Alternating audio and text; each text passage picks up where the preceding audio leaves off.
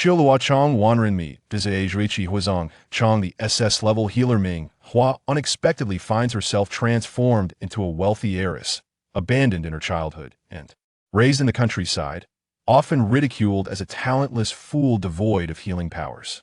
Little do they know, during her idle days in the countryside, Ming Hua immersed herself in a romance game featuring 7 captivating male leads, each distinct in personality and appearance, yet all strikingly handsome and well-built. It is a child's folly to make choices. Adults embrace all possibilities. The athletic boy embodies strength with his solid abs, while the aloof artist blushes when engaged in a passionate kiss. The iron-blooded CEO boasts a prominent Adam's apple and a tantalizing beauty mark. The imperial marshal, Chapter 102. So pathetic, her lips have turned red from kissing. Yin Wenjin is meticulous and leaves no room for gossip. Under the guise of a council inspection, he arrives at Mingda Academy, accompanied by the principal throughout. However, his aggressive march towards Jun Yiqing's private art studio upon arrival could have been more convincing. The principal wipes the sweat from his brow, as Ming Hua's enrollment has indeed brought attention to their academy. Distinguished tycoons, council presidents, and genius artists visit one after another, making the dream of becoming the foremost university in the star system feel attainable.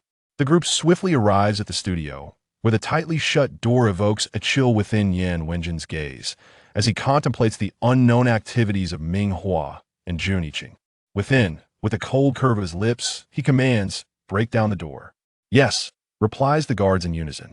2 swiftly step forward, and with a forceful kick, the studio door bursts open. Inside, they find the 2 entwined in an embrace.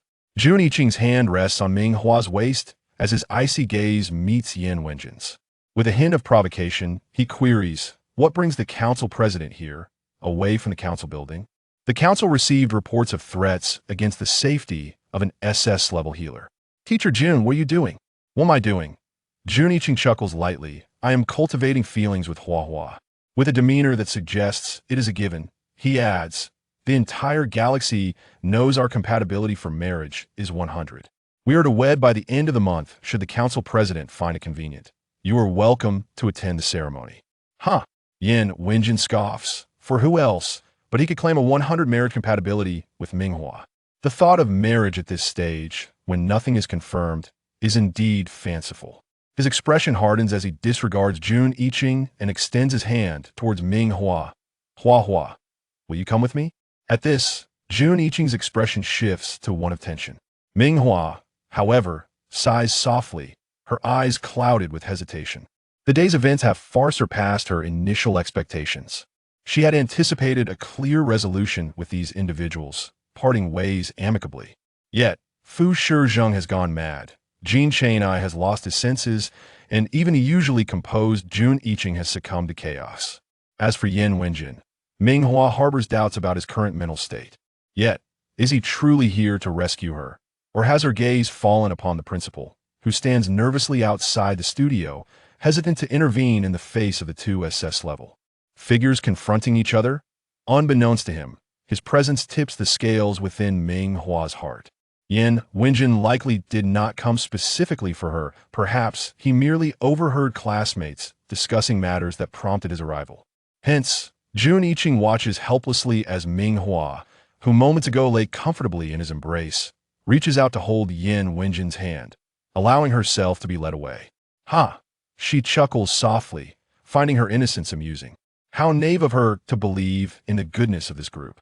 Jealousy burns within her. Ming Hua intends to leave the studio with Yin Wenjin, believing that to avoid danger, one must distance themselves from those who incite crises. "Council President, Principal, I have matters to attend to. I shall take my leave." Ming Hua courteously bids farewell, nodding as she attempts to depart. As the principal prepares to respond, Yin Wenjin raises his hand, his unwavering gaze fixed on Ming Hua. "I have something to discuss with you." The surrounding guards instinctively retreat, forming a protective perimeter. Understanding dawns upon the principal, who regrets his earlier decision. "In that case, Council President, I shall take my leave as well. Please contact me through the terminal. Should you require anything." He came to see Ming Hua, yet now must excuse himself. Having been startled by the sudden news of Yin Wenjin's inspection, he rushed from his office, anxious to avoid any discrepancies that might be uncovered. The moment Yin Wenjin expressed a desire to speak with her, Ming Hua's alertness peaked. Surveying their surroundings, she notes the academy's lush greenery conceals them from view, yet the sounds of her classmates' discussions linger nearby. Just as she steadies herself, Yin Wenjin steps closer, gripping her chin firmly, his dark gaze lingering on her lips, his voice dripping with ambiguity. So pathetic, your lips are red from kissing. His gaze drifts lower, his other hand gently lifting the collar of her shirt. There, on her delicate neck, lies the mark left by Jin Chang'ai, a testament to his audacity. The sight ignites fury within Yin Wenjin as the bold mark seems to mock him. His anger flares anew as he observes that Ming Hua, dressed simply in jeans and a white t-shirt, appears even more radiant. Yet, his keen eyes catch an unusual hue at her waist, prompting him to lift the hem of her shirt slightly. Ah, the vivid red rose, freshly painted yet imbued with the artist's deepest emotions, captures his attention. In that moment, Yin Wenjin comprehends the implications of Ming Hua and Jun Yiqing's time together in the studio. Jun Yiqing's intent to leave an indelible mark on Ming Hua is clear, and Yin Wenjin's resentment boils over. His teeth clench as he angrily removes his white gloves, his rough fingers brushing against the fiery rose, accentuating its brilliance against her pale skin. Ming Hua's sensitive waist reacts instinctively, causing her to tremble slightly backward. Yin Wenjin's obsidian eyes darken, yet a smirk plays at the corners of his mouth. So sensitive, I wonder how much you must have flinched while he painted. Externally calm, internally seething, he yearns to find a private space to thoroughly inspect Ming Hua, searching for any other traces left by those who dare to touch her. Ming Hua turns her face away, refusing to meet Yin Wenjin's piercing gaze. They're in plain sight, surrounded by guards and students on the field. Should Yin Wenjin attempt anything untoward, she could simply scream, and the consequences would be unpredictable. Their rivalries are well known in this intricate web of jealousy woven among the seven men. None wish for the others to succeed. Each one silently hopes for the misfortune of another to eliminate competition in their pursuit of Ming Hua. Ming Hua's unyielding demeanor incenses Yin Wenjin, who squeezes her delicate face and speaks in a dangerously low tone. Heartless creature, do you think this will leave me powerless over you? Chapter 103. Yin Zhao's audacity knows no bounds as he steals away. In crowded places, naturally, there exist myriad ways to engage with one another. Ming Hua has never realized that a mere touch on her face or a gentle squeeze of her hand could evoke such profound sensations.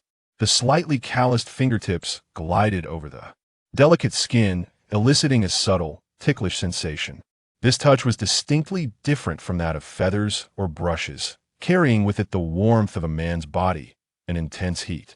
From the thin eyelids to the petite earlobes and the fair neck, every inch was meticulously explored.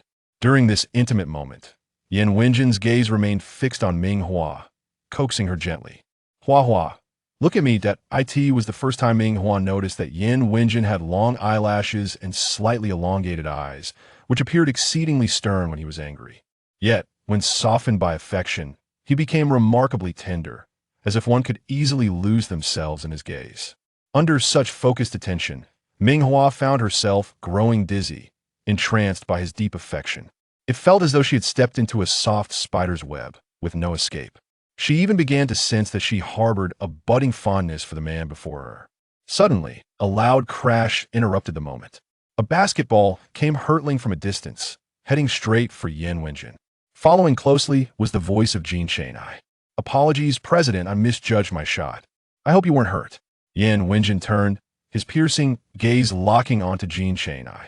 Oh, Jin Chang'ai casually picked up the basketball, dribbling it twice on the ground, and explained, I happened to see something annoying and got a bit carried away. Ming Hua's infatuation was no mere coincidence. After all, someone capable of becoming president must possess considerable skill, such as the innate charm Yin Wenjin exuded during his speeches. Ming Hua realized that Yin Wenjin had, in fact, attempted to hypnotize her. It seemed that these men were all rather dubious characters. At that moment, Ming Hua was thoroughly enraged, her voice icy. I have things to attend to, am leaving. She turned on her heel and headed back to her dormitory, leaving Jin Chang'ai and Yin Wenjin exchanging glances before both scoffing in unison. Who knew if Fu Shijing was waiting outside the school, let alone Chu Xingze, Zhang Lianfeng, and the unpredictable Yin Xiao? Ming Hua had begun to sense that she had perhaps made a grave mistake the previous day. Her blunt rejection had torn away the facade these 7 men had crafted. Yin Wenjin had even resorted to hypnosis, igniting her ire. Determined, Ming Hua settled into her dormitory, vowing not to see anyone, convinced that nothing further could occur. She took a shower, yawned, and went straight to bed, feeling utterly exhausted. As she lay there, her eyes closed, she obediently drifted off to sleep. Meanwhile, outside the girls' dormitory, a lithe figure sprang up, effortlessly scaling the smooth wall. Upon reaching a certain window, it paused to glance inside before decisively climbing through. It was none other than Yin Xiao. With no official standing to gain entry into Mingde Academy, and Ming Hua remaining secluded in her dormitory, he decided to wait until nightfall. The patient hunter knew that the cover of darkness was his greatest ally, and he intended to steal away his sleeping beauty. His intentions diverged completely from those of Fu Shijing and the others. While they contemplated driving Ming Hua to recognize their affections and make a choice regarding marriage, Yin Xiao merely sought to whisk her away from the main star. If Ming Hua refused to obtain a marriage certificate, it mattered not as long as they lived together. Who could deny him the title of her husband? With a low chuckle, Yin Xiao proceeded towards Ming Hua's bed. As she slept, she seemed to sense something amiss, groggily opening her eyes to meet the approaching handsome face of a man. "Well, look who's awake," Yin Xiao remarked, taken aback by the coincidence. Noticing Ming Hua's striking eyes, he initiated the conversation, raising an eyebrow to inform her, "I'm here to take you out of Mingde Academy." He then placed a finger to his lips, signaling her to be quiet. Ming Hua would not comply with his wishes. How could he dare to intrude upon her? She opened her mouth to scream, intent on alerting others, but before she could utter a sound, the perceptive man lunged forward, silencing her with a fervent kiss. She protested, glaring at Yin Xiao, her eyes wide with indignation. In the darkness, the man chuckled softly, his chest vibrating with amusement. "I knew you wouldn't be quiet, Hua." He then pressed a fingertip against her throat, rendering her voiceless. He could have employed this tactic from the very beginning. His insistence for silence was merely a ploy to take advantage of her. Ming Hua, incensed, bit down on Yin Xiao's neck. He remained unyielding, seemingly frozen, his gaze averted to the bedside, unwilling to meet her eyes. They held that tense position for a few seconds before Ming Hua came to a realization. Despite the cooling weather, her silk, light blue nightgown felt stifling. She had unwittingly exposed her fair skin, her delicate collarbone and other alluring features becoming inadvertently visible. Yin Xiao averted his gaze, unable to bear the sight. Realizing her predicament, Ming Hua felt a surge of embarrassment and anger, delivering a sharp slap to his face, which he took without flinching. Suppressing the wildness within him, he recited a mantra in his mind: "My wife hitting me is love." After convincing himself, he removed his black coat and wrapped it around Ming Hua, then forcefully embraced her. Her soft body collided with his firm chest, and he could smell her sweet fragrance. Yin Xiao smirked, tightening his hold on her and unable to resist planting a gentle kiss on her rosy cheek, his tone brimming with joy. "Hua, I know you despise their entanglements. I'm taking you away now. From now on, you shall only be entangled with me." Ming Hua rolled her eyes, watching as Yin Xiao leaped from the dormitory window, carrying her with him.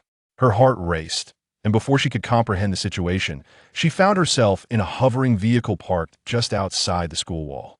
Nearby, the dark guards responsible for her safety sensed something amiss and swiftly pursued them, weapons in hand. As lights flickered on within the darkened school and alarmed shouts echoed, Yin Xiao pressed down hard on the vehicle's accelerator. "Time to run away with my beautiful wife."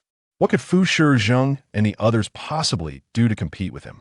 Yin Xiao scoffed at the notion of normal competition, dismissing it as a joke. With a display of audacity, he intended to make a clean getaway, leaving the others behind. Chapter 104. Your wife? She's mine now. The ideal was splendid, yet reality was stark as sentiment that perfectly encapsulated Yin Xiao's current emotions. He relished the fact that no one could have anticipated his audacious decision to abscond with Ming Hua. After successfully evading those who had been tailing them, a triumphant smile graced his lips. His eyes sparkled as he beheld Ming Hua, his throat swallowing in anticipation, a gluttonous expression upon his face. He had never seen such a beautiful Ming Hua. Her light blue nightgown accentuated her fair complexion, while her thick, seaweed-like black hair cascaded casually over her shoulders, creating a striking contrast between light and dark. Furthermore, Ming Hua possesses an exquisite physique, where her slenderness is perfectly balanced by ample curves. Clad in a delicate camisole, her alluring silhouette is fully accentuated. Even the most restrained of men cannot resist the allure of one they desire. Not to mention, Yin Xiao has never been one to shy away from temptation. At this moment, he is utterly captivated by Ming Hua, leaning in for a tender kiss when an unexpected interruption occurs. The automated hovercar, set to cruise mode, halts abruptly. In midair, the intelligent driving system emits a series of urgent beeps. Warning, warning, an obstruction is ahead, please address it promptly. The blinding white light of military vehicles pierces through the hovercar's glass, revealing several armed vehicles adorned with military insignias. Inside these vehicles are elite soldiers, fully equipped and pointing their laser guns at the hovercar with vigilant expressions. Yin Xiao, who envisioned a romantic escapade with his beautiful wife, miscalculated. An oppressive atmosphere thickens in silence, as relentless rain begins to pelt the vehicle, creating an incessant drumming sound that irks the senses. Accompanying the rain is the familiar voice of Zhang Yanfeng, issuing a warning. Yin Xiao, you are suspected of abducting an imperial SS-level healer. Will you come out voluntarily, or shall I have someone retrieve you? Inside the hovercar, Yin Xiao tilts his head, his imminent kiss with Ming Hua halted. He is a mere breath away from her luscious lips, their breaths mingling, noses almost touching. Just as they are on the brink of intimacy, an unwelcome disturbance arises. He abruptly gazes out the window, as if daring Zhang Yanfeng to confront him directly. His dark eyes blaze with fury, teeth clenched in resentment. Zhang Yanfeng certainly knows how to choose his moment. He has been lurking at Mingda Academy, and no one would believe otherwise. Yet even if he is caught up, so what? Is he to be intimidated? Yin Xiao swiftly extends his hand, cradling Ming Hua's head, and leans down to fiercely claim her soft lips. Ugh! As Ming Hua struggles and murmurs, Yin Xiao notices the hovercar door being forcibly opened, hastening his actions. A low chuckle escapes him. Zhang Yanfeng must be seething with jealousy at this moment. He tilts Ming Hua's chin, reveling in the sight of the evident red mark left upon her full lips from his kiss. Mad dog. How can you still kiss at a time like this? Ming Hua scolds, yet she makes no move to strike him. Unlike other men, hitting Yin Xiao would only provide him with satisfaction. Though insulted as a mad dog, Yin Xiao beams with delight, lifting Ming Hua into his embrace, exuding an air of intimacy. Just then, the hovercar door is finally wrenched open with a loud clang, exposing the intimate couple to the scrutiny of all present. Zhang Yanfeng, standing in the rain-drenched night, his demeanor icy and lethal, witnesses this scene, narrowing his eyes as a palpable aura of menace fills the air. A fierce competition looms between two top-tier SS-level men. Yin Xiao holds Ming Hua close, relishing the jealousy radiating from Zhang Yanfeng, and taunts, Marshal Zhang, do not so readily cast such grave accusations. My wife and I merely stepped out to nurture our relationship. The commotion was merely a bit loud, hardly akin to abduction. What? Just because you were cast out of the marriage candidates does not mean others share your fate. How could someone as cold and dull as you compare me? Yin Xiao takes pride in the unique bond he shares with Ming Hua, having explored the depths of passion with her in ways no other rival could. However, the tension between rivals brings a hush over the soldiers on guard, who hold their breath, keeping their gazes downcast, afraid to make a sound.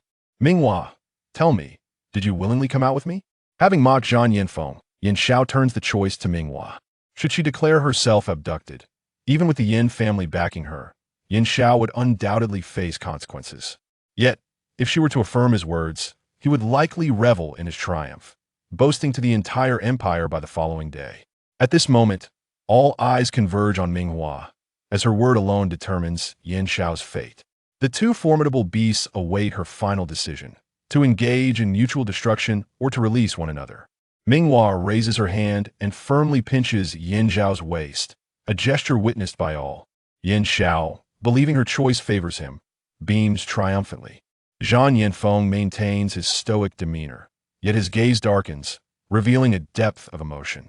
In the next instant, Ming Hua extends her hand toward Zhang Yanfeng, her delicate palm reaching out as she tilts her head and smiles, requesting, "Marshal Zhang, could you take me away?" Yin Xiao's expression darkens instantaneously. Though reluctant to see Yin Xiao hurt, he is, after all, the husband in the game.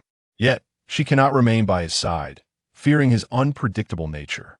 Zhang Yanfeng, on the other hand, exudes reliability and integrity, maintaining his cold and professional demeanor during their encounters. Surely, he would not harm her, right? Ming Hua ponders this deeply. She is no enchantress. It is improbable that she would attract the affection of every man. As she contemplates, Zhang Yanfeng's voice breaks through. With a soft hum, he firmly grasps Ming Hua's hand, effortlessly pulling her from Yin Zhao's embrace.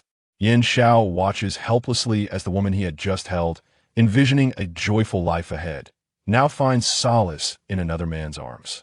The betrayal is unbearable. Zhang Yanfeng casts a dismissive glance, his dark eyes filled with disdain. Beneath the rain-soaked night, he kindly removes his coat and drapes it over Ming Hua. Your wife? She is now mine. Chapter 105. A man's slight intoxication, a performance that brings you to tears after being brought out from Yin Zhao's hovering vehicle by Zhang Yanfeng. Ming Hua let out a sigh of relief. At least she no longer had to worry about waking up on a different planet. Hidden away by Yin Zhao for a lifetime. Now seated in Zhang Yanfeng's military hover car, she glanced around. The vehicle mirrored his demeanor, cold, hard, devoid of any unnecessary embellishments. It was clear he was not one to indulge in frivolities. Ming Hua inquired, prompting Zhang Yanfeng's fingers, which had been rhythmically tapping on his knee, to halt. He turned to her with his dark eyes, a glimmer of intrigue passing through them. "No," he replied. "The commotion just now was too loud. It should have settled by now. Are we returning to Zhang Yanfeng's residence?" Ming Hua's eyes widened slightly, with a timid voice. "She mentioned, I have my own place outside." Zhang Yanfeng nodded, as if he had been convinced, casually reminding her. "I heard Fu Shizheng has people stationed near the neighborhood, and Jin Xinyi and Jun Yiqing have also sent their men.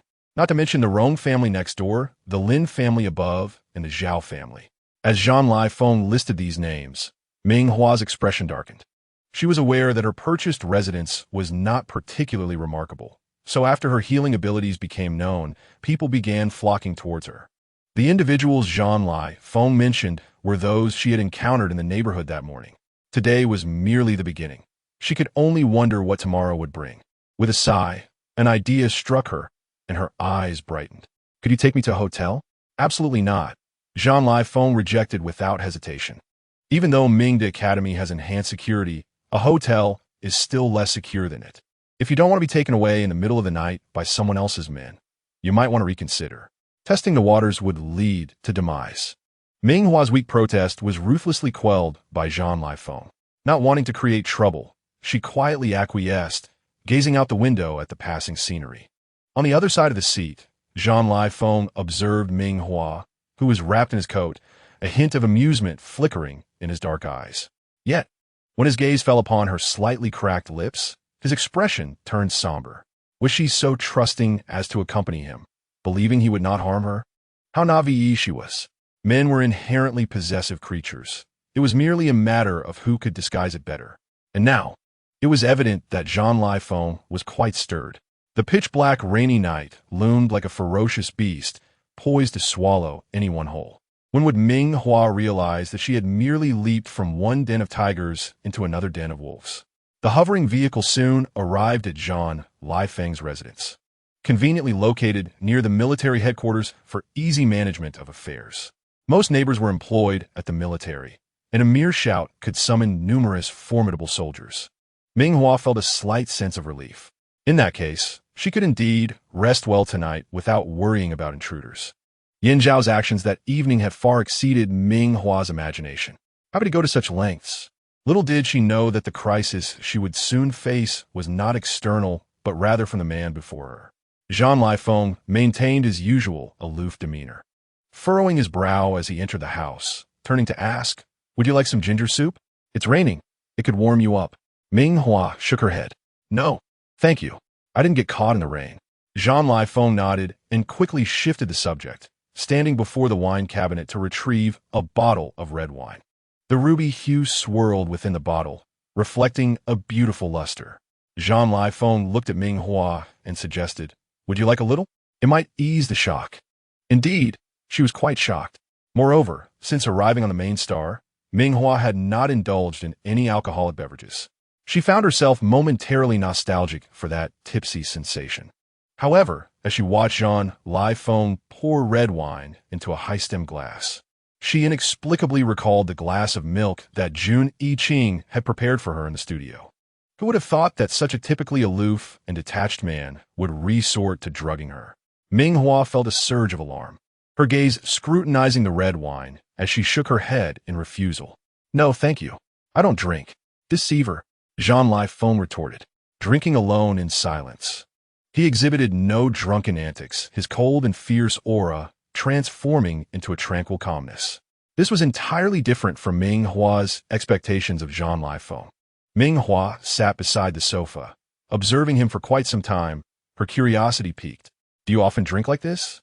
Upon hearing her question, NightⅡ turned his gaze towards her, his dark eyes glistening, revealing a hint of warmth as he spoke softly, occasionally, when the pressure becomes overwhelming. Ming Hua understood. Many soldiers who had faced the battlefield and witnessed the deaths of their comrades often engaged in various activities to relieve stress after the war. NightⅡ's choice to drink as a means of coping, rather than resorting to other means, was commendable. Furthermore, noticing the bottles lined up on the cabinet, each inscribed with characters she couldn't decipher, she recognized their superior quality, an indication of their exquisite taste. As a marshal of the empire, NightⅡ was an upright and selfless individual who had just saved her. He would not engage in such nefarious actions. Unable to contain her curiosity, she asked, "May I have a taste?" "Certainly. This one has a low alcohol content." "All right, thank you." Ming Hua felt indifferent about what she drank. She simply found herself feeling a tad melancholic while watching NightⅡ drink. As the rich red wine filled her glass, she took a sip, savoring its smooth texture with a hint of sweetness. Compared to typical wines, it resembled a flavored beverage with a touch of alcohol. No wonder NightⅡ claimed it had a low alcohol content. It was like handing her a bottle of soda. Ming Hua took several more sips, unaware that her head was gradually beginning to swirl. Had she been familiar with the alcoholic beverages on the main star, she would have realized that this was a specially modified strong liquor. Alas, she was not. She had been easily deceived by NightⅡ. A delicate flush graced her fair cheeks, and as NightⅡ stood tall before her, he gently brushed his fingers against her tender face, whispering enticingly, "I have a way to make the red wine taste even better. Would you like to try, Ming Hua?" "What method?" Ming Hua gazed up at NightⅡ, her expression dazed. With deliberate slowness, he lifted a bottle of red wine, his voice soft as he asked, "Shall I demonstrate for you?" He then tilted the bottle, allowing the rich red wine to cascade elegantly, droplets falling into the alluring dip of Ming Hua's collarbone, the crimson liquid rippling against her fair skin. The stark contrast of red and white was utterly intoxicating. NightⅡ lowered his head to take a deep sip from her skin, his gaze locking onto hers, those dark eyes holding an abyss of depth, guiding her to hold the wine bottle properly. "Would you like to experience the taste of red wine on my abs?" Ming Hua. This round, I would call it a strategic retreat. Chapter 106. What is it like to drink wine on abs? What would it be like to drink wine on abs? Would it taste better than now? Ming Hua licked her lips, her beautiful peach-like eyes shimmering with a misty allure, her mind already swirling with intoxication, still longing for delightful experiences. Unable to resist, NightⅡ let out a low chuckle, his typically cold and aloof demeanor dissipating, revealing a different kind of charm. Truth be told, NightⅡ was not particularly old. He was in the prime of his life, an era for a man to flourish. Yet, his usual stoic expression often overshadowed his striking appearance. At that moment, NightⅡ's demeanor softened, his brows relaxing as he murmured, "Would you like to give it a try, Ming Hua?" "All right, I will try." After indulging in wine, Ming Hua hazily nodded in agreement. led by Zhang Li-Feng to comfortably settle onto the sofa. Zhang Li-Feng knelt before her, his towering stature dwarfing her. His large hands, accustomed to wielding sophisticated weaponry, enveloped her delicate fingers as they jointly grasped the wine bottle. Gradually, the bottle tilted, and the rich, crimson liquid began to cascade out with a gurgling sound, accompanied by the man's low breaths and Ming Hua's startled exclamations. Despite her inebriation, her aesthetic sensibilities remained intact. Strangely, she found the scene before her utterly captivating. Upon entering the room, Zhang Li-Feng had shed his black combat attire, revealing a fitted white shirt beneath, which accentuated his upright posture. From the casually rolled-up cuffs, the bulging veins on his arms hinted at the immense power contained within him. He was an extraordinarily formidable man, often aloof and disdainful. Now, half squatting before her, he slightly loosened his collar, allowing the red wine to flow from the bottle, soaking through his white shirt, transforming the liquid into a sheer, silky texture as it rolled over his chest. The rhythmic rise and fall of his honey-toned torso revealed the contours of his abdominal muscles, which were subtly visible beneath the fabric. Perhaps unaccustomed to such indulgence, Zhang Li-Feng maintained a steady gaze upon Ming Hua, though a faint blush began to appear on his face. Who would have thought that the indomitable marshal of the empire could engage in such behavior? Ming Hua swallowed hard, unable to discern whether it was Zhang Li-Feng's masculine allure or the intoxicating aroma of the wine that captivated her. Slowly, she leaned forward and playfully bit his chest through the white shirt. Not tasty, she pouted, looking up with a face full of grievance. Zhang Li-Feng gently touched the corner of her eye with his rough fingertips, suppressing the fiery emotions within him. As he guided her fingers to unfasten the buttons of his shirt one by one, revealing the perfect physique beneath, he then poured wine over himself, the dark liquid contrasting vividly against his honeyed skin, creating a striking visual impact. Zhang Li-Feng looked at Ming Hua, his voice husky as he coaxed Hua. Try again. I assure you, the taste will be even better this time. With a dreamy haze, Ming Hua opened her mouth and took another bite. It was firm and resilient, a product of years of training and battlefield experience, bursting with vigor. However, there was simply too little wine. Even after savoring it, she could barely taste the flavor. She distinctly saw the large bottle of wine and how much it spilled out, yet she wondered where it had all gone. Dazed, Ming Hua concluded that Zhang Li-Feng must be hiding it from her, but undeterred, she followed the trail of wine and began to sample it. The evening unfolded with the two of them thoroughly enjoying the marshal's expensive wine collection. The following day, due to her hangover, Ming Hua did not awaken until noon. Upon opening her eyes to unfamiliar decor different from her own room or the dormitory, she momentarily felt disoriented. Goodness, this was utterly outrageous. She now regretted having such a vivid memory, as she could clearly recall the sensation of biting into Zhang Li-Feng's muscular chest and abdomen. Oh heavens! How could she face him again? It was one thing to engage in playful antics in a game, but in reality, Ming Hua felt utterly unprepared for such encounters. Hiding under the covers for a while to regain her composure, she finally got up to check her terminal for messages. Hua. Have you finalized the piece you were collaborating on with Chu Xingze? Gutai Hua. If you have any uncertainties or need assistance, feel free to reach out. Gutai Hua. The concert is fast approaching. Oh dear. Ming Hua slapped her forehead, recalling this matter. Ming Hua. Thank you, Teacher Gu. I will contact Chu Xingze this afternoon. If it weren't for Teacher Gu's reminder, she would have nearly forgotten about the concert. However, ever since the 100 compatibility rating incident, Ming Hua was not particularly eager to engage with any of the 7 men. Every encounter felt like a relentless pursuit, akin to a famished dog that wouldn't let go. Yet, since it was Gutai Hua who had helped her before her extraordinary healing powers were revealed, refusing now felt even more difficult. Oh well, Ming Hua optimistically thought that perhaps Chu Xingze would not be particularly interested in her.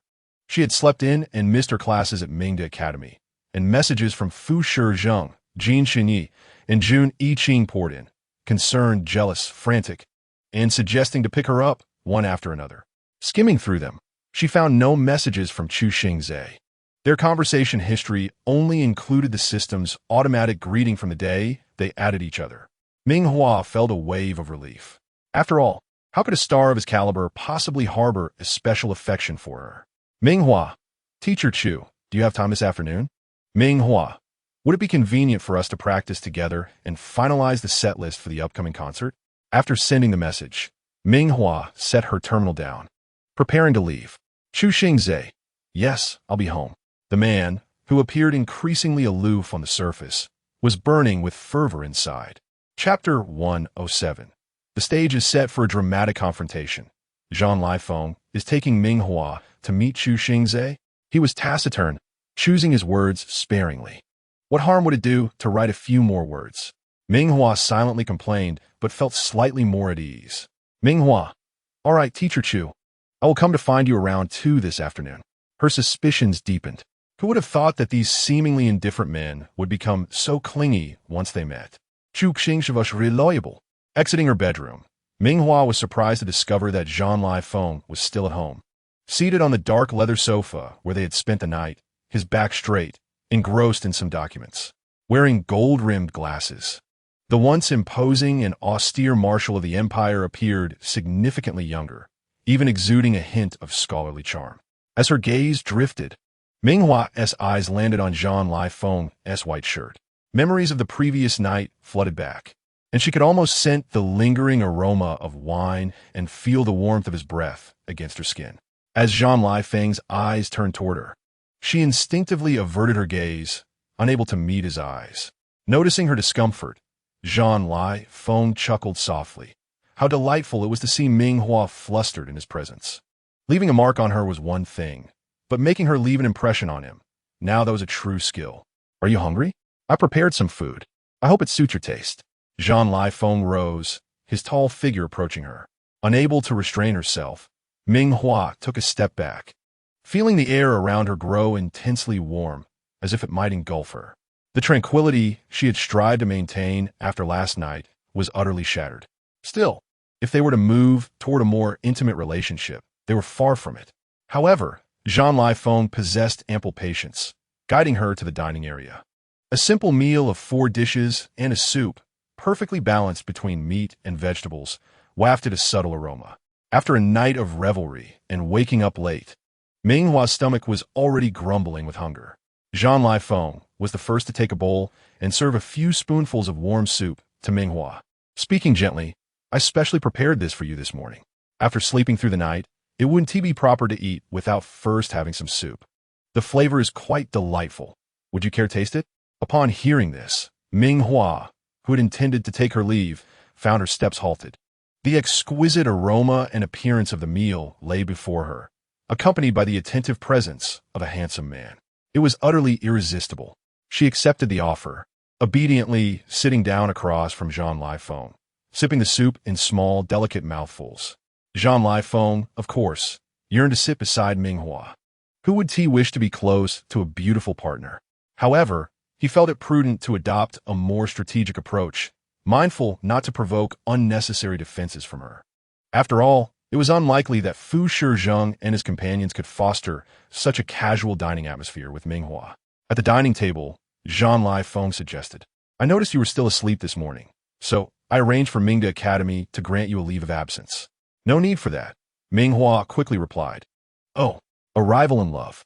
Zhang Lifeng's expression darkened, his dark eyes deepening in shadow where Ming Hua could not see. Logically, Ming Hua should have maintained distance from all of them. It was perplexing that she would seek him out. He was baffled, yet he could not fathom that Ming Hua remained indifferent while meeting her rival. Coldly, he said, I will give you a ride later. All right, that works. Ming Hua pondered for a moment before agreeing.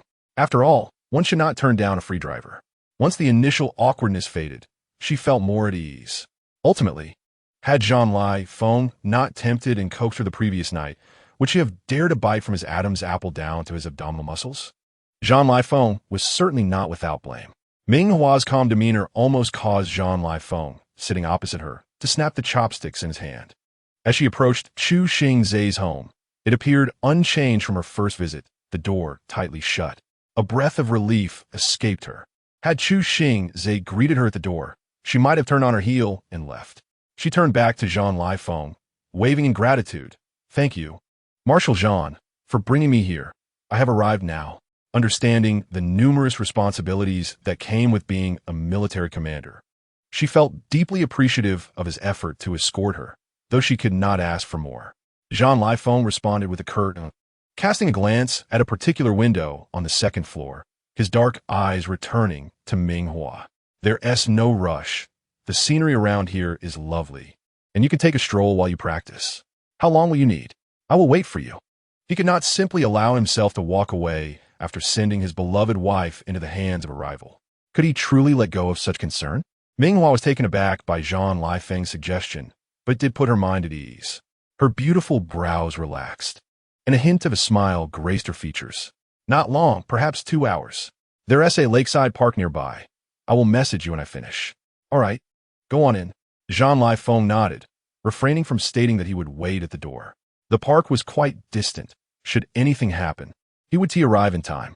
What if his wife were to be taken advantage of by other men?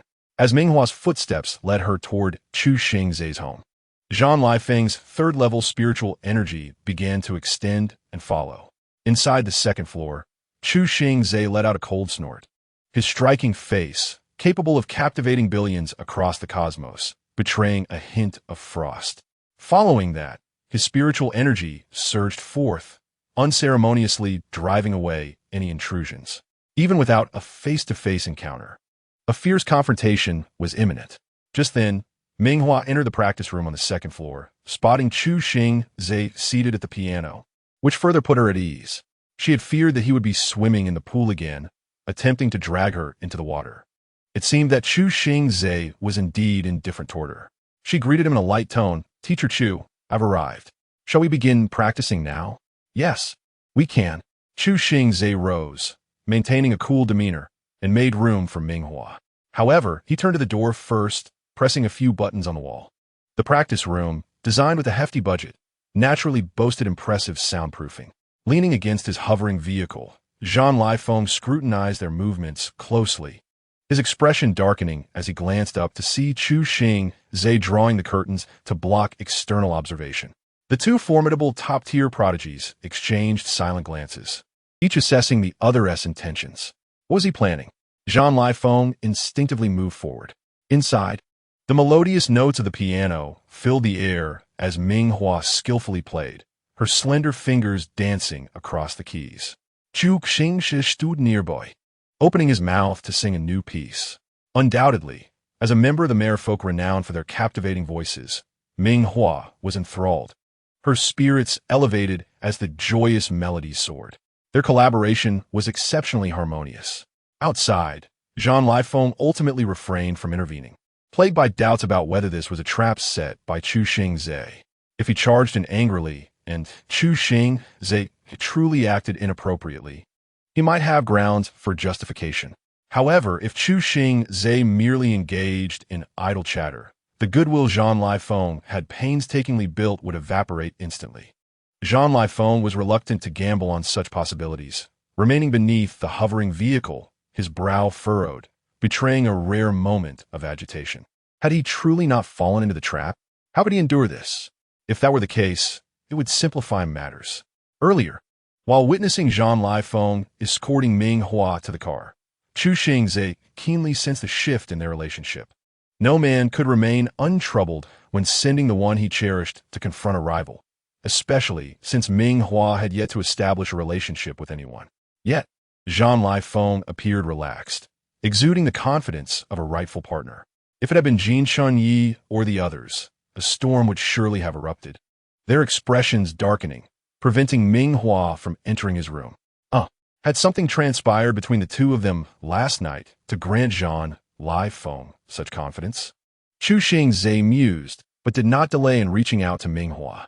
The pair practiced exceptionally well, continuing for an hour. It was rare for Ming Hua to play the piano for such an extended period, and she felt invigorated afterward. More importantly, Chu Xingzhe had not overstepped any boundaries. Feeling lighter, the thought of having a celebrity friend brought a flicker of joy to her expression. All right, let us take a break, Chu Xingzhe suggested. Glancing at the time, this was ample opportunity to lull Jean Lifeng outside into complacency. Teacher Chu, do you see any areas that need improvement? We can modify further. Ming Hua tilted her head to look at Chu Xingze, the graceful curve of her neck inviting and tempting. Chu Xingze's dark eyes deepened as he spoke in a husky voice. Nothing. You play beautifully. Really? Ming Hua's eyes sparkled, for no one could resist a compliment, even if she was confident in her abilities. Indeed, Chu Xingze affirmed, stepping closer to her. His silver hair floated in the air, followed by a voice tinged with curiosity and a hint of coldness. Since the moment I first saw you, I've had a question in mind. May I have the honor of your answer? What question? Perhaps feeling a sense of camaraderie, Ming Hua readily agreed to assist him. I wish to know what transpired between you and NightⅡ last night. Chu Xingze approached the piano, wrapping his arms around Ming Hua from behind. The searing heat emanating from the man behind her caught Ming Hua's attention. At this moment, she noticed Chu Xingze's pair of crystalline azure eyes, now gazing at her with an intensity akin to that of a predatory creature, devoid of warmth or emotion. Chu Xingze, what do you intend to do? Ming Hua's expression instantly turned frosty. Zhang Lufeng was just downstairs. She merely needed to delay for a while longer, and he would surely sense something amiss and come to her aid. At this time, regret washed over Ming Hua. Had she known, she would have informed Teacher Gu to decline that wretched concert. The mermaids, inherently attuned to emotions, sensed Ming Hua's refusal almost instantaneously. The jealousy and possessiveness of the merfolk flared, igniting a furious response within Chu Xingze. Huh, you dare to approach him, carrying the scent of another man? He mused. A disobedient wife must face punishment. The merfolk, traditionally monogamous, never betray their chosen partners. Yet, he found himself entangled with Ming Hua, a heartless flirt, who exchanged tender affections in the game while striving to maintain distance in reality. A wife who betrays her husband shall be punished by the ways of the merfolk. With a swift motion, he swept her off her feet, and as the door to the second floor opened, they headed straight towards a swimming pool behind them. Today, he intended to consummate their bond. Damn it, Zhang Lufeng, where are you? Ming Hua knew Zhang Lufeng had not gone far. As she resisted, she called out his name, hoping he could hear her cries for help. In response, Chu Xingze merely tightened his grip around her and brought her to the backyard pool, where he carelessly tossed her into the water.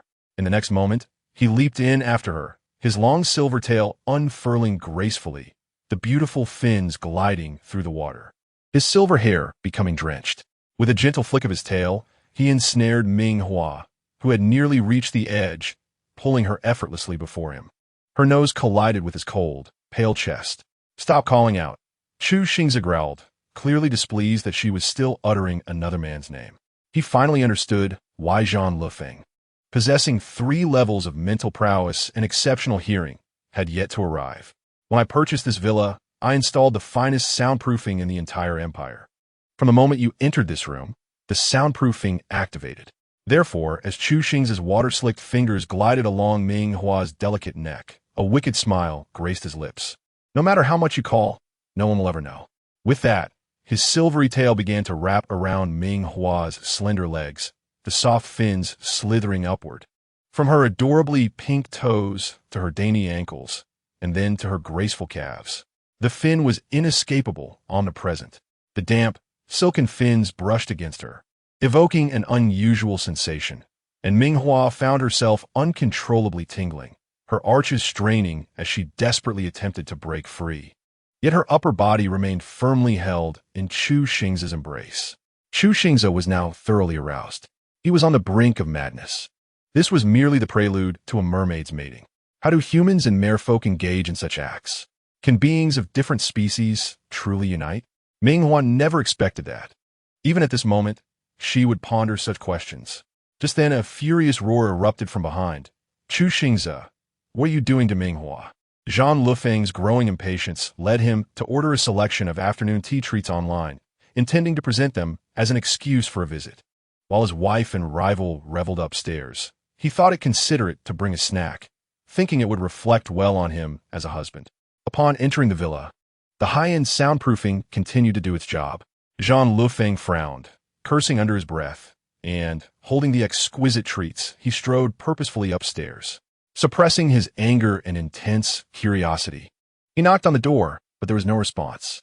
Realizing something was amiss, He forcefully opened the door to the neatly arranged music room, only to find it devoid of the person he sought. Where had Chu Xingzi taken Ming Hua? Could he intend to elude the main star and live a secluded life on some distant planet, just like Yin Xiao? No, that couldn't be right. Turning swiftly, he dashed downstairs, commanding his subordinates to seal off the starport while gathering all surveillance footage to track Ming Hua's abduction by Chu Xingzi. Chu Xingzi had skillfully exploited the chaos instigated by Yin Xiao the previous day. In the pool, he held his beautiful wife in his arms, his silver tail entwining her delicate legs, pulling her closer. The pressure was intense, molding her soft flesh into a rounded curve. Just then, Zhang Lufeng burst in. Sensing the disturbance, with a fierce gaze, Chu Xingzi, still clutching Ming Hua, met Zhang Lufeng's eyes, filled with lethal intent.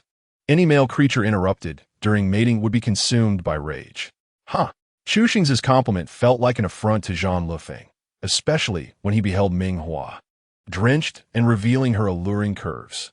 This was a sight meant only for his eyes. Chu Xingde, the two formidable men, equally gifted in talent, power, and appearance, faced off, both seething with the fury of a man who felt his wife was being stolen away. It was unclear who struck first.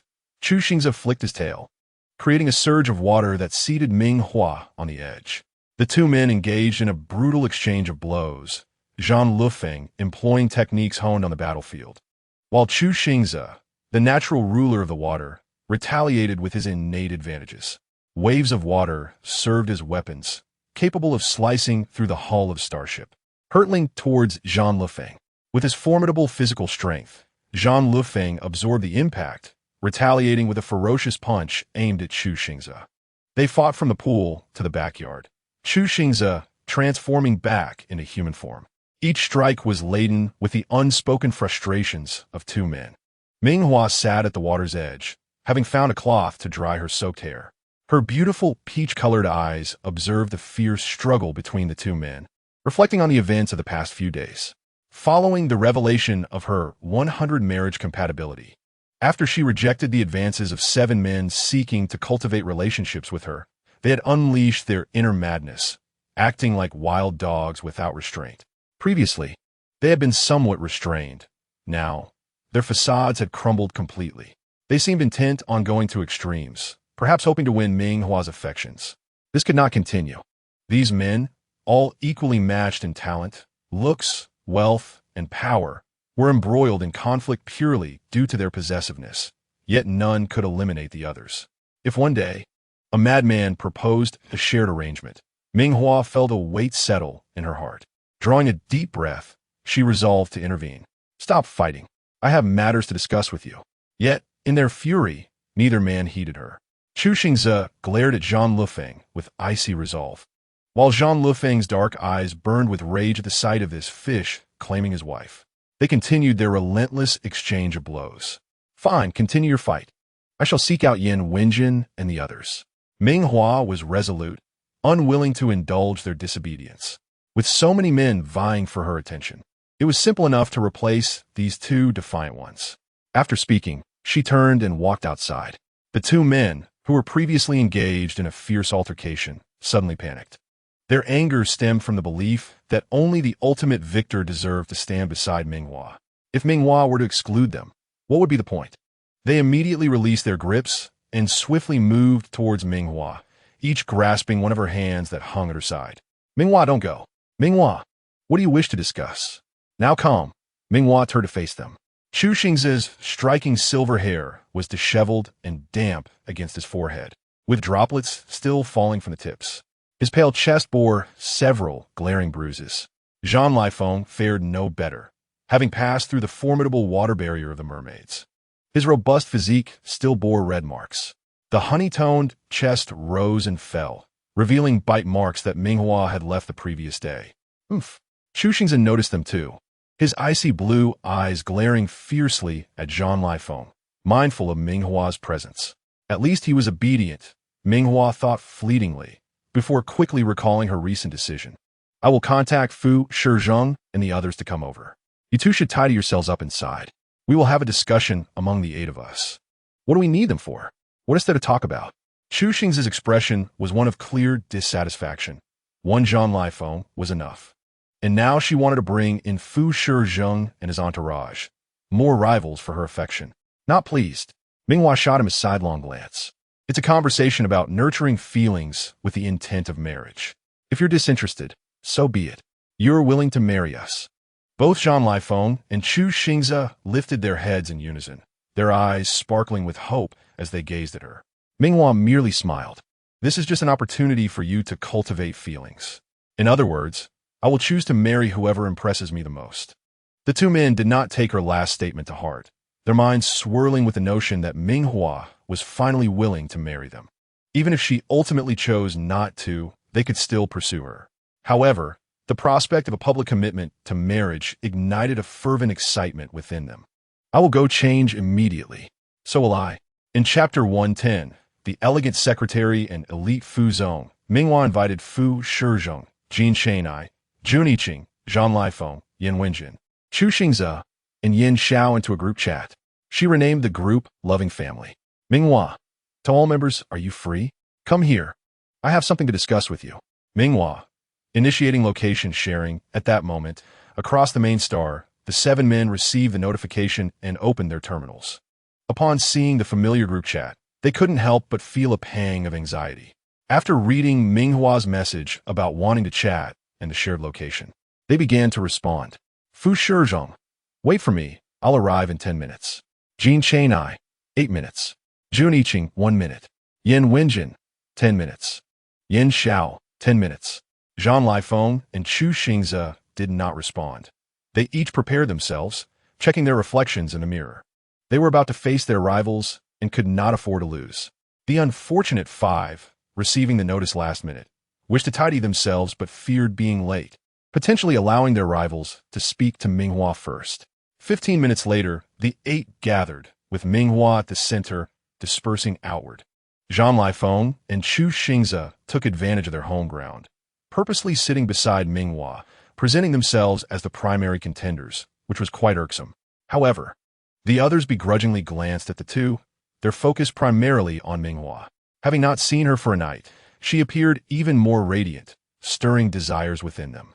Under the intense gazes of the 7, Ming Hua remained unfazed, her peach blossom eyes slightly raised, casting delicate shadows with her long, thick lashes.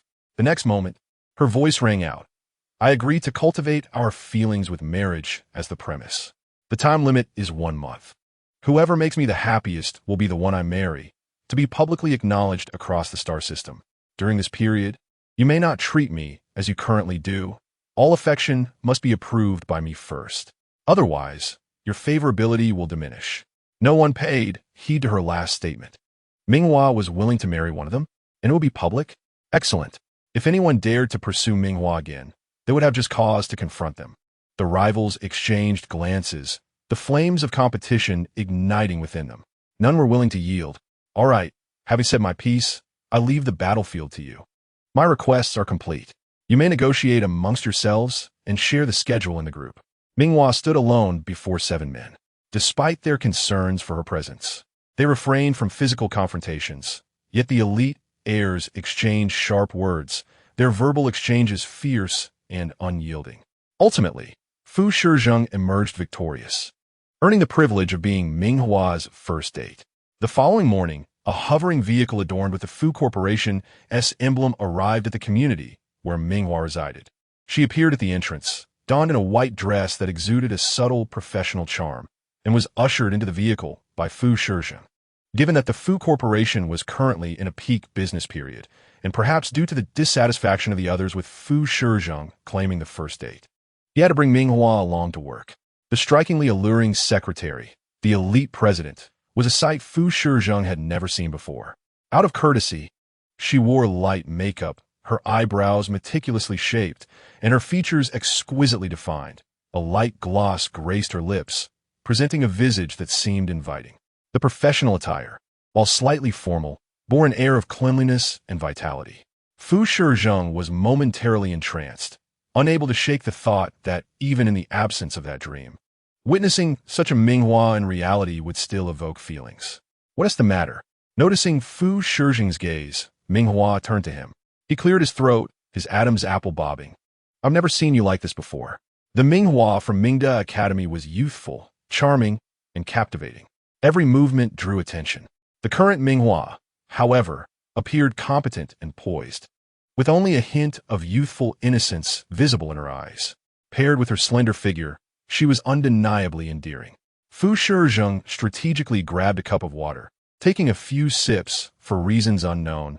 This version of Ming Hua reminded him of a popular saying circulating in the Star Network: an abusive father, a sickly mother, and a fragile, impoverished girl.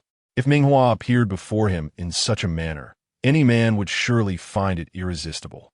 The two shared a quiet journey, soon arriving at the Fu Corporation's towering building, a pinnacle of architecture that reached into the clouds and served as an iconic landmark for the main star. A popular spot for tourists to photograph. Upon exiting the hovering vehicle, Fu Shizheng stood beside Ming Hua and inquired, "May I hold your hand?" As he spoke, his large hand instinctively moved closer, occasionally brushing against Ming Hua's fingertips. She raised an eyebrow, observing the mixture of maturity and anxiety in his handsome features, perhaps recalling her stipulation that any physical affection required her consent, lest it affect his favorability. Fu Shizheng appeared exceedingly cautious, yet she understood that beneath that caution lay an intense yearning. A relentless refusal will only lead to increasing agitation, ultimately driving her to madness when reason becomes uncontrollable. Very well. Hand in hand, we shall go. Ming Hua smiled and nodded in agreement. In the next moment, the hand that hung by her side was eagerly grasped by the man who had received her affirmative response, intertwining their fingers in an extremely ambiguous declaration of possession. The delicate and fair hand of Ming Hua intertwined with the strong and powerful hand of Fu Shizheng, creating a striking contrast. It evoked imagery of that robust hand lifting her slender, resilient fingers above her head, rendering her powerless to resist, allowing him to take action. After all, a man of such robust features and pronounced desires has an innate need that surpasses that of an ordinary individual. Years of restraint crumbled with Ming Hua's appearance, like a towering dam collapsing. Fu Shizheng led Ming Hua towards the exclusive elevator for the president, with his assistant, Fu Sun, closely trailing behind. Along the way, countless employees of the Fu Corporation, on their way to work, gazed in astonishment at the usually cold and aloof president displaying such an endearing demeanor. In the internal gossip group of the Fu Corporation, mere moments later, someone promptly shared a photo of their hand-holding moment in the lobby. Come quick! Who hasn't seen President Fu in this lovesick state in the lobby? My goodness, the way they intertwined their fingers tightly, not letting go of his wife's hand. This is the first time I've seen President Fu in such a manner, with their fingers crossed intimately, even during my own romantic endeavors. I've never felt such sweetness. By the way, does anyone know who the girl President Fu is holding hands with? He looked so fierce. I didn't dare to lift my head to see her face. I know. President Fu sent a message yesterday, saying it was the new secretary in the president's office who installed a small table in there yesterday. Such a delightful secretary, doing the work when needed. It's a pleasure to be the president. Fu-sun, do you know who she is? ISNT President Fu pursuing Ming Hua. Just a few days ago, the 100 marriage compatibility score was all the rage. Suddenly startled, he hurriedly began to clarify the situation. Please, don't make baseless guesses that tarnish President Fu's reputation. All along, it has only been Miss Ming Hua. Oh my, it truly is Ming Hua. I thought it was just office romance with a beautiful secretary. I never expected the boss lady to make a surprise inspection. Have President Fu and Ming Hua officially register their marriage? Are we getting double salaries this month? No one doubted that Fu Shizheng would marry Ming Hua. Just this morning, with such an overwhelming sense of possession, anyone daring to glance at Ming Hua would have to face Fu's fierce gaze. Not to mention Ming Hua's remarkable ability to heal. Only a fool would not marry her. The wedding of the corporation's top leader, given Fu Shizheng's wealth, would easily result in a doubling of salaries for all employees. They had already begun playfully envisioning where to spend their doubled salaries this month. In the top floor office of the Fu Corporation, although Fu Shizheng claimed to let Ming Hua experience a day as a secretary, he had arranged no work for her. He had urgently instructed Fu Sun the previous day to procure new office snacks and treats from the star-rated snack list. Fu Shizheng, holding a plush pillow that contrasted entirely with his character, sat beside Ming Hua on the sofa, his expression tinged with a hint of apology. You can rest here. Feel free to eat or play with anything you want. If you need anything, contact Fu Sun for procurement. I have some work to attend to. Yet he stood still, his deep gaze fixed on Ming Hua. Nestled into the black leather sofa, Ming Hua appeared even more delicate, invoking thoughts of less virtuous matters. Especially since they were ostensibly on a date today, Fu Shizheng could publicly declare himself Ming Hua's boyfriend. His Adam's apple bobbed heavily. In the next moment, as Ming Hua lazily reclined on the sofa, she suddenly reached out, tugging at his perfectly restrained bow tie, drawing Fu Shizheng towards her, and planted a heavy kiss on his cheek. Her heart raced like a drum. Fu Shizheng's hands, which hung at his sides, clenched tightly. Taken aback by Ming Hua's unexpected action, his heart raced and his breathing quickened. Not satisfied with just that, Ming Hua wrapped her arms around his neck. Gazing earnestly into his handsome, mature face, her beautiful peach-like eyes reflecting his image. The words that escaped her red lips were soft and gentle, like a hook sliding through his heart. Boyfriend, do your best at work. The impact of this moment was overwhelmingly intense. Even Fu Shizheng, who had handled contracts worth hundreds of billions without a blink, felt his heart tremble for the first time. A warmth surged from his nose. His pupils dilated, and not wanting to lose face in front of Ming Hua, he hurriedly turned and dashed into his personal resting room. I'll tidy up in the resting room. You can play for now. Ming Hua, unable to suppress her laughter at Fu Shizheng's hasty retreat, smiled to herself. Look at him, he is completely under my thumb. Just then, footsteps echoed from the office, which had been instructed not to allow visitors. Shizheng, Hua, are you in there? I came to check on you. Was that Yan Wenjin's voice?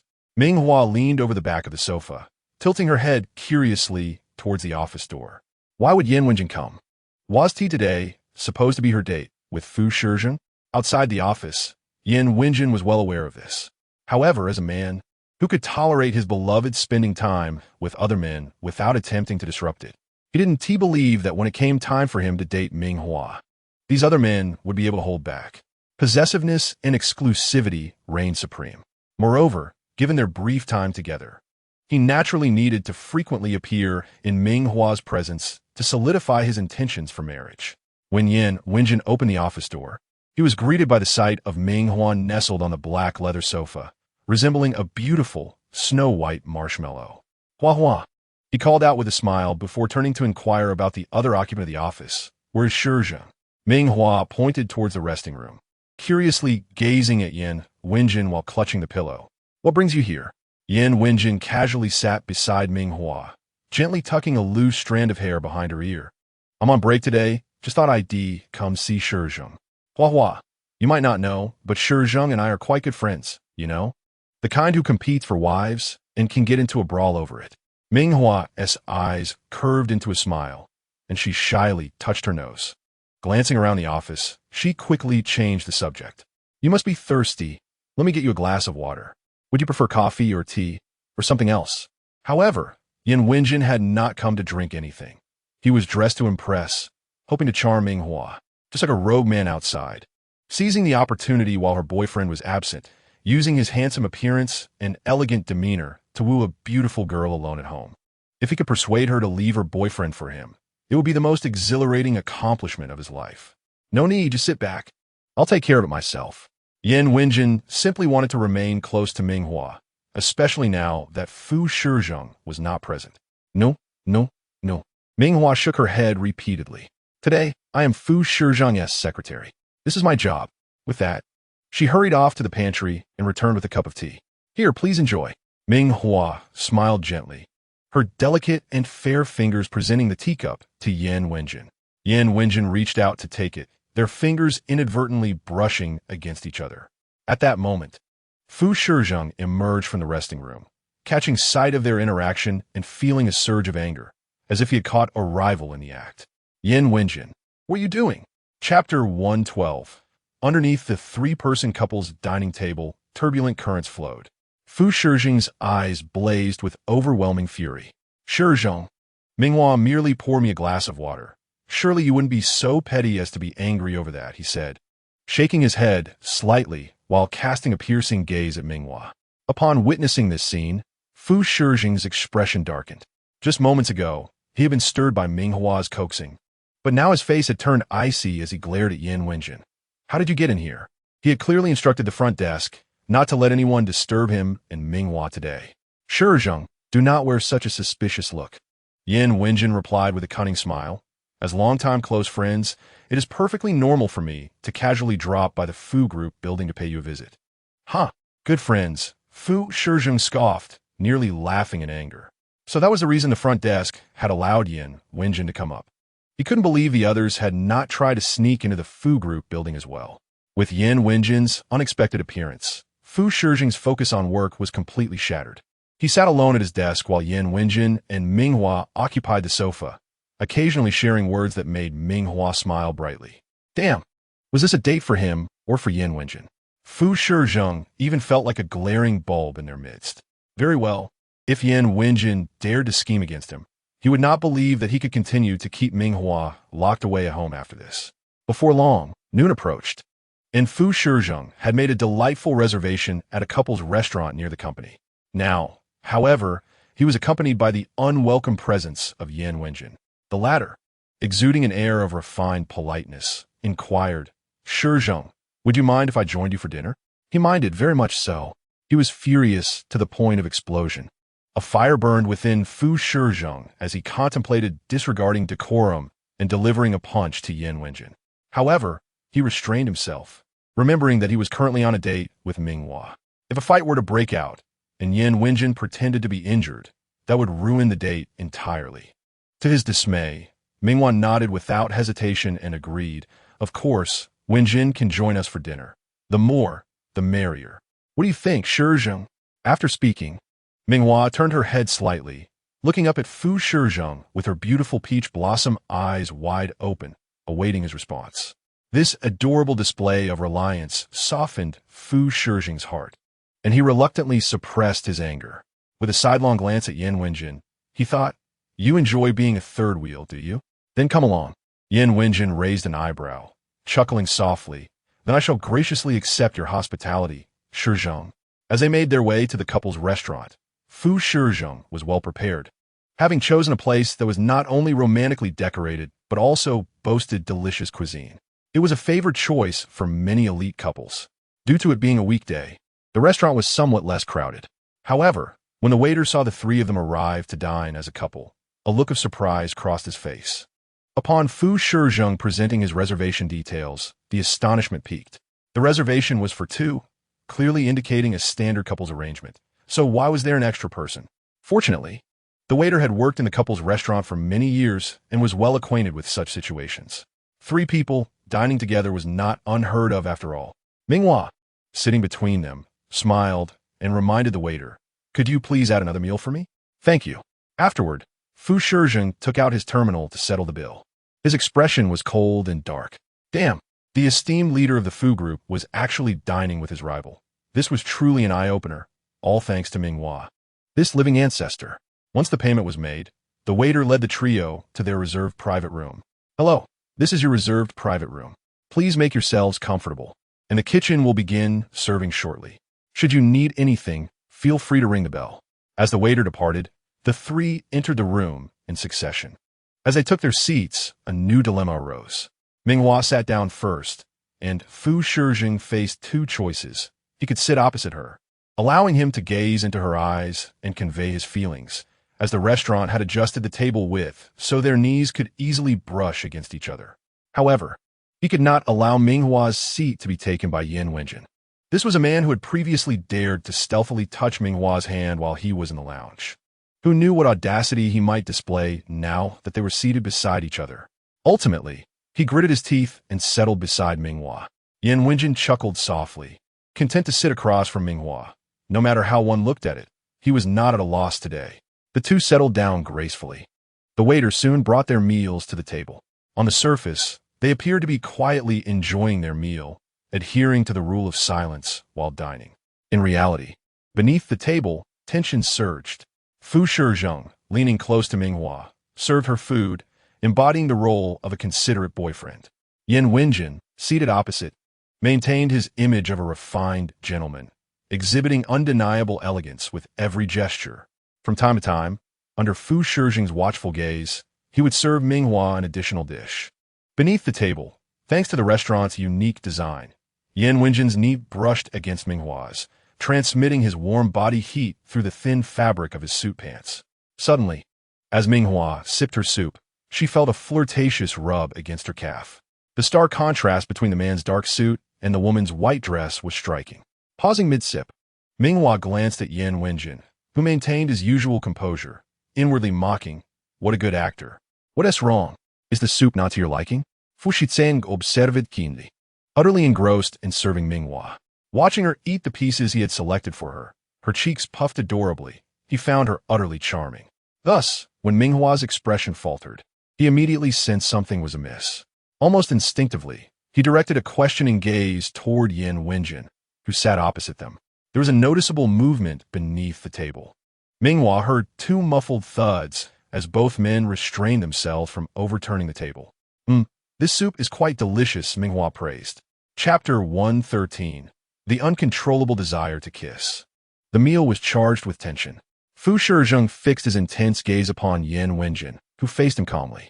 Fu Shizheng stood first, exclaiming, "I'll go fetch a fruit platter. I might as well have a good chat with Wenjin." Ming Hua remained non-committal, watching as Fu Shizheng and Yin Wenjin exited together. Her gaze fell upon the little hearts designed to enhance the romantic atmosphere of the couple's table. She mused that these two had managed to endure the meal without directly overturning the table. Their self-control was commendable. The moment Fu Shizheng and Yin Wenjin stepped outside, they immediately began to clash in the corridor. Especially Fu Shizheng, whose handsome, mature features twisted in anger as he shouted, "Yin Wenjin, enough already. Did you come here today just to irritate me?" Yin Wenjin took the punch in silence, adjusting his disheveled collar as he chuckled softly, "Shizheng, don't be so impatient. In a month, I've gone on 7 dates, and the time I get to spend with Ming Hua is far too limited. If I intend to marry her, I must find ways to create opportunities." He added, "You can only blame yourself for not being prepared to guard against others." "Enough," Yin Wenjin declared, having already occupied half a day of Ming Hua's time, feeling satisfied. "I'll take my leave now. You should enjoy your time with Ming Hua. I wish you both a pleasant experience." If not for your appearance, both Hua and I would have been much happier." When Fu Shizheng entered again to find Ming Hua, the figure of Yin Wenjin had already vanished from behind him.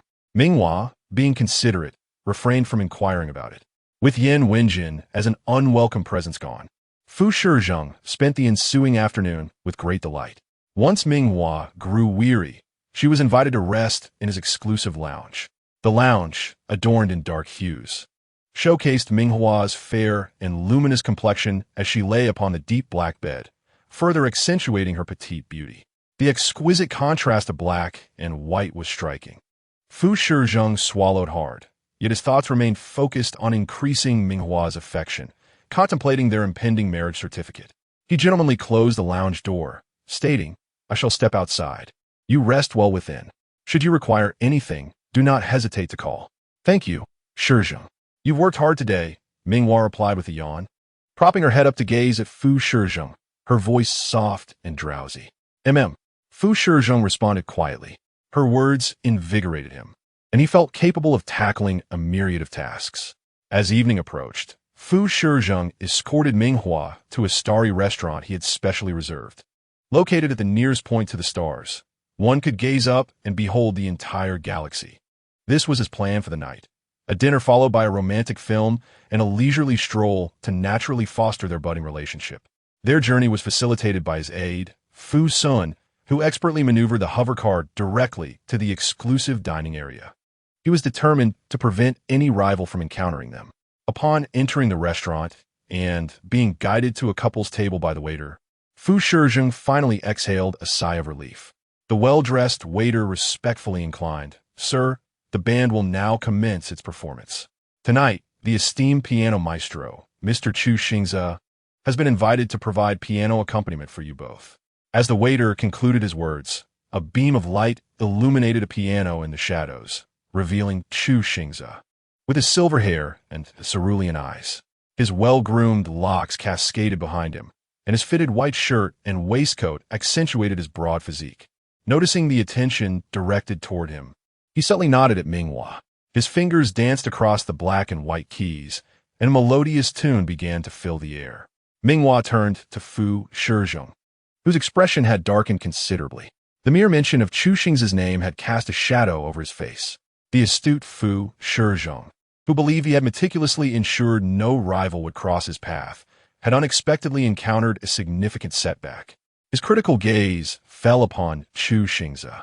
Perceiving him as a deliberate provocateur, his very hair seemingly glowing and enticing. As the performance concluded, Chu Xingze gracefully rose from the piano bench. Fu Shizhong's lips pressed tightly together, momentarily recalling the earlier encounter with Yan Wenjin. Their intimate dinner had been disrupted by an uninvited third party. The handsome mermaid star approached Ming Hua, bending slightly to take her small hand resting at her waist. In the next moment, his exquisitely shaped lips brushed against the back of her hand in a fleeting kiss. It was a touch so ephemeral that Ming Hua barely registered the warmth of his lips. With the kiss concluded, he lifted his gaze, his crystalline blue eyes fixed earnestly on Ming Hua, his enchanting voice resonating. "Beautiful lady, may you enjoy a splendid evening." After a charming smile, he departed, leaving behind a faint scent reminiscent of the icy sea, evoking intrigue. Though Chu Xingze did not linger, his decisive exit left a lasting impression, akin to a radiant firework illuminating the night sky, stirring ripples in the hearts of those who beheld it. Fu Shizhong was utterly incensed, his grip on the knife and fork trembling. He had encountered rivals before, but never had he seen such audacity. He dreaded the thought of their planned movie and evening stroll, pondering which other adversaries might emerge. Gritting his teeth, he discreetly messaged Fu Sun to alter their itinerary. He resolved that the remaining hours would be spent at home with Ming Hua, confident that no rival could infiltrate the Fu residence to entice her. After dining at the starry restaurant, without a moment's delay, he took Ming Hua's hand and hurried home in the hovercar. Upon entering, he immediately activated the house's security mode, denying access to any intruders. Once secured, Fu Shizhong breathed a sigh of relief, turning to Ming Hua, still holding her hand, to share his next plan. "Hua, how about we watch a movie next?" I'm at your service." "You've worked hard today," Ming Hua replied, her sentiments not particularly profound, though she felt a twinge of sympathy for Fu Shizhong, who had been so repeatedly interrupted. Her words were the finest balm to his irritation, and upon hearing them, Fu Shizhong's expression brightened considerably. Fu Shizhong's villa was expansive, complete with a dedicated movie room. He guided Ming Hua to the sofa, selecting a popular romantic film from the Star Network. As the on-screen couple began to kiss, Fu Shizhong's throat tightened, and he turned to gaze intently at Ming Hua, his lips trembling, the pent-up desire for a kiss overwhelming him. "Hua," he murmured, his breath becoming heated. The darkness of his eyes betrayed his insatiable longing. His brow slightly furrowed, reminiscent of a predator poised to strike. The air grew thick with desire as his gaze traced every contour of Ming Hua's face, a palpable yearning overshadowing any remnants of restraint. Beneath his cultured exterior lay a fervent heart, battling against the constraints imposed by their commitment to marriage, compelling them to embrace, to kiss, to be together. Under the intensity of his gaze, Ming Hua's heart fluttered, understanding that evasion was futile. In truth, Fu Shizhong's composed demeanor in the face of Yan Wenjin and Chu Xingze's sudden appearances had already altered her perception. Such a remarkable individual had never endured such indignities before, and it was she who had brought it upon him. Ming Hua felt a rush of excitement. It was her influence that had taught Fu Shizhong restraint, and now it was also her presence that ignited his fervor. As their eyes locked in a tantalizing exchange, Ming Hua surpassed Fu Shizhong's expectations of generosity. Suddenly rising to kneel upon the sofa, she turned and cupped his face in her hands. With a kiss, she pressed her lips against his, igniting a tremor of exhilaration within him, for this was a kiss initiated by her. It was a beacon of hope, impossible to resist. His large hands instinctively found their way to her waist, his gaze piercingly intense as he looked upon her, his handsome face flushed with excitement, a fine sheen of sweat glistening on his brow. He heard her speak. A well-behaved puppy will be rewarded. Sure, Veng, you did wonderfully today. He had restrained his possessive instincts, avoiding a confrontation despite the interruptions from Yin Wenjin and Chu Xingze. Ming Hua wished to avoid becoming a frequent topic on the Star Network. With her words, the depths of Fu Shijing's gaze deepened. As Ming Hua's waist was tightly embraced, the strength of the hands around her intensified. Although she was kneeling on the sofa while Fu Shijing sat, elevated above her, he inexplicably felt the need to look up at her, his excitement growing fervently.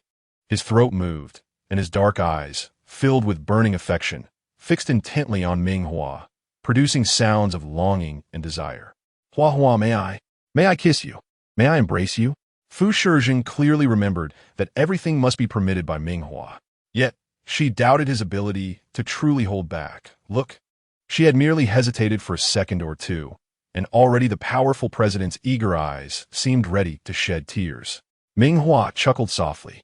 She relished the emotional turmoil she inspired in the man. Delicate fingers lightly rested on the nape of his neck, radiating warmth. It was merely a kiss. Yet Fu Shijing felt himself engulfed in heat, the blood in his arteries racing wildly, his entire being echoing with desire. You may. Fu Shijing heard Ming Hua's words. Today you are my boyfriend.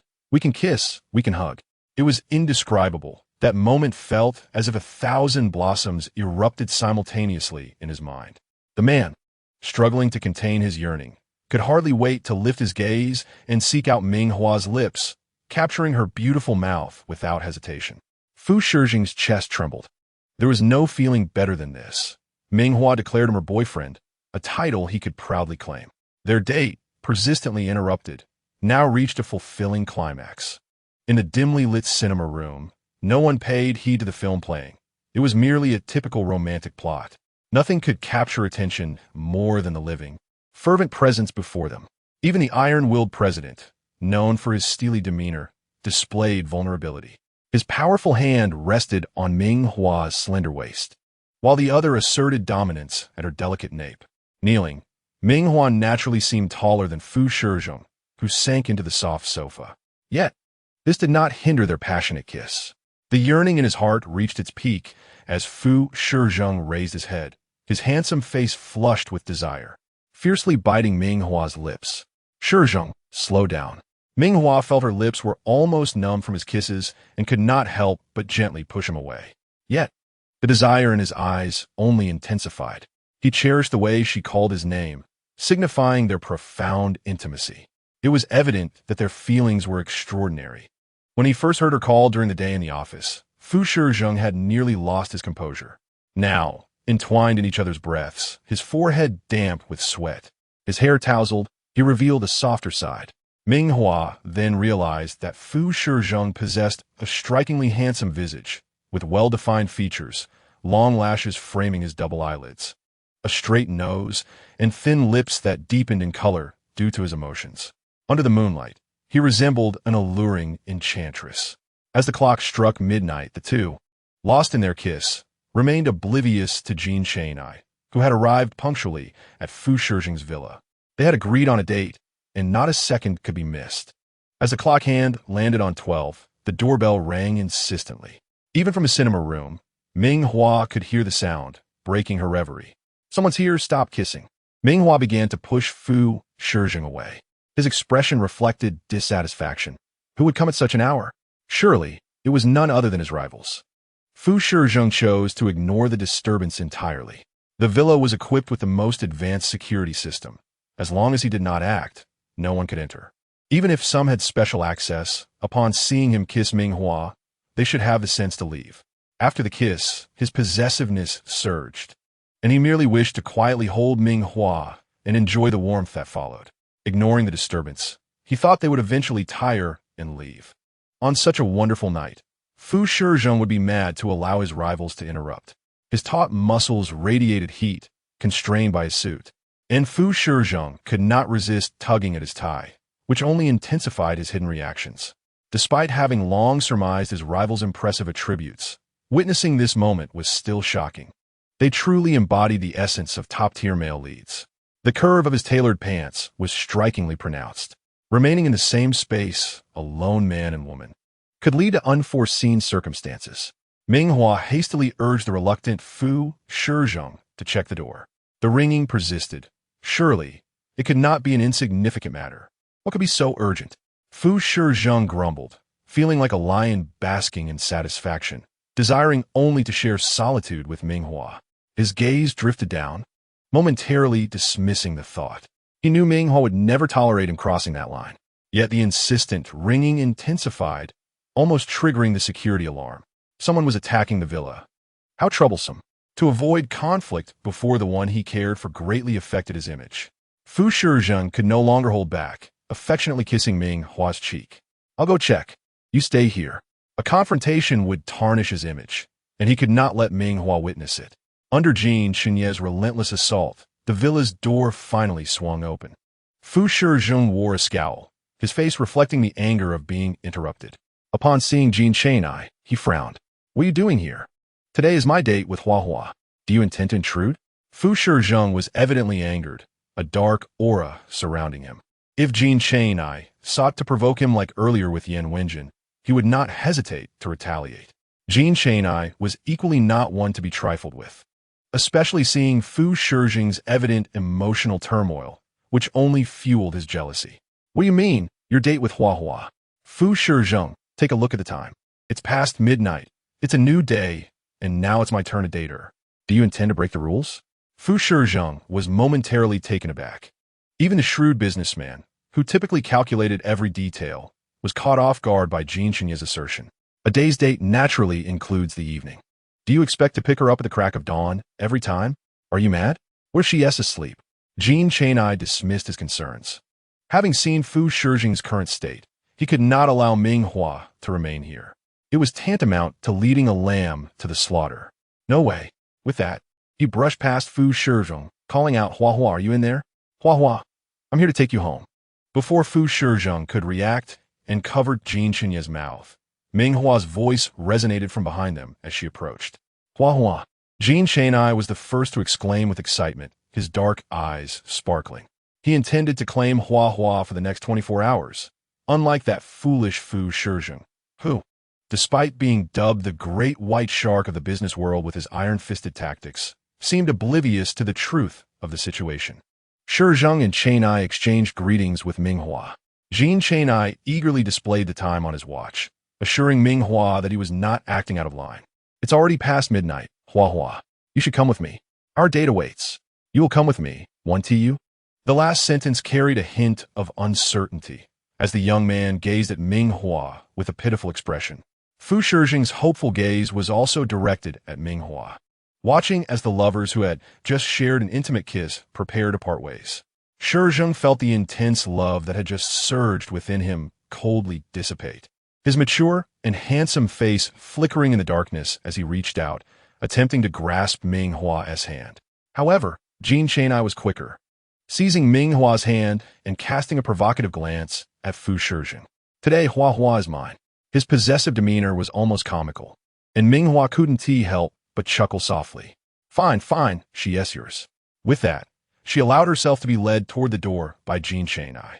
The moment they stepped outside, Fu Shizhong reached out from behind to take hold of Ming Hua. His eyes were filled with deep affection as he attempted to hold her back. Don't do this to him. It's too cruel. Just moments ago, they had been intimately close, and now she was resolutely turning away from him to embrace another. Both men awaited Ming Hua's final decision, everything hinging on her will. You can't, Shizhong. Ming Hua raised her hand to remove Fu Shizhong's grip from her wrist without a trace of softness. Her beautiful peach blossom eyes remained captivating, though they no longer reflected his image. This heartless, cruel woman had once been enveloped in passionate love, as if he were her entire world. Now, with a mere change of partners, she could discard him without hesitation and continue to shower affection upon another man, as if their burning love had been a one-man show all along. She was the perfect lover, never lingering for anyone. Yet, the more she behaved this way, the more enchanting she became, like a vibrant poppy blooming in the depths of hell. Their eyes were filled with an overwhelming desire for possession. They were determined to have her, refusing to let go. The temporary retreat was merely a fade of restraint before Ming Hua. Jin Cheng led Ming Hua out of the villa, where a motorcycle awaited them at the entrance. Its sleek design and dark hue exuded a striking aura, enhanced by various high-tech features that added an air of mystery. Where did this motorcycle come from? Ming Hua's eyes widened with surprise. She had thought such things had long been obsolete. In the age of interstellar travel, one would typically encounter hover cars or starships. This was her first time seeing something so cool. Jin Cheng was clearly pleased with Ming Hua's reaction, having retrieved it from the Royal Palace's storage specifically to impress her. Would you like to try it? Jin Cheng asked with a smile. Yes, Ming Hua replied brightly. Who didn't he have a motorcycle dream, especially with such a stunning machine? But what I need to do in exchange? Jin Cheng smirked, subtly gesturing to his face, implying something enticing. Without hesitation, Ming Hua grabbed Jin Cheng's collar and planted a kiss on his cheek.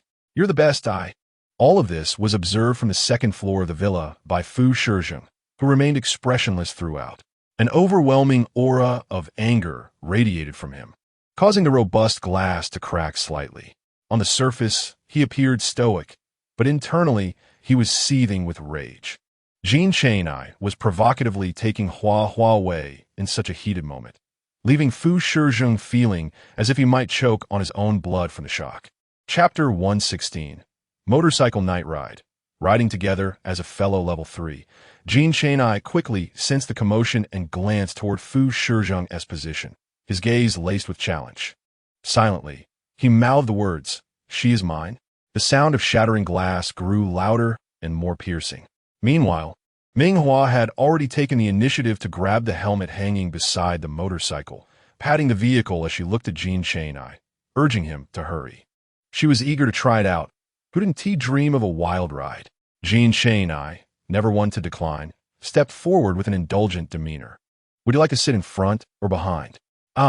Ming Hua suddenly realized that while the motorcycle was impressive, there was only one. Riding together would mean their bodies would be pressed closely against each other at high speeds. A deliberate act, indeed.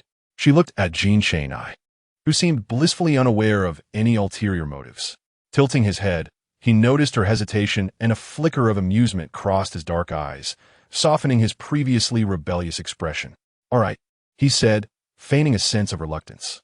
Jin Cheng was well prepared, dressed in athletic attire, and casually began warming up as his defined abs subtly outlined beneath his fitted shirt. Don't worry about me. I can handle it. I might even outrun you. His level 3 physique was indeed formidable, and he brimmed with excitement. Ming Hua, however, dared not ride alone, allowing the young prince to trail behind her. She could not permit such humiliation for the Empire's little prince. The thought of being photographed and trending on the Star Network was utterly unacceptable. Yet, she would not be naive enough to think Jin Cheng wouldn't understand the implications of their choices. If you think I'll only sit behind, you're mistaken. Beneath the helmet, Ming Hua smirked, playfully patting the rear seat. It looks like you'll have to sit behind instead. Both men and women possessed a desire for control. She was no exception. The reins of her vibrant life remained firmly in her hands. Jin Cheng showed no objections, nodding enthusiastically, clearly delighted by the arrangement. Ming Hua's mind briefly flickered with doubt, but her excitement for the motorcycle soon overshadowed it. Eagerly, she mounted the bike and turned to Jin Cheng, signaling him to hurry. Let us go. Jin Cheng climbed on from behind, his strong arms naturally wrapping around Ming Hua's waist. It was only at this moment that Ming Hua felt a pang of regret. They were too close. Riding together was inherently intimate, and at high speeds, their bodies were pressed tightly against one another. With Jin Cheng towering over her, his broad shoulders and long legs enveloped her entirely. The heat radiating from him seeped through the thin fabric. Not to mention, Jin Cheng wore a look of feigned fear as he clung to Ming Hua from behind, his solid chest pressed against her back, his head resting near her ear. The warm breath sent shivers down her spine. Hua, can we go a bit slower? This is my first time sitting behind. Such pretense. He was fearless when slaying beasts, but suddenly timid on a motorcycle. No wonder men favored the delicate, demure demeanor of women. Jin Cheng had certainly learned the art of charm. With both hands gripping the motorcycle's throttle, Ming Hua twisted it forcefully, pushing to maximum speed. The specially modified motorcycle's rear emitted a ghostly blue energy flame, propelling it forward at an astonishing speed. On the second floor of the villa, Fu Shizheng stood by the window, his dark eyes solemnly observing the entire scene. An icy aura enveloped him, as cold and unyielding as iron. In the air, a crisp crack echoed. The glass, marred with fractures, finally succumbed and began to shatter to the ground. Within a minute, the protective glass on the entire second-floor platform shattered, and the chilling night breeze rushed against Fu Shizheng's face. The tall man's expression darkened further, his terminal flickering with the image of a message sent to Zhang Lai phone before extinguishing. He could not prevent Ming Hua from leaving his side, but he would not let go of anyone who dared to take her away. NightⅡ. The day would come when he would settle the score with him. The night provided the perfect cover, cloaking the tranquil, dimly lit edges of the city. The motorcycle sped through the night, occasionally illuminated by faint lights that flickered down upon the two riders as the cool night wind brushed against them. Yet, the heart raced fervently within. Ming Hua squinted her eyes in delight, her long, raven hair dancing in the air. This peculiar pairing of her and NightⅡ caught the attention of passers-by, eliciting a chorus of whistles. Ming Hua even spotted someone taking pictures with a terminal. NightⅡ, seated behind her and holding her tightly, quietly complained, "It's over. My lifetime reputation is ruined." Being photographed and posted online meant everyone would know he was riding behind her. If one could overlook the pride in his words, it could easily be considered a mild grievance, akin to intimate murmurs shared between lovers. "Don't worry. Let them take all the pictures they want," Ming Hua proclaimed loudly, the rushing wind filling her mouth yet failing to conceal her carefree tone. The large hand resting on her waist was warm and fervent, against the backdrop of the boy's equally heated chest. The motorcycle raced onward, heading straight for the seaside. The salty, humid sea breeze kissed her face, prompting Ming Hua to stop. She dismounted and lay on the sandy beach not far from shore. The sun's earlier heat lingered in the sand, comforting as she placed her hands behind her head, listening to the gentle sound of the waves nearby. "It's wonderful. I miss home a little," Ming Hua suddenly spoke. Not her family home, nor the trash star, but the distant Earth from a millennium ago. On this ordinary evening, after indulging in the wildness of a motorcycle resembling those from ancient Earth, she finally allowed a sliver of softness to emerge from her typically guarded heart. NightⅡ simply sat beside her in silence, unusually at a loss for words. He extended his hand, gently running his fingers through Ming Hua's hair scattered across the sand. After a moment, he spoke. "Huan, no matter where you wish to go, I can accompany you. We can set off any time." "Thank you, she replied, quickly recovering her spirits from the transient melancholy. Upon encountering an opportunity, she tilted her chin toward NightⅡ. "Come on, this time you ride in front. Just don't ride too fast and take advantage of me, understand?" As she spoke, she playfully tugged at his abdominal muscles, fiercely. The typically rebellious NightⅡ nodded earnestly, promising, "I promise to go slow. I absolutely won't take advantage of you, Huan." "Humph." Ming Hua softly huffed, not particularly convinced. After all, every man, one way or another, had a tendency to be less than sincere. To her surprise, NightⅡ genuinely complied. The motorcycle accelerated to a leisurely pace, gradually swaying forward. It wasn't until Ming Hua noticed the growing crowd by the roadside, many holding terminals seemingly capturing their moment, that she realized. "You clever rascal," she exclaimed. "No need for a terminal to know. I'll be trending on the Star Network tonight." Unable to contain herself, she reached out to pinch NightⅡ's waist, urging him, "Hurry up. At this speed, they capture our faces clearly." Unbeknownst to her, the pinch landed right on NightⅡ's sensitive spot. The live-streaming audience on Star Network witnessed the man, poised on the motorcycle, suddenly shudder. His neck, exposed from the helmet, flushed crimson in an instant, showcasing a stark contrast. Ha. Could it be that the little prince is so easily embarrassed? Shy boy blushing in just a second. You should see who is pinching him. It's Ming Hua. Such a healing aura and stunning beauty. Anyone would blush, right? Amidst all this, Ming Hua remained blissfully unaware. NightⅡ quickly adjusted, glancing towards the crowd that had gathered to watch the live stream. He wanted everyone to know he was with Ming Hua tonight, the royal youth in love. Bold and flamboyant. His clear, youthful voice rang out, "All right, everyone listen to Huan Huan." In an instant, the motorcycle surged forward, rapidly propelling them ahead.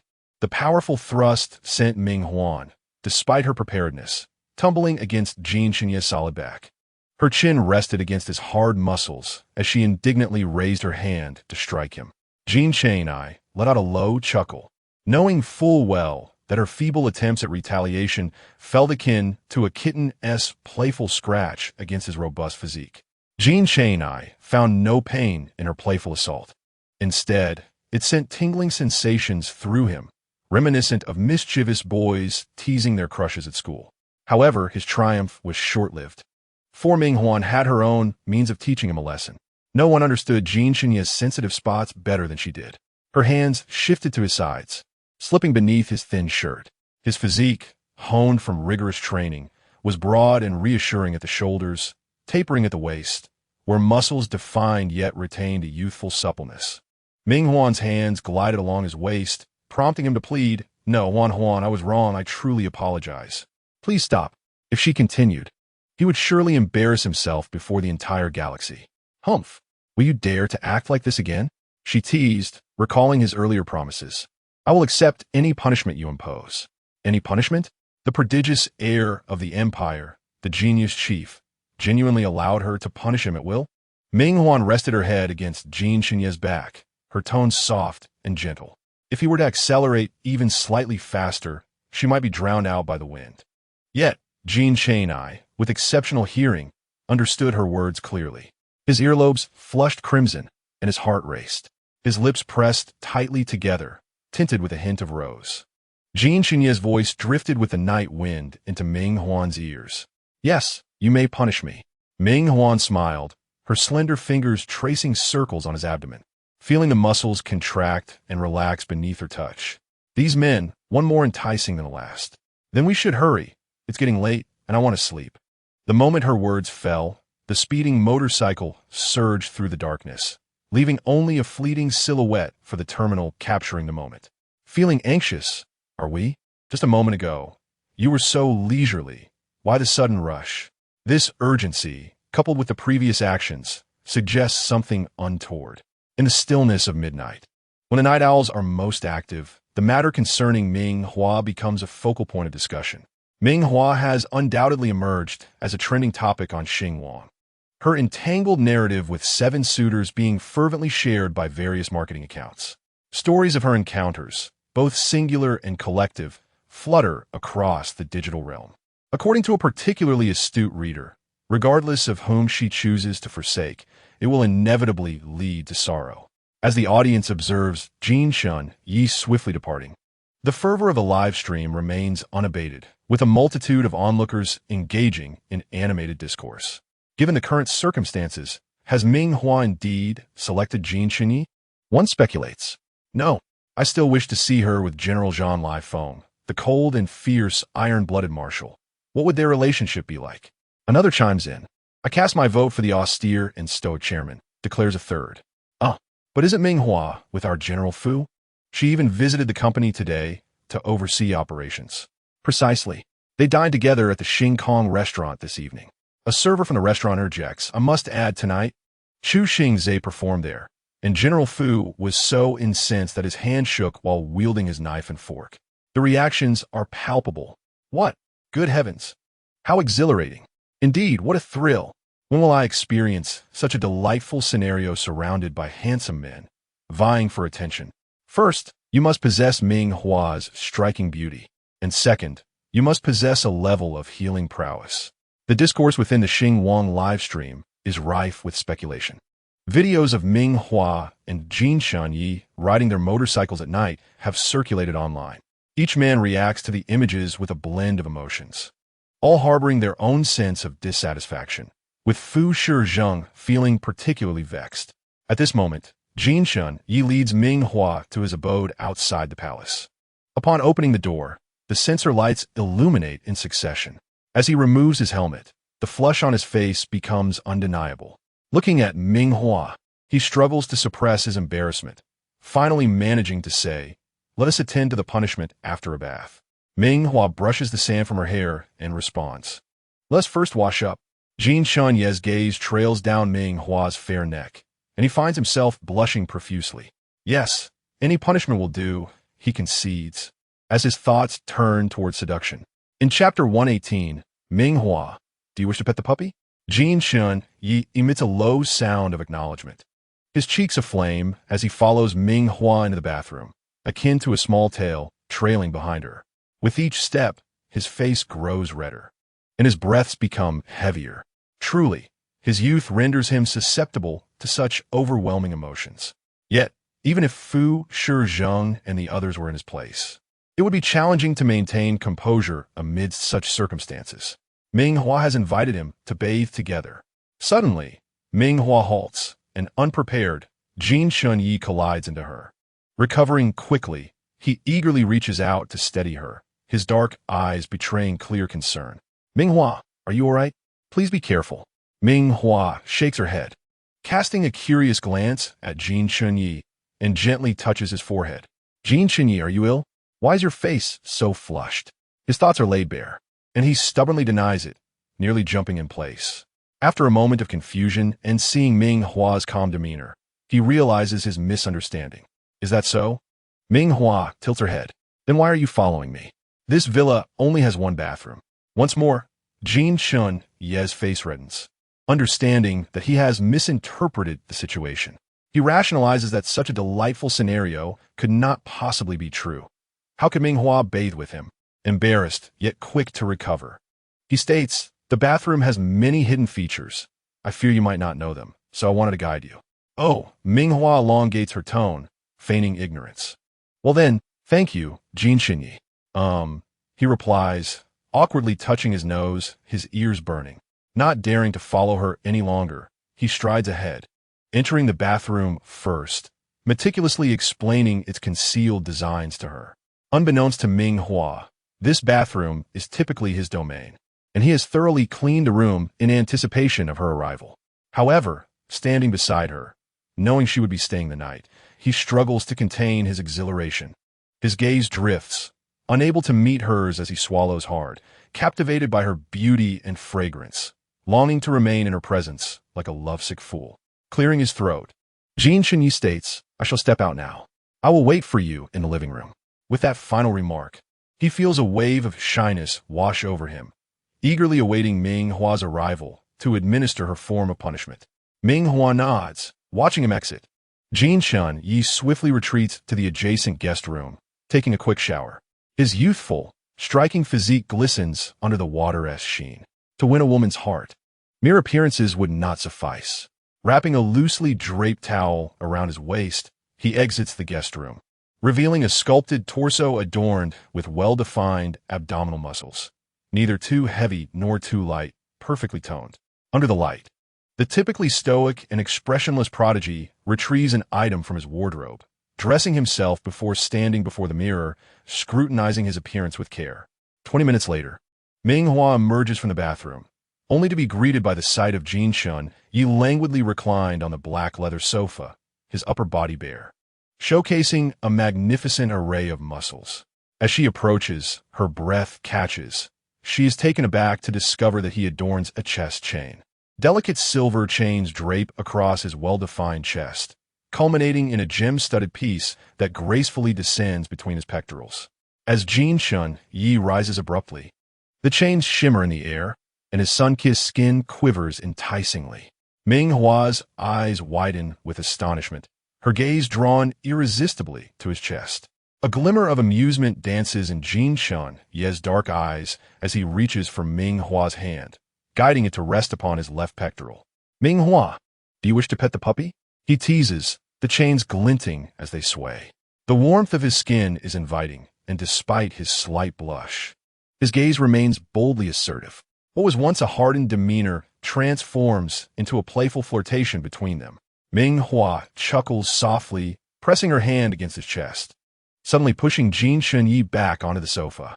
Is this not a reward rather than a punishment? She quips. Ming Hua's tone carried a hint of coolness, her demeanor indifferent, as her complete attire reflected the figure of Jin Shunye in her beautiful peach-colored eyes. In stark contrast, Jin Chang'ai stood above her, bare from the waist up, adorned only with a delicate chain around his chest, his evident passion palpable. The temperature of the air began to rise, becoming almost scorching. Jin Chang'ai's breath quickened, a flush of embarrassment tainting his face, the silver chain on his chest trembling more vigorously. Raising a hand to shield his eyes, he tilted his head back, exposing his fragile neck, and the color of red spread from his chest to his neck. Under Ming Hua's gaze, his Adam's apple bobbed, and his voice, tinged with a hint of hoarseness and despair, echoed, "Anything is fine, truly." "Really?" Ming Hua's slender finger glided down the contour of his pronounced Adam's apple. With little effort, she stirred a tempest within him. The flimsy bathrobe accentuated a curve, causing Jin Chang'ai to shyly retreat. Yet he could not escape Ming Hua's discerning eyes. Who would have thought that the lofty prodigy, the genius leader, would find himself in such a predicament? "Anything is permissible?" Ming Hua's hand came to rest upon the silver chain between his chest. Her delicate fingers tugged at one end of the chain, leaving a mark of crimson upon his honey-toned skin. The sound of their heavy breathing intensified. The silver chain, slender and seemingly fragile, appeared as though it could easily snap with a little more force, yet it also seemed remarkably resilient, allowing for a stretch akin to a bowstring. Upon reaching a certain limit, it would abruptly release, resulting in a sharp crack in the air. Chapter 119. Escape from the basketball court to madness the following day. In the morning, when Jin Chang'ai encountered Ming Hua, a hint of shyness washed over him. Whenever their gazes accidentally met, he would quickly avert his eyes, a flush of shame warming his face. Once Ming Hua leisurely shifted her gaze away, he could not help but follow her with his eyes, embodying the struggle of wanting to draw near, yet feeling too bashful to do so.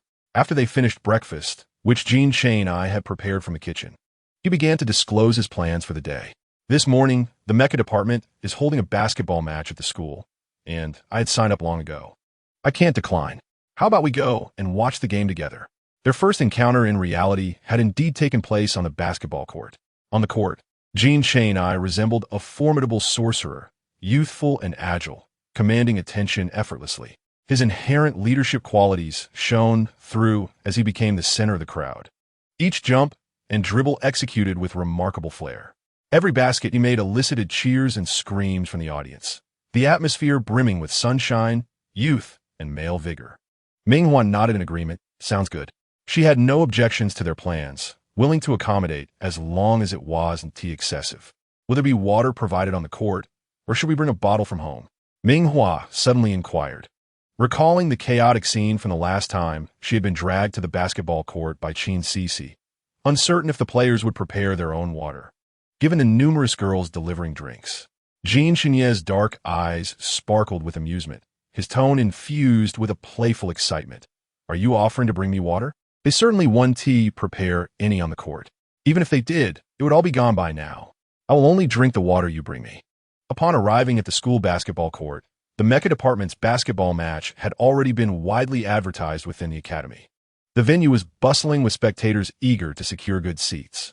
Ming Hua even spotted several faces from other schools, indicating the anticipation surrounding the event. As they entered, many curious eyes fell upon them, probing their presence. Not far away, Gaobin noticed Jin Chang'ai and waved excitedly. "Brother Yi, you finally made it. We've been waiting for you to strategize. This time, we must decisively defeat the neighboring mecha class and establish who the real leader is."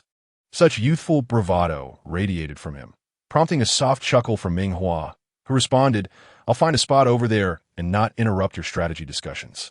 Her light laughter did not escape Jin Chang'ai's notice. His expression darkened as he shot an annoyed glance at Gaobin, who was approaching them, and grasped Ming Hua's hand as she attempted to leave. "I'll take you there." The arena had a designated family section. Clearing his throat, Jin Chang'ai spoke with an air of feigned nonchalance. "Remember to cheer for me, all right?" "Of course," Ming Hua replied indulgently. "With so many people, do you really think you can hear me?" "Absolutely." "You underestimate the hearing of a level 3, Jin Chang'ai asserted proudly. "In battle, even the slightest sound cannot escape us." His pride rendered Ming Hua momentarily speechless. "Well then, that's impressive. Utilizing level 3 hearing for this purpose makes you quite remarkable. Jin, after finishing his statement, felt a hint of embarrassment, leading Ming Hua to a spot with the best view, instructing her once more, once the match ends. There will be a rush of people onto the court. Stay put and wait for me to come for you. All right. Ming Hua nodded obediently. Jin's gaze lingered on her for a moment before he suddenly reached out to ruffle her hair and then turned to stride away.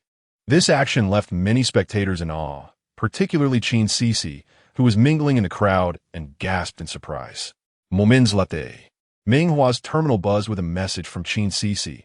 Heavens, Hua, are you now choosing to be with Jin? I saw you at the court.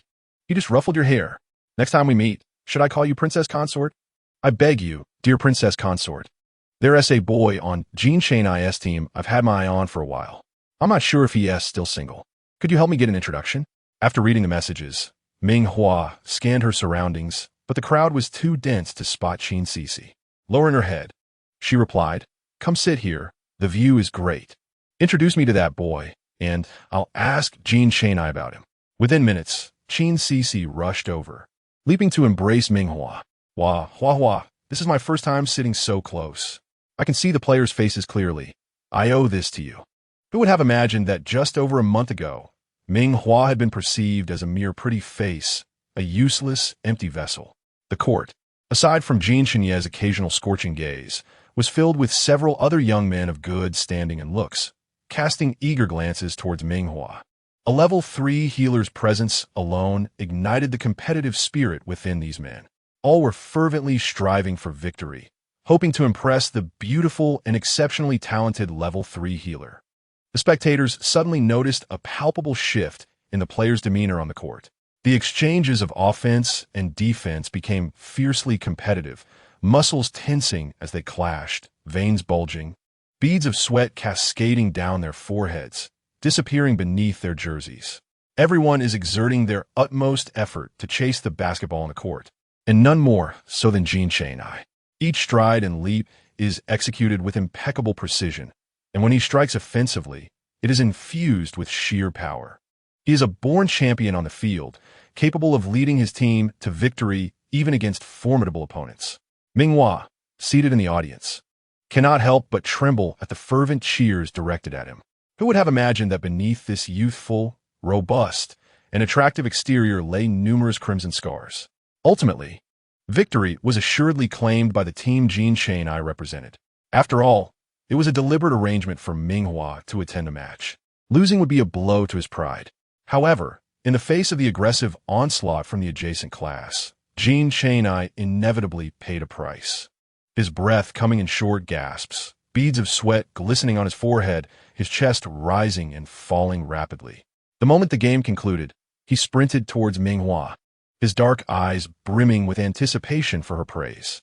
Yet, his expression darkened instantly upon noticing the presence of NightⅡ and NightⅡ, who had appeared by Ming Hua's side unbeknownst to him. Who are these interlopers? Jin exclaimed, his irritation palpable. Today is my date with Ming Hua. NightⅡ remained silent, staring straight ahead. Jun, however, with a calm demeanor, nearly infuriated Jin with his words. The basketball court is a public space. Thus, even if today is your special day with Ming Hua, we are entitled to be here. Not only did they come, but they also seized the opportunity to sit beside Ming Hua while Jin was busy showcasing his prowess on the court. It was uncertain how much of the game Ming Hua had witnessed. Suddenly, NightⅡ rose, his gaze sharp as an eagle, and challenged. How about a little contest on the court? Whoever scores 3 baskets first wins. Although NightⅡ had never played basketball before, he had gathered enough understanding of the rules from Ming Hua's brief explanation. Despite just descending from the court, Jin was brimming with energy, viewing this challenge as a mere appetizer. The competition for Ming Hua's affection had officially begun. All present awaited Jin's reaction. Would this impetuous young prince of the empire choose to confront the challenge head-on, or would he retreat? There was no question of retreating for Jin. However, he would not be foolish enough to engage NightⅡ directly while leaving Ming Hua to the mercy of Jun. With a sudden smile, Jin leaned down, his bright eyes sparkling as he addressed Ming Hua. Ming Hua, did you enjoy the basketball game? It was wonderful, she replied, from both competitive and player perspectives. It was an impeccable display of spirited basketball. Jean Cheng felt reassured by her response. In an instant, he wrapped his arms around Ming Hua's waist, pulling her close, and dashed towards the exit, opting to elope with his beautiful wife. Ming Hua burst into laughter, caught off guard by his actions. The spectators in the stadium erupted in cheers at the sight. The cool breeze brushed against their faces, easing the tension in the air. Zhang Lifeng and Jun Yiqing, momentarily taken aback, leapt from their seats to pursue the pair. Jean Cheng was intimately familiar with the layout of the school. As a student of the Mecha Combat Department, he had memorized the entire campus terrain on his first day at Mingda Academy. Navigating through twists and turns, he swiftly led Ming Hua into an unused classroom. Setting her down on a desk, he braced himself with his hands, breathing heavily to regain his composure. The only sound in the air was his low panting. Gradually, their gazes locked. Unable to suppress her laughter, Ming Hua reached out to touch the damp strands of hair at Jean Cheng's temple. That was quite amusing. I thought you might confront Zhang Lifeng. I'm not foolish, he replied, kissing her palm, his dark eyes shining with satisfaction. Today is our date. We must not allow anyone to interrupt us. Ming Hua chuckled, appreciating Jean Cheng's straightforwardness. Zhang Lifeng and Jun Yiqing had misjudged the situation entirely. For an entire afternoon, she and Jean Cheng enjoyed the simplicity of being an ordinary couple, feeding cats, strolling, and experiencing the latest games at a large commercial complex. As their time together drew to a close, Jean Cheng wrapped his arm around Ming Hua's waist and gently kissed her cheek. Ming Hua, did you have a good time today? I had a wonderful time, she affirmed, knowing well that no one could resist being cherished. The fervent affection of youth was genuine. Ming Hua karesit vin chenyes bro, ahye. I wish you sweet dreams tonight. As she turned to leave, her dress brushed against his outstretched hand, and outside, Jun Yiqing awaited. As the clock struck midnight, the enchantment of the day faded into memory. Jean Cheng looked up, his formidable aura manifesting, dark eyes locking onto Jun Yiqing with an intense possessiveness. Jun Yiqing maintained his cool demeanor, his gaze sliding past Jean Cheng to land on Ming Hua, a hint of a smile gracing his otherwise stoic face. Are you tired? Would you like to take a break? Tonight may be quite demanding. Ming Hua shook her head, expressing skepticism at the notion of Jun Yiqing's impending hardship. What are we going to do? We're climbing Chaoyang Mountain, Jun Yiqing replied, excitement flickering in his eyes. In the coming days, a once-in-a-millennium meteor shower will grace the main star. Chaoyang Mountain is the closest point to the sky in the entire core area, offering a panoramic view. We'll ascend the mountain together, enjoy the nocturnal scenery, and witness the sunrise in the morning. I prepared 2 sketch pads for us to create art together. As he spoke, Ming Hua's anticipation intensified, and she nodded eagerly. Can we leave now? Yes, let's set off immediately. I'm thrilled that you like this plan, Jun Yiqing beamed, relieved that Ming Hua was receptive to his idea. During their night hike, they would support one another, creating the perfect opportunity to deepen their bond. As they walked, Ming Hua was initially filled with enthusiasm. She had never imagined that one day, far from Earth, she would hike a mountain under the stars with someone. The mountains of the cosmos bore a striking resemblance to those on Earth, though the flora along the path was notably sparse. Why are there so few plants here? Ming Hua pondered aloud, recalling the scarcity of greenery at school. Even the busiest avenue in the core area seemed devoid of any botanical presence. It struck her as quite peculiar. Did the inhabitants of the cosmos simply dislike greenery? Noticing Ming Hua's genuine curiosity, Jun Yiqing took the time to explain. It is because plants are delicate and struggle to adapt to the interstellar climate. Under cosmic radiation, they find it challenging to survive and require significant resources for maintenance. Only in the core area, where the wealthy can afford such luxuries, can one find a variety of plants. In other regions, he shook his head. Ming Hua suddenly recalled that when she first traversed from the garbage star, she had not encountered any greenery at all. Furthermore, as Jun Yiqing spoke, his voice lowered slightly. The Research Institute once conducted a study revealing that long-term residence in areas abundant with greenery could alleviate mental disturbances. Although the effects were exceedingly subtle, the aristocrats of the main star were willing to invest significantly in maintaining the greenery. However, This matter was not widely publicized, and few were aware of it. After all, even the poorest individuals from other star systems could not neglect the importance of preserving greenery. Should all systems engage in a frenzied scramble, it would naturally impact the main star's green reserves. Ming Hua nodded thoughtfully. Chapter 121. Teacher June, do not be so sensitive. A new path to prosperity had been discovered. With these thoughts in mind, Ming Hua's expression remained unchanged, her gaze towards June Iching still light and smiling.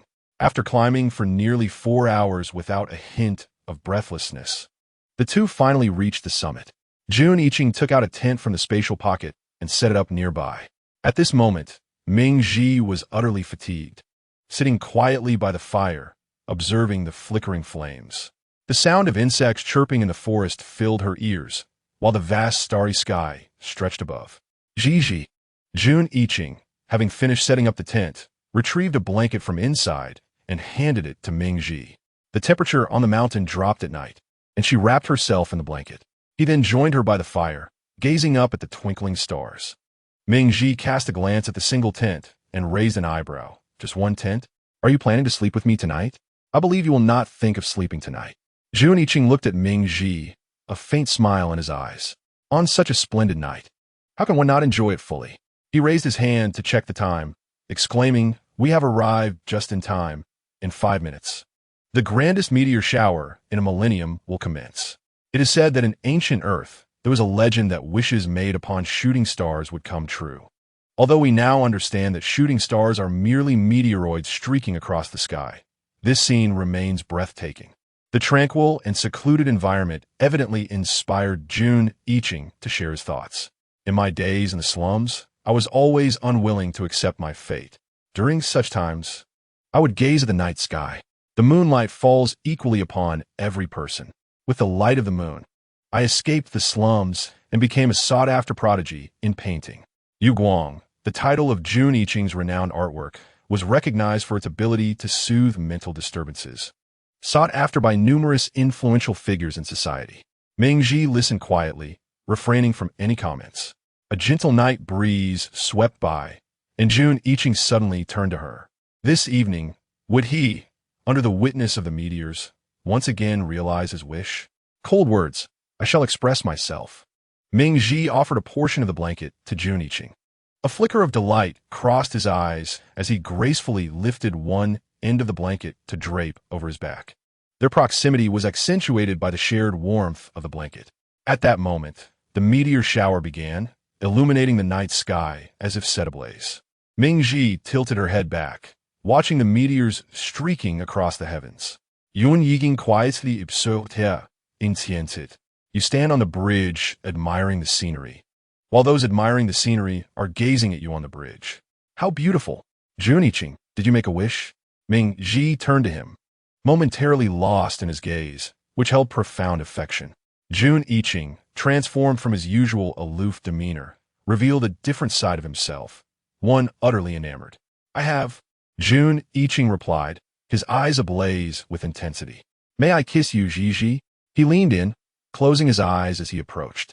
Ming Hua, in perfect timing, closed her eyes as well, and beneath the vast starry sky, the two shared a tender kiss, enveloped in a single blanket.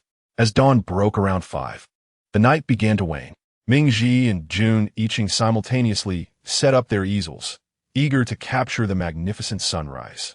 Unexpectedly, the first to emerge was not the sun, but heavy rain.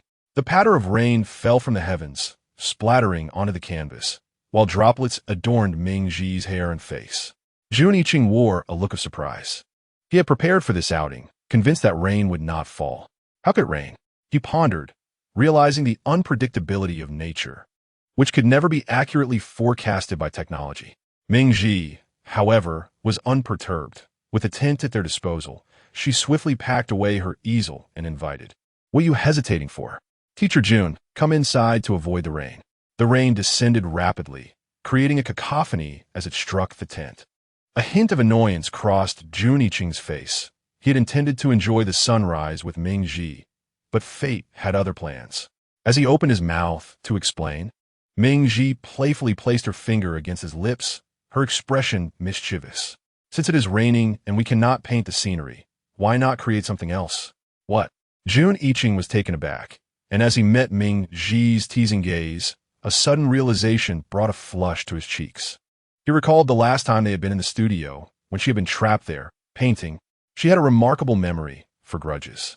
Jun Yiqing blushed, unable to meet Ming Ji's playful eyes. Yet she pressed on.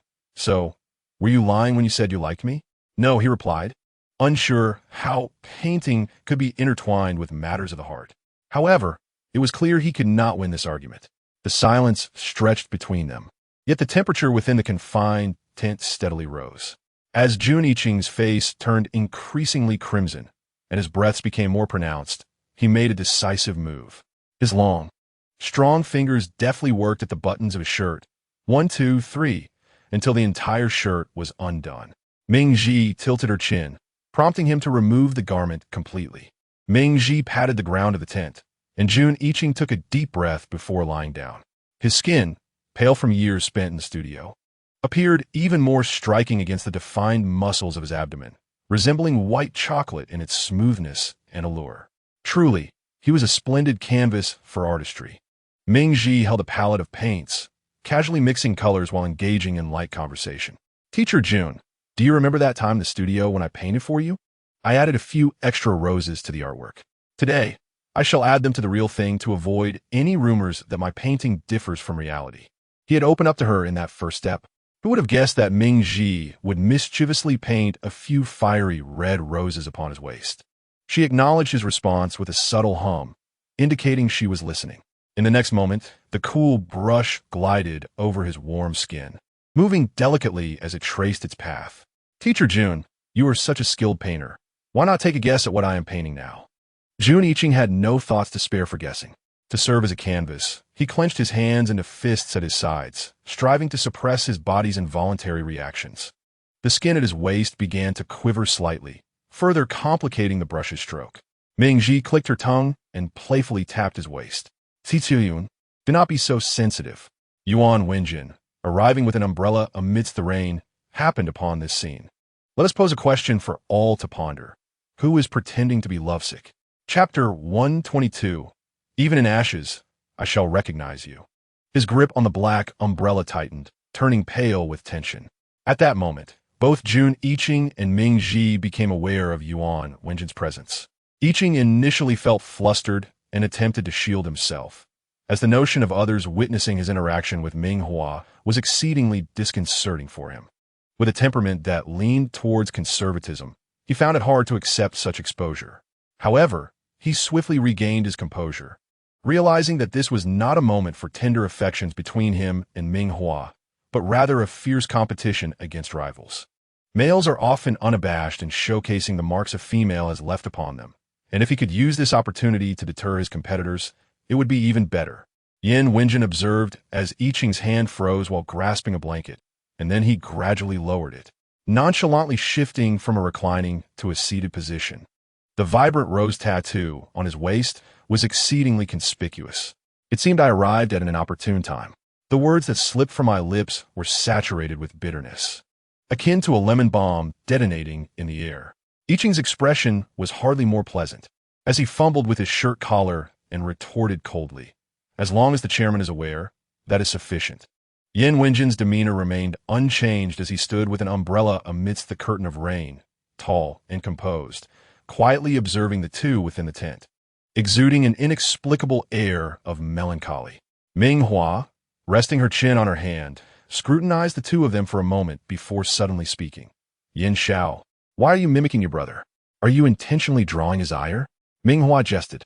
In an instant, Yin Xiao's eyes brightened, and he looked up at Ming Hua, not directly admitting, "Hua Hua, what are you talking about? What is wrong with Yin Xiao? Why pretend? Even if you turned to ashes, I would still recognize you." Ming Hua remarked. She immediately sensed something amiss with Yin Wenjin and, tapping the corner of the tent, urged him to come closer, advising him not to stand foolishly in the rain. A smirk crept onto Yin Zhao's lips as he exchanged a triumphant glance with Yiqing, then obediently folded his umbrella and entered the tent.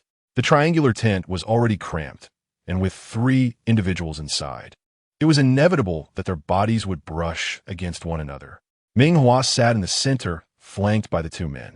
Yin Xiao was the most restless, raising his brows with an air of mischief that made it abundantly clear he was not Yin Wenjin.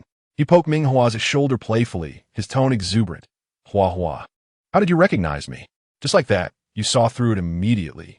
Ming Hua replied with a tone of assurance, stating that the resemblance between the two brothers was superficial, and those familiar with them could easily tell them apart. Yin Zhao's grin widened, his delight evident as he realized that Ming Hua's keen perception left him momentarily flabbergasted, considering I Ching had failed to recognize him just moments before. In truth, throughout his life, very few had managed to discern his identity as swiftly as Ming Hua did.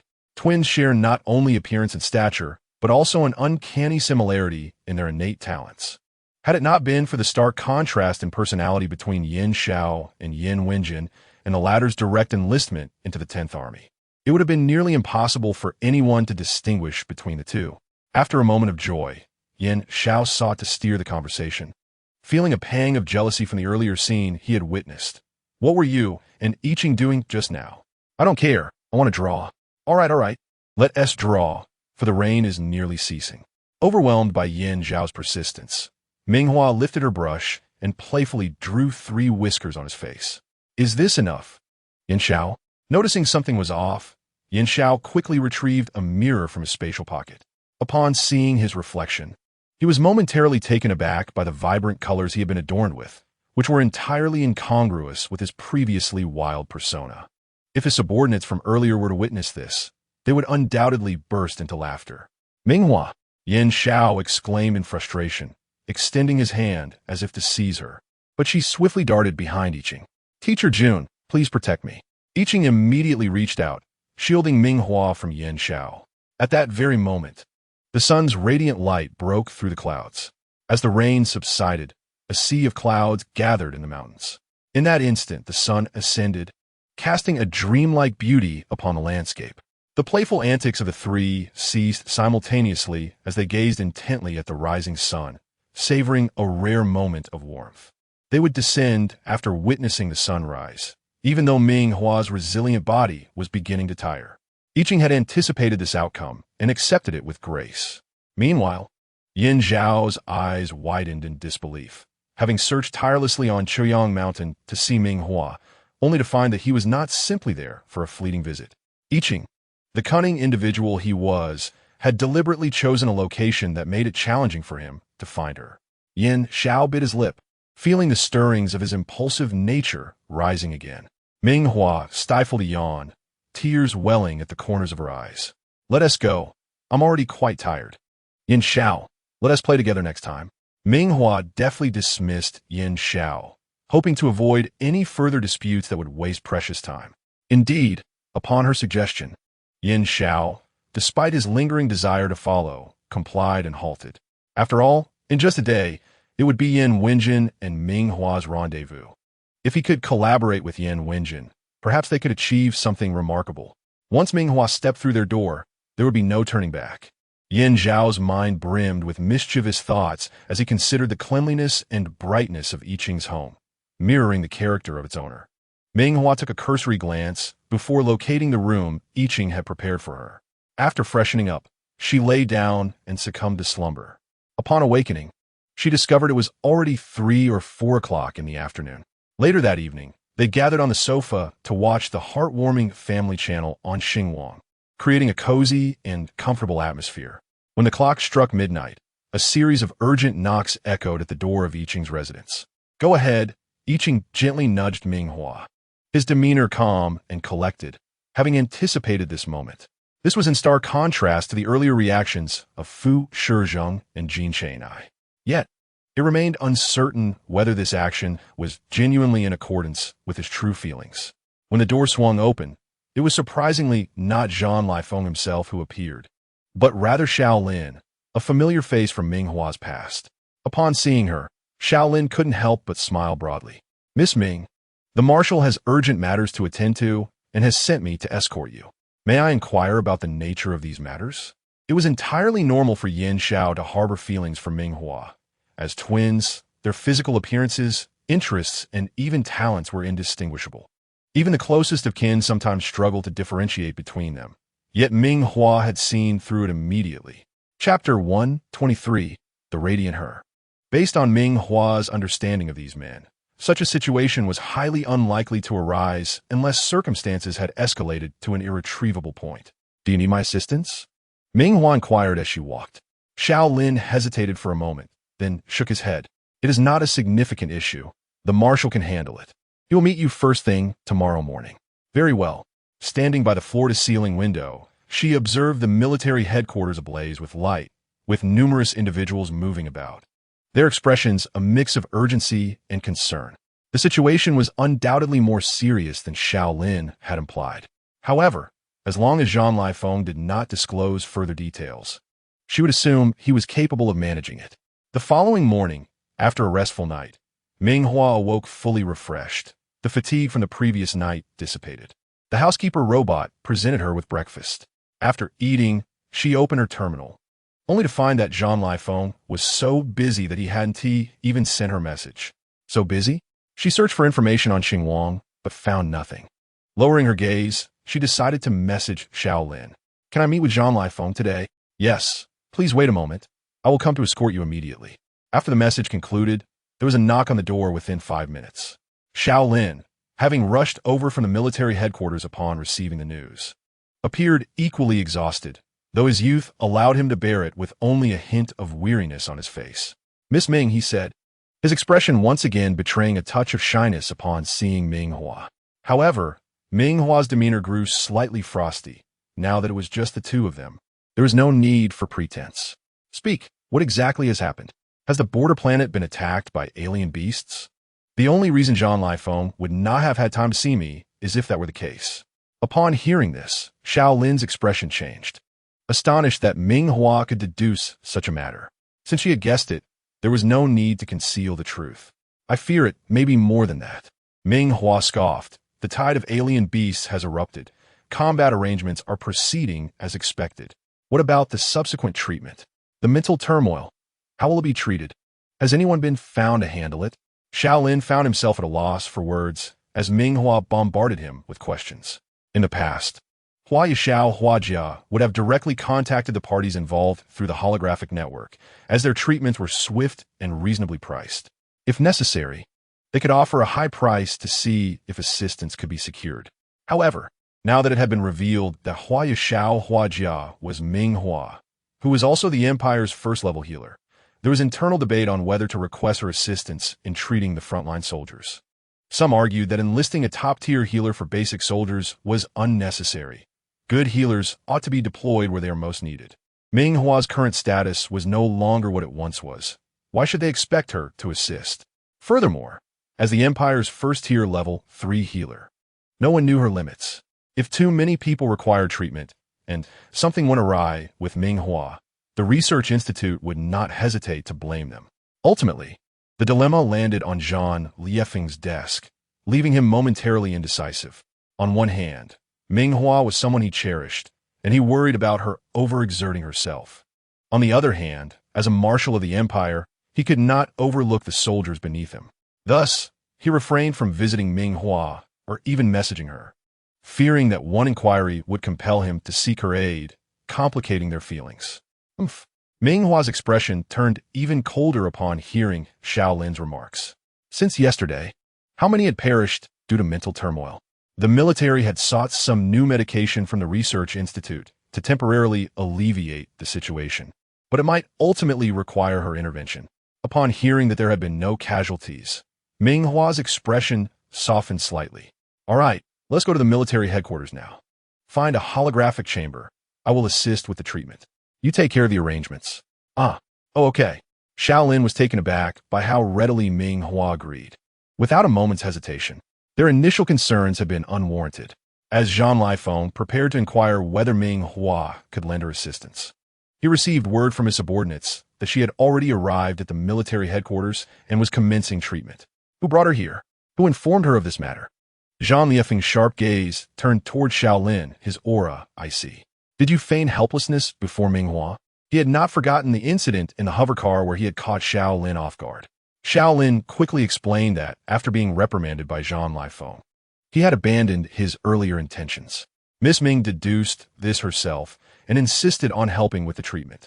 Concern for the soldiers on the border planet, Shaolin had temporarily concealed this matter. I will accept any punishment for this. Zhang Liefeng's thin lips issued an order, regardless of the outcome.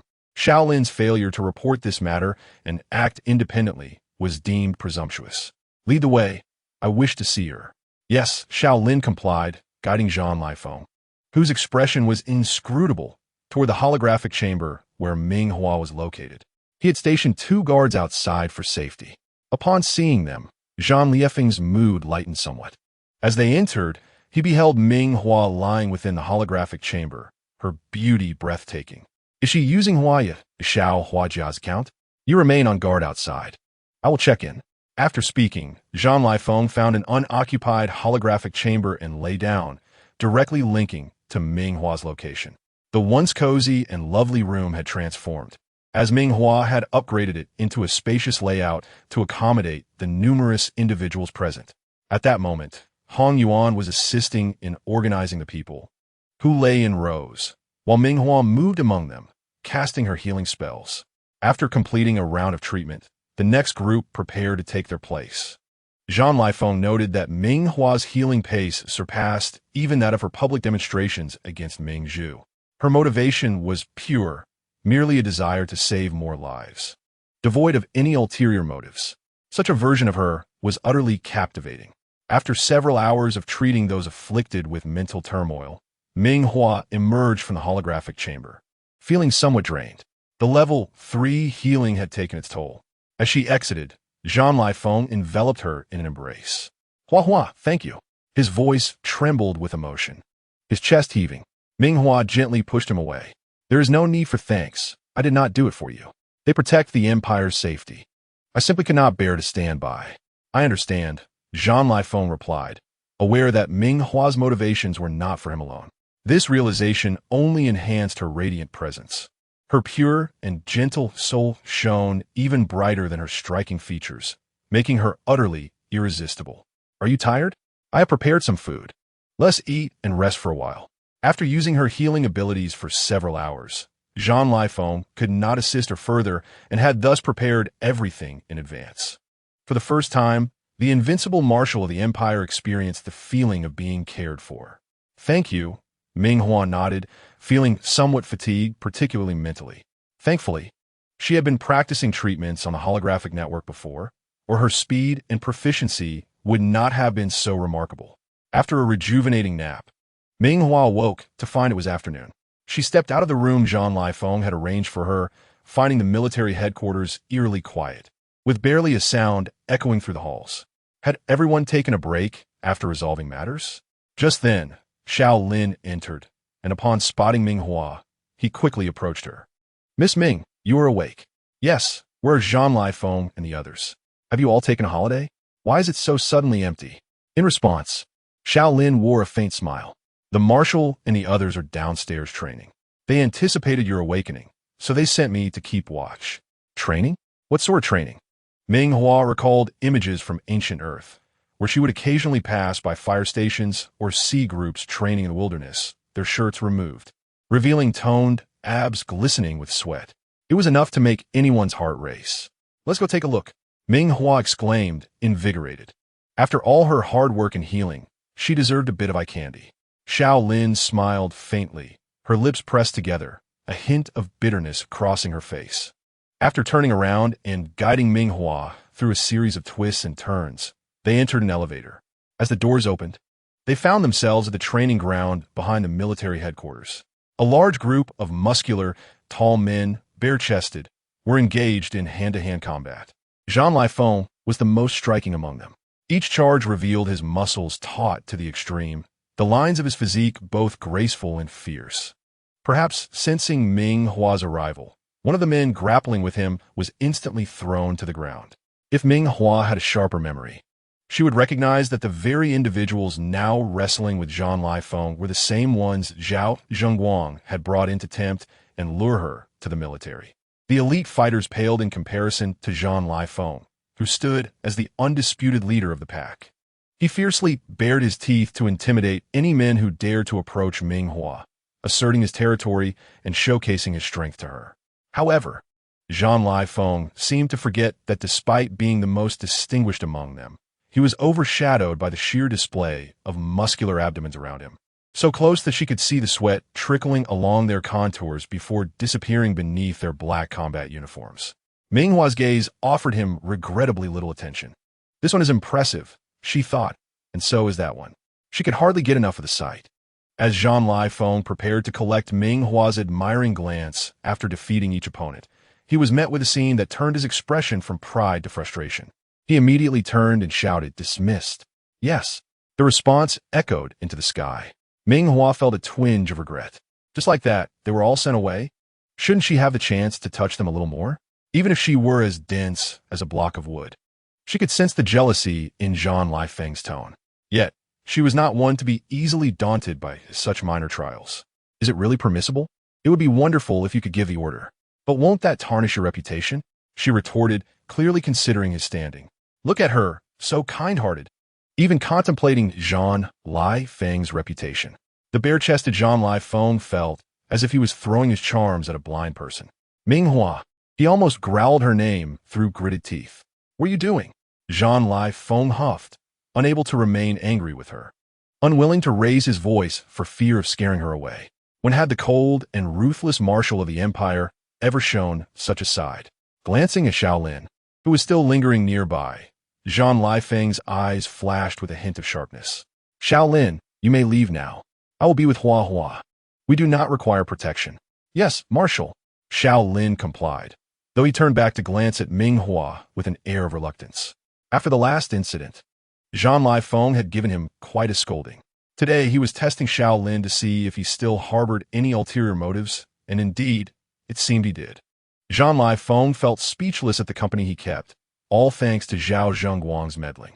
With gritted teeth, Zhang Li-Feng ascended to wash off the sweat of battle before taking Ming Hua out for a meal.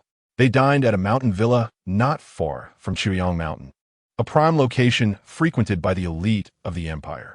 Zhang Li-Feng had reserved a private room, and after more than an hour of dining, a servant entered to inform him, "Marshal, your reserve hot springs are now ready." Hot springs? Ming Hua raised an eyebrow. Indeed, Zhang Li-Feng replied, his face impassive, appearing quite serious. You have worked hard today. Let us relax in the hot springs. We're going to soak together? Ming Hua questioned again, skepticism lacing her tone. ISNT, there's something suspicious about this? Wait, you're not going to give me a massage too, are you? Zhang Li-Feng remained silent, clearly considering it. Seeing Ming Hua's shocked expression, he hastily added, "Do not worry. My skills are exceptional." Who could alleviate fatigue better than the battle-hardened Zhang Li-Feng? Ming Hua thought to herself, what merit do I possess to receive a massage from an imperial marshal? Yet the idea of soaking in the hot springs intrigued her just enough to nod in reluctant agreement. True to its reputation, the villa was a luxurious retreat for the empire's elite. The open-air hot springs were nestled outdoors, surrounded by dense rows of trees, obscuring any view. Moreover, each spring area was distanced from one another and equipped with advanced anti-surveillance systems, ensuring privacy was upheld. Draped in a bathrobe provided by the villa, Ming Hua stepped onto the wooden floor, gradually entering the hot spring. As the warm water enveloped her, a soft sigh escaped her lips, as if all her fatigue was washed away. Gazing up at the starry sky, she breathed in the fresh air, feeling utterly at peace. Zhang Li-Feng had indeed chosen a splendid location, and Ming Hua couldn't help but exclaim her delight. Just then, Zhang Li-Feng emerged, also clad in the villa's standard bathrobe.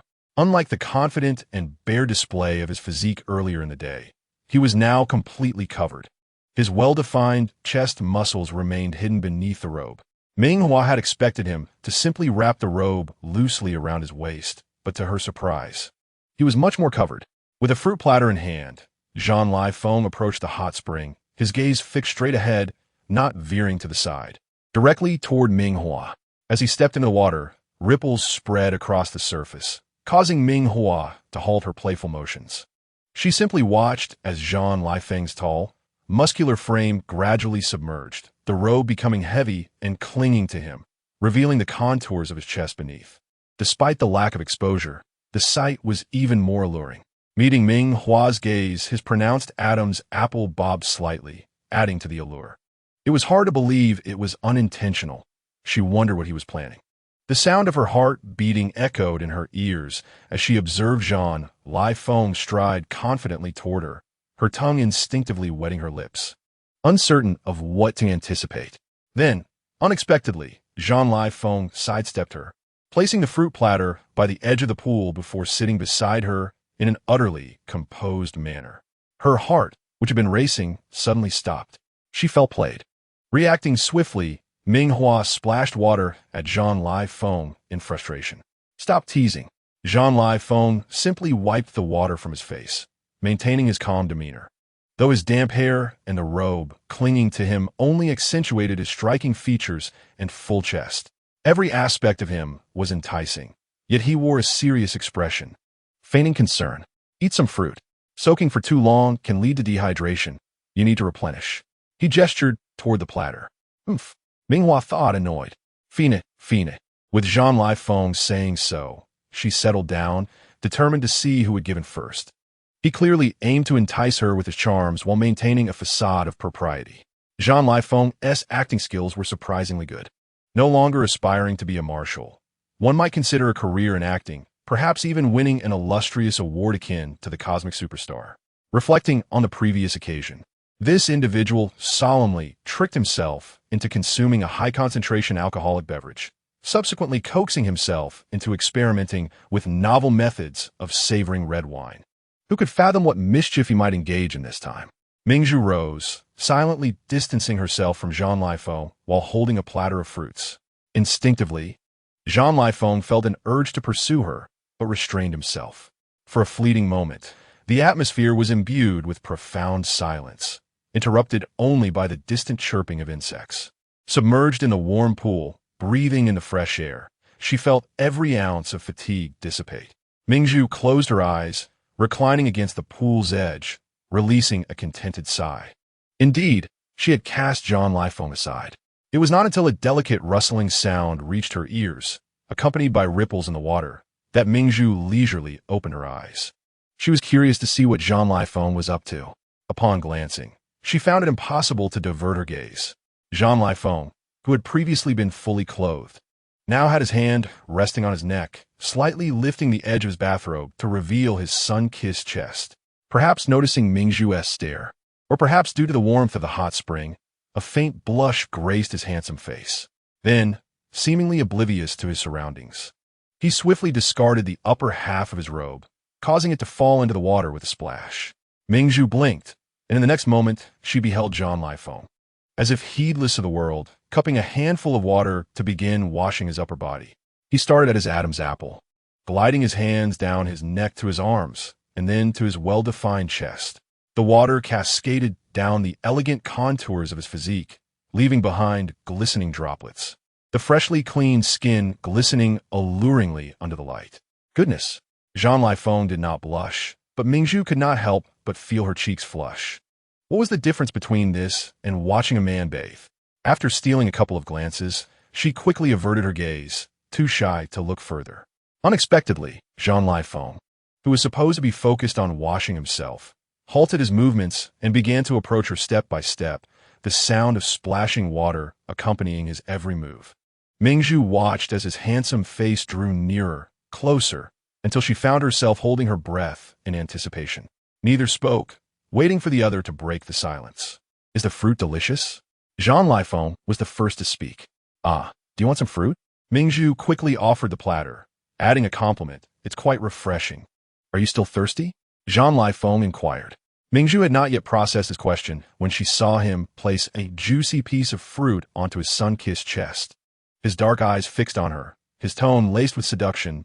"Mingzhu, do you still want to eat fruit?" Heavens! Jean Lai-Feng had lost his mind. She had not consumed any alcohol that night. Both of their minds were clear. How could he dare to ask her such a thing? There was no way she could engage in that sort of behavior. Mingzhu's face began to redden at an alarming rate, as if this were the first time she had been so flustered. Zhang Yuan Shui was indeed remarkable. Chapter 126. Mingzhu, guess who I am? Some thoughts are manageable in one's mind. Yet when confronted with reality, Mingzhu found herself utterly unprepared. The hot spring water heated her cheeks, but her mind remained unnaturally clear, leaving her feeling awkward, as if her toes were gripping the ground. As Jean Lifon leaned closer once more, she turned abruptly, stepping out of the pool, splashing water everywhere. Cough, take your time soaking. Soaked by the splash, Jean Lifon chuckled silently. It was truly a rare sight to see Ming Hua flustered and fleeing. Once out, she changed into a fresh nightgown, having no intention of returning to the water. Jean Lifon found himself alone, feeling a sense of disinterest. He emerged from the water, droplets cascading down his sculpted abdomen, and his powerful thighs accentuated with each step. Unfortunately, the very person he wished to witness all this lay on the bamboo bed, deliberately turned away with eyes shut tight. What could Jean Lifon do but blame himself for not trying harder? How about I give you a shoulder massage? His voice resonated in the room. Is that necessary? Ming Hua hesitated. Though she felt fatigued and desired a massage, if it were Jean Lifon, she opted to decline. Jean Lifon was not perturbed by her refusal. After all, Ming Hua's hesitance was likely due to her reservations. As they were in the early stages of their courtship, he needed to heed her wishes while also taking initiative. With a low hum, he raised his hand to massage Ming Hua's shoulders, applying just the right amount of pressure. She did not refuse, and the soothing touch quickly alleviated her fatigue. After a while, Jean Lifeng's hands glided down her slender back, easily encompassing it with both hands. Further down to her soft waist, he felt a gentle dip, his throat tightening as his gaze deepened in surprise at discovering Ming Hua's waistline. His hands continued their ministrations, demonstrating a keen sense of service, even tending to her delicate calves. After a thorough massage, Jean Lifon exhaled softly, uncertain if he was tormenting himself or Ming Hua. A fine sheen of sweat covered his broad back.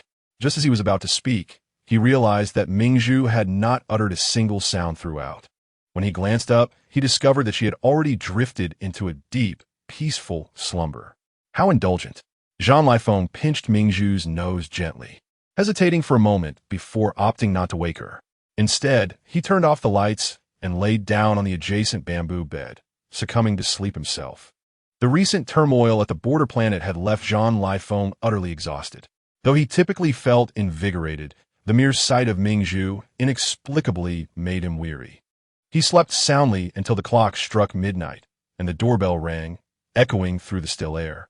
Jean Lifeng's eyes snapped open, and he turned over in the darkness.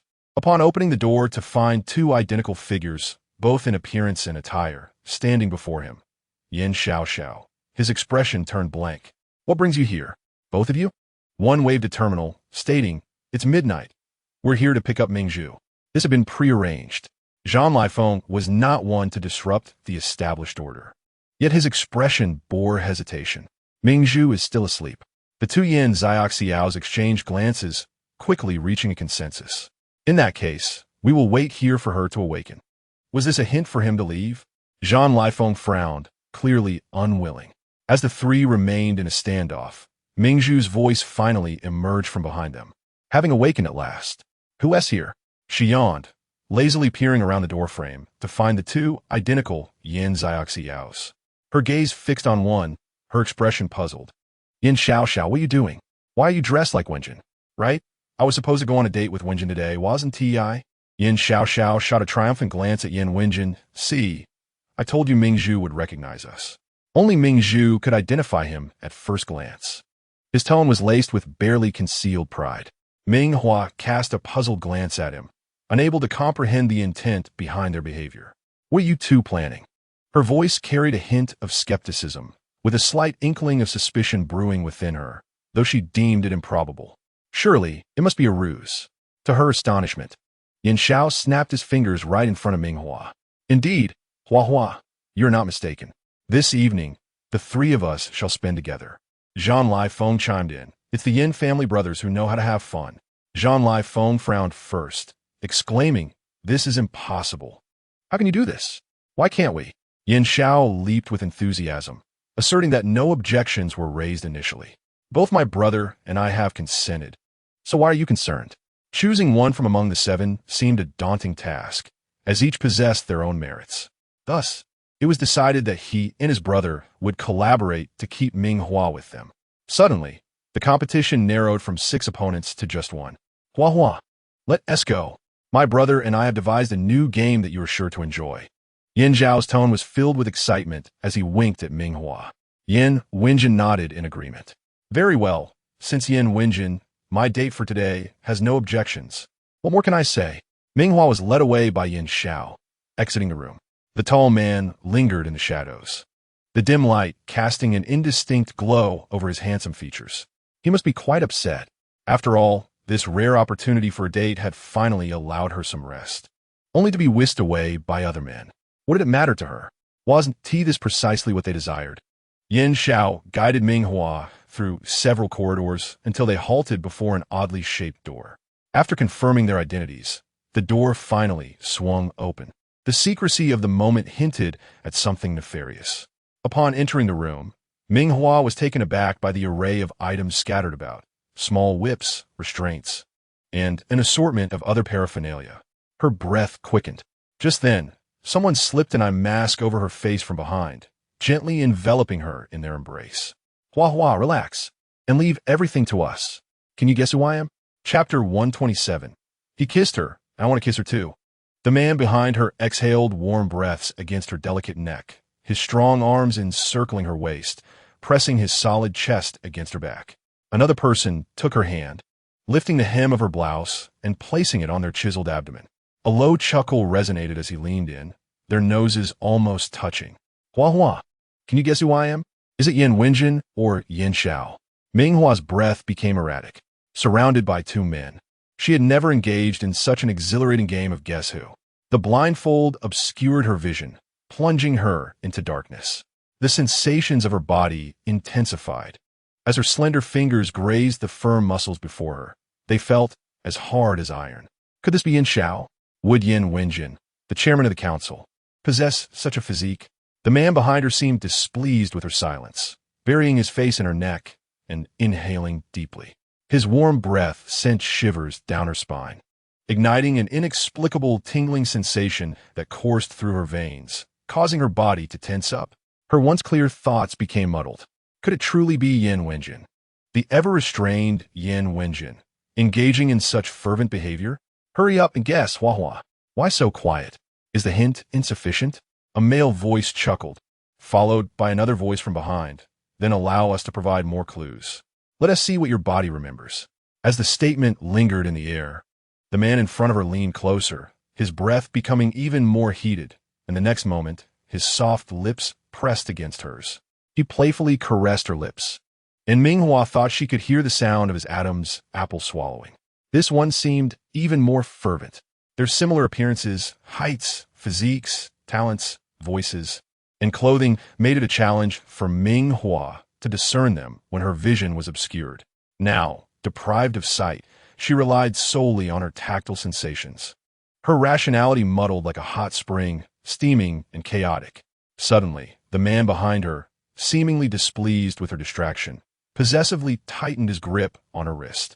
She felt as if she might lose her mind. A bead of sweat trickled down her forehead. Ming Hua's porcelain skin, now tinged with a rosy hue, appeared more alluring than the finest pearls. An unknown hand tenderly brushed the sweat from her brow, just as the man's lips were about to pry hers open. A moment of clarity struck her mind. She raised her hand to push him away. Yin Wenjin, that's enough. Silence enveloped the room for a few seconds before a low, husky voice filled with magnetism responded. You guessed correctly. I knew Hua Hua was exceptional.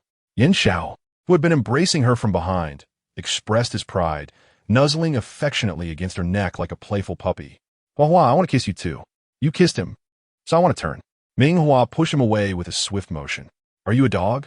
Just because someone else kissed you, you want to do the same? She could hardly bear it. The flurry of stimulation from the evening was overwhelming her heart. She raised her hand to remove the bothersome eye mask. In the next instant, Yin Wenjin, standing before her, halted her movement. Are you certain you wish to proceed this way? We have prepared many delightful surprises for tonight. It would be a shame to remove the blindfold now. Delightful surprises? Ming Hua's lips curled into a sardonic smile, the darkness before her evoking a sense of insecurity. Her tone sharpened, revealing a glimpse of her true nature. Are you playing with me, or are we playing with you? You have miscalculated, council chairman. What say you? The sharp inquiry hung in the air for a few seconds, as Ming Hua began to grow angry and was about to remove her mask and leave. The man in front reached out, grasping her hand and placing it against his carotid artery. With a voice as smooth as jade, he stated yes. Ming Hua was momentarily stunned by this response. She had not anticipated Yin Wenjin would acquiesce. Unlike Yin Xiao, who was akin to a mad dog, Yin Wenjin's demeanor was different. In their playful exchanges, Yin Xiao perceived it as a game between him and Ming Hua. Yet, as Ming Hua caught her breath, she realized Yin Wenjin could take it this far. Yin Xiao was the first to react, stepping forward to embrace Ming Hua, whispering enticingly in her ear, "What now?" "Hua Hua, my brother has truly agreed. Don't you want to stay and play? Come on, I can help you." Each whispered word was laden with seduction. Yin Wenjin, fully cooperative, took Ming Hua's wrist and began to guide her hand, trailing it across his robust chest and sculpted abdomen. Such a splendid physique. Don't you wish to experience it firsthand, Hua Hua? I specifically chose this white shirt for you today, and I've brought red ropes and leather. Whichever you prefer would look exquisite. The stark contrast of red and white, or the striking interplay of black and white, is all a part of the ultimate male allure. Ming Hua felt her resolve waver. Her lips pressed together, yet to simply concede was not in her nature. She refused to believe these two had not initially intended to toy with her. "I will not wear the blindfold."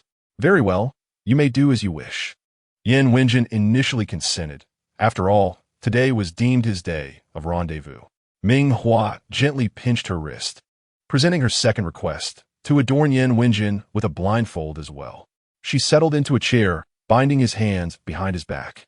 As Ming Hua issued her commands in a steady stream, Yin Xiao diligently approached, resembling a devoted little bee, to assist in securing Yin Wenjin's hands.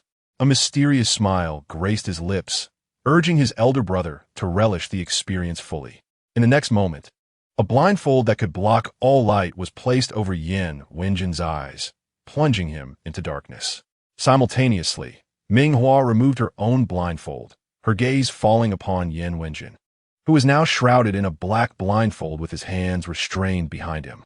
Due to his posture, his well-defined chest appeared even more pronounced, straining against the fitted white shirt, subtly revealing hints of his underlying skin.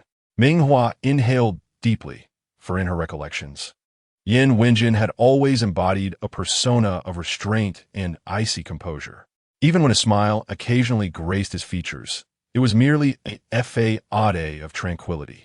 Who could ever be fortunate enough to witness Yin Yihui's tantalizing and alluring side? Her delicate fingers grasped a whip resting nearby, wielding it with a flick of her wrist, the sound slicing through the air. Yin Wenjin's Adam's apple bobbed in response. Ming Hua chuckled lightly, delivering a swift crack of the whip directed at the onlooking Yin Xiao. Yin Xiao, bewildered and confused, protested, "What have I done wrong? I was merely enjoying the spectacle when the whip came crashing down." Chapter 128. Ming Hua chooses to satisfy him seated in the chair with his hands bound behind his back. Yin Wenjin felt his throat constrict once more. Observing this, Ming Hua stepped closer, whip in hand, lifting Yin Wenjin's chin with an icy tone. "I have always been curious between twins, whether in appearance or talent. They are remarkably alike. Is there also a physical connection?" She trailed off, her slender fingers gliding from his chin to the vulnerable nape of his neck, resting upon the artery there. She paused, then suddenly posed a question. "Why not guess, Chairman, where the next lash will land? Guess correctly, and there will be a reward."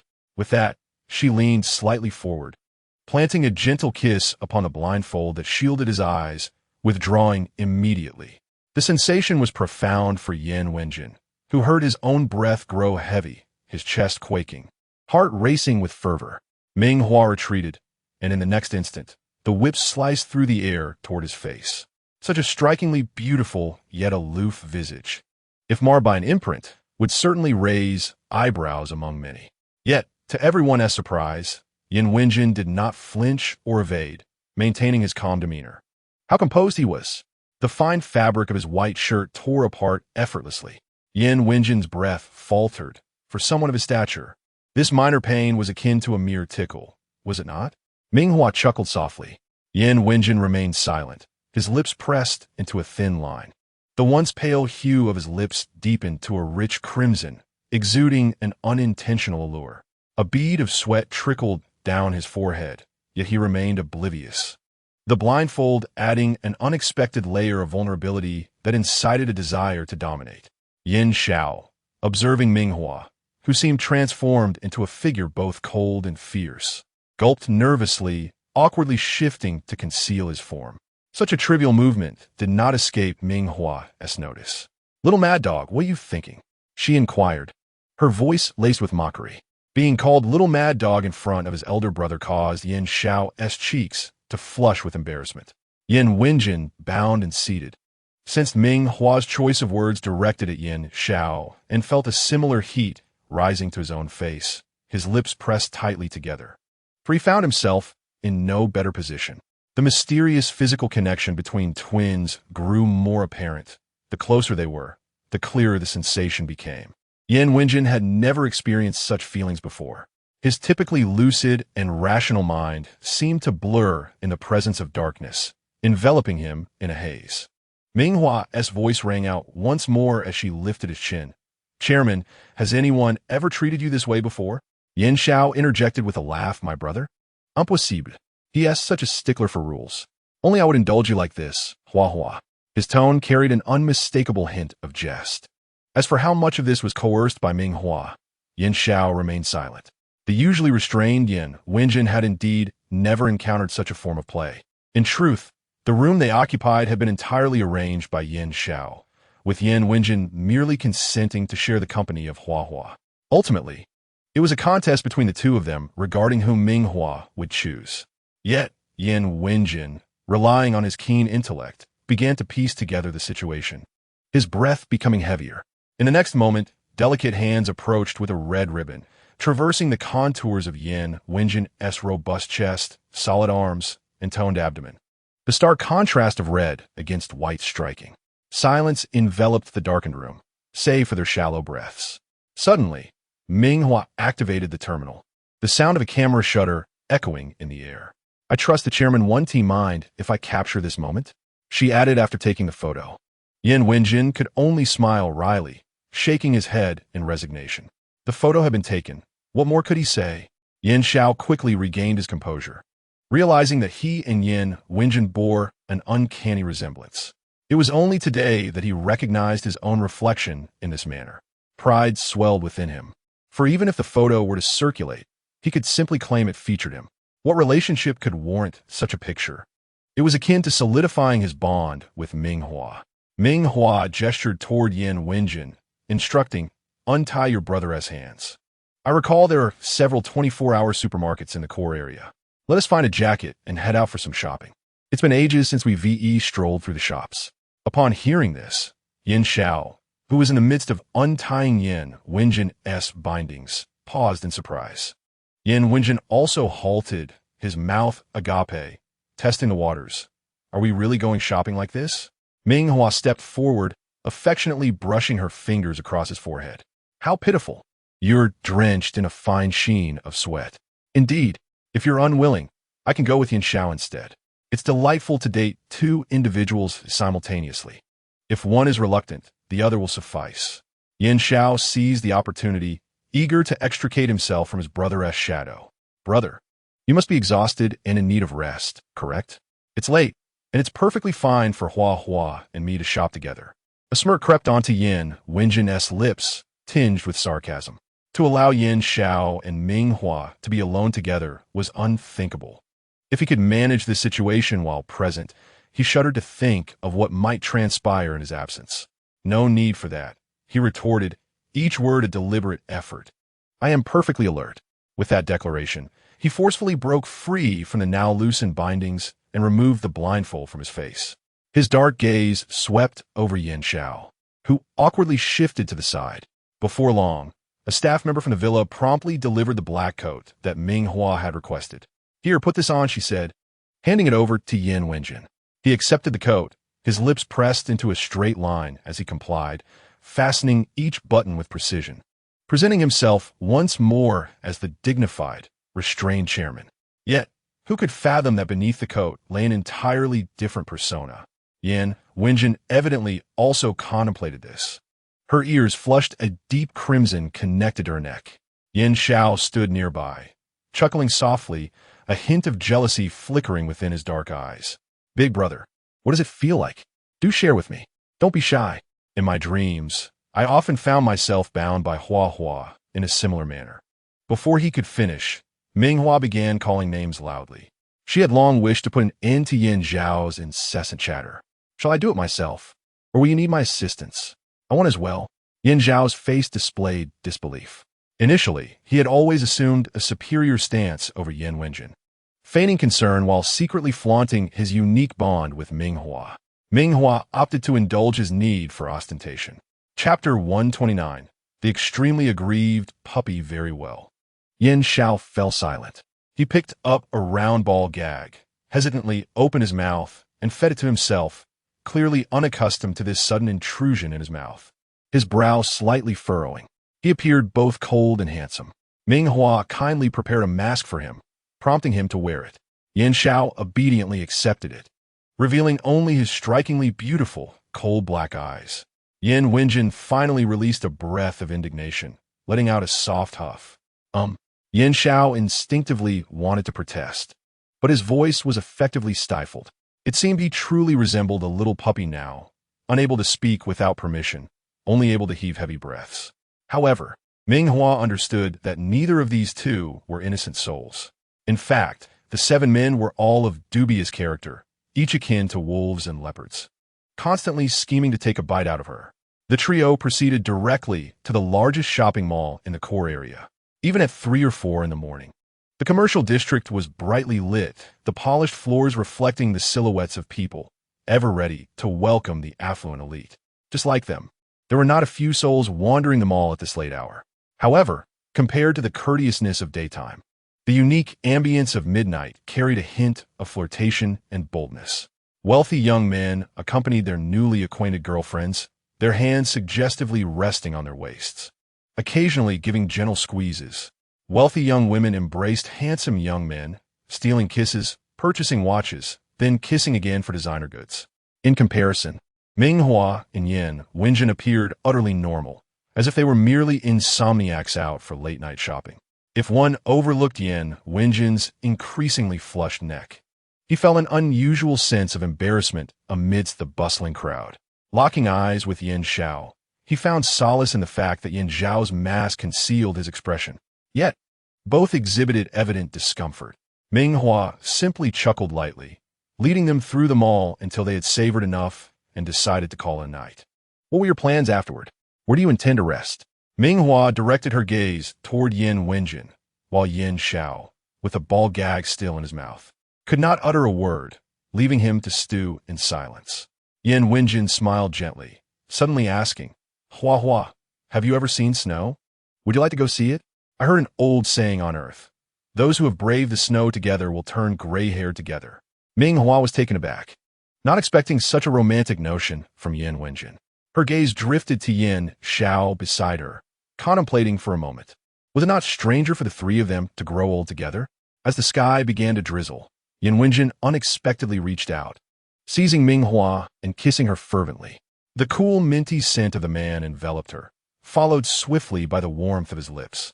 At that moment, the man who had silently endured the pain and joy bestowed by Ming Hua finally revealed his fierce possessiveness.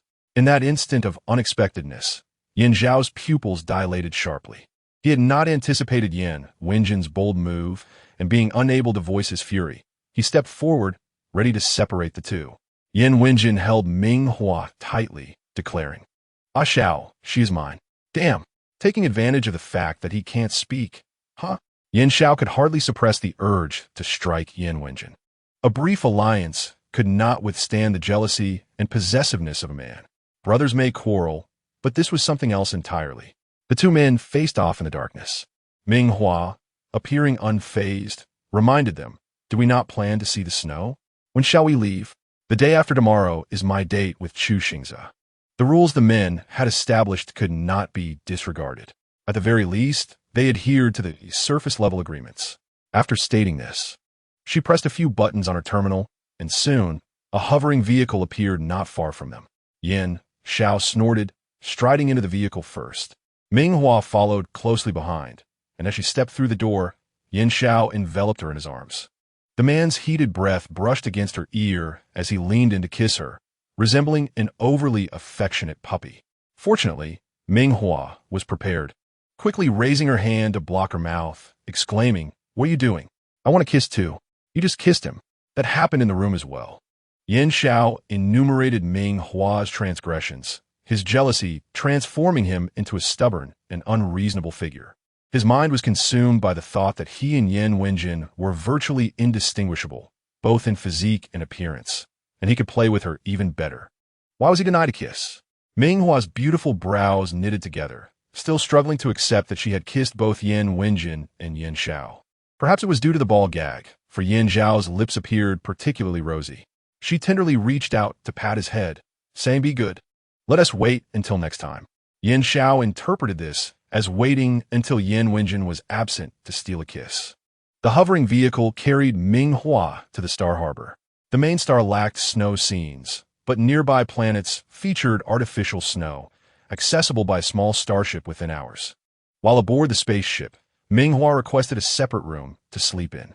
Yan Wenjin naturally did not object, but he pointedly reminded her, "Just remember to lock the door and windows at night, lest someone shameless decides to sneak into your bed." "Huh."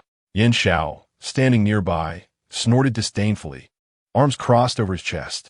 "Who are you implying? Aside from him, who else would dare engage in such shameless antics?" Upon hearing this, both Yan Wenjin and Ming Hua fell silent for a few moments, except for Yin Xiao, who was fiercely possessive and territorial. Who else would dare to act in such a manner? However, Yin Xiao's declaration indicated that he would not disturb her this evening. Ming Hua breathed a sigh of relief. "All right, I'll take my leave now. See you in the morning." "See you in the morning." It was not until over half an hour later, as Ming Hua lay in bed playing with her terminal after washing up, that there was a loud knock on her door. A voice, sounding as if it were guilty of thievery, called out, "Hua Hua, open the door. It's your brother." Chapter 130. The grand and magnificent concert unfolds truly. "You're something else, Yin Xiao." Ming Hua genuinely wished to ignore him. Yan Xiaowei lingered outside the door like a loyal puppy, refusing to leave without a response. Occasionally, he would feign vulnerability, calling out to Ming Hua.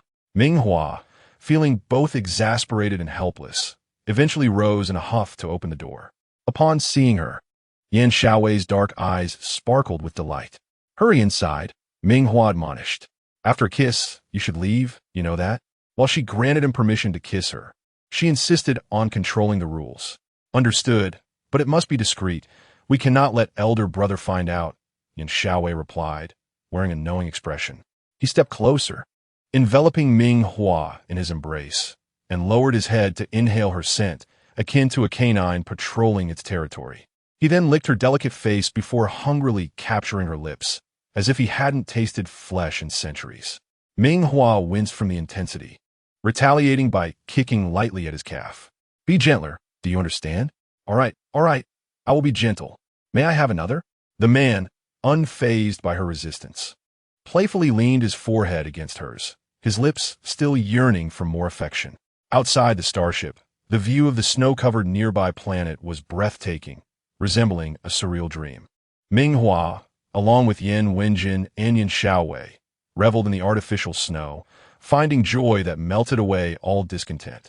Aside from the occasional jealousy displayed by Yan Xiaowei, which was somewhat difficult to accept, their journey was nothing short of perfect. Upon exiting the starport, Ming Hua spotted Chu Xingze waiting by the hovercar. His long silver hair, cascading loosely, partially obscured by a mask that concealed most of his face, leaving only his striking blue eyes visible, framed by long lashes. His brows were slightly furrowed, emanating an air of mysterious melancholy, drawing the attention of passers-by, though he paid them no heed. The moment he caught sight of Ming Hua, his blue eyes sparkled with joy, completely disregarding Yan Wenjin and Yin Xiaowei trailing behind her. He stepped forward and embraced Ming Hua, his voice thick with longing. "I've missed you." "I have too." The clock struck midnight, marking the beginning of a new day, one that belonged solely to Chu Xingze. As he held Ming Hua, his once warm blue eyes turned cold, resembling those of a predator, devoid of emotion as he regarded Yin Wenjin and Yin Xiaowei. These two were indeed formidable. To prevent any disruption, they had concocted a scheme to whisk Ming Hua away from the main star, a plan that ignited a burning resentment within him. Yin Wenjin smiled faintly, adopting the demeanor of a cultured and polite council president. Let us go, Yin Xiaowei. We shall not intrude any longer. Ming Hua, we will miss you. Over the course of a month, the seven of them would each have 2 opportunities to date Ming Hua. While they pondered the implications, Ming Hua had resolved not to linger any longer. In the hover car, she inquired of Chu Xingze, "Isn't the concert tomorrow night? I've seen many people arriving at the starport, many holding signs with your name." Upon hearing her question, Chu Xingze's spirits lifted remarkably, his lips curling into a delighted smile. "Yes, and you will join me on stage to perform. Are you nervous?" Chu Xingze intended to confess his feelings for Ming Hua before an audience of hundreds of thousands, envisioning a moment that would be both dazzling and romantic, engraved in the annals of interstellar history. Nervous? Not at all. Ming Hua shook her head, absently twirling a piece of jewelry on her hand before meeting Chu Xingze's gaze with a smile. "Xingze, a month is far too long. I plan to choose my future partner right after the concert." Her declaration left Chu Xingze's breath heavy with gravity. No one anticipated that Ming Hua would make such a swift decision. As the final contestant, he was determined to exert every effort to erase the memories left by the previous suitors and to showcase his true colors, striving to emerge as the ultimate victor. "Have you informed them?" Chu Xingze quickly assessed the situation regarding his rivals. Ming Hua smiled and shook her head. "Not yet. Then let us keep it a secret for now, shall we?" Chu Xingze took her hand and placed it on his face, feigning a pitiful expression. "Favor me a little. Let me put in more effort. I don't want them to disturb us." If this group learned of their plans, Chu Xingze knew he would have little chance to spend time with Ming Hua the following day. The final showdown loomed unexpectedly, and everyone would fiercely compete, each eager to win the affections of the one they desired. For now, it was best that these rivals remained blissfully unaware. Chu Xingze's excitement bubbled over as he lightly tapped the hovercar with his toes, eager to perform a grand display. He awaited Ming Hua's reaction with bated breath. "All right," Ming Hua responded readily. "Everyone should be attending the concert tonight. Before it begins, I will announce my decision." However, she added with a teasing tone, "But Xingze, what will you do to repay me?" She seized every opportunity to gain an advantage. Chu Xingze remained silent, merely guiding Ming Hua's hand from her lovely face to the clasp of his collar, deftly unfastening it. His blue eyes fixed on her, he said, "Hua, like unwrapping a gift." He was confident she would enjoy it. In recent days, Chu Xingze had not idled, diligently gathering information about the interactions between Ming Hua and the other suitors. As he received more updates, his anxiety only grew, particularly regarding Yin Wenjin and Yin Xiaowei, who had teamed up, displaying a remarkable lack of shame. Resolving to take action, Chu Xingze made several changes to his appearance. He personally undid his collar, an act that felt novel to Ming Hua, as she was accustomed to men vying for her attention and had never needed to take such initiative herself. Yet, she understood the implication behind Chu Xingze's words. Unwrapping a gift herself would be far more thrilling. As each button fell away, revealing his pale skin, she noticed the smooth lines of his muscles, honed from years of swimming. But it was only when she fully unveiled his shirt that she caught sight of the exquisite silver adornment upon his chest, glimmering with a subtle hue. Ming Hua's gaze widened in disbelief, her hand trembling slightly as she looked up at Chu Xingze. He, seemingly unfazed, met her astonished eyes with steady blue ones. Tilting his head, he appeared genuinely puzzled. "Hua, do you not like it? If you do, you may touch it." As he spoke, his chest resonated with a gentle vibration, the silver ring shimmering with each movement, a captivating sight that held her gaze captive. Ming Hua swallowed hard, glancing between Chu Xingze and the small silver ring, her throat dry. "How did you even think of this? The last time we met, it wasn't he here. Did you not know?" Chu Xingze relished the way Ming Hua appeared torn between desire and hesitation. He took her hand, placing it on his chest, and lightly tugged at the silver ring, his brow momentarily furrowing before relaxing again. "Because I like you, I can do this. However, As long as one can engage with Ming Hua, how can it not be considered that Chu Xingze has feelings for her? Chu Xingze lowered his head, leaning close to Ming Hua's ear, his warm breath caressing her earlobe, his voice laced with a hint of mermaid allure, utterly captivating. Shall we try teasing it? The wound has healed long ago, and it no longer hurts. It's quite amusing. As he spoke, he produced a small box from seemingly nowhere. Inside were an array of small silver rings and a tiny silver bell. Ming Hua could even choose a style she fancied. Swapping for the little silver bell would create a delightful jingling sound with each step, announcing to the world that I bear your mark. Wouldn't that be lovely? Ming Hua exhaled heavily, astonished by Chu Xingze's boldness.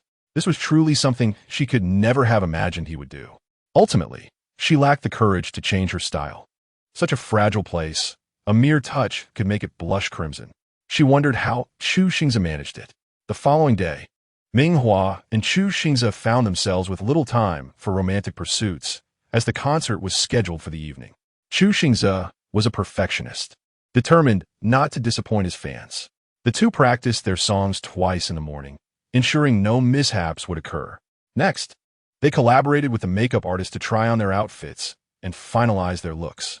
By the time everything was completed, it was already 5 in the afternoon.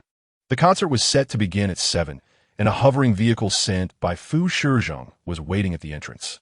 Time seemed to fly by, and Chu Xingze wrapped his arms around Ming Hua's waist, dressed in an impeccably tailored white suit that exuded elegance. Yet, he adopted a somewhat petulant demeanor. Today was supposed to be our date. They deliberately scheduled the date for today, preventing us from enjoying our time together. It's all about making things difficult for me. Isn't it? Even though I protested fiercely, stating I had a concert and could not date Ming Hua, they were only more pleased with my predicament. Nothing? How splendid for them. Chu Xingze had no time, but they had all the time in the world to take Ming Hua out, with his arms still around her waist. Chu Xingze cast a cool glance out the window. If these people knew that Ming Hua was about to announce her marriage tonight, they might regret giving him this opportunity. Ming Hua, you'll choose me, won't you? Chu Xingze felt a growing anxiety, eager to confirm her answer. He resembled a student about to take an exam, attempting to bribe the examiner for a hint. Ming Hua smiled gently, raising a finger before Chu Xingze. Xingze, do not rush, you will know tonight. The answer will surely satisfy you. Satisfy him? Excitement sparkled in Chu Xingze's eyes as he hastily promised. Ming Hua, I will always treat you well. After a moment as hesitation, he tentatively asked, before the concert begins, may I steal another kiss? Ming Hua, with her striking beauty, radiated like a dazzling sun. Wherever she appeared, she captured the attention of all, drawing their gazes irresistibly towards her. Especially now, after the finest makeup artist had worked their magic. Her beauty was magnified to its zenith, rendering her captivating beyond compare. I have lipstick on. If you don't mind, then go ahead and kiss me. After tonight, you and T have the chance again. Ming Hua harbored a desire for one last indulgence, and thus, without much hesitation, she nodded in agreement to Chu Xingze's request. Upon receiving her consent, despite his efforts to maintain his gentlemanly demeanor, Chu Xingze could not resist. He pulled her close, kissing her with deep emotion. After the kiss, he adjusted her dress and took her hand, leading her toward the hovering vehicle. Their craft glided toward the open-air concert venue, with Fu Shizhong's vehicle closely following behind. Inside the vehicle, Ming Hua began composing a message to send to the group chat. I am now informing them that I will be making a choice tonight. All right, Chu Xingze replied obediently. In his mind, Ming Hua's nod to kiss him was akin to a silent declaration that she had chosen him. His confidence soared, rendering him indifferent to the presence of his rivals. A glance at the rearview mirror revealed the hovering vehicle trailing closely behind, merely a collection of defeated opponents. Suddenly, the terminals of different vehicles beeped simultaneously. Upon checking, they saw Ming Hua's latest message pinned at the top of the group chat. Ming Hua, a month is too long. Ming Hua, I already have someone in mind for marriage. After the concert, please do not leave the venue. I will announce my choice. Ming Hua, if possible, I could marry tomorrow. Ming Hua, everyone. Madness erupted. The 6 men, besides Chu Xingze, simultaneously thought this. None of them expected Ming Hua to make such a swift decision. Yin Wenjin and Yin Shao were slightly better off, But for Fu Shizheng and Jin Chang'ai, who had been close to Ming Hua from the start, the situation became precarious.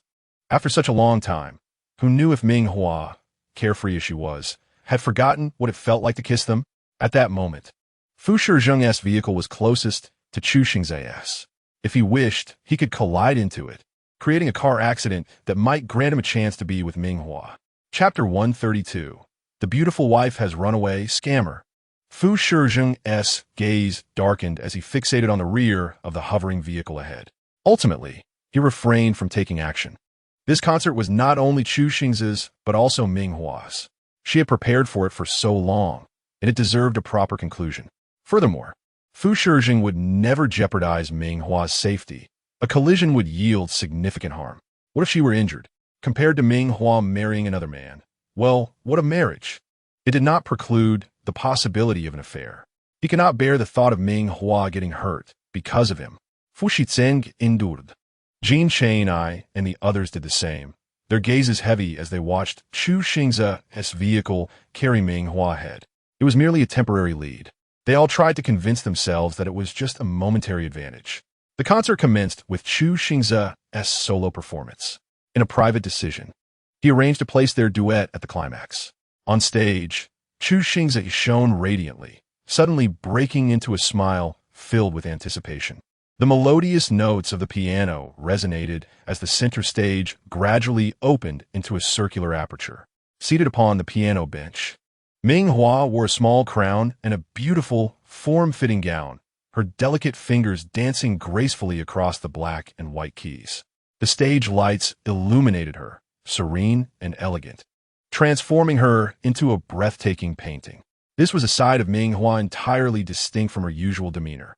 The closest audience members, Jun Yiqing and others, were captivated, their attention fixated solely on her, unlike the rest of the crowd drawn to the music. They had come solely from Ming Hua. As the audience erupted into a cacophony of cheers, calling out for Chu Xing's, a fleeting grimace of distaste crossed their faces. Rivalry and love, truly a vexatious affair. On stage, a multitude of floating spheres danced in the air, encircling Ming Hua and Chu Xing's as they performed together. Their collaborative act was immortalized, broadcast across the Star Network, provoking a flurry of commentary from the viewers below. My goodness, they look so well-matched. Their partnership is nothing short of perfection. Who would believe this is their first collaboration? Young couples have a unique charm, don't they? They radiate a romantic atmosphere. What about our esteemed Fu Zong, the council president, and the marshal? Where do they fit into this? Look at those three in the audience. Their expressions are far from pleasant. Ha ha ha.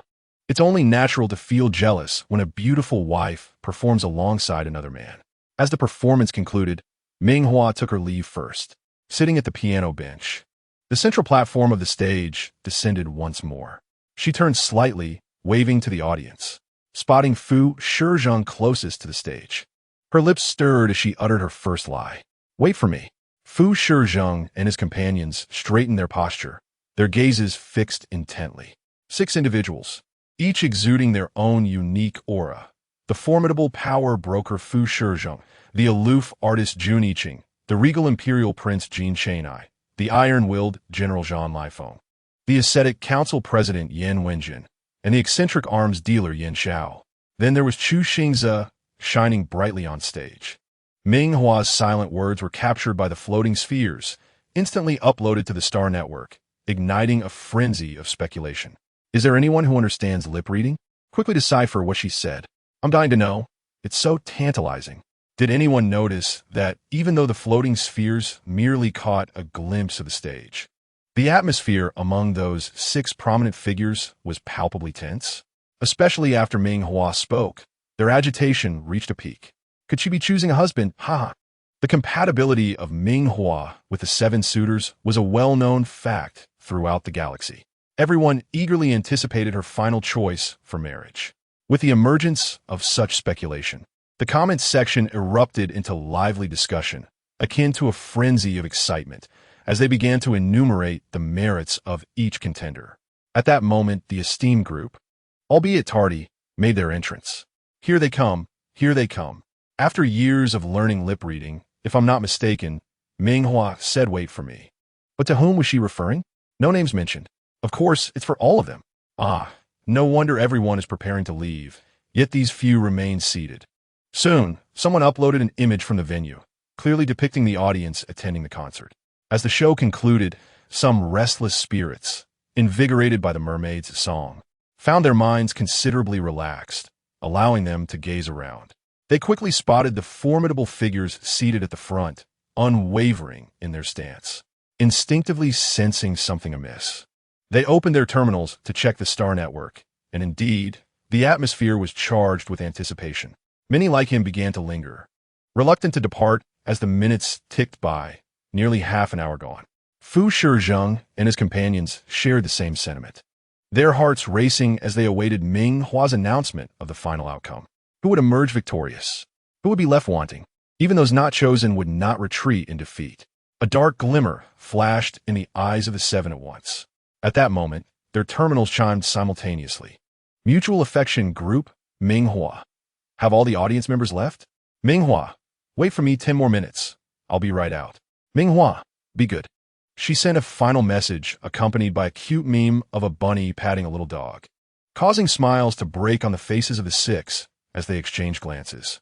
After stowing away their devices, they swallowed hard and continued to wait patiently. Just 10 minutes. Since Ming Hua had resolved to choose someone tonight and marry the next day, could she possibly be changing into a wedding gown? Fortunately, they had all dressed in formal attire today, ensuring no incongruous images would emerge. The seven subtly cast glances at their rival, suppressing their excitement as they awaited the moment. Meanwhile, Ming Hua boarded a starship departing the main planet. As the vessel ascended, the vibrant main planet gradually shrank into a small sphere, receding into the distance. From start to finish, she had never contemplated being ensnared in the competition of seven men. The allure of love was never her intention. She had merely feigned being entranced. The cosmic rose nebula shone brilliantly, and she sought to claim dominion, to establish herself as a sovereign. A notification pinged on her personal terminal. Dear Mr. NightⅡ, your submission for the purchase of Planet 789652 has been approved. The ownership of Planet 789652 has been transferred to your name. Please proceed to rename your planet. NightⅡ was the alias Ming Hua had adopted for herself. After her elaborate disguise, it was unlikely anyone would recognize her before the seven men. Her long, dark hair, once flowing like seaweed, had been cut and her voluptuous figure concealed. Her striking beauty, capable of illuminating the entire galaxy, had dulled. Now Ming Hua, disguised as a young boy, appeared as an ordinary lad, slender and delicate, with only a hint of rosy lips and striking eyes to set her apart. Yet, regardless of appearance, no one would ever associate her with the revered healer Ming Hua. Ming Hua clicked to change the name of Planet 789652 to Blue Star. Click to submit. Confirm submission. Planet 789652 has been renamed to Blue Star. Esteemed planet owner, please strive to develop your planet, enhance it, and contribute new colors to the beautiful cosmic galaxy. Ming Hua tapped on this message, a subtle smile gracing her lips. From the moment she awoke on the garbage planet, she had discovered its existence. How absurd! The notoriously despised garbage planet, Planet 789625, was in fact the home world fondly reminisced by countless nobles. It was utterly ludicrous. Since realizing this truth, Ming Hua had resolved in her heart to allow the brilliant gem to shine anew. As time passed, the seven men present at the concert began to feel an inexplicable surge of anxiety, one that stubbornly lingered. Jean Cheng-I could no longer restrain himself and tugged at his collar, glancing at the time. 10 minutes had elapsed, yet Ming Hua had yet to appear. Yin Wenjin, who had initially intended to mock Jean Cheng-I's impatience, found himself at a loss for words, equally frowning at the clock, his own impatience evident. Indeed, 10 minutes have elapsed. If Hua requires more time, it is no inconvenience to wait a little longer. Let's extend our wait by another 5 minutes. Zhang Lifeng's instincts for crisis on the battlefield have been ignited, displaying acute perceptiveness. If Hua has yet to emerge after this additional 5 minutes, we shall proceed to investigate together. It is preferable to confront them than to have my wife abscond. As the seconds ticked away, The tension and anxiety among the group intensified, their hearts pounding audibly in their chests. Finally, as the 5 minutes concluded, they rose simultaneously, resolute in their decision, and strode directly towards the backstage of the concert. Standing before the tightly shut backstage door, their expressions darkened in unison, lips pressed into straight lines. Chu-Xing was the first to reach out and knock on the door. Hua Hua, are you inside? His formidable mental energy scanned the area but detected no presence within. The group had already dispatched subordinates to investigate, while Chu-Xing promptly messaged the person in charge to retrieve the concert surveillance footage. However, the room where Ming Hua had last been could not be overlooked. Zhang Lifeng's thin lips pressed together as he stepped forward, speaking coldly. Stand aside. With that, he kicked the door forcefully. The unreinforced door swung open with ease. Inside the vacant room, they found it completely deserted. Approaching further, they noticed a white piece of paper placed on the vanity. Zhang Lifeng stepped forward, picked it up, and upon reading its contents, let out a cold laugh. When you see this note, I will have already boarded the starship leaving the main star. Marriage was merely a ruse. I never intended to wed any of you. I cannot believe you actually fell for it. Next time, do not be so easily deceived. Farewell. The note even bore a childish doodle of a ghostly face. Huh! Yin Wenjin, upon seeing the writing, could not suppress a cold laugh of his own. Ah, indeed. This is Ming Hua. She remains utterly unmoved. A deceiver, tempting them with the allure of marriage, yet failing to honor her promises. After finishing the note, Fu Shizheng crumpled it violently in his hand and turned to Chu-Xing, his dark eyes fixed intently. Have we uncovered what disguises she employed? Chu-Xing shook his head and displayed the surveillance footage to them. We do not know what she did. The camera malfunctioned shortly thereafter. This is the most advanced surveillance equipment available. On the screen, Ming Hua, dressed in her performance attire, appeared graceful and serene. As she walked past the camera, she suddenly stopped, turned, and blew a kiss towards it. Then, with a crack, the feed went dark. That was the last image they saw of Ming Hua. No one understood the chaos on the garbage planet better than she did. It was a veritable no-man's land, rife with crime and tangled power struggles. To foster development on NightⅡ, she needed to expel the undesirable elements. Thus, during her journey to NightⅡ, she had contacted the 10th-ranked Black Fire Mercenary Corps. This starship belonged to them, and evidently, they were not to be trifled with. At that moment, footsteps echoed from the corridor, followed by a man's mocking voice. Oh, let me see which affluent patron is so generous as to hire us for a simple trip to the garbage planet. The Mercenary Corps had not taken such a straightforward task in quite some time. Ah, so does a lovely lady. The last note was exaggeratedly drawn out. Ming Hua raised her gaze, meeting the feigned surprise of the man emerging from the corridor. Her instincts as a healer immediately sensed he was struggling with a chaotic mental energy.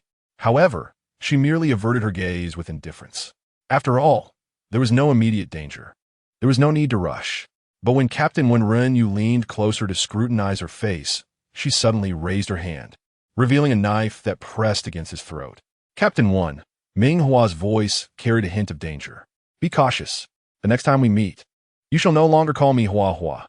You must address me as Master Xing Chapter 134, merely a useless green plant.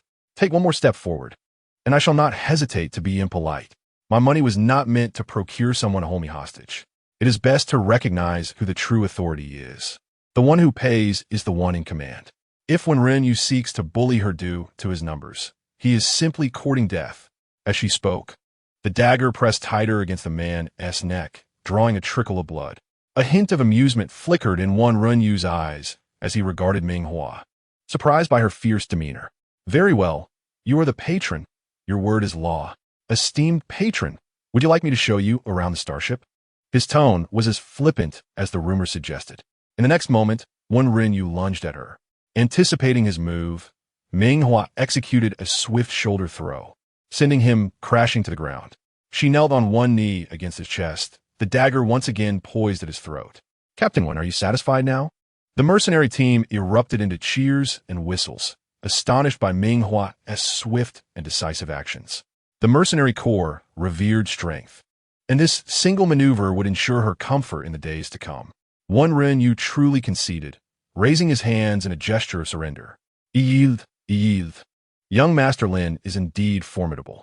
Ming Hua recognized that when Ren-Yu's true abilities were far greater than this, he was merely testing her capabilities. She produced a small green plant she had prepared earlier and offered it to him. Captain 1, a gift to commemorate our meeting. Enhanced by her healing energy.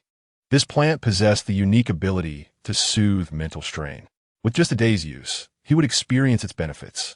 However, at that moment, Ren-Yu regarded it as an ordinary plant, delicate and difficult to care for. The mercenary corps had never entertained such frivolities aboard their starship. Just as expected from a noble from the main star, he mused, frowning slightly, perhaps captivated by the vibrant green leaves. Ultimately, he inexplicably decided to keep it. He pursed his lips. You may explore anywhere except the control room and the supply room. We will notify you when we arrive at the garbage planet. It was merely a matter of escorting someone. Such arrangements were common in the galaxy, if one did not wish to depart via standard channels. They sought the assistance of the mercenary corps. Ren-Yu paid it little mind, clutching the newly acquired plant as he made his way to his quarters. Along the way, he attracted several curious glances from his subordinates. Captain, where did you acquire that little thing? Hey, it looks rather nice, all green and vibrant. Perhaps we should buy some to keep on the ship. It would surely lift our spirits. A nearby mercenary scoffed in disdain. What nonsense are you spouting, Dalao? This plant is weak and hard to maintain, and it comes at a high price. Only the nobles from a main star would desire it, or it might just wither away. Their relentless teasing made even Ren-Yu, casually holding the plant, feel a twinge of apprehension. He cautiously adjusted his grip. Once back in his room, he hesitated before ultimately placing the plant on his bedside table, encasing it within a small protective barrier for reassurance. After finishing, he couldn't help but let out a sigh. Receiving a gift should generally be a joyous occasion. However, this potted green plant was entirely different. It was delicate and required considerable effort to care for, adding yet another task to his already busy life. Yet inexplicably, upon seeing the vibrant green leaves, Ren-Yu felt a significant lift in his spirits. Unable to resist, he reached out and gently touched the leaves. After a slight yawn, he reclined on the bed, preparing to rest for a while. The arrival of the mercenary group to the main star was entirely unexpected. They had originally been assigned another task, but the crew below, having heard of a healer on the main star, wanted to come and witness the commotion. If they could be fortunate enough to have her assist with a mental relaxation session, it would be even better. Unfortunately, Ming Hua was currently surrounded and protected by several individuals. Aside from accessing her through the Research Institute or the military, or through a random draw on her Xiaohua artist account, no one else could approach her. Ren-Yu felt an intensifying throb in his head from the agitation of his mental energy. He needed rest. Even if he couldn't sleep, he had to close his eyes and force himself into a state of relaxation. He thought it would take a long time to drift off, but surprisingly, he had barely closed his eyes when the potted plant on the bedside began to sway, exuding a soft green hue. Ren-Yu felt a wave of calm wash over him and gradually fell into a sweet slumber. He slept through the night until morning.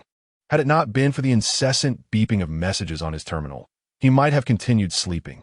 Boss, Dalao's rough voice came through. We're about to arrive at the garbage star. I'm going to inform Lin-Chen ahead of time. Do you want to come along? After all, it's rare to encounter a foolish, wealthy target. A typical interstellar voyage costs 230,000, but Ming Hua had offered them a price of 300,000, a tenfold increase. This was why the mercenary group, despite the garbage star not being on their direct route, still chose to take a detour to deliver Ming Hua there, earning over 200,000 without expending much time or effort was almost equivalent to completing a small task. Ren-Yu pinched the bridge of his nose and softly responded with a low, husky voice still tinged with sleep. However, he quickly realized that his sleep the previous night had been far from normal. Even the subtly agitated mental energy within him had calmed somewhat. His gaze shifted to the green plant on the bedside. It was the only new addition to the room. Could such an ordinary plant possess such an effect? When Ren-Yu retrieved his portable mental energy detector and placed it against his forehead, after a beep, he looked up again. Indeed, the agitation level had decreased. A realization struck him. sharp and clear. He sensed the scent of a conspiracy. Was it that all green plants had such an effect? Or was it just the one NightⅡ gave him? To think, he had always believed that there were no free lunches in the world. When Renyu raised a plant and sat up, regardless of the risks, when it came to matters of vitality, he was willing to venture into the unknown. You don't need to contact NightⅡ for now. I have something to discuss with him.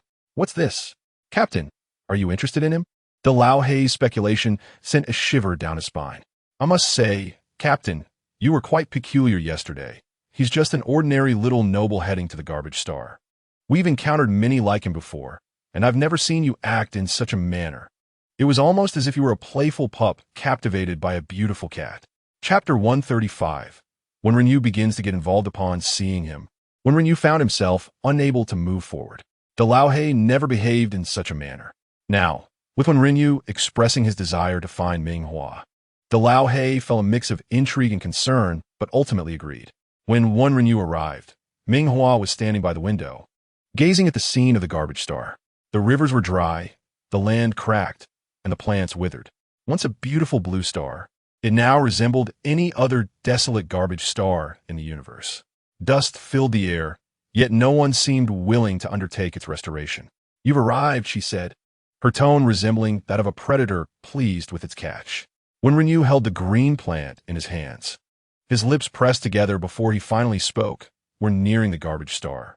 Oh, I know. We'll be disembarking soon, Ming Hua replied, feigning ignorance, nodding in acknowledgement. This was a game of wits. The one who spoke first would lose.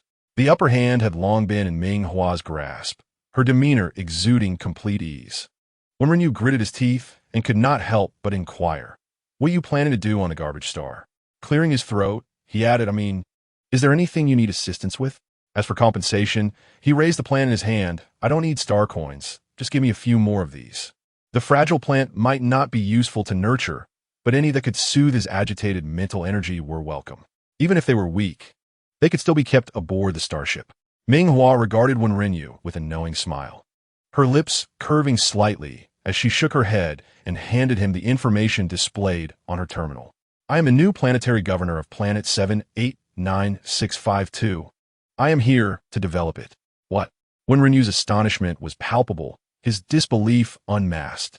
He had considered many possibilities on his way here. NightⅡ providing him with a plant capable of calming his mental turmoil was an obvious temptation. A significant trap lay before him, beckoning him to leap into it. He could not afford to hesitate, especially with so many lives depending on him. At any moment during a mission, if his mental energy were to overextend and spiral into chaos, it could lead to disaster. If the plant truly proved useful, he would not mind assisting NightⅡ in exchange for a few more. However, the garbage star, being remote, was hardly a hub of commerce. He could not fathom what NightⅡ intended to achieve here, perhaps to escape or to chase someone. It was only when he finally beheld the gleaming appointment letter for the planetary governorship that he was left dumbfounded. You bought the garbage star? The Empire permitted the buying and selling of planets, but typically only those depleted of resources were made available.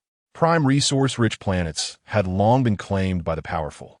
When Renyu had envisioned, once he earned enough, finding a resource-rich planet to settle down on. But purchasing a garbage star, especially one infamous for its waste, was beyond his comprehension. Why would you do this? He asked directly.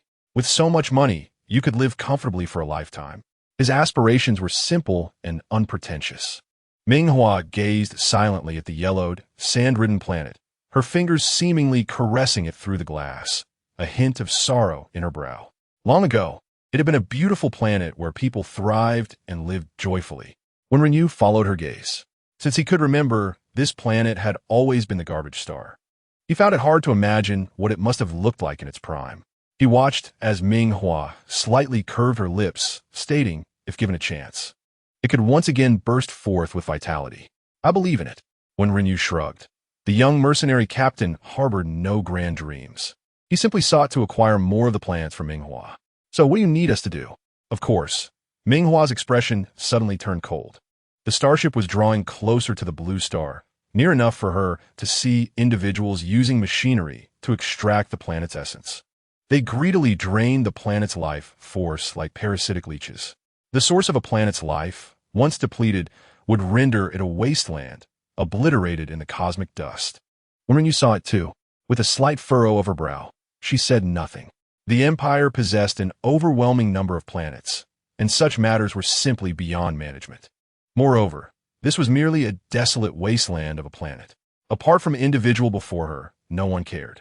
Ming Hua's expression turned icy in an instant, a palpable aura of aggression emanating from her. Captain One, did you not inquire what I desire from you? I ask that you command your subordinates to expel these individuals entirely. In return, I shall offer you 30 potted plants. With a swift motion of her delicate hand, she produced 5 pots of greenery from her spatial pocket. As a gesture of goodwill, I can provide you with 5 plants up front.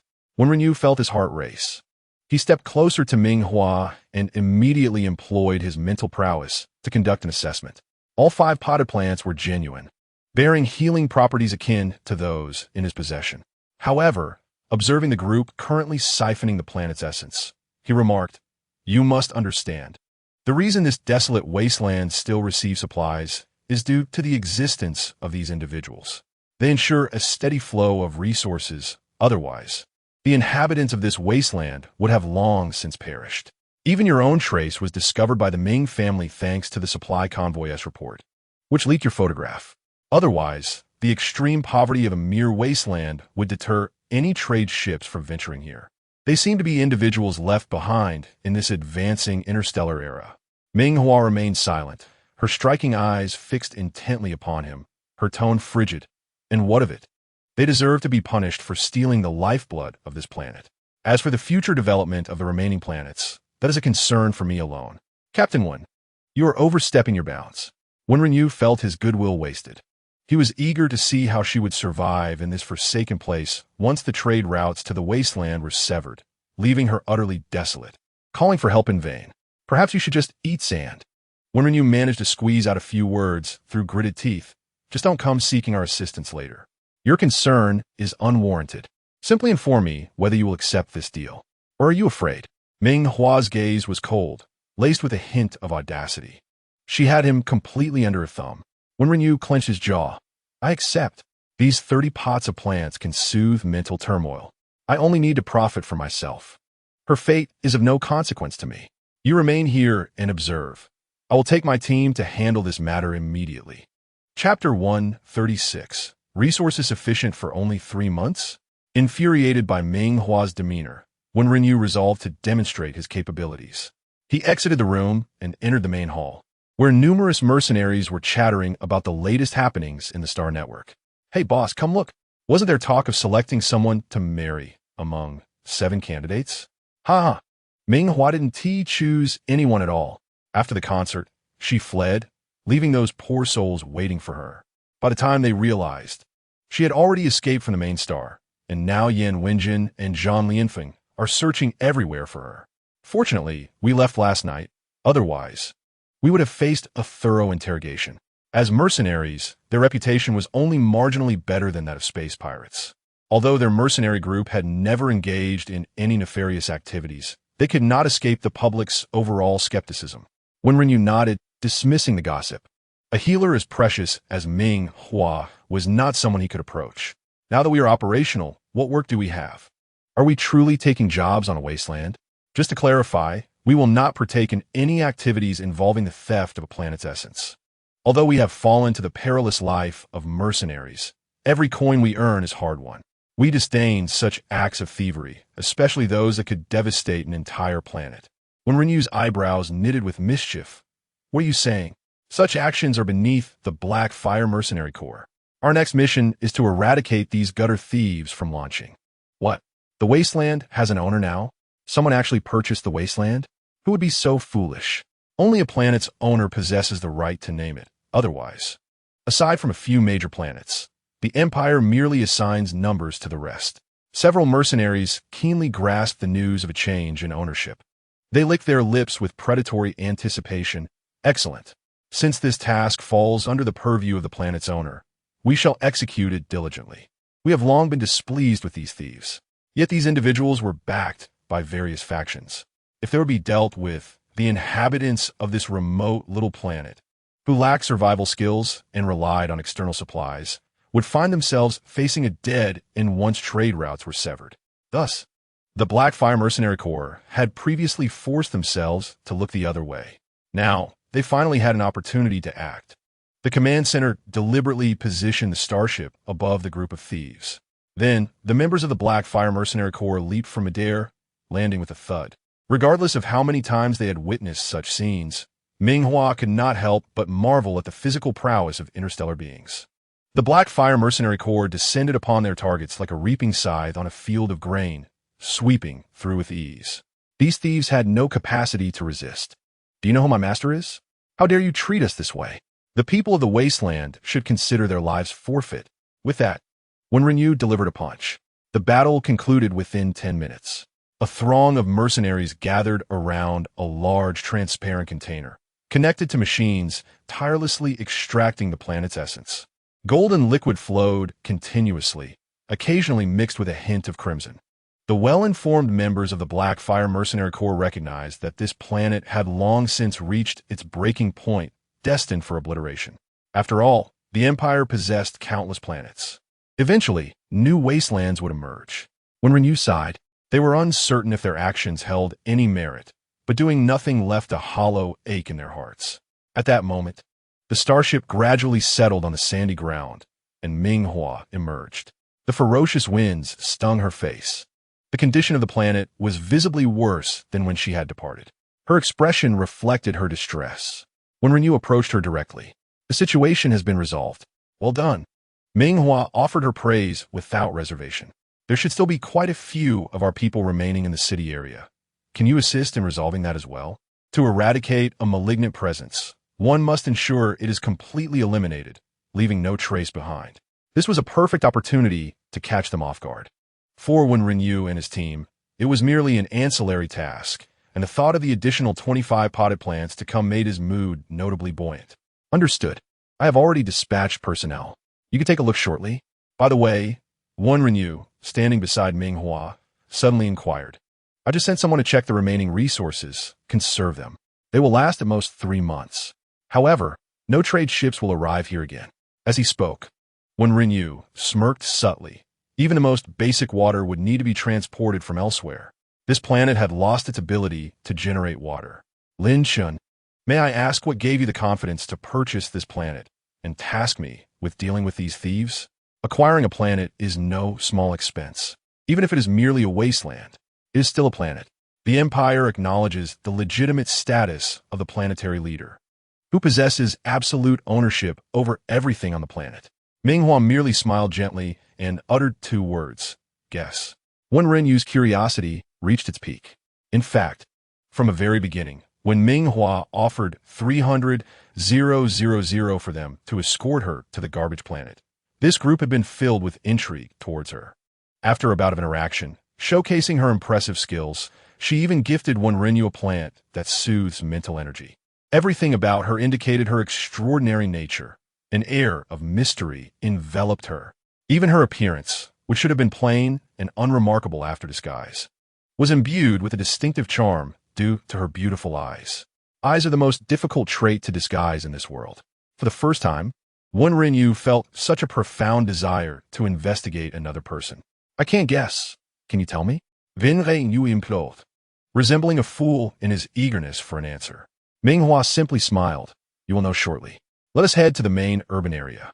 After expelling the refuse, the next task would be to soothe the populace. Chapter 137. Let the name of NightⅡ resound throughout the universe. In the main urban area of the garbage planet, it was referred to as the main city, but in reality, as the planet's resources dwindled, the wealthy had long since departed aboard starships. Centuries passed, and the winds and sands eroded everything. The remaining inhabitants struggled to survive in a small, dilapidated town, piled high with refuse transported from other planets. Diligent individuals sifted through the remnants, salvaging what could be used, exchanging them in the second-hand market for meager currency to procure barely sufficient supplies for survival. Without opportunities, their lives would be spent in this manner, unable to gather enough funds or connections to escape the garbage planet. A lifetime of toil and poverty, ultimately vanishing with the planet as its life source faded away. When Ming Hua and when Rinyu arrived, the townsfolk were trembling in a huddled mass, filled with fear and trepidation. One Rinyu subordinates stood across, scratching their heads, and upon seeing Wen Rinyu, their eyes lit up. "Boss, we haven't done anything. We were merely following the trail to clean up the refuse when they caught sight of us, intimidated by our formidable display of force." One Rinyu cast a glance without speaking, turning to observe Ming Hua, eager to see her next move. What capabilities did she possess to dare purchase a garbage planet and boldly proclaim her intent to develop it? Ming Hua stepped onto the elevated platform in the center of the town. As she moved, the trembling residents could not help but gaze up at her, their expressions a mixture of fear and curiosity. What change could this slender and frail youth bring to their lives? Standing atop the platform, Ming Hua adjusted her personal terminal and quickly activated the projection mode. "Greetings, everyone. I am NightⅡ. A day ago, I acquired planet 789652 and have officially renamed it NightⅡ. From this moment forth, I shall be your new planetary leader, and within my duties and authority, I will do my utmost to safeguard your lives and well-being." Planetary leader. Among the crowd, an elder cradling a child murmured these words. For centuries, after the resources of planet 789652 ran dry and the powerful fled, the position of planetary leader had ceased to exist. They were the forsaken remnants, abandoned on the garbage planet, destined to perish alongside it. Until today, when a young and frail figure stood before them, proclaiming themselves the new leader. Such an unfamiliar, yet achingly familiar term. The child in the elder's arms, with wide, curious eyes, asked in a sweet voice, "Planetary leader, if you protect us, will no one dare to harm my father?" Ming Hua's eyes crinkled with a hint of amusement. "Indeed. Therefore, all who enter NightⅡ must abide by its laws. Unprovoked brawling or causing trouble will result in imprisonment." One Rinyu's lips twitched at the mention of imprisonment, thinking, with the current state of NightⅡ, even the best dwelling would pale in comparison to the prisons of the main planet. Soon, a thought crossed his mind, and he glanced back at Ming Hua, his voice still childlike yet trembling. "Then, can the planetary leader ensure that we all have enough to eat?" "Of course," Ming Hua replied, her gaze firm. "The planetary leader is here to ensure everyone is well fed. NightⅡ will become the most radiant gem in the entire universe." The ambition was grand, yet few seemed moved by her declaration. The promise of ensuring that everyone had their fill was far more compelling. Seeing their lack of reaction, Ming Hua shifted her tone. "Moreover, if anyone wishes to leave NightⅡ, I can assist you with the fare to any other planet. We can depart shortly. Is there anyone who wishes to leave NightⅡ? You may register with me now." The days ahead would be arduous. For the time being, aside from food security, she had nothing else to promise. Perhaps they would find themselves toiling for a long while, achieving nothing. Among them were those still young enough to explore other planets. Perhaps fortune awaited them, offering a chance for a fresh start. The golden scales are not mere fish in the pool. They transform into dragons amidst the winds and clouds. The choice lay in their hands. They were urged to make their decision. Ming Hua's intent was to develop NightⅡ while cultivating her own workforce. Those who remained loyal through the construction would not be as devoted as those who chose to stay. The individuals who had not left during the impending demise of planet 789652 were its martyrs and would also become the pioneers of NightⅡ. Ming Hua's immediate task was to eliminate the undesirable elements among the crowd. As her words settled, murmurs spread through the populace, and soon individuals began to rise. "I want to go. I wish to venture out. I want to leave too. I wish to depart." In the blink of an eye, a significant portion of the already sparse population stepped forward, predominantly the young and able-bodied. One Rinyu furrowed his brow, increasingly perplexed by Ming Hua's intentions. The youth represented the foundation of a planet's development. With such a substantial loss, those who remained would mostly be the elderly, sickly, and pregnant. What could they accomplish? One Rinyu did not comprehend, nor did Ming Hua require him to. She glanced at Dalohai. "Take them to the starship and send them to the nearest planet for resettlement. I will discuss the related costs with your captain shortly." The Laohei looked to one Rinyu, who subtly nodded. Thinking of the plant that soothes mental energy, the nearest planet would not demand excessive resources for the journey. They could barely consider a detour. However, If Ming Hua contacted other starships, given the remote and desolate nature of NightⅡ, she would need to offer a substantial sum. Would he ask for 5 pots of the soothing plant or 10? This was undeniably a case where more would be better. Yu's mind raced with calculations as he listened to Ming Hua making arrangements for the remaining residents' upcoming lives. She called forth several individuals to distribute the supplies salvaged from the refuse, ensuring they ate their fill immediately. They would need to work shortly, and working on an empty stomach could lead to fainting. So, what exactly do you want us to do? The grave demeanor of this individual caused quite a stir among many. Thoughts of potential fatal consequences flitted through their minds. Then, Ming Hua spoke softly. It is quite simple. Planting. As she spoke, she retrieved a bag from the spatial pocket, filled with green plant seeds. Wait. Is she intending to cultivate greenery? Yu's eyes widened in shock. You wish to plant greenery? Are you not leaving? Are you planning to linger? His expression was rife with disbelief. Is it the same type of greenery you provided me? Yu hastily inquired, urgency seeping into his tone. Ming Hua regarded him with a smile that was more enigmatic than clear. Captain Wen, why not take a guess? Indeed, it must be so. Otherwise, why would she expend such effort to acquire a planet? Is it possible that the conditions for these plants to thrive are exclusive to NightⅡ? A myriad of thoughts raced through Yu's mind before settling on a singular conclusion. He would not depart. It was obvious that plants capable of soothing mental energy, once released onto the market, would create a frenzy. Being a mercenary was about earning a comfortable living, yet selling greenery seemed to promise even greater profits. Yu's mind whirred rapidly, and he quickly knelt in supplication, calculating the potential gains.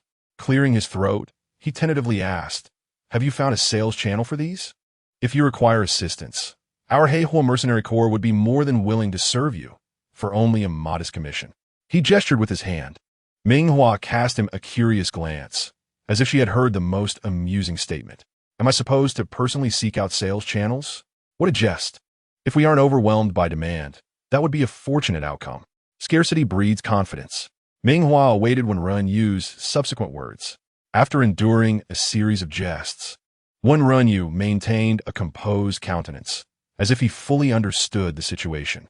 However, he pointedly noted, you specifically traveled to this desolate star, and yet, he gestured toward the spacecraft, where a line of young individuals, laden with their meager possessions, were orderly boarding under the guidance of a robust figure. Ming Hua fundamentally wished to keep NightⅡ under wraps for as long as possible. After all, despite the ostensibly complete procedures and her status as the planetary sovereign, the reality was that robbers do not abide by the law. The appearance of plants that could alleviate mental strain amidst the cosmos would render those who possessed them vulnerable. NightⅡ lacked even the most basic planetary defense shield. In the dark expanse of the cosmos, it resembled a glowing lamb, susceptible to predation at any moment. Ming Hua would require their assistance. Yu's gaze was resolute as he regarded her. Otherwise, he would have no opportunity to witness any of this. From the very beginning, Ming Hua had set her sights on the Heihua Mercenary Corps.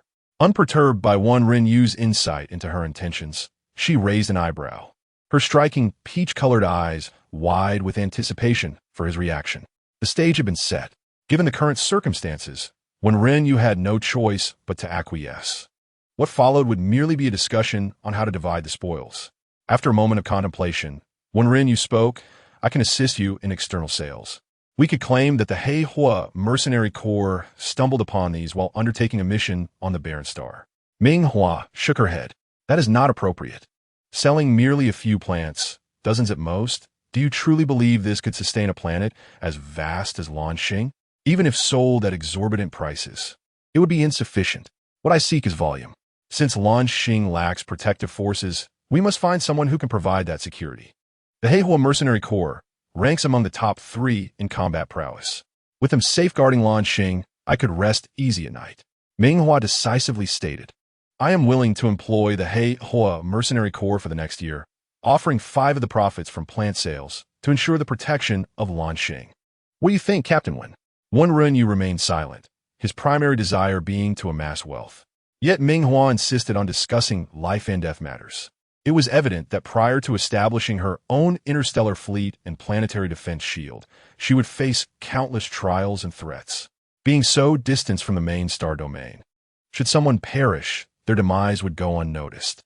This won't do. When Rinyu began, wishing to decline the offer, preferring instead to pursue a partnership in selling plants rather than transforming the NightⅡ mercenary corps into NightⅡ's temporary guardianship. Suddenly, a thought struck him, and he half-jokingly threatened, "Are you not concerned that I might simply confine you all and have you tirelessly produce greenery for me?" He gestured toward his neck, stepping closer to Ming Hua, his towering figure casting a shadow over her. The palpable aura of danger enveloped them. Such substantial interests would have surely prompted other mercenary groups to act, yet here he was, foolishly negotiating with Ming Hua. Unfazed, she smiled, softly uttering two words. Guess what? Did she possess concealed weapons? With the wealth to purchase an entire planet and the ability to cultivate such plants, she could not be an ordinary person. One Rinyu's gaze lingered on Ming Hua's deceptively plain visage, and after a moment, he remarked, "Sometimes I truly wish to uncover what your genuine appearance is. My instincts as a mercenary tell me that a person like you could not possibly have such an unremarkable face. If anything, it should be flamboyant and audacious, manipulating the hearts of those below from a position of power, observing them as they scramble like mad dogs, with coercion proving ineffective and no enticing offers at hand. When Rin, you could only acquiesce, albeit begrudgingly, expressing dissatisfaction with the terms. 5 is too little. At least 10, no, 20. Everyone is putting their lives on the line to assist you." Ming Hua merely chuckled coldly. "I would like to clarify that I have processed the seeds in a special manner, significantly reducing the growth time. On average, harvest can occur every 2 weeks. With large-scale planting, the profits would be substantial. The 5 profit share is what I have carefully considered. I have not intended to treat the mercenaries as cheap labor. Furthermore," she continued, her tone tinged with sorrow as she surveyed the desolate landscape beyond the town, "I require substantial funds to rebuild NightⅡ. The costs of a protective fleet and planetary shields are not dissimilar to purchasing an entire planet. Given the current dire state of affairs, it is far easier to destroy a planet than to nurture one back to health. I need money, an abundance of it, to instigate even the slightest change." One Rinyu was silent, suddenly finding his desire for wealth to be rather unseemly, akin to a self-reproachful awakening in the dead of night. The next moment, he heard Ming Hua's voice break the silence. "By the way, to prevent you from absconding later, we shall implement a semi-annual profit distribution. In the beginning, we will rely heavily on your investment," Ming Hua stated, her tone laced with a hint of regret. Initially, she had intended for the distribution to occur annually, but reconsidering, she opted for a shorter, semi-annual term, asserting her own generosity. Hearing her proposal, one Rinyu was utterly bewildered. Once every 6 months? What about the advance payment? Even mercenaries receive some upfront compensation before taking on a task. Ming Hua shrugged nonchalantly and replied, "Didn't I just give it to you? Those 30 pots of greenery should suffice, don't you think? We'll have to wait for the next batch to grow before we can provide more. Furthermore, what is wrong with paying every 6 months? Just do the math in your head.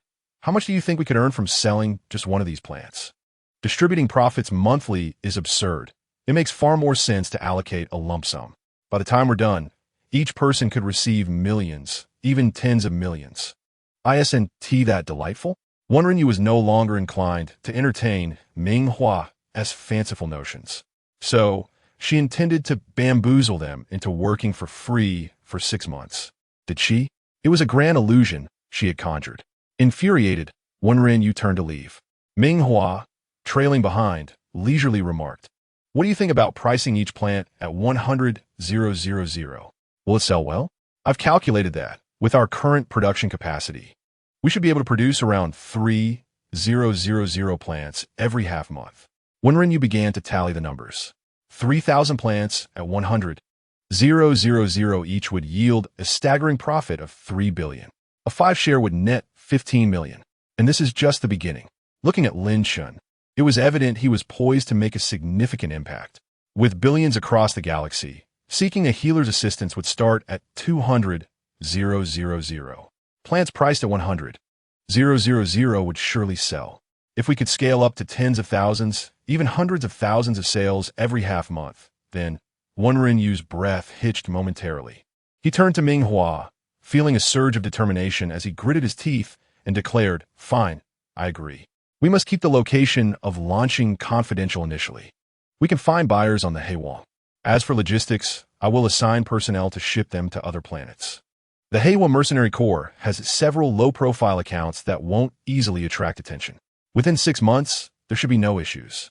As for what happens afterward, it will depend on how lucrative your profit sharing is. Both of them harbored their own thoughts, yet coincidentally reached a mutual agreement for a brief 6-month collaboration. They set off towards the location of the Mercenary Corps starship. The Lao He was waiting eagerly for Wenrinyu's arrival. Upon seeing him, he immediately became animated. "Boss, did you negotiate? How much did we make?" The Lao He rubbed his hands together. Lin Chun, the unsuspecting fool, had paid 300,000 just for a ride from the main star to the trash star. Not to mention, they had just helped in a scuffle and were now assisting him in transportation. Surely, a few million wouldn't be excessive. The Lao He was ready to make a substantial profit and looked at Wenrinyu with eager anticipation. Under such expectant gazes, Wenrinyu felt a bit sheepish about revealing the truth. For the next 6 months, they would be tightening their belts and working for free. Clearing his throat, Wenrinyu patted the Lao He on the shoulder, adopting a casual tone. "Aren't we leaving together?" "Yes, boss, aren't we?"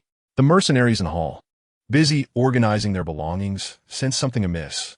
They had agreed to help Lin Chun out of a sense of camaraderie, expecting a fair deal. But now it seemed like the situation had shifted. Wenrinyu cleared his throat and regained his authoritative demeanor. "Enough chatter, just do as you're told. I've secured a big contract for everyone." Having forged a partnership with Lin Chun, Wenrinyu began to think strategically about their future. From now on, every penny earned by launching would include a share for Wenrinyu. Likewise, until the profit sharing was in hand after 6 months, he would have to invest significantly. The Lao He responded with a dazed "oh." At 2 in the morning, aboard the starship, several towering mercenaries encircled Wenrinyu. "Come on, boss, stop teasing us. Just tell us how much this deal is worth." Wenrinyu merely smiled, retrieving a pot of greenery from his spatial pocket and placing it in the center of the group with a proud tone. "This is our compensation." The others reacted with disbelief. "What are you joking about, boss? Are you infatuated with Lin Chun, making us work for free?" Laughter erupted, with the Lao He's explanation seeming the most plausible.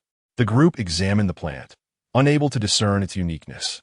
What could possibly warrant such reverence from Wenrinyu? Was it merely the vibrant green of its leaves? Feeling indignant at being compared to Lin Chun, Wenrinyu's first instinct was to bristle. They were both men. How could that even be a thought?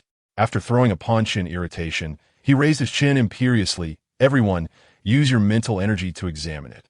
The others exchanged puzzled glances, but, intrigued by Wenrinyu's mysterious demeanor, complied and began to channel their mental energy towards the plant. The lush leaves glimmered with a radiant green light, exuding a distinctly invigorating aura. The atmosphere shifted to one of seriousness.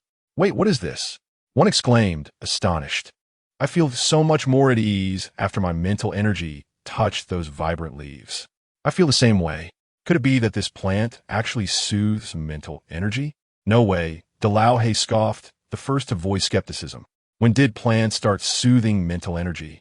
If that were the case, the greenery on the main star would have been stripped bare long ago." At that moment, Wenrinyu's voice rang with certainty. "Yes, this plant can indeed soothe mental energy. I've struck a deal with Lin Chun. We will ensure the safety of launching, and he will share 5 of the profits from the plant sales with us." "What? This thing really can soothe mental energy?" The group was more focused on the plant than Wenrinyu's explanation of the partnership, instantly surrounding the greenery with intense interest. Chapter 140. Completely winning over the Heiwa Mercenary Corps. They examined the plant closely, much like curious cats, with some even taking it in hand to feel the leaves. Their curiosity surged with each passing moment. "Boss, this plant feels just like the ones we've encountered before," one remarked, "but we never tested the others with our mental energy. Do all plants possess this ability? Hey boss, what do you think about us changing careers to specialize in stealing greenery? From a fearsome mercenary corps to one that pilfers plants, De Lao Hei's suggestion was utterly ridiculous yet clever. Wen Yu smiled at the notion. De Lao Hei puffed up his chest, scratching his head in embarrassment. Boss, you think my idea is good too? While no one knows yet that these plants can soothe mental energy, we should buy them up in bulk. Then we can spread the word and sell them for a high price. Wouldn't that be a fantastic profit? Wen Yu was nearly amused to the point of exasperation. Did he think the people on the main star were fools? Surely they wouldn't overlook such a lucrative opportunity? He tapped his fingers on the table. Such plants only exist here, on launching. More precisely, only NightⅡ can cultivate them. Wow, that NightⅡ is quite remarkable, De Lao Hei exclaimed in surprise, only to be met with a flurry of playful jabs from his companions. What are you talking about? It's Lin Boss. Do you understand? He will be our golden goose from now on. Boss, please continue. Didn't you mention a partnership with Lin Boss? What was that about a 5 share? The group eagerly huddled around Wen Yu, all eyes wide with anticipation. Having just experienced the benefits of this vern plant, one cannot help but appreciate its remarkable ability to soothe the mind with an undeniable quality that speaks for itself. Although it may not rival the efficacy of consulting a healer, the expense and effort required to seek such guidance is considerable, often necessitating extensive networking and numerous trials before securing an appointment. In contrast, this plant offers a straightforward solution with a single payment. It can be acquired and placed in one's home for daily enjoyment, providing relief at any moment. It is evident to even the most uninformed individual how to select such a treasure. The more one gazes upon it, the more one is captivated by its lush greenery. Just look at those leaves, so vibrant. Such a petite and charming specimen. How utterly delightful. The crowd's faces sparkled with anticipation as they gazed at the plant. Boss, since we are collaborating with Lin Laoban, could we perhaps have one plant for each of us? They suggested. Or we could share one among the 5 of us. The group was lost in dreams of future prosperity. However, Wen Yu's laughter brought them crashing back to reality. You are all aware of the current state of launching. We are left with nothing but this desolate planet. Lin Laoban is willing to grant us a 5 profit, but we must wait 6 months to receive it. Until then, all our expenditures, including starship energy, weaponry consumption, and the costs associated with contacting the black market to sell the plants, must come from our own pockets. Wen Yu listed a long array of expenses. The mercenaries were taken aback, with one exclaiming, "What difference is this from a fool's errand?" They realized that they would be funding their own labor without immediate compensation, sacrificing their resources to help NightⅡ profit only to receive a meager share in return seemed utterly unjust. A trace of dissatisfaction was evident on the faces of the mercenaries. Wen Yu tapped the table and declared simply, "But the plants are indeed real. In just half a month, we can cultivate 3,000 of them, each worth 100,000. We could potentially earn 3 billion. As the numbers sank in, the eyes of the crowd lit up. Someone clapped a hand on the shoulder of the one known as Big Black, saying, "What were you saying earlier? This is not a fool's errand. It's an opportunity presented by Lin Laoban. 3 billion with a 5 share would at least yield several 100,000 star coins for each person. And this is merely the profit from half a month. Just imagine the earnings after 6 months. This is far more lucrative than being mercenaries. Isn't it just a matter of investing money? If needed, they would borrow from their brothers to ensure they could support Lin Laoban in developing the plant market.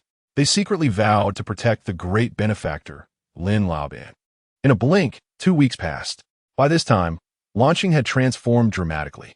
Green grass began to sprout in the sandy soil near the towns. The planet had lost its ability to regulate air and water resources, and the land could no longer retain moisture.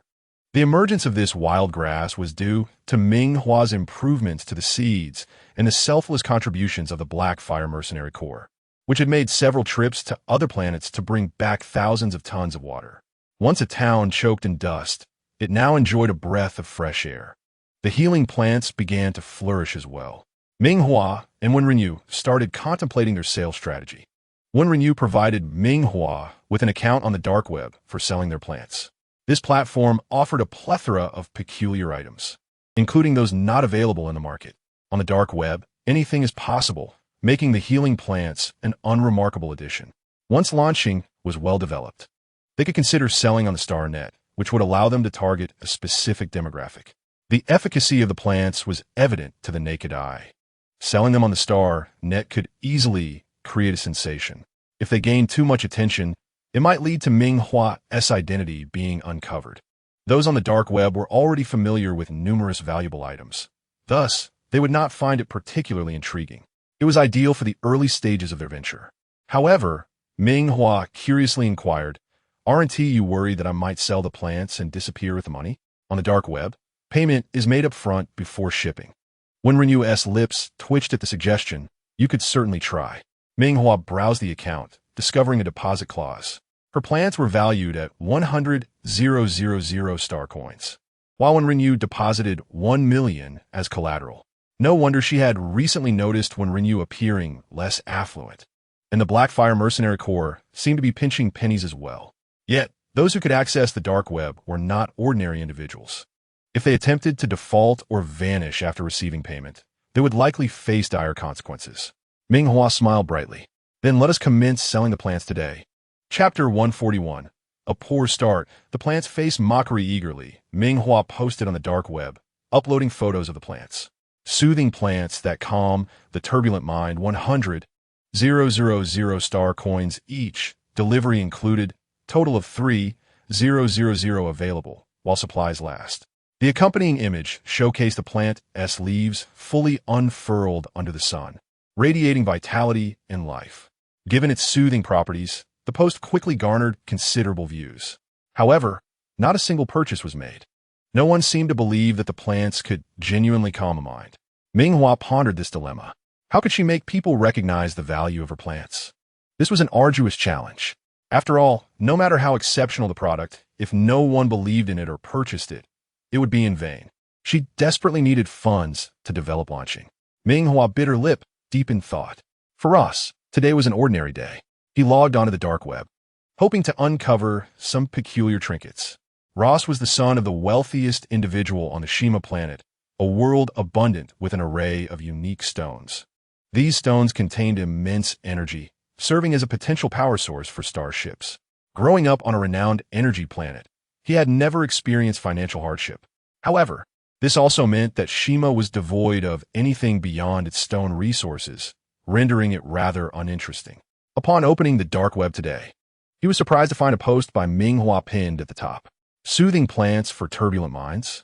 Ross repeated slowly, clicking on the post and instantly captivated by the sight of the plant basking in sunlight. The cold, stone-laden Shima planet had never witnessed such resilient greenery. However, the delicate plants could not survive the planet's harsh climate, withering within 3 days. Ross felt a pang of regret, having come to terms with the absence of life in his decor. Yet now, witnessing the plant's leaves spread out joyfully in the sun, he felt the profound essence of life for the first time. He had always yearned for such vibrant foliage. A strong desire to purchase surged within him. Clicking again to read the plant's description, he learned that Ming Hua's improved varieties possessed remarkable vitality, with only a few simple care instructions listed. Please water the green plants once every evening. Upon reading this, Ross immediately relaxed his furrowed brow. It was that simple, just a single watering each night, without any requirements regarding soil quality, ambient temperature, or humidity. At that moment, the green plant shimmered in Ross's eyes, radiating the phrase "easy to care for." Without a moment's hesitation, he placed his order, purchasing one out of stock of 2,999. Holding her black market account, Ming Hua was momentarily taken aback. Someone actually bought it? The anxiety in her heart dissipated instantly. The fact that someone made a purchase was a positive sign. Surely, this person would soon begin to promote it for her. All she needed to do was wait patiently. After all, items that could soothe frayed nerves were truly scarce in the interstellar realm. Should she buy one for her parents? What about her close friends? Should she inform them? Friends have parents, and friends also have friends. Gifting her parents, friends, and even her boss would be a gesture no one could refuse, especially with such an affordable and delightful present. Once these purchases were made, the individuals on the black market were not fools. They would quickly discern the situation. Perhaps soon, everyone would be clamoring to buy. With her heart at ease, Ming Hua cheerfully made her way to the green plant section, ready to select a fine specimen to send to her first customer. Similarly, After Ross's purchase, new visitors to the thread could not help but laugh upon seeing the solitary order. No way. Someone actually bought this thing? Do we really have a shill on the black market now? I've never heard of plants soothing nerves before. This must be a scam. Only a fool would buy. Ross, once the plant arrives, share a post so we can all take a look. Ross often procured small items on the black market. While the individual prices were low, the sheer volume made it substantial. Many on the black market recognized his account. They speculated that he was a child from a wealthy family with money to spare. If Ross could confirm whether this green plant truly lived up to its claims, their trust in him would remain intact. I simply bought it because I like green plants. If it genuinely soothes nerves, I'll definitely post about it. Following for updates. I can't wait to see what the expert has to say. I want to see if this plant can truly calm frayed nerves. For Ross, 100,000 star coins were merely pocket change. He quickly cast this matter aside until 3 days later when the green plant was delivered to his doorstep on Shima's star. The plant had arrived. He was eager to determine if it indeed had the calming effects touted. Upon unboxing the carefully packaged plant, he beheld a vibrant little green specimen. Though small and in a pot, its leaves were elegantly unfurled, displaying an exquisite shade of green. Just looking at it lifted his spirits immeasurably. Amidst the barren landscape of Shima's star, this fresh burst of green was strikingly eye-catching. Ross's eyes sparkled with delight. He resolved that as long as this plant was as easy to care for as advertised, he would purchase several more, regardless of its capacity to soothe nerves. It was simply too beautiful to resist. With that thought, he tenderly cradled the plant and closed his eyes, attempting to connect with it mentally. Ross's relaxed brow began to furrow slightly. Something felt amiss. Moments later, he opened his eyes and eagerly retrieved his mental energy testing device from his spatial pocket, placing it on his head for a reading. After half a minute, the device emitted a beep. Upon seeing the values displayed, Ross's breath quickened. He hastily logged onto the black market, frantically searching for the thread posted by Ming Hua, only to find the sold quantity still at a solitary one. Father, mother, I've discovered something incredible that soothes mental energy. Quickly send me money to buy it. Chapter 142. The green plant sells out instantly. Please for more sales. Ross scrambled back into the house, mumbling about the remarkable item that calms mental energy. His parents were bewildered. Ross's mother set down her red tea and stood up. She was aware of her son's penchant for small purchases on the black market, typically within an affordable range. However, it was the first time she had seen Ross so flustered. Clutching the green plant in his hands, Ross took several deep breaths, struggling to contain his excitement. He lifted the plant high to showcase it to his mother, his eyes wide with amazement. Mother, this plant has the ability to calm mental energy. Oh, really? She immediately enveloped the plant with her mental energy. After a moment, she opened her eyes, clearly astonished. Where did you buy this? Its effects are astonishingly good. Ross promptly revealed his black market account to her. Isn't it wonderful, father? And it's particularly cheap. Only 100,000 for one. The individuals on the black market were skeptical, but he was lucky enough to have stumbled upon this gem. As he spoke, he puffed out his chest, filled with pride. Such a fortunate find could only be attributed to his good luck. Ross's father pondered for a moment. 100,000 for a single plant, and 3,000 plants would only cost 300 million. If we could indeed acquire 3,000 plants that possess the ability to soothe mental energy, whether for personal use or resale, our family would profit immensely. Opportunities to earn money are fleeting. With determination, Ross's father slammed his hand on the table. Let's go. I'll transfer you the money right now. Buy them all. Within a minute, those who followed Ross and had seen Ming Hua's post received notifications that he had purchased all 2,999 green plants in one go. Good news. The plant that soothes frayed mental energy is real. Bad news. Ross, the scoundrel, took them all for himself without leaving anything for anyone else. So, the plant that calms frayed mental energy is indeed real. Buying $29.99 at once is hard to fake. Wow. I need to know just how effective this plant is to warrant such a large purchase of 300 million. It must be extraordinary.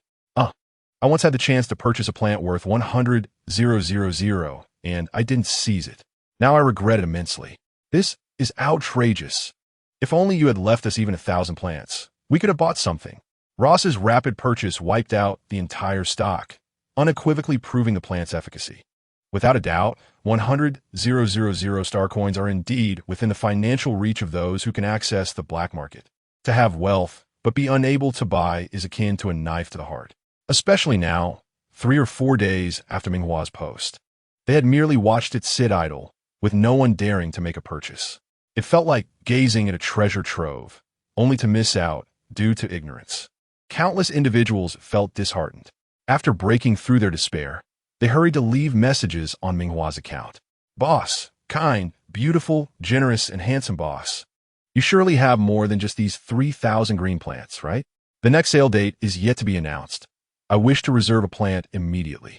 Boss, please provide a payment account. I am ready to transfer 120,000 for one plant. I am willing to pay 150,000 for a plant. I can offer 160,000, surpassing the previous bid. We implore you, dear boss, to consider us. We truly need such a green plant. The corners of my mouth twitched involuntarily. The environment has been tarnished by these detestable affluent individuals who engage in bidding wars and pre-orders. However, Ming Hua is not one to indulge such behavior. There will be no price hikes or reservations. The uniform selling price for the green plants is 100,000 each. In half a month, another sale will commence. Those interested must act swiftly, as it is first come, first served. Although the boss's fair stance against price increases is commendable, I cannot help but doubt my own speed. I never anticipated that aside from tickets to Chu Xing's concert, there would be other items requiring quick reflexes to acquire. Oh dear boss, surely you won't have only a few thousand plants available then. I implore you, please list tens of thousands. Boss, you must have at least 1,000,000 plants in stock, right? 1,000,000 plants? Ming Hua couldn't even cultivate that many from the current residents of Nanjing. However, imagining 10,000 is still feasible. After briefly scanning the post, Ming Hua exited. Beside her, Wen Rinyu's eyes sparkled with excitement. All the green plants sold out? That amounts to 300 million.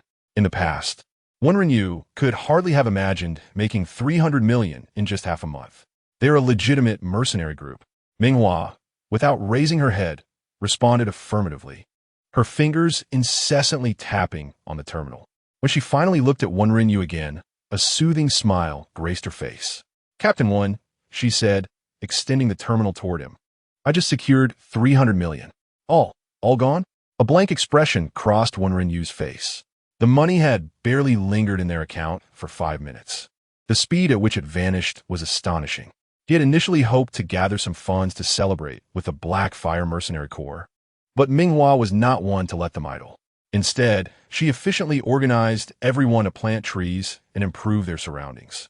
Thanks to their robust physical capabilities, they were soon assigned to more strenuous tasks. Everyone looked forward to celebrating when the green plants brought in revenue. Ming Hua sighed, patting Wen Rinyu's shoulder.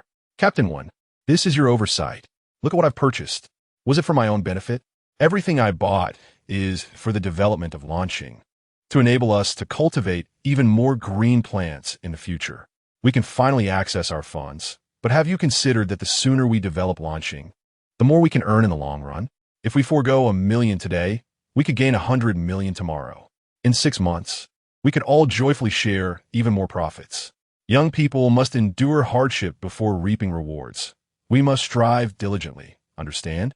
After a lengthy discourse, Wen Rinyu found himself agreeing with Ming Hua's reasoning.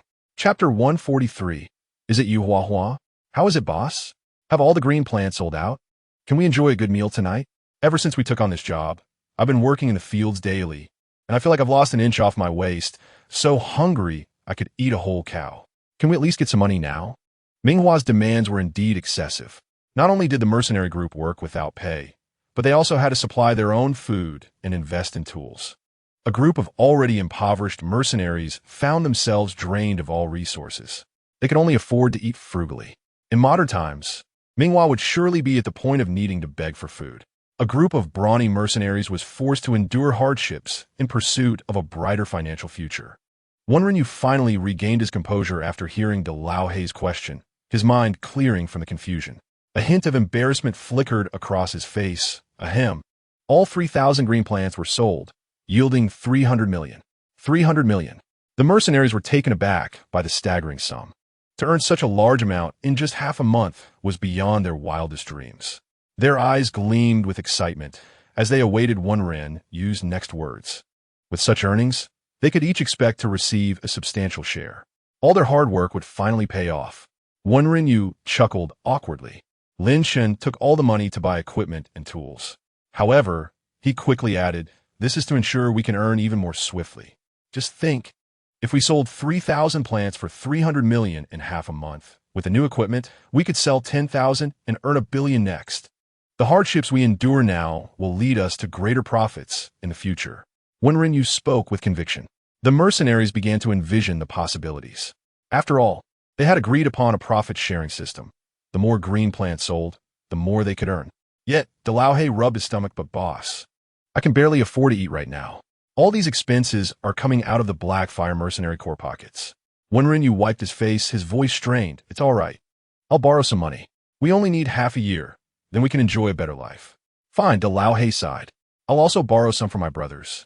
I'm so broke I can hardly afford a meal. Working hard has left me in debt. Who would have believed it before?" Meanwhile, NightⅡ received reports from his subordinates regarding the green plants available online that could soothe agitated mental states. "Marshal, the post appeared 3 days ago. At first, everyone thought it was a scam and paid little attention, except for a child named Ross from the local wealthy family of Shima Xing, who purchased one. Today, he suddenly ordered the remaining 999 units. We have already contacted the Ross family, requesting them to send a plant to the military headquarters immediately. After testing, it indeed possesses calming effects on mental states, capable of accommodating 5 people simultaneously within an hour. Further limits are still under investigation. We recommend a bulk purchase, as there are numerous soldiers on the border. Given the pressure from exotic beasts, the market is overwhelming. The green plants are reasonably priced, and acquiring more would benefit the lower-ranking soldiers." NightⅡ nodded in understanding. "Understood." After speaking, he accessed the black market online. Ming Hua's sales post had been elevated to the top, with viewership skyrocketing at an astonishing rate. Almost everyone with a black market account was following her, fearing they would miss the chance to purchase. The wealthy had even hired individuals to monitor her account around the clock, ready to pounce as soon as the purchase link was released. No one wanted to miss out on the opportunity to acquire plants that could soothe agitated mental states. NightⅡ glanced at Ming Hua's account posts. Her firm refusal of price increases and reservations struck a familiar chord, reminiscent of a certain scammer who had fled. Gritting his teeth, he sent a message expressing the military's intention to make a bulk order for the green plants. He then raised his head to look at the adjutant standing before him. "Find a way to continue investigating the whereabouts of this person. If we can locate him ahead of time and employ him to our advantage, it would be a boon for the entire empire." By the way, NightⅡ feigned nonchalance, asking, "Have you uncovered any news about Ming Hua yet?" The 7 most powerful figures in the empire were frantically searching. Ming Hua had vanished as if she had simply dissolved into thin air. Despite their efforts, they were unable to find her. They even revisited the Ming family for further inquiries. The adjutant shook his head, indicating that they had yet to gather any information on Miss Ming. NightⅡ's expression darkened momentarily before he waved his hand. "You may leave for now. We can discuss long-term collaboration later." "Understood." The adjutant nodded and withdrew. In the office, NightⅡ hesitated briefly before opening the group chat for acquaintances. With Ming Hua gone, the rival group chat remained active. His fingers tapped repeatedly on the terminal. NightⅡ, "Have you all found any news about Hua recently?" After a while, he was indifferent. A cold smile emerged within him. After all, they were rivals. If he were to find Ming Hua, what would it matter? He would naturally keep her hidden away, rather than foolishly revealing her existence. He sent a message to the adjutant. "Continue monitoring Fu Shizheng and his companions. Inform me immediately of any developments." Yes. In the art studio, since Ming Hua's departure, Jun Yiqing had left Ming the Academy. He often spent entire days in the studio. He was well aware of NightⅡ's news, until he found Ming Hua. He felt utterly listless. With his already aloof demeanor, he now appeared even more distant and unapproachable, like a celestial moon amidst clouds. Naturally, he possessed an account on the black market. Previously, he had procured rare mineral pigments from ancient Earth through it. Out of boredom today, he logged into his account and saw a post about soothing plants that could alleviate mental agitation. His gaze sharpened instantly, recalling the information he had shared with Ming Hua that night. With the loss of a healer on the main planet, the black market had immediately seen an influx of plants that could calm frayed nerves. A smile crept across Jun Yiqing's lips, his pupils dark as he pondered. Hua, is that you? Chapter 144. Are you ready to meet them again? They resolved to spare no effort in tracking down the owner behind the soothing plants. The moment the healing plants appeared before several men, they all made a simultaneous decision to mobilize the entire empire's resources to locate the heartless deceiver who had abandoned them and fled. Like a mad dog cast aside by a beautiful wife, they bared their fangs. This time they would not be so easily placated. Meanwhile, Ming Hua remained blissfully unaware, preparing for her second sale of the soothing plants. With the aid of advanced technology, she successfully cultivated another batch of seeds with healing properties, which now grew even faster, taking about 10 days instead of the previous half-month to yield a small pot of plants. Furthermore, it would not diminish their efficacy in soothing mental agitation. Ming Hua logged into her black market account. After her last experience, she had applied for her own small shop on the black market, allowing her to list items directly, initially planning to list 10,000 units. She hesitated upon seeing Zhang Lifeng's message and decided to reduce it to 5,000. Just as she uploaded the plant for sale, all who had previously followed her received notification sounds on their terminals, and chaos ensued. If I recall correctly, I should be the first to click in. How did all of them sell out so quickly? 5,000 units, that's 5,000. And with a limit of 2 per person, they still sold out instantly. Some people must be living on the black market. This is madness. If I can't get my hands on those plants, I swear I'll explode the main planet. Only I care. It was initially supposed to be available in half a month, but now it's 5 days early. Will there be more plants listed after those 5 days? There will be, right? From now on, I'll reside on the black market. No one can outpace me. There must be more, I beg you. There has to be. It's all gone. I'll post a reminder for the next pre-sale. Ming Hua had not anticipated such a rapid sellout. Next time, she would announce the listing time in advance. The first to grab it would be the victor, a race of dexterity. Once this was settled, she could finally turn her attention back to Zhang Lifeng. Her fingers drummed lightly on the table. Zhang Lifeng had made his intentions clear, proposing that the military wished to collaborate with her for purchases. Ming Hua was amenable to selling to the military. The soldiers stationed at the border planets endured tremendous hardships. Yet, she was also apprehensive. What if Zhang Lifeng caught wind of her during the transaction? With the soothing plants now available, many on the border planet would surely attract Zhang Lifeng's interest. It was quite possible that among those rushing to buy, some might be his spies. Fortunately, transactions conducted through the black market were heavily encrypted. By the time the funds reached Ming Hua's current account, no one would be able to trace their origin.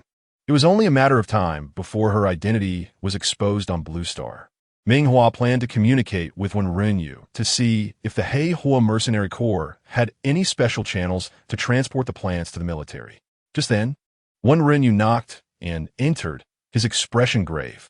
A military ship is approaching us. We don't know the circumstances, but I've already instructed everyone to prepare to board the starship. Would you like to come with us? If we can't win, we can leave immediately. A military ship. Ming Hua's heart raced. Had Zhang Lifeng found her so quickly? Impossible. She refused to believe it. Moreover, she had altered her appearance and even her outward gender. There was no way Zhang Lifeng could find her so swiftly. She pondered briefly. Didn't the Empire regularly dispatch military ships to patrol the star domain? Perhaps it was just a routine inspection. Don't worry, it will be fine. Worst case scenario, we'll just be captured on the main planet. She dismissed, unbothered. In fact, if it were an ordinary starship, she would be more concerned about whether nobles, attracted by the plant's benefits, might try to seize them. But a military ship posed no alarm. Seeing her calm demeanor, Wenrinyu also relaxed slightly. All right, the two walked toward the door, standing on the ground as they quietly awaited the landing of the military ship. inside the military ship half an hour prior. Jin Chun had searched for Ming Hua across the main planet to no avail. He decided to request a military ship to patrol the Empire's star domain, determined to search as he traveled. Just then, the person responsible for distant observation suddenly exclaimed, "The garbage star, what has happened to it? There are so many green plants growing there now." The entire appearance of the garbage star had changed dramatically due to Ming Hua's relentless investment and the exploitation of the Heiress mercenary corps. From a distant view, it had once seemed like a barren, yellowish, almost blackened sphere, looking as if it were doomed. Now, the darkness had dissipated, and hints of green were beginning to emerge from the yellow. The effects of the 300 million investment Ming Hua had made were now apparent. Besides acquiring numerous large automated machines, she had also purchased many resilient ordinary plant seeds. With Ming Hua's healing abilities, the plant's growth rate skyrocketed. From initially barren sandy land that would fill the air with flying dust at the slightest breeze, it had transformed into soil firmly held by plant roots, filled with the refreshing scent of green leaves. Even the water cycle was gradually taking shape. In a remote region, the transformation of a waystar has piqued immense curiosity. Standing at the helm, Jin Chun furrowed his brow upon hearing the news, took the telescope, and observed patiently for a while. Suddenly, an idea struck him, and he commanded with a slight parting of his lips, "Prepare the warship to dock. We must investigate." "Yes, sir." Following his orders, personnel began steering the warship towards launching. Simultaneously, information regarding launching was being compiled for Jin Chun. The first detail he encountered was the date. A month prior, Planet 789652 was purchased and officially renamed launching. The timing felt uncanny, coinciding precisely with Ming Hua's departure from the main star. He had never believed that someone like Ming Hua would willingly embrace an ordinary life after leaving the main star. Her eyes sparkled with ambition, destined to orchestrate a grand event that would astonish the entire galaxy. Therefore, after fruitlessly searching for her whereabouts on the main star, Jin Chun decisively applied for an interstellar patrol.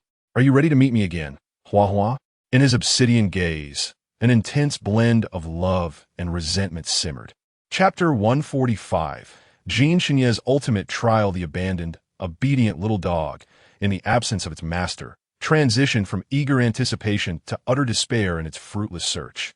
As time elapsed, upon their reunion, the hatred would incite a desire to fiercely bite the woman who had callously abandoned him. Love drove him to possess her entirely. As the warship approached launching, Jin Chun found himself overwhelmed with excitement, his black eyes darkening, and his hand trembled slightly at his side. Upon landing, Jin Chun stepped out and immediately spotted someone standing not far away. Disguised as a bland young man, Ming Hua stood beside Wen Rinyu, who was poised to assist her in escaping to the starship. His brow furrowed slightly. He had yet to recognize Lin Chun as Ming Hua. Her disguise was not easy for anyone to see through. Even Wen Rinyu, who had spent so much time in her company, merely thought she was an overly slender boy who needed more training to be fit for marriage.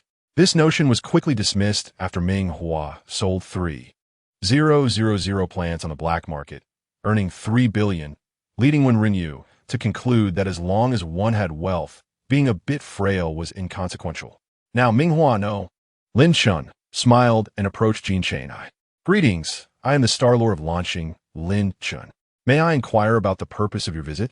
Launching does not possess energy replenishment capabilities. As you can see, it is still under development. Aside from the plants cultivated in the fields, there is nothing of value here. Strange, odd, it truly felt peculiar. Jin Chun's dark brows knitted together as he fixated on Lin Chun, who approached with a smile. With an exceedingly bland appearance, Lin Chun was slight of build and not particularly tall, merely reaching Jin Chun's chest. Yet, inexplicably, Jin Chun felt a resemblance to Hua, a hint of familiarity. "Am I losing my mind?" he mused. Perhaps in his frantic search for Hua, he had begun to see her reflection in a man. His lips pressed tightly together as his gaze scrutinized Lin Chun's throat. The delicate Adam's apple suggested. Indeed, he was a man. Jin Chun activated his terminal, revealing a photo of Ming Hua, his voice chillingly detached. "Have you seen this person?" Lin Chun nodded. "Yes, I have. Just as Jin Chang was about to inquire further, Lin Shun added quietly on the Star Network. Then, feigning concern, he asked, "Your Highness, have you still not located Miss Ming's whereabouts?" Jin Chenye's gaze remained fixed on Lin Shun, whose eyes bore an air of genuine worry, appearing like any ordinary individual. Yet, Jin Chang felt an inexplicable dissonance. "The Voyager will be stationed here for a day. I hope the Star Lord does not mind." "What? A day's stay? That would be quite bothersome." Lin Shen's smile faltered momentarily. One could only commend the prowess of a top-tier figure. Despite Lin Shen's flawless performance in disguise, he still instinctively chose to remain and investigate further. "Of course, it would be my honor," Lin Shen replied, his expression affable. "However, the fare is quite simple. I hope your Highness will not find it lacking." "I shall not," Jin Chang stated, striding forward, signaling to his entourage, who promptly dispersed, presumably to investigate something. Lin Shen paid them no mind. Moments later, Jin Chang inquired, "What prompted the Star Lord to purchase launching? Surely the price was not trivial. Under equal pricing, there might be better options. Launching, being remote and devoid of resources, could very well become obsolete in a few years."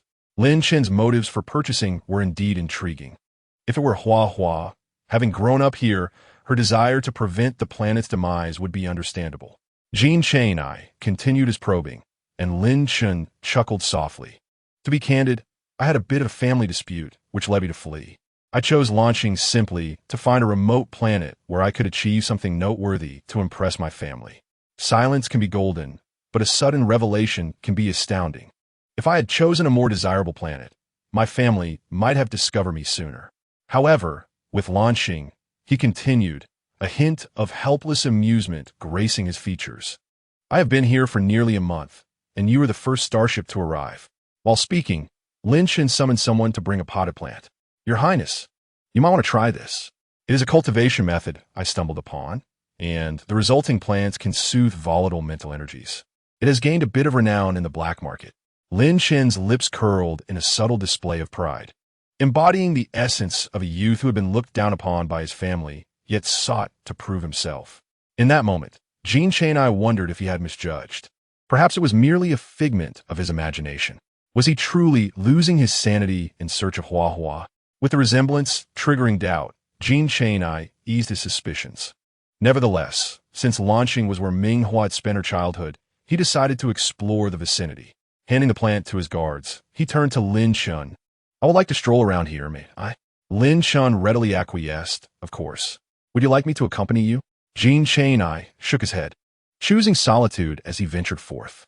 His silhouette, viewed from behind, radiated an aura of solitary pride. This was the moment Ming Hua had awaited for a month.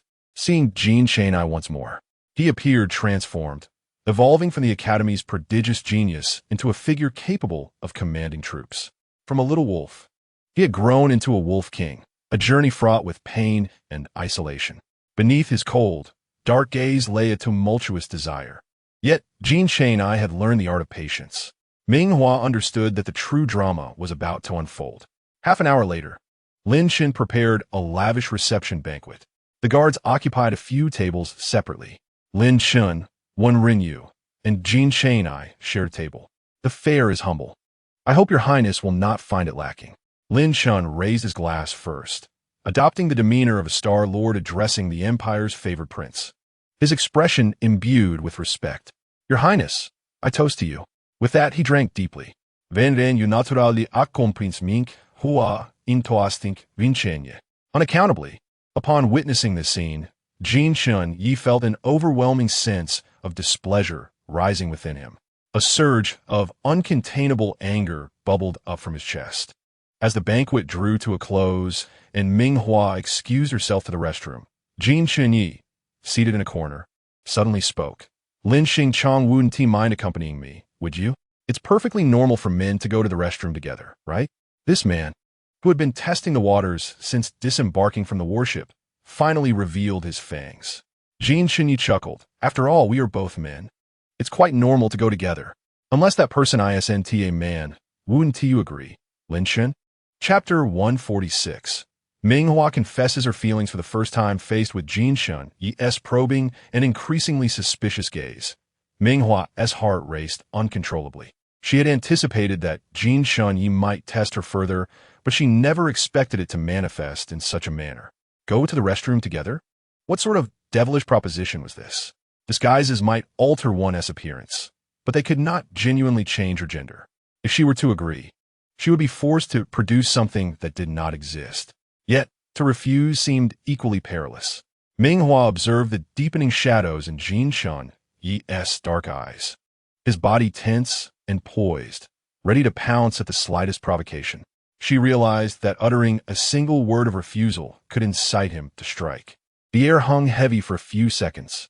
Even when Ren Yu cast a curious glance, Ming Hua managed a slight smile, her voice clear and melodious. All right, if His Highness doesn't mind. With that, she gestured invitingly and stepped ahead. Jin Shunyi rose from his seat and followed closely behind, his towering figure casting a shadow that enveloped Ming Hua entirely. His scrutinizing gaze fell upon her delicate neck, which was accentuated by her lowered posture, revealing a subtle curve. Doubts deepened in Jin Shunyi's mind. It truly seemed like her.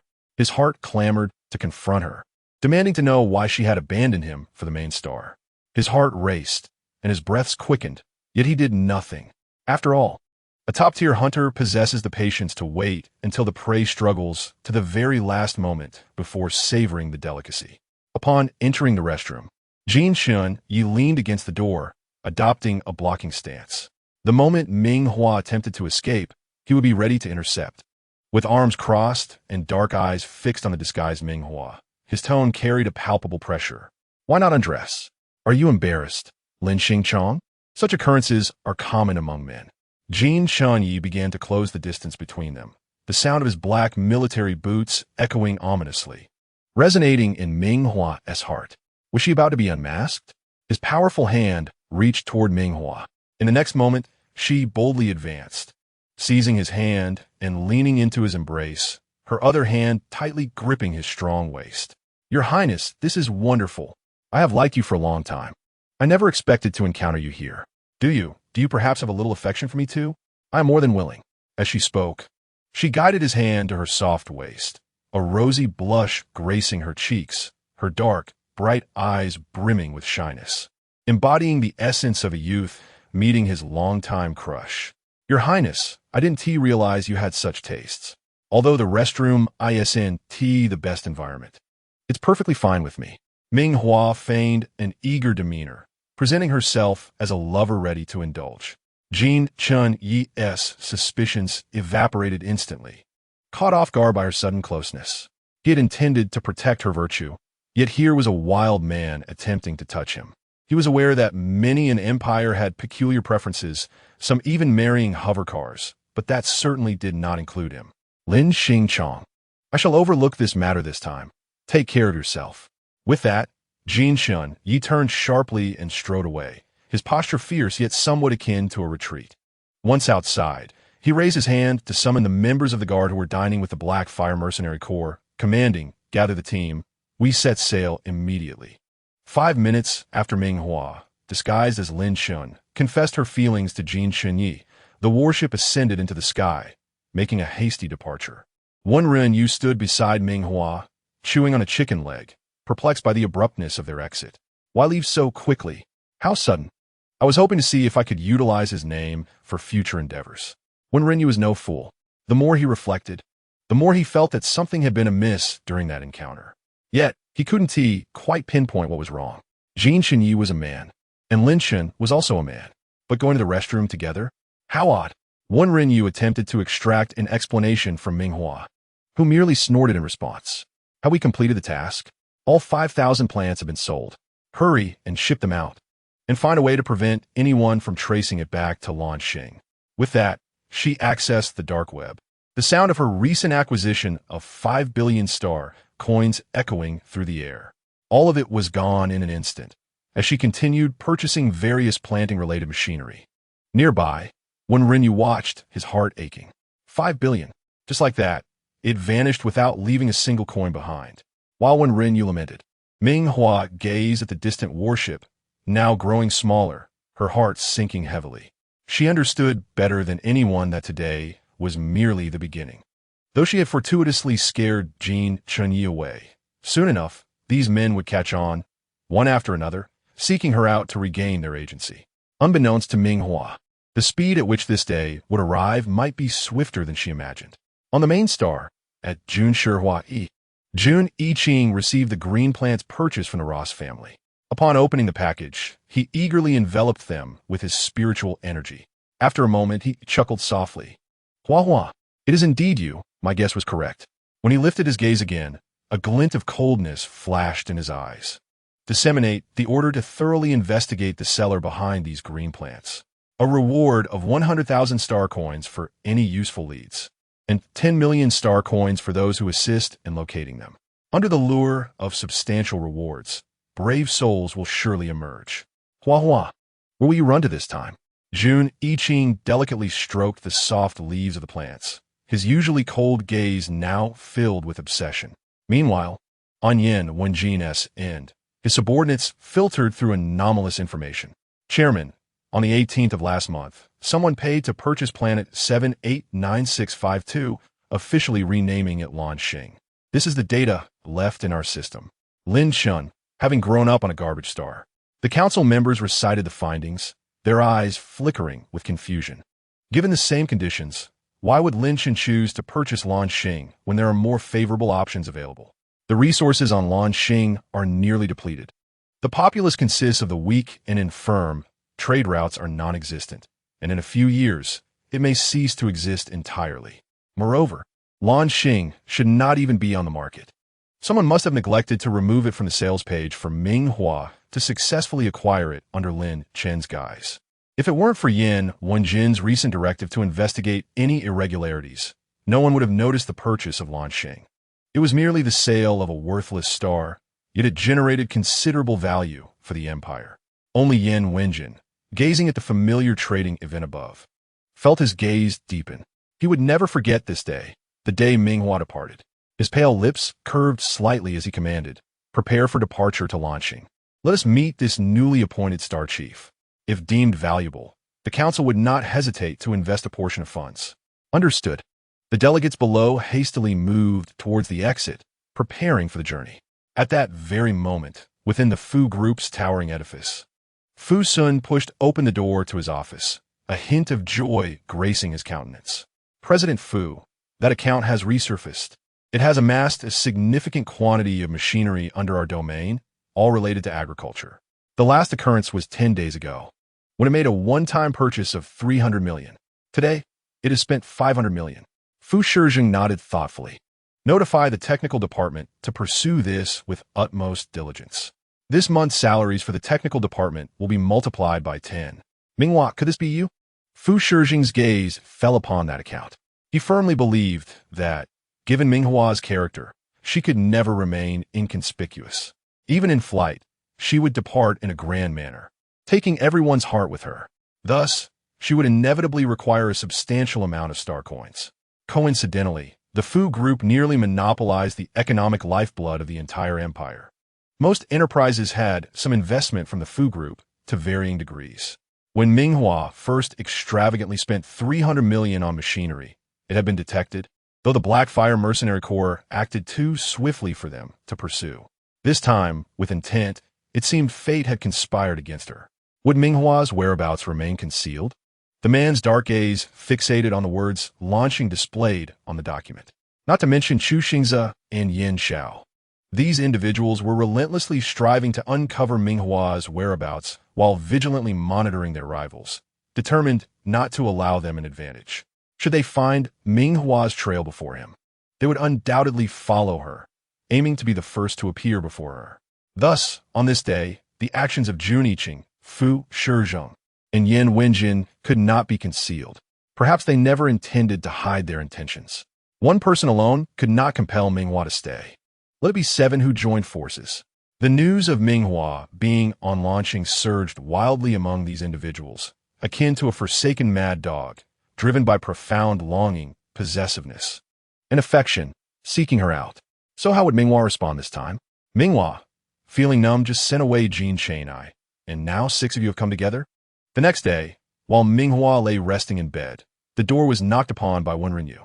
Generally, Wenren would not seek her out unless something significant had occurred, especially after Jin Chunye's sudden appearance the previous day, which had sounded an alarm in Ming Hua's heart. She had hardly slept. Upon hearing the knock, she sprang from her bed, wondering if Jin Chunye had realized something and returned. Her heart raced momentarily as she opened the door to find Wenren's voice filled with excitement and surprise. Jun Iching has arrived. He happened to see our planet while on an interstellar tour. He said. Wenren scratched his head, pondering before nodding seriously. Yes, he said, this is called Kai Sheng, which means to travel to beautiful places in search of inspiration for painting. Even a random painting of his can fetch over 100 million. He surely would not find our little place appealing.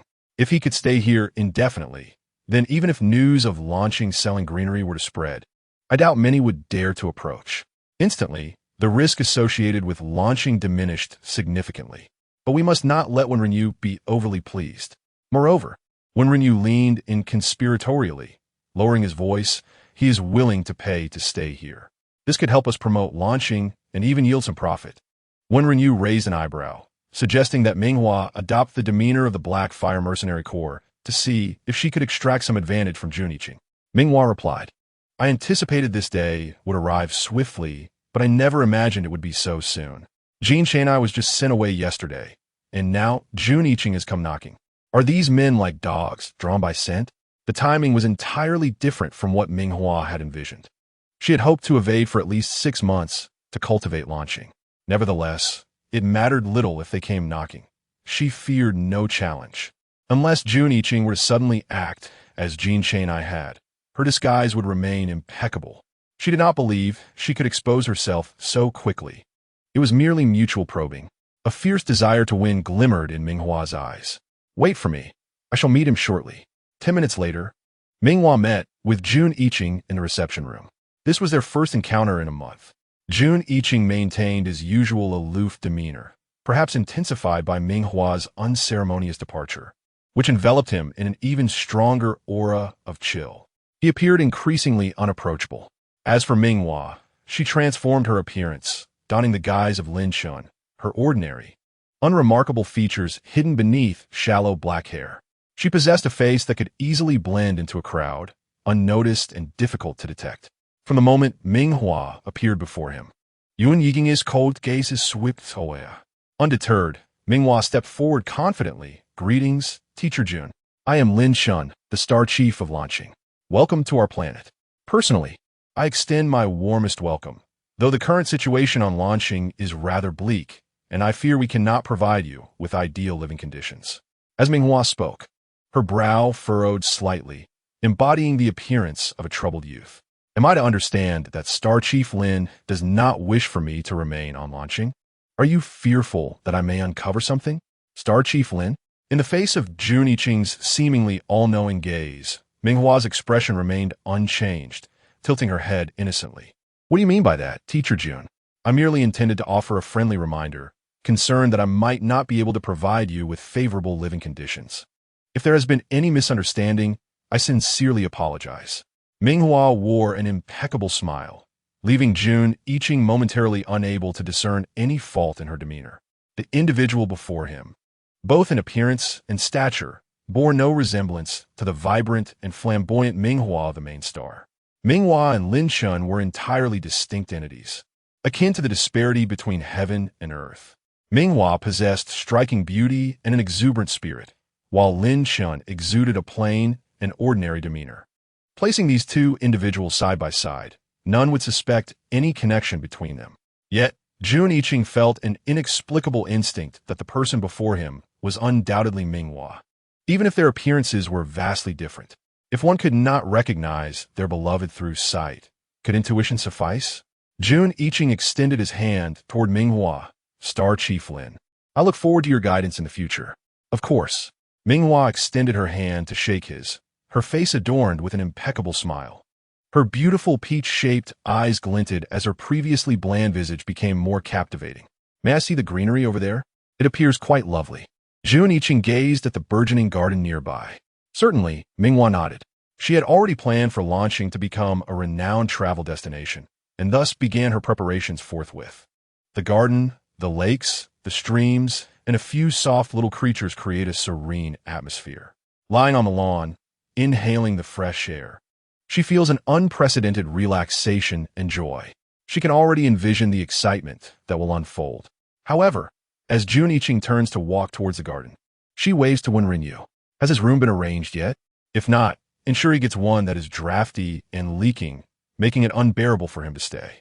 She cannot overtly drive him away. Can she not subtly urge him to leave?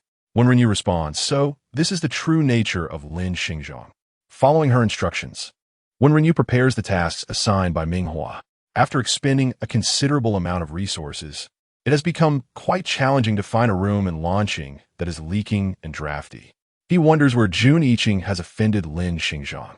Meanwhile, Jun arrives at the small garden, pulls out her terminal, and snaps a photo of the lush greenery to post online, captioned, "Found you," along with the address of Lanqing. The followers of her account, which she has been keenly monitoring, quickly flood in with comments. What place is this? Lanqing? I've never heard of it. Is teacher Jun out gathering inspiration again? Not to mention, this greenery is truly beautiful, with its sharp, vibrant leaves that lift the spirits.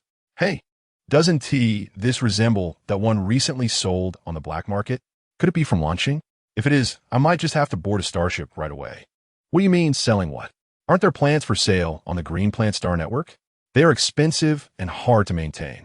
Who would want to buy such things besides the nobility? You don't understand. It's not that simple. Recently, someone on the black market released a batch of plants for 100,000 each, but they have calming effects on mental energy.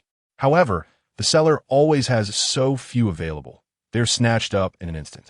Many commoners express their frustration, probing whether the greenery Jun posted truly possesses calming properties. If it does, they would come immediately. Jun, however, ignores all the comments. Her primary purpose in posting was simply to showcase. As expected, upon seeing this news on the Star Network, Yan Wenjin and others are infuriated. The information about Ming Hua's activities on Lanqing has become almost common knowledge. The one filled with regret is Jin Chang'ai, who was the first to discover Lanqing and meet Ming Hua. He has his suspicions. If it weren't for Ming Hua suddenly declaring her affection for him while bearing Lin Chen's face, startling him away, he would have been eager to see how she would present that which only men possess. Jin Chang'ai slams his fist on the table in frustration and issues an order. On the other hand, Ming Hua quickly notices Jun post on the Star Network and cannot help but curse. She truly has not grasped the essence of Jun.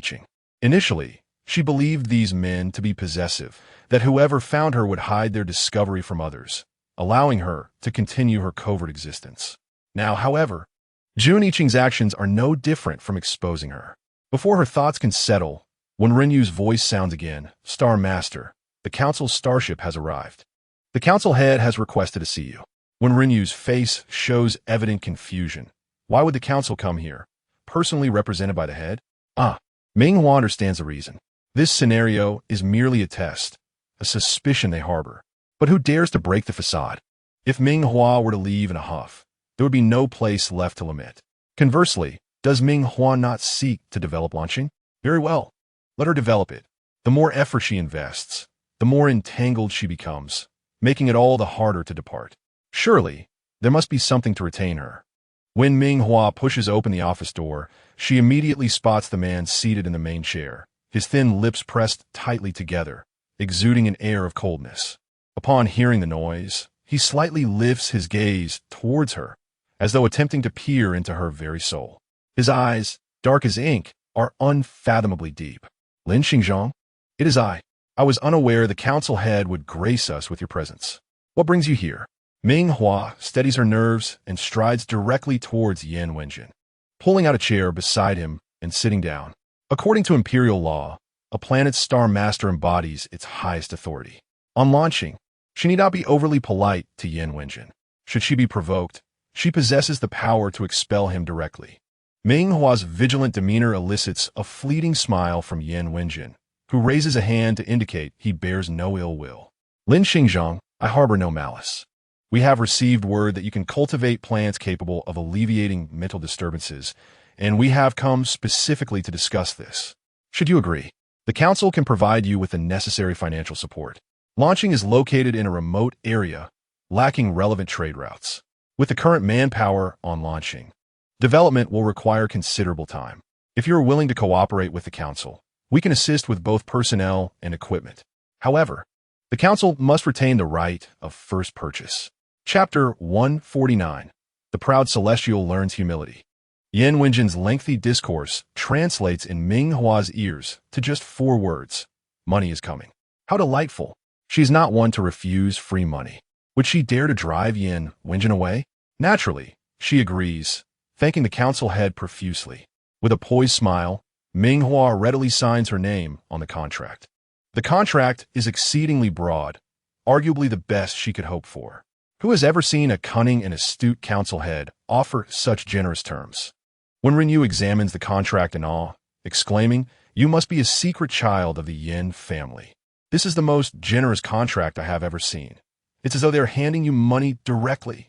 It promises to establish new trade routes and offers direct investment for development and equipment. If you have no ties to Yan Wenjin, I refuse to believe it. Lin Shun, quickly, tell me the truth. When Renyu casually drapes an arm around Ming Hua's shoulders, considering their long acquaintance akin to friendship. After all, they are both men. What harm is there in a friendly gesture? Little does he know, this seemingly innocuous act draws the attention of both Yan Wenjin and Jun Yiqing, whose cold, piercing gazes fixate on him. If he does not withdraw his arm or becomes any more familiar, the consequences could be dire. How strange, when Renyu muses. What is strange? Ming Hua inquires, raising her gaze. Just now, when I placed my hand on your shoulder, the looks they gave me were as if I were stealing their wife. But you are a man. He cannot comprehend, truly cannot comprehend.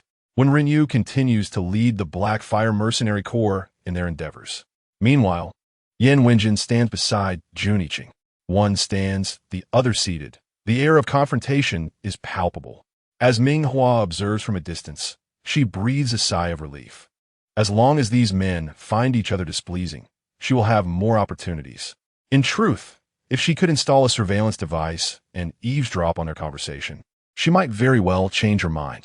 She is watching us. Jun Yiqing, seated on the grass with a paintbrush in hand, casually remarks, sketching on his canvas. Yan Wenjin, upon hearing these words, merely let out a soft, disdainful snort, remaining utterly still. After a while, he spoke up, inquiring about the meaning behind the photo you posted online. Initially, Ming Hua might have entertained mere speculation about her presence on NightⅡ. However, with the news that Jun Yiqing had found her, deliberately accompanied by an address, it was almost as if it was an invitation to these men, proclaiming, "Yes, Ming Hua is right here. Come and find her." Such behavior, which only served to attract rivals, was incomprehensible to Yan Wenjin, who found it difficult to accept. Yet, simultaneously, he astutely sensed the underlying thoughts of Jun Yiqing. Without pausing his brush, Jun Yiqing continued to glide it over the canvas, producing a soft, rustling sound, followed by his calm, yet slightly resigned voice. "What can I do? The competition among 7 men will merely provide Ming Hua with an opportunity to escape. Moreover, can you truly bear to watch her be cherished by another, while you remain solitary? No, you cannot. The sight of her with others would ignite fury, jealousy, and loathing, a desire for all men near her to vanish from existence. Since we cannot accept the possibility of losing her, why not share her instead?" The words he uttered were chillingly candid. Yan Wenjin found his heart shaken. The esteemed and promising president of the council had never contemplated such a possibility. With his genteel demeanor and graceful presence, he harbored a fiercely possessive nature. Throughout his life, he had been accustomed to acquiring whatever he desired. Power, status, and wealth were all within his grasp. A year ago, had anyone dared to speak to him in such a manner, he would have merely smiled dismissively, dismissing it entirely. A person of his stature, inherently possessive, could never accept sharing something he cherished, especially when it concerned Ming Hua, who was not an object but a person he held dear. He would rather continue fighting, bloodied and bruised, than acquiesce to such an arrangement. As if sensing his thoughts, Jun Yiqing gazed ahead and casually posed a question. If Ming Hua had not come to NightⅡ, if she had not caused such a commotion, what would you do if we could never find her? Yan Wenjin was momentarily taken aback. "You know, Fu Shizheng and the others are aware that Ming Hua possesses the ability to make it, so we can never find her. What an extraordinary disguise she has. If it weren't for my acute intuition, I would have been momentarily dazed when she appeared before me. If we are so easily fooled, how about those sent to search for her? Could anyone truly recognize her? This was a shared thought that flickered through the minds of both men. A sardonic smile crept onto Jun Yiqing's lips. She has always been remarkably clever. Just look at Jin Shanai. Even when he sensed something amiss, he was easily deceived and frightened away. Whether it's love, partnership, or marriage, it hardly matters, even if they merely remain friends. The key is to ensure I never lose sight of her, as if she had never existed at all. It is akin to a meteor streaking across the cosmos. Having witnessed her brilliance, one can never accept the abyss of darkness thereafter. You certainly seem to have a clear perspective. Yin Wenjin let out a cold huff, his posture straightening, his lips pressed tightly together. Whether he truly absorbed Jun Yiqing's words was known only to him. Yun Yiqing sets his fight, added the finishing touches to his artwork, and chuckled lightly. Now that we have precisely 7 of us, how splendid it would be to collaborate and confine Ming Hua together, one day for each of us throughout the week. Ever since her 3rd level healing ability was revealed, those men have flocked to her like moths to a flame. A flicker of disdain crossed Jun Yiqing's eyes. They all seek to entice her, to lead her astray. Even if you were to persuade Ming Hua to marry one of you, can you guarantee she won't falter? President Yin, I dare say your brother seems quite fit for a role as a third party. Of course, we all are, Jun Yiqing concluded solemnly. Regardless of whom Ming Hua married, they would be unwilling to accept it, resorting to every possible means to entice and tempt her. No one could remain by her side around the clock, and she would never accept confinement. She desired freedom. Thus, there would always be opportunities for the unsuccessful to exploit her vulnerabilities. President, I urge you to contemplate my suggestions carefully. The complete acquisition of her will not happen swiftly. There remains a process, as those lofty elites require struggle. After Jun Yiqing finished speaking, he gracefully departed with his drawing board, leaving Yin Wenjin to contemplate the distant scenery, his gaze oscillating between light and shadow, lost in thought. Meanwhile, on the other side, Chu Xingze and Fu Shizheng's starship was en route. The men were in mutual surveillance, and upon learning of Jun Yiqing's presence on launching, chaos ensued among them. Chu Xingze was the first to land on launching. His enchanting appearance, with silvery hair cascading over his shoulders, was undeniably captivating, and his face was renowned across the stars. The moment he appeared, he drew admiration from the crowd, prompting many to whip out their devices to capture photos before returning to their tasks. While handsome men typically attracted attention, the novelty had worn off for the onlookers over the past few days. Wondering you felt desensitized and addressed Chu Xingze first. Are you also here to find our star leader? Chu Xingze's crystalline blue eyes widened momentarily before he nodded. Yes. Then just follow this path straight in, Wan Ren Yu succinctly directed, resuming his work. Day after day, he had grown accustomed to the throngs seeking the star leader.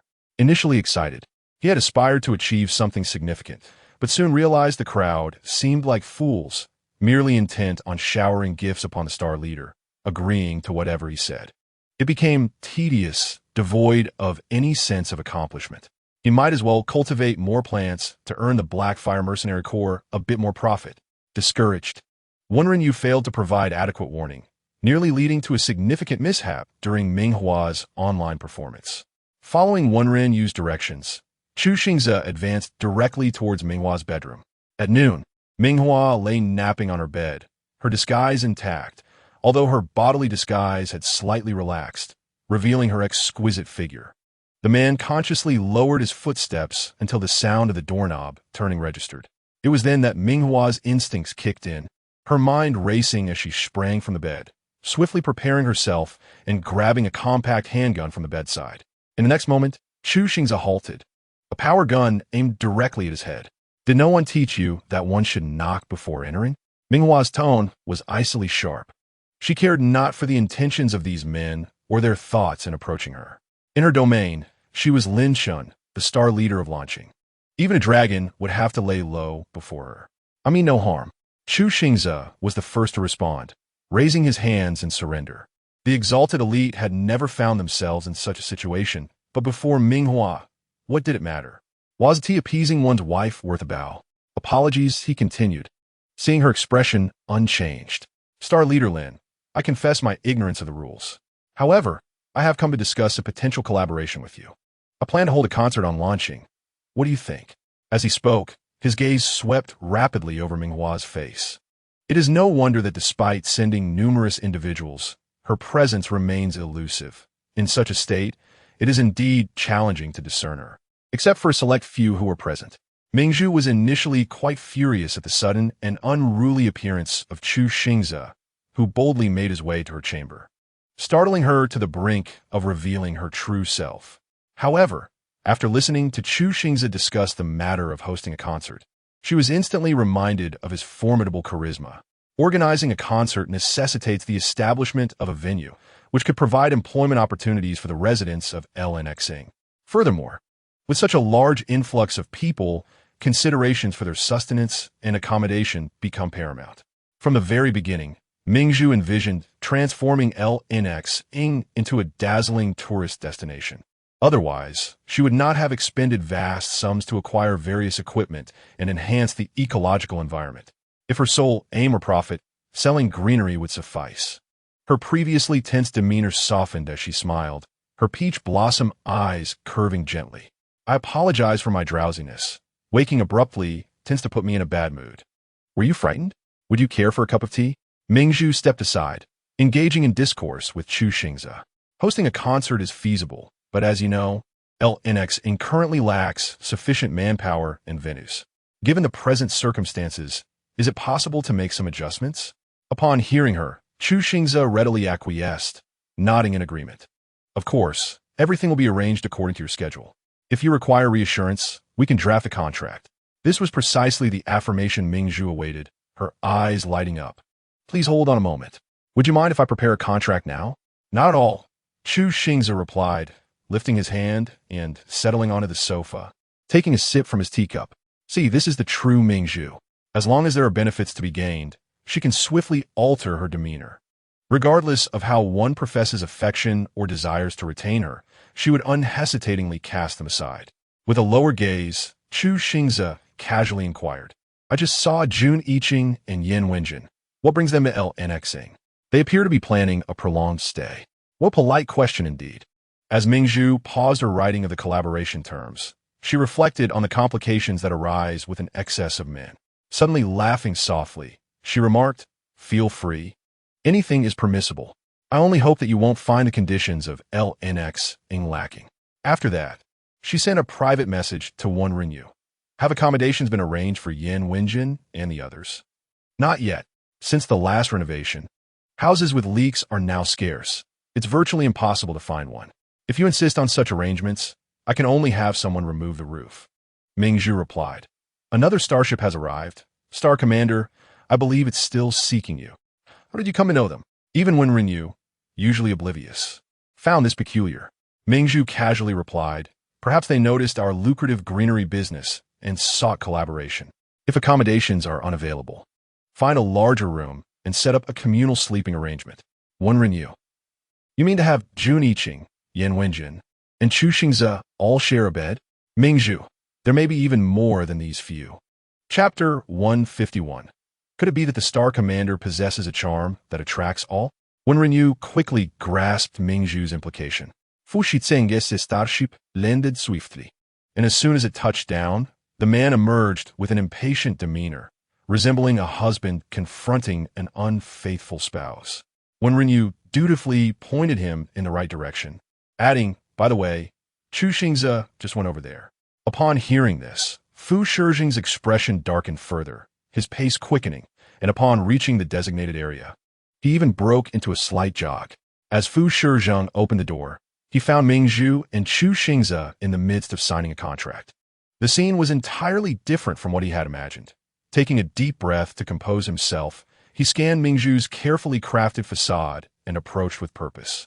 Extending his right hand, Star Commander Lin, greetings. I have a contract here. I wonder if it piques your interest.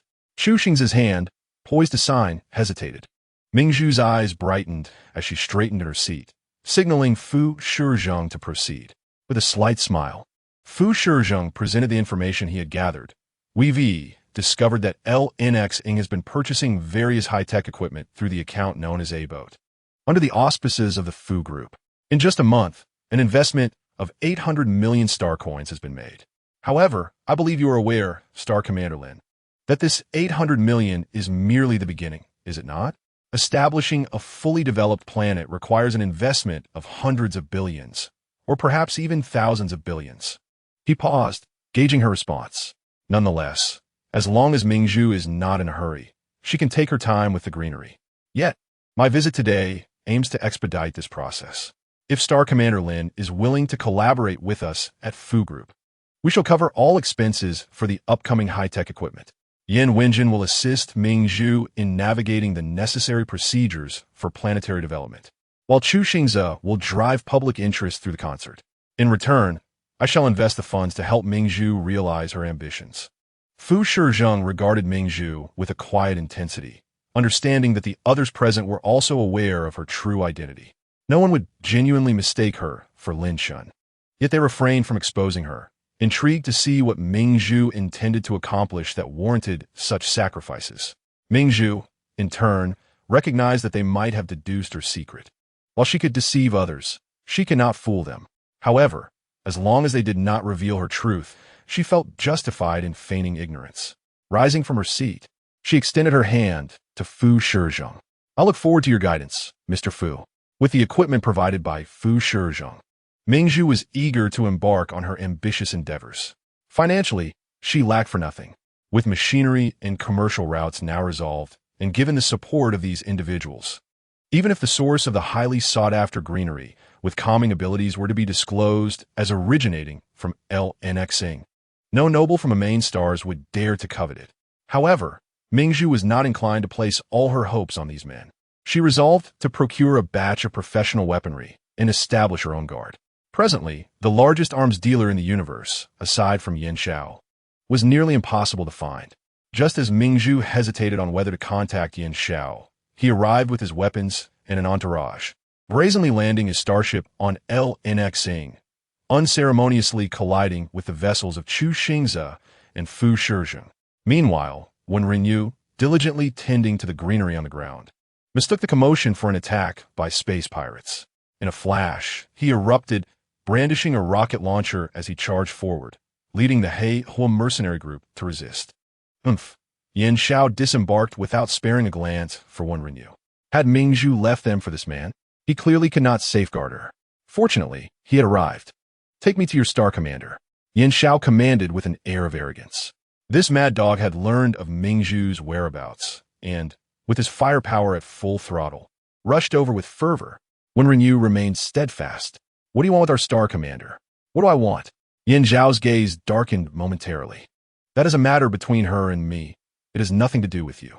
Presently, Yan Xiao embodied the essence of a tyrant, prepared to confront anyone who dared provoke him. Ming Hua emerged from the office at that precise moment, flanked by Fu Shizheng and Chu Xingze, who stood like loyal guardians at her side. Upon noticing the spacecraft that had been sent tumbling not far away, her delicate lips parted slightly. Fu Shizheng remarked on the rudeness, while Chu Xingze expressed his agitation, seizing every opportunity to undermine a rival. Yan Zhao's gaze darkened as he held a laser gun, contemplating the prospect of taking aim at the two men, each receiving a shot in turn. After a moment of silence, he suddenly broke into a smile, his eyes glinting mischievously as he regarded Ming Hua, raising the weapon in his hand. Lin Xingzhong, doesn't launching still require a guard team? How about this? I will deliver both personnel and armaments to you. What will you offer in exchange?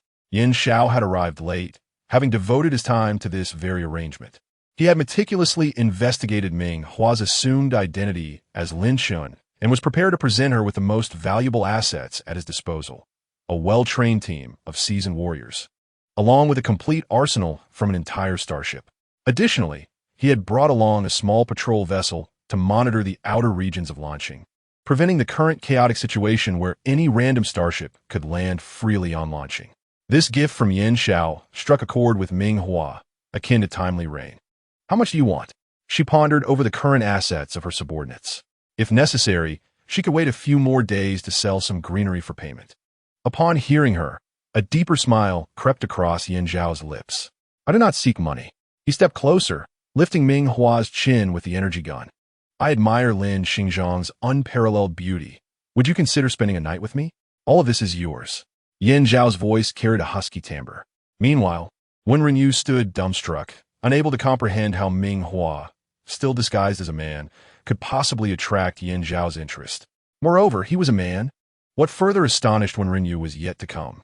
As soon as Yin Zhao finished speaking, Fu Shizheng and Chu Xingze, who had been stationed at Ming Hua's sides, erupted in anger, simultaneously raising their hands to strike Yin Zhao. Who do you think you are to demand Lin Xingzhang's company? We haven't even spoken yet. Chu Xingze and Fu Shizheng retorted. Dare you say you have not entertained similar thoughts to mine? If one cannot possess, one may as well threaten. All are men. Why pretend to be noble? Only Wen Renyu, growing increasingly confused, stared blankly at Ming Hua, who stood by as if nothing were amiss. It was truly baffling. Could Lin Xingzhang possibly be of siren nature? Chapter 152. 7 people, sharing a large bed, the 3 of them were unwilling to yield. Once the fighting commenced, there would be no mercy. Yin Wenjin and Jun Yiqing observed the scene from a distance, their expressions indifferent. Look at them. Do they not resemble dogs? Jun Yiqing quipped with a hint of derision. He had once been part of that very group. Yin Wenjin cast a calm glance in his direction. Is this truly your rationale for suggesting that cursed notion of harmonious coexistence? Jun Yiqing, as if aware of Yin Wenjin's thoughts, smiled lightly. Is it not simply the truth? This group will never accept Ming Hua in solitude with anyone else. Just a glance ignites their jealousy to the extreme. Even now, from a distance, watching Ming Hua among the others stirred his primal instincts, compelling him to join the fray. Yet, it was only his rational mind that kept him in check. He appeared composed, yet internally seethed with jealousy, feeling as if his mouth were filled with blood. The best outcome, he surmised, would be for them all to share. Since it was inevitable, why not hasten the process? Jun Yiqing articulated his conclusion deliberately, a flicker of madness gleaming in his eyes. It was not that he wished to monopolize Ming Hua. Rather, it was the most favorable outcome after careful consideration. Yin Wenjin remained silent. After much contemplation, he found Jun Yiqing's words difficult to accept. The inherently noble and abstinent president of the council possessed a conservative disposition, making the thought of sharing a life with Fu Shizheng and the others utterly intolerable. Just the very notion sent him into a daze. Jun Yiqing had not anticipated an immediate acceptance from him.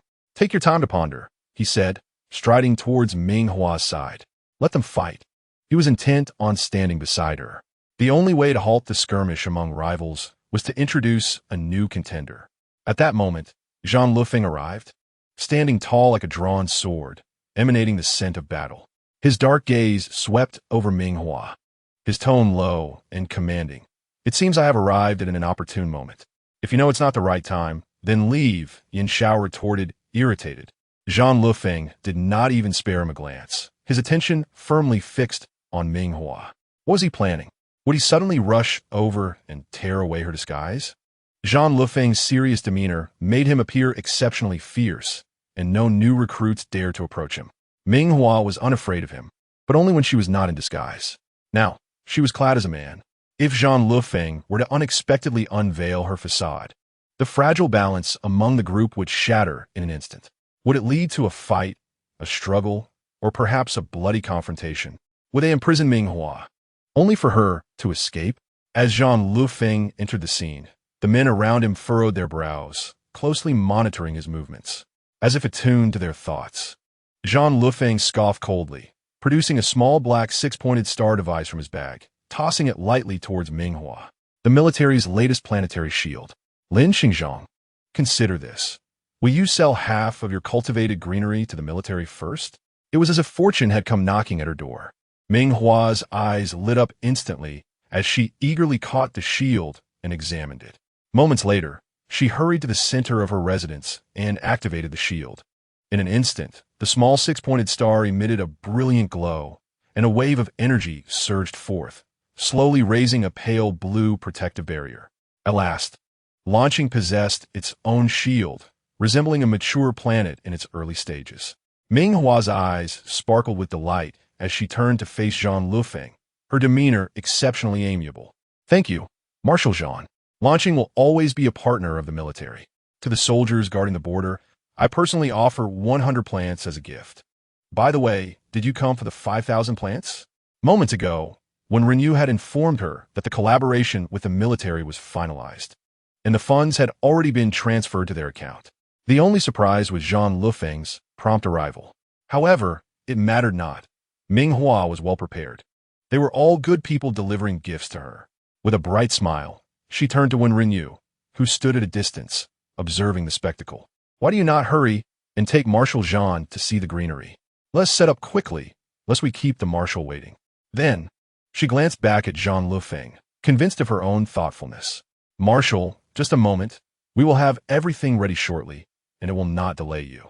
Look how considerate she was, believing herself to be exceptionally understanding and attentive. Unbeknownst to him, in the eyes of several men, he was merely an unwanted presence. Hastily ushered away.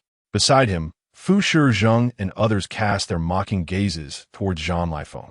Jean Liefeng's eyes darkened, his brows knitted slightly, as his mood soured. Why should he be the only one forced to leave while others remained? Realizing something, he spoke up directly. Is this how you, Lin Xingzhang, treat me? Is it your desire to drive me away? The iron-willed man's voice bore an undertone of grievance. Ming Hua was momentarily taken aback. She swore she had no such intention. Her request for Jean Lifeng to depart was solely for his benefit. However, if he chose to stay and endure hardship, she could not prevent it. Among the crowd, only when Renyu understood Ming Hua's intentions. At that moment, he looked at Ming Hua in horror, as if he had made a momentous decision. Well, if Marshal Jean is willing, I would naturally welcome you to stay and experience the unique culture of launching. Just bear in mind that conditions here are quite harsh. I hope the Marshal will not find it unpalatable. How could that be? Jean Lifeng thought, recalling his days of sleeping under the open sky on the battlefield. He had even rested amidst heaps of slain beasts. The accommodations arranged by Ming Hua, no matter how difficult, could not possibly be worse than that. He suspected this was merely a pretext for Ming Hua. A slight smile graced his lips, revealing a composed demeanor. Of course not. Beside him, Fu Shizheng, Chu Xingze, and Yin Shao all gazed intently at Ming Hua. The implications were unmistakable. Ming Hua smiled faintly, nodding in agreement. Since no one minds, let's all stay. Some nodded in modesty, while others expressed their delight. Only one Renyu, aware of the underlying truth, slapped his forehead in despair. Heavens! Do you not realize that Xingzhang intends for you all to share a large communal sleeping area? Ming Hua, hands on her hips, retorted. From now on, you'll be my husband. What is wrong with cultivating our feelings by sleeping together in a communal space? Chapter 153. The Beast Tide Approaches. Launching in peril, embracing the notion that even in the direst circumstances, there exists a shelter against the wind and rain. The 6 men followed Wen Renyu to the large communal sleeping area specially arranged by Ming Hua. Upon reaching the entrance, they stood frozen in disbelief, struggling to comprehend the absurdity of the situation. How could she have orchestrated such an arrangement? Wen Renyu, who dared not scrutinize their expressions, could not fathom why Xingzhang would take such a risk. Did she not fear offending these prominent figures of the empire? Yet, he understood that she must have her reasons. Hesitant, he added, Xingzhang mentioned this as a room arranged specifically for you, to facilitate your bonding. A snicker broke the tension as Yin Shao couldn't contain his laughter. Only Ming Hua could arrange for rivals to share a space, seemingly encouraging conflict amongst them. After all, was this not akin to raising venomous creatures? Having delivered his message, Wen Renyu hurriedly departed, leaving the remaining men at the entrance, their expressions grim as they watched the roof's iron sheets flutter ominously in the wind. To be frank, it felt more comfortable to sleep outdoors than in such a place. Yet, none of them moved, contemplating the notion of sharing quarters with their rivals. The thought was revolting. However, what if this was Ming Hua's test? Did not Wen Renyu claim this was a room arranged for them? The elite nobles, caught in a web of complex thoughts, hesitated, waiting to observe the reactions of others. Only Jun Yiqing, having reached a decision, disregarded the other's deliberations. After a brief contemplation, he said coolly, "Please make way." With that, he strode into the room and chose the innermost spot, collapsing onto the bed in exhaustion. Yin Wenjin, witnessing this scene, could not suppress his laughter. The situation was a delightful chaos, rivals sharing a space, one eager to bond, another intent on undermining, while others bickered. The atmosphere was unmistakably lively. After a moment's pause, the others followed, June eaching inside. Contrary to Ming Hua's expectations, the anticipated chaos did not ensue. Instead, silence descended, heavy and oppressive. Upon entering, the men exuded an overwhelming aura of tension, each unwilling to yield. The silence intensified, laden with unspoken conflict, akin to a powder keg ready to explode. Yet, these formidable individuals managed to stifle their impulses. In her office, Ming Hua strained to eavesdrop on the sounds outside, but all was eerily quiet, leaving her puzzled. When Renyu, nearly on the verge of kneeling, questioned, "Xingzhong, do you truly wish for them to clash? Is that not the case? Even if it is to make a point, there must be a reason," she replied, for Ming Hua was not one to become irate without cause. Understanding his superior's temperament, when Renyu shook his head, feeling reassured. After a moment of silence, he hesitantly inquired, "Xingzhong, you wouldn't happen to be the Miss Ming that the council members have been desperately seeking, would you?" When Ming Hua fled from the performance hosted by Chu Xingze, the entire main star was left in shock. What began as speculation about whom she would marry turned into discussions about her ruthlessness in escaping. It was evident to all that the 7 suitors were deeply enamored with her. Regardless of her choice, she would be cherished and adored, her life transformed in an instant. Yet, Ming Hua chose none, simply turning and running away. Moreover, how had she managed to escape? Every spacecraft docked at the main star had undergone extensive searches. Yet she remained elusive. Even when Renyu had privately discussed this with the NightⅡ mercenary team, pondering her miraculous evasion. Now, looking at the seemingly ordinary Lin Chun, whose eyes sparkled like stars, he voiced his curiosity. "Your eyes, they do not match your unremarkable appearance." Ming Hua smiled knowingly. It was no longer necessary to conceal the truth. "Indeed, you are correct. I am Ming Hua." When Renyu was taken aback, it was he who had stealthily aided her escape from the main star. He felt grateful that Fu Shizheng and the others had refrained from causing him trouble. Ming Hua laughed heartily. "Do not worry, they will not harm you. As long as I wish to leave, no one can stop me, be it when Renyu or anyone else. I will always find a way." When Renyu's tense demeanor gradually relaxed, comforted by her words. Tonight, a simple patrol would suffice, allowing the brothers of the NightⅡ mercenary team a well-deserved rest. Although the news of the green plants on launching had yet to surface, everyone understood it was only a matter of time. One fears the day when exposure occurs, and the powerful discover the arrival of NightⅡ. They remain oblivious to the impending doom. Thus, WNR-NY has taken to leading the HIHU mercenary corps in nurturing KK plants by day and assigning patrols by night. A month has passed, and the once portly DOLOH has transformed his physique into one of lean muscle. With the arrival of FSHZH-ing and his companions, the safety of NightⅡ has been maximally secured, and none dare to act foolishly under their watchful eyes. Furthermore, ZH-Inli-F-ing has brought an entire elite squad with him. Ming-Zhu can hear the rhythmic sound of military boots striking the ground during the patrols outside. Alas, this is ostensibly for protection, yet it serves as surveillance. Ming-Zhu is impressed. WNR-NY comprehends this truth as well, smiling knowingly. Since embarking on the sale of plants, he has not enjoyed a good night's rest. Tonight, however, he can finally indulge in a sound slumber. XNGZH-ing, make sure to rest well. Of course, 1,000 miles away, JNCH New York is en route, his dark eyes reflecting anxiety as the night deepens.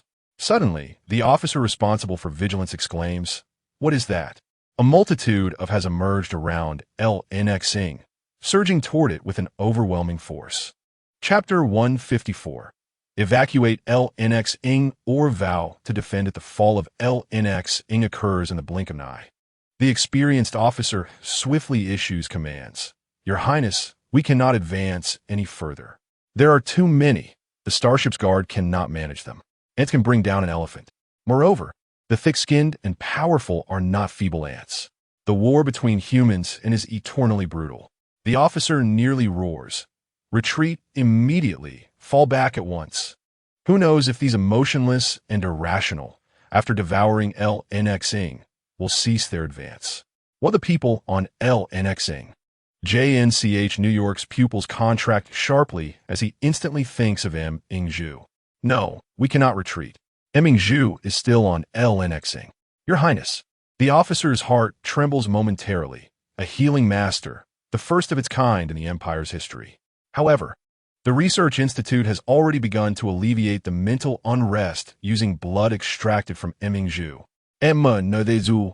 The officer grits his teeth. Watching JNCH New York order the guard to pilot the starship toward NightⅡ, his tone strained. She is merely a healer. There is no need to sacrifice lives here. Furthermore, whether Miss Ming is truly on NightⅡ remains uncertain, does it not? Ming is NightⅡ. It is merely conjecture. The officer examines the photograph. Unable to discern any resemblance between NightⅡ and Miss Ming. Your Highness, we should leave. Even if we rush over now, it will be futile. Do you wish to witness Miss Ming perish before your eyes? JNCH New York's eyes redden, nearly bursting with blood. Looking at the officer who continuously obstructs him, he grits his teeth and declares, "If you are afraid, then disembark the starship now. I shall go alone." The starship contains emergency escape pods. If the officer and the others exit, they will face no danger to their lives, merely landing on a nearby planet. The invasion of NightⅡ soon draws the Empire's attention, dispatching a vanguard to investigate. The officers stationed on nearby planets will soon be rescued. Each individual has their own path to tread. JNCH New York thinks, even in death, he wishes to accompany Ming. NightⅡ at the moment they appeared. Those led by Zish, Enli F. Ing, and Yn Shio quickly sensed the anomaly. However, they arrived too swiftly. Even as the alarms were raised, by the time everyone reacted, they had nearly breached NightⅡ's outer perimeter, beginning to assault the planetary shield. 7 men lying on a bed, feigning sleep, suddenly opened their eyes. What is happening? I will find Ming. Yn Shio leaped from the bed, heading directly for Ming's quarters. JNYQ Ing and CHXNGZ instinctively followed. YNW New Jersey and interjected promptly. We must head to the starship and prepare it. The tide is upon us. Having slain countless times, ZH Enli F. Ing is all too familiar with this sound. I will cover your retreat. You go first, and I will hold them off. FSHZH Ing scoffs coldly. We are all at level 3. What difference does it make? I will stay behind with you. You too. Protect Ming on the starship. I will join you in holding them off. I will also stay with you. YNW New Jersey Ing's demeanor is cold as he speaks. The council president is not merely eloquent. If words fail to persuade, then force shall suffice. The 7 of them cooperate, each dispersing. Yn Shio charges directly into Ming's bedroom. Chapter 155. The Imperial Rose Falls. Emma Nuvu, Hudi, they are here. Yn Shio bursts into the room and reaches for Ming, urgently calling her name. Ming is not one to confuse urgency with triviality. Upon hearing, she swiftly leaps from the bed, hardly pausing to put on her shoes, and follows Yn Shio outside. Under the fierce assault of the protective shield of Yn has already been breached, a gaping hole formed. One by one, attempt to invade the planet through the opening. Not far off, the starship piloted by FSHH Ing and his companions begins to power up. Flames of Yn igniting the air, ready to ascend and flee Ing at any moment. They are merely waiting for Ming. The atmosphere is charged with intensity. Ming, hand in hand with Yn Shio, nearly breaks into a run. Suddenly, she recalls something and asks, have the others on NightⅡ made it to the starship? Yn Shio's body stiffens mid-stride. After a moment, he grits his teeth, the muscles in his face tensing, his voice hoarse. Everyone has retreated to the starship. The tide came so swiftly. They merely leveraged their quick reactions to gain a brief moment for retreat. There was no time to organize the evacuation for the original inhabitants of NightⅡ. Ingju's heart sinks heavily. As astute as she is, she almost instantly deduces the truth. Her gaze shifts backward. At this moment, NightⅡ has undergone a drastic transformation. Lush greenery sways in the wind upon ground. Newly purchased high-tech equipment lies on the surface. Nearby, the recently renovated residential area is enveloped in darkness, devoid of a glimmer of light, as if not a single soul remains. Just as Xiao said, everyone has evacuated to the starship, waiting for her to board before they immediately depart NightⅡ. Even if all her efforts over these days turn to dust, it matters not. If not for the sight of the lights sweeping across the ship through the crack of the door, revealing countless silent eyes watching her leave. A resource-depleted wasteland, it is their fate to be abandoned by their ex-NightⅡ. Yet, Ingju remembers, over a month ago, when she arrived on NightⅡ, the promise she made, and the bright eyes that lit up in response. It was a flame of hope burning within, because she pledged as ex-NightⅡ to protect them and develop NightⅡ. Thus, even though each sale of plants yields a handsome profit, little remains in their hands. The star coins are to be used by Ingju to procure more equipment, to cultivate more greenery. They do not comprehend her intentions. They quietly obey the decisions of their ex-NightⅡ and implement them diligently. However, now, at this critical juncture, Ingju is leaving. They continue to gaze at her departing figure, accepting the fate of being abandoned by their ex-NightⅡ. Yet Ingju cannot accept this. Suddenly, she halts in her tracks, following Xiao. Hua, what are you doing? The otherworldly beasts are approaching. Are you unable to run? Gulme, let me carry you. The concern and urgency on Yin Zhao's face were unmistakable. The gaping hole in the planetary shield was widening, showing signs of imminent rupture. The cacophonous roars of the beasts, trapped outside the shield, pierced the air as they relentlessly attempted to breach the barrier and invade Nanjing. The crisis loomed perilously close. His anxious hand, reaching out to embrace Ming Hua, was halted. Ming Hua shook her head, her tone tinged with melancholy. Yin Zhao, I am the Star Lord of Nanjing. I cannot leave. If I abandon my post, Nanjing will truly be left with nothing. Yin Zhao's eyes filled with evident confusion as he struggled to suppress his emotions to comfort her. What if we settle near the main star? The planets farther from a main star tend to thrive, controlled by the powerful families of the Empire. If you truly desire it, I can negotiate for a complete planet through concessions and exchanges. He believed that such a proposition would persuade Ming Hua to leave with him. However, she shook her head again, her expression gradually firming. It is not the value of the planet that matters. No matter how many planets I might possess in the future, they will never be Nanjing. Moreover, there can never be another Nanjing in this world. Suddenly, Ming Hua asked, Yin Zhao, do you know? In ancient times, there was a profession that always perished at the forefront of all soldiers, the political commissar. To elaborate, I, along with everyone else left on Nanjing, share the same fate. None of us is more noble than the other. So now, let me remain on Nanjing to resist alongside them until the very last moment. Thank you for once caring for me. Now allow me to forge my own path, safeguarding Nanjing until the end. Having spoken, Ming Hua resolutely released Yin Zhao's hand and turned to sprint towards the residential area behind her, shouting with fervor, Arm yourselves, protect Nanjing. Arm yourselves, protect Nanjing. The residents, who had been hiding within their homes, gradually opened their doors. One by one, lights flickered to life in the darkness, signaling danger, yet also marking the opportune moment for ambush. Ming Hua had never squandered her resources. Her investments had either gone into high-tech agricultural equipment or weaponry.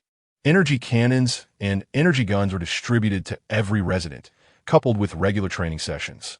As her words echoed, a barrage of energy cannons unleashed towards the fractured planetary shield. The beasts, poised at the breach, were struck instantly, emitting furious roars of agony. This was followed by an increasingly frantic assault from the beasts and the thunderous sounds of the energy cannons. As rain began to fall, Yin Zhao wiped his brow, astonished to see it stained red with the beast's blood.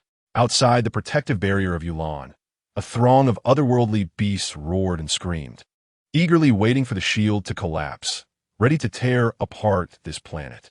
In Yin Zhao's horrified gaze, Ming Hua suddenly summoned a mech and charged into the horde of beasts, followed by a thunderous explosion. Year 3222 of the star calendar. The Empire's rose has fallen. Chapter 156. Amnesia and Face Blindness. And her husband Ming Hua knew she could no longer return. The energy cannons wielded by the residents were insufficient to fend off the beasts. She would not speculate on whether Fu, Shizheng, and the others would intervene.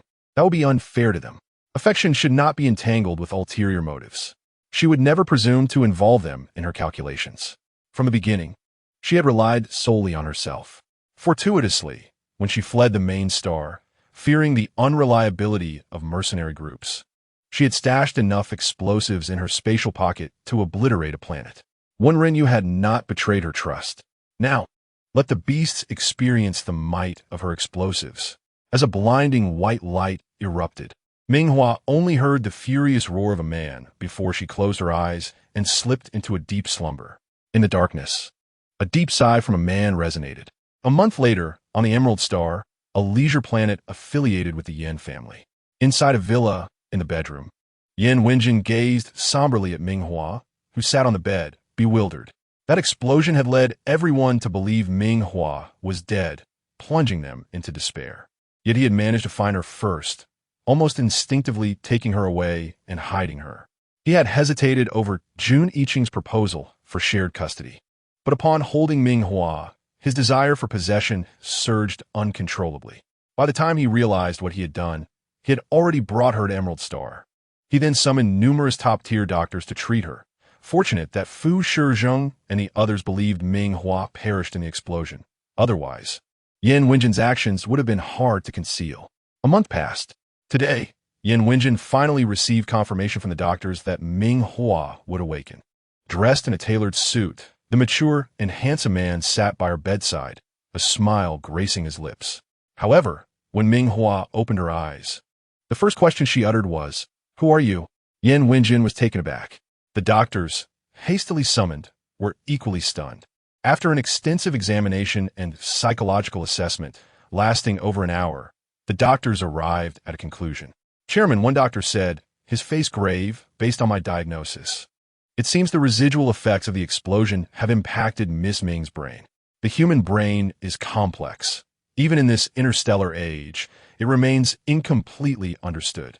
Currently, Miss Ming's condition appears to involve amnesia and prosopagnosia. In simpler terms, she has lost her memory and does not recognize anyone, nor can she distinguish between faces."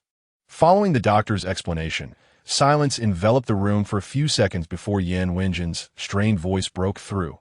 "When will she recover? Is there medication to treat her?" "Everything depends on Miss Ming's capacity for recovery. Perhaps she will return to normal today or tomorrow. However," the doctor paused, "it is also possible that she may never recover in this lifetime." Once the doctor finished speaking, another silence fell over the room. Yin Wenjin stood still, his eyes flickering with uncertainty. After a long while, he waved his hand dismissively. "You may leave." "Yes," the doctor replied respectfully before exiting.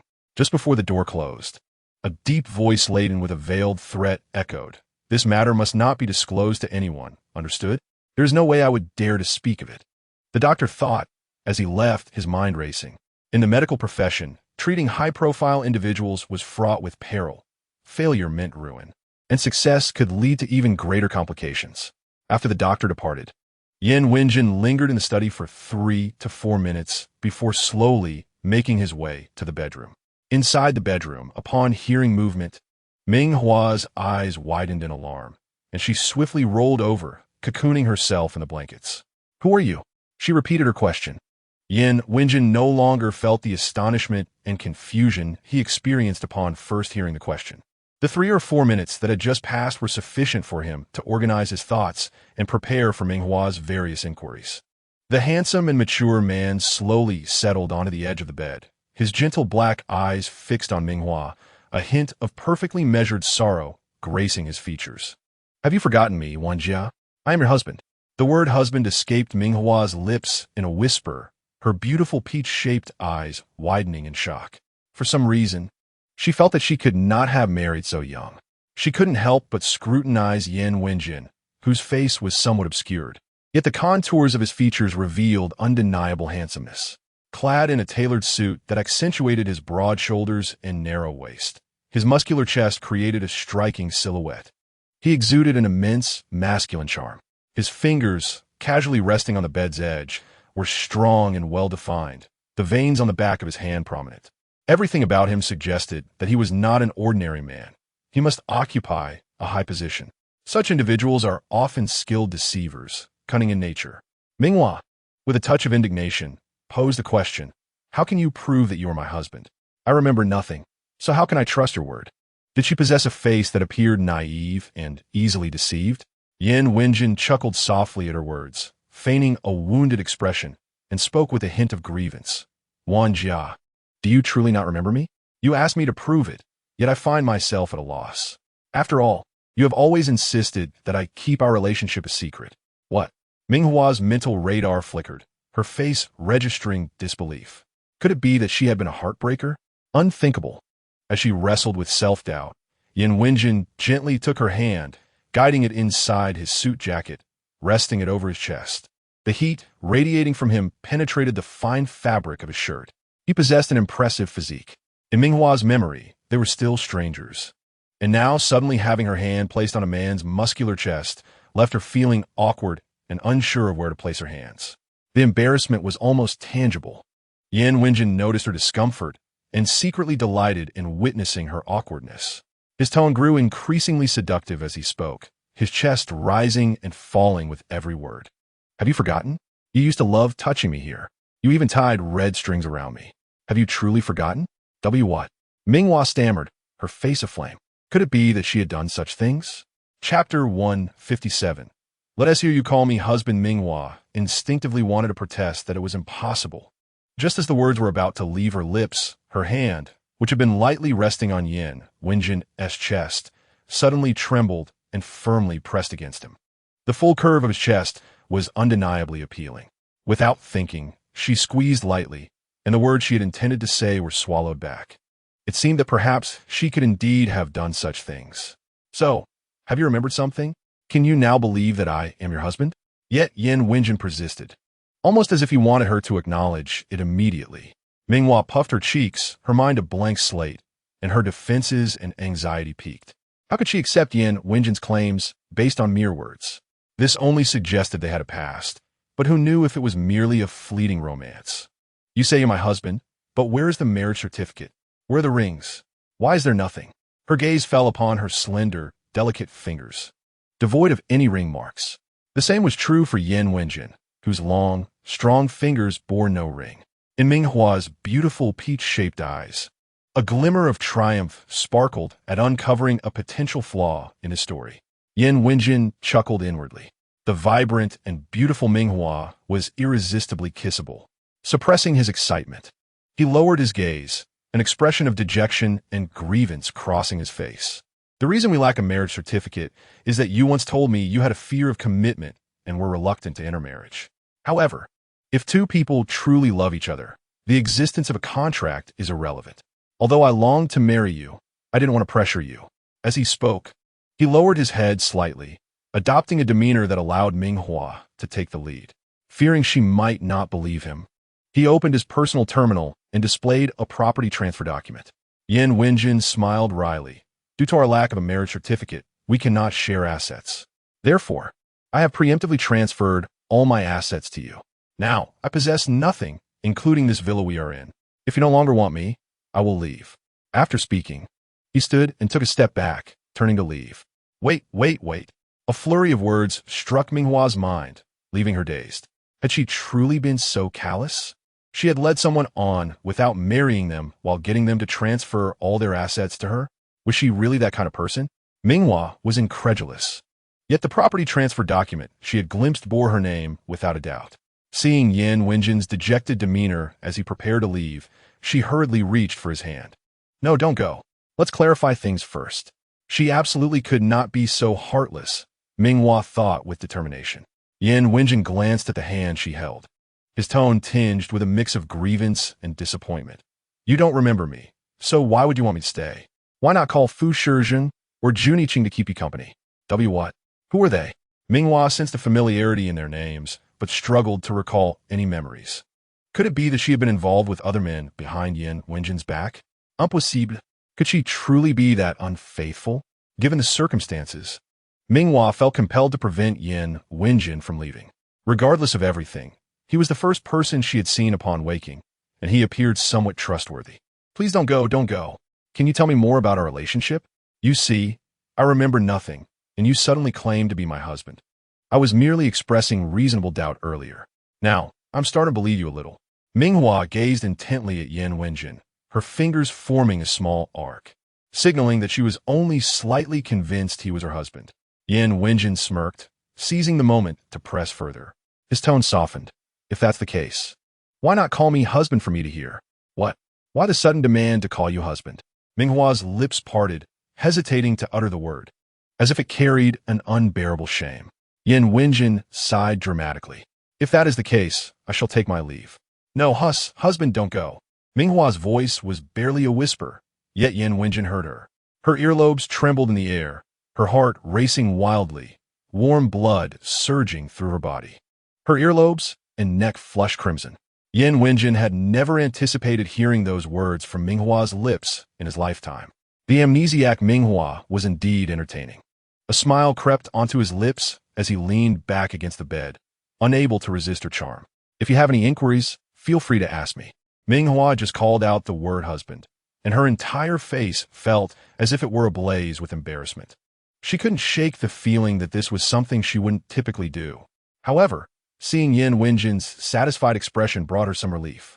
After kneeling a few steps to sit next to him, she voiced her lingering question. What about the ring? Without a marriage certificate, I can understand, but we should at least have the rings, right? Yin Wenjin cast her a lingering glance before suddenly pulling a silver chain from around his neck. At the end of the chain dangled a small, circular object. No, that couldn't be right. Ming Hua's pupils dilated. That was not just a small ring. It was a men's ring.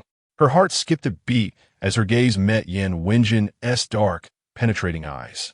He tenderly caressed the men's ring between his fingers, the affection evident in his demeanor. Yet, his next words nearly pushed Ming Hua to the brink of despair. That is indeed a thought-provoking question. I too am curious. Hua, my ring is here. Where is yours? You mentioned being afraid it might slip off your finger, so I switched to a necklace to keep it close to my heart. Hua, yours must be around your neck as well, right? Ming Hua's neck was bare, devoid of any adornments.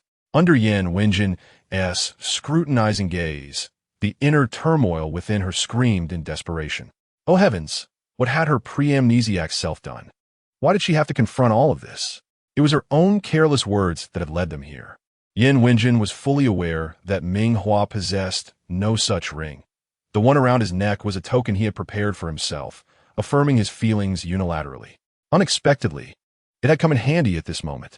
Nevertheless, this did not deter him from pressing her further, relishing the flush of embarrassment that colored her cheeks. Hua, show me your ring as well. Or have you lost it? As he spoke, his dark gaze bore into her, and the tone of his voice grew dangerously intense. Chapter 158, Soul-Searching Inquiry. Have you ever slept together? Ming Hua's heart raced at the insinuation. Although the truth resonated within her, she could not admit it. The actions of the Ming Hua with memories were wholly irrelevant to the amnesiac version of herself.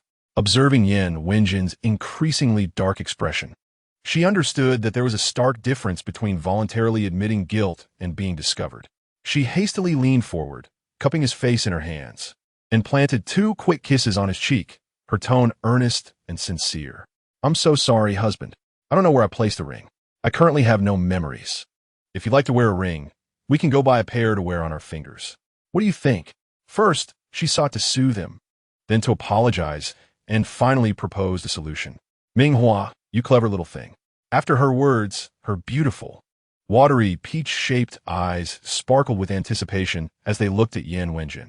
He struggled to maintain his feigned anger, completely unprepared for the charming demeanor of amnesiac Ming Hua, who resembled a sweet, soft cake. With a bite, one would be enveloped by its delightful essence. He managed to suppress a smirk and responded with a nonchalant hum. Instantly, Ming Hua's brows lifted, her eyes brightening with glee. Thank you, husband. By the way, who are Fu Shizheng and Jun Yiqing that you mentioned earlier? Just hearing their names stirred a peculiar familiarity within her, akin to Yan Wenjin. The reason Ming Hua could so swiftly lower her guard was the quiet voice in her heart, reassuring her that this person would not harm her and could be trusted. Yan Wenjin merely glanced at her, his lips curling into a few emotionally detached words. No one special, just your admirers. My admirers? Ming Hua chuckled awkwardly. No wonder Yan Wenjin's expression soured at the mention of those two. Who could be fond of their wife's admirers? Moreover, this predicament arose because she had chosen not to publicly acknowledge their relationship. She quickly cupped Yan Wenjin's face again and planted 2 more kisses, soothingly saying, "Don't be upset. Only you're my husband." Seizing the opportunity, Yan Wenjin's hand firmly found its place around her waist. What does a marriage certificate matter? Come with me to obtain one. Ming Hua's healing powers were not enough to grant his wishes without her consent. Regardless of how powerful these individuals might be, they could not forcibly secure a marriage certificate to claim her as his wife. Ming Hua's gaze wandered for a few seconds. Could they really just obtain a certificate like that? For some reason, she instinctively wanted to refuse. Moreover, she had no memories, making it unwise to make such a significant decision. She forced a smile. I don't have any memories right now. It wouldn't be wise to rush into getting a certificate, would it? What could possibly be wrong? Yan Wenjin's gaze turned dangerously intense as a strong hand slid up her supple waist, resting against her delicate spine. The heat radiating from his palm made Ming Hua shiver involuntarily. Yan Wenjin's voice rang out. Are you afraid that marrying me would prevent you from enjoying the pursuit of other men? How could that be? Ming Hua shook her head vigorously, refusing to admit that she could ever be that person. I could never do such a thing. I just want to. Suddenly, a realization struck her, and she placed her hands on Yan Wenjin's shoulders, her beautiful peach-shaped eyes earnestly meeting his. I just want to carry the memories of our love when I go to get the marriage certificate. What memories of love could they possibly share? Yan Wenjin chuckled softly, choosing not to press the matter further. He wrapped his arms around Ming Hua's waist, drawing her close to him, and accessed the terminal to browse engagement rings. Let us pick out a new ring together. Let me see which one you like. If I find out you've lost it again, there will be consequences. I won't. I promise. Ming Hua quickly assured him. From now on, I will wear the ring every day without fail. Good. Yan Wenjin murmured, watching as Ming Hua's slender fingers glided across the terminal, selecting a ring that caught her fancy. Every option was exquisite and exorbitantly priced, each bearing a unique design. Yet, Yan Wenjin willingly indulged her desires. From a distance, it resembled a newlywed husband doting on his wife. He sincerely wished for this moment to linger just a little longer. As night fell and the two prepared for bed, a new discord emerged. As Ming Hua's husband, Yan Wenjin naturally intended to share a bed with her. Even if they did nothing, it was still a peculiar situation for the amnesiac Ming Hua. Sitting at the edge of the bed, she gazed intently at the intricate patterns of the carpet. Yan Wenjin was currently in the adjoining bathroom, attending to his nightly routine. The house had excellent soundproofing, making it nearly impossible to hear anything. Yet, Ming Hua felt her earlobes flush crimson, as if the sound of water cascading from the shower echoed in her ears. In the tranquil bedroom, her imagination began to race, conjuring vivid images of the bathroom a few meters away. Warm water flowed over the man's sun-kissed skin like flowing silver chains, an exquisite temptation that exuded male pheromones. Even without memories, she instinctively recognized Yan Wenjin's physique as remarkably alluring. And tonight, she was to share a bed with him.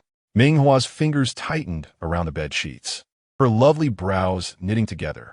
According to Yan Wenjin, they must have shared many nights together before. Otherwise, they wouldn't have reached the point of marriage. Why then? Does she now feel such tension that she even wants Yan Wenjin to move out? Has the loss of memory also led to a disappearance of bodily reactions? Ming Hua pursed her lips, finding it somewhat peculiar. Before this strange sensation could further fester, the bathroom door swung open. Yan Wenjin emerged clad in a black bathrobe, revealing a broad, well-defined chest and prominent abdominal muscles, enveloped in a veil of steam. Droplets of water trickled down his forehead, disappearing into the fabric of his robe. His damp hair, along with his usually sharp brows and eyes, appeared softened by the moisture, exuding a refreshing allure. The formidable aura of a top-tier level 3 powerhouse diminished considerably. Holding a dry towel in hand, he was drying his hair when he noticed Ming Hua sitting at the edge of the bed, her expression one of hesitance. "What's wrong?" Yan Wenjin initiated the conversation. Taking a deep breath, Ming Hua gathered her courage to ask, "I want to inquire about something. You'd better not deceive me. Have we ever slept together?" Cough.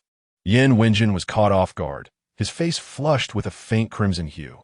For the first time, the usually articulate and quick-witted Yan Wenjin found himself at a loss for words. The question of whether they had shared a bed was truly intriguing. Her beautiful peach-shaped eyes widened slightly, and her luxurious black hair cascaded casually over her shoulders. Her lower lip, bitten due to nervousness, bore the mark of her teeth, appearing both pitiful and enticing, evoking an irresistible urge to embrace her and cover her lips with his. Yan Wenjin's Adam's apple bobbed heavily. Physical intimacy between spouses is perfectly normal. If he were to feign that they had indeed shared a bed and admit it, then tonight. As he contemplated what to say next, an alarm bell suddenly rang in his mind. Could this be yet another of Ming Hua's tests? She had lost her memory, but she was not foolish. Would she genuinely believe him if he claimed they had slept together? Perhaps she was deliberately laying a trap for him. Yan Wenjin smirked, silently acknowledging Ming Hua's cleverness. His mind raced, quickly formulating a new response. "No," the mature, handsome man declared, yet he leaned closer, sitting beside Ming Hua. Taking her hand in his face bore an evident sense of grievance, as if to say, "You always complain that I'm too big, and one tea let me be with you." "What?" Ming Hua gasped, her gaze involuntarily drifting toward Yan Wenjin's lower body. Although concealed by the bathrobe, she could not see anything at the moment. However, based on her observations of his physique, standing nearly 6 feet tall with broad shoulders and a well-defined muscular frame, she had personally felt the firm muscles in his abdomen earlier that day, vibrating with latent power. Especially when considering his strength in that regard, it was undeniably formidable. Just how impressive could it be? 18, 19? Ming Hua dared not ponder further. She inwardly lamented how clever she had been before losing her memory, managing to make him so compliant. Before she could exhale in relief, Yan Wenjin continued. Although we haven't reached that point, it's south quite close. Huh? Ming Hua's beautiful peach-shaped eyes widened further. What do you mean by close? Stammering, she attempted to remind him, "I don't remember anything right now. Don't do anything strange to someone with amnesia." Yan Wenjin merely chuckled. A man with a strong desire for possession would surely seize such an opportunity. Under Ming Hua's evident confusion, he reclined on the bed, gesturing for her to join him with an air of nonchalance, as if he had done so a million times before. "Hua, come sit here." Ming Hua's heart raced with fear. Although her face blindness made it difficult to discern the man's features, she could vaguely perceive the contours of his face, the sharp brows, high nose, and thin lips. "Sit down. Sit down." Ming Hua's face turned a deep shade of crimson. Yet Yan Wenjin added, "You used to love this. It made you feel good. I believe that even with amnesia, you would still enjoy it."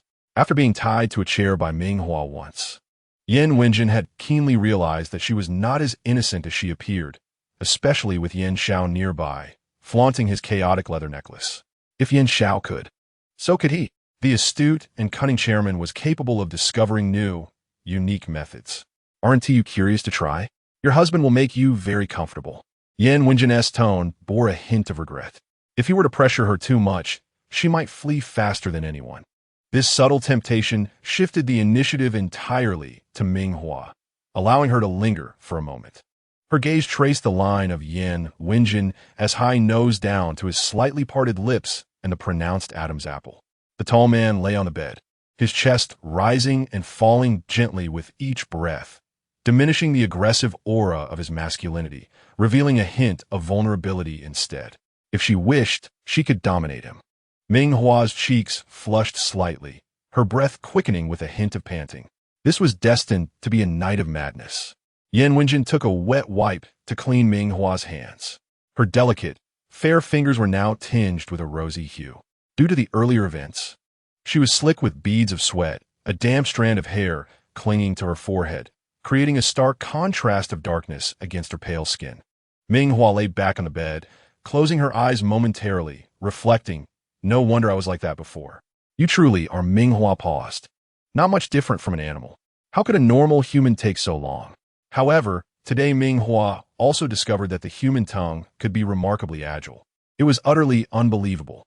Yan Wenjin chuckled with delight, planting a tender kiss on Ming Hua's face. "I'll take that as a compliment." After all, he had never anticipated reaching such depths with Ming Hua. Lying in bed, enveloping her in his arms, he patiently instructed, "Tomorrow I have to attend a banquet. You must stay home to recuperate. The ring will arrive in the morning. I'll place it on the bedside. Remember to wear it and don't take it off." Got it, got it." Being embraced by the man made Ming Hua feel uncomfortable. She reached out to push Yan Wenjin away, saying, "You should move over a bit." Just moments ago, Ming Hua hesitated, a flicker of distaste crossing her delicate features. "You haven't even brushed your teeth. Don't kiss me." Yan Wenjin replied, "You weren't saying that just now." However, having already tasted enough sweetness for the night, he didn't want to truly anger Ming Hua. He obediently got up to retrieve another blanket from the wardrobe and laid it on the bed. "I'll sleep here. You can sleep there, all right?" Ming Hua glanced at the enormous bed, noting that she would occupy the center. Yan Wenjin only claimed a small portion at the edge. Yet he appeared content and without resentment. She expected him to be so accommodating. No wonder she chose him as her husband. In her heart, Ming Hua had nearly accepted this outcome. It was indeed the best choice she could make. Yet, the amnesiac Ming Hua could not foresee that there were actually 7 men as accommodating as he. However, the other 6 were certainly not ordinary individuals. On the following day, when Yan Wenjin awoke, the aide had already delivered the ring, selected the previous day, to his doorstep. He calmly chose one of the men's rings and adorned his left ring finger with it. The remaining rings in the box were placed on Ming Hua's bedside, and as he stepped out, he instructed the butler to ensure the lady's well-being and to prevent any disturbances. Indeed, the schemes of these men were intricate, yet regrettably, they were swiftly unraveled by others. A widower, having lost his wife, could become even more unhinged. Chapter 160. Maintaining Purity. Jin Chenai today. Yan Wenjin was to attend a banquet dedicated to celebrating the victory over the otherworldly beasts. Ming Hua, in her resolve to protect NightⅡ, had charged bravely towards the beasts with a death wish, becoming a shared nightmare for 7 men. The inability to find her remains only intensified their fury against the otherworldly creatures. For the first time, the military, the parliament, the royal family, and the financial tycoons of the empire united in a concerted effort against the beasts. Cosmic superstars publicly rallied support, and gifted artists employed all available resources. Moreover, NightⅡ continuously supplied the bordering planets with verdant plants to soothe the frayed mental states of their populace. The research institutes had also begun to yield results regarding the rampant mental disturbances, alleviating concerns over deaths due to untreated psychic turmoil. The animosity between the Empire and the otherworldly beasts was long-standing. Previously, the extensive use of psychic power had led to fatalities, allowing the beasts to exploit the situation. However, this time, the Empire was thoroughly prepared, with several factions remarkably united in their intention to annihilate the beasts. Following a month of relentless assaults, they finally succeeded in eradicating the threat, warranting a grand celebration on the main planet. The moment Yan Wenjin made his entrance wearing the wedding ring on his left ring finger, the crowd was left in stunned silence. Was it true that the president of the parliament had married so swiftly? There had been no whispers of a wedding within the Yan family. Did anyone receive an invitation? The surrounding nobles shook their heads in unison. Despite being prominent aristocrats of the main planet, even if Yan Wenjin had sought to keep his marriage discreet, word would have trickled through their circles. Yet, there was not a whisper among them. Something was amiss. It truly felt wrong. Someone pondered. Had the president not been pursuing that lady until recently? It had only been about a month since her passing, and now he had remarried? This did not align with the president's character. Hush, do not speak of this. Upon hearing Ming Hua's name, those nearby grew tense. Are you not aware that this is a taboo? To this day, who dares to utter that she has? The word death was left unspoken. Even if the truth was known and accepted, the 7 most powerful individuals in the empire refused to acknowledge it. Thus they acted as if Ming Hua were still alive. Oh, what a cruel fate. The individual who had misspoken quickly changed the subject. However, in light of this, the president's actions could be interpreted as a positive sign, indicating his gradual acceptance of Ming Hua's demise and his willingness to embrace a new life. Did this not imply that the other 6 would soon return to normalcy as well? With this thought, the noble women at the banquet felt a flicker of hope. These men were all distinguished, unattached gentlemen. Previously, their singular focus on Ming Hua had left these women with little opportunity. Yet now, in their imagination, they believed Ming Hua would choose only one suitor for marriage, as these 7 did not seem capable of cohabiting with a rival. They merely needed to bide their time. Who could have anticipated that Ming Hua would suddenly perish, especially at such a young and beautiful age, in a moment when these men cherished her the most? Her demise, rooted in the noble cause of safeguarding NightⅡ, could only be described as tragic. Ming Hua's passing had seemingly robbed the 7 of their souls, leaving them to wander the earth like mere shadows. Their sole objective was the annihilation of the beasts. Initially, it was believed that once the beasts were vanquished, their spirits would mend. However, they resorted to the pretense of maintaining purity, which only incited lamentations among the noble women of the main planet. The sudden appearance of a ring on Yan Wenjin's hand reignited their hopes. News of his potential new romance quickly spread to the banquet's rear courtyard, where the 6 widowers of Ming Hua had gathered.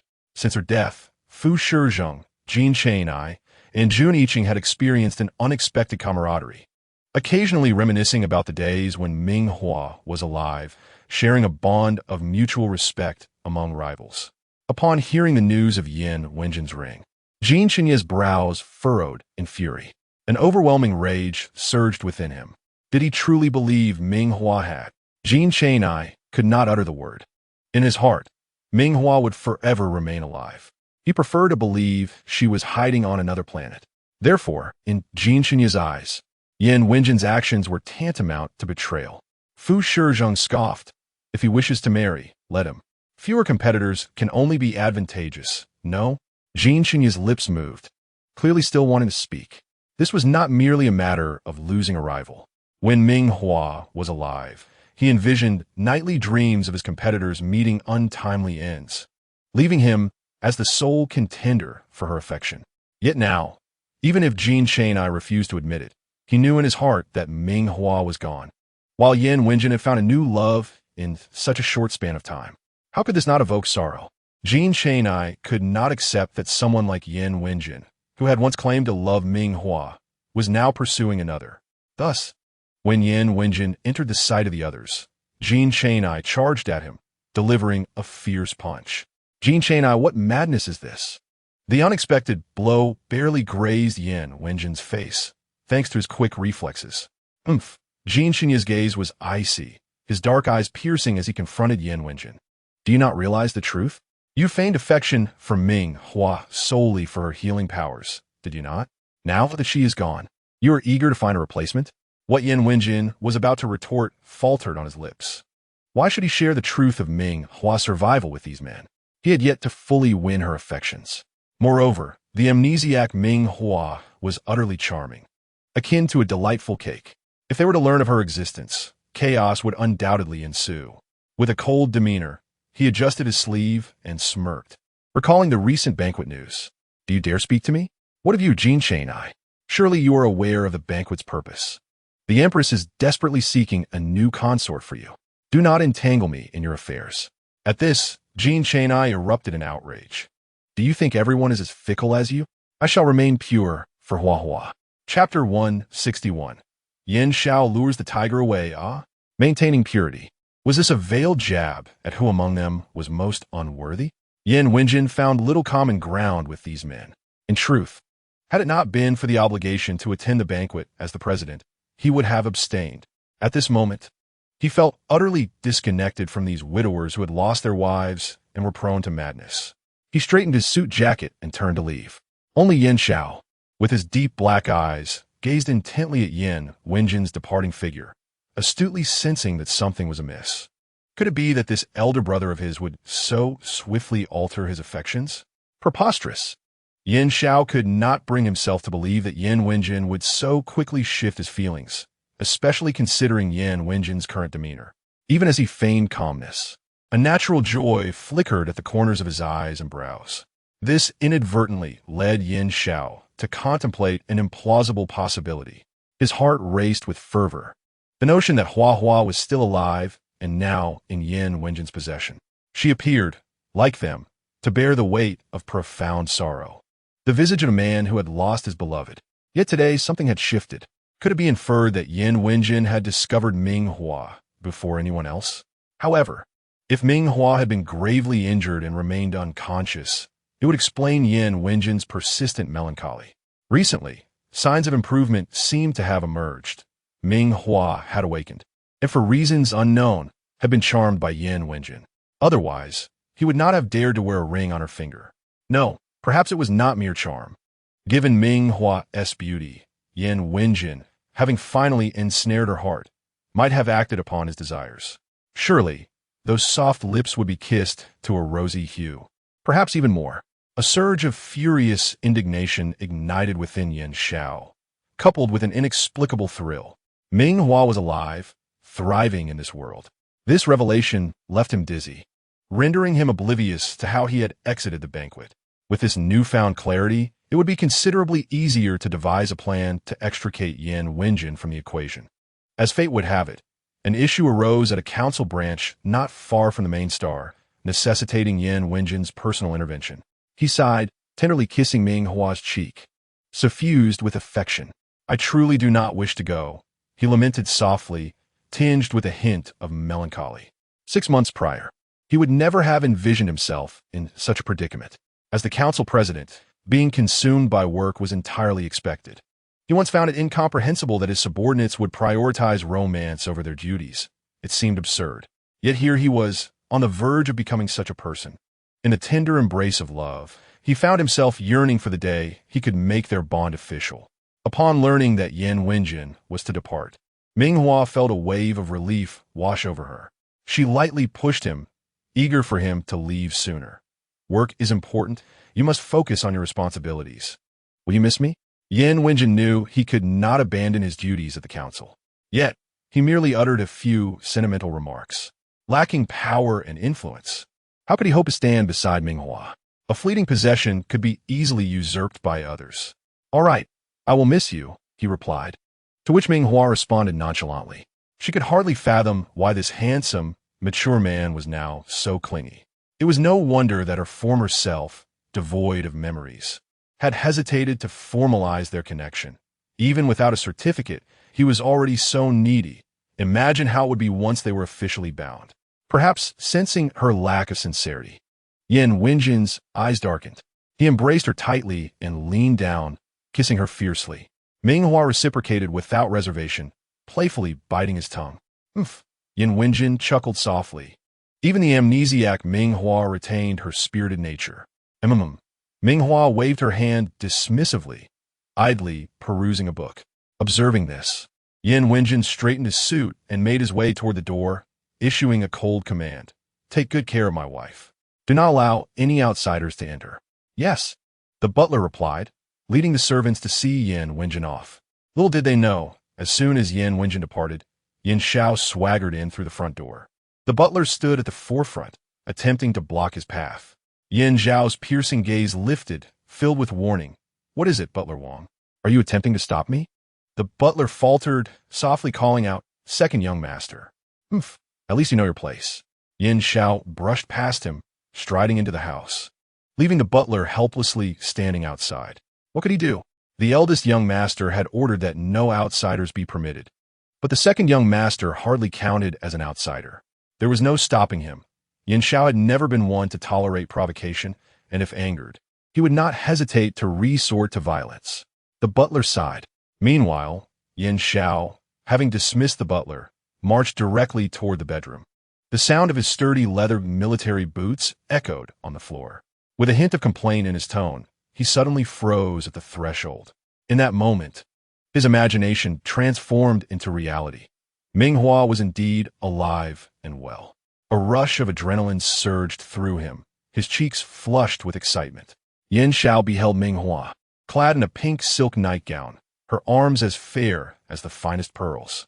She lay languidly on the bed, her thick, dark hair cascading over her shoulders, casually flipping through a book.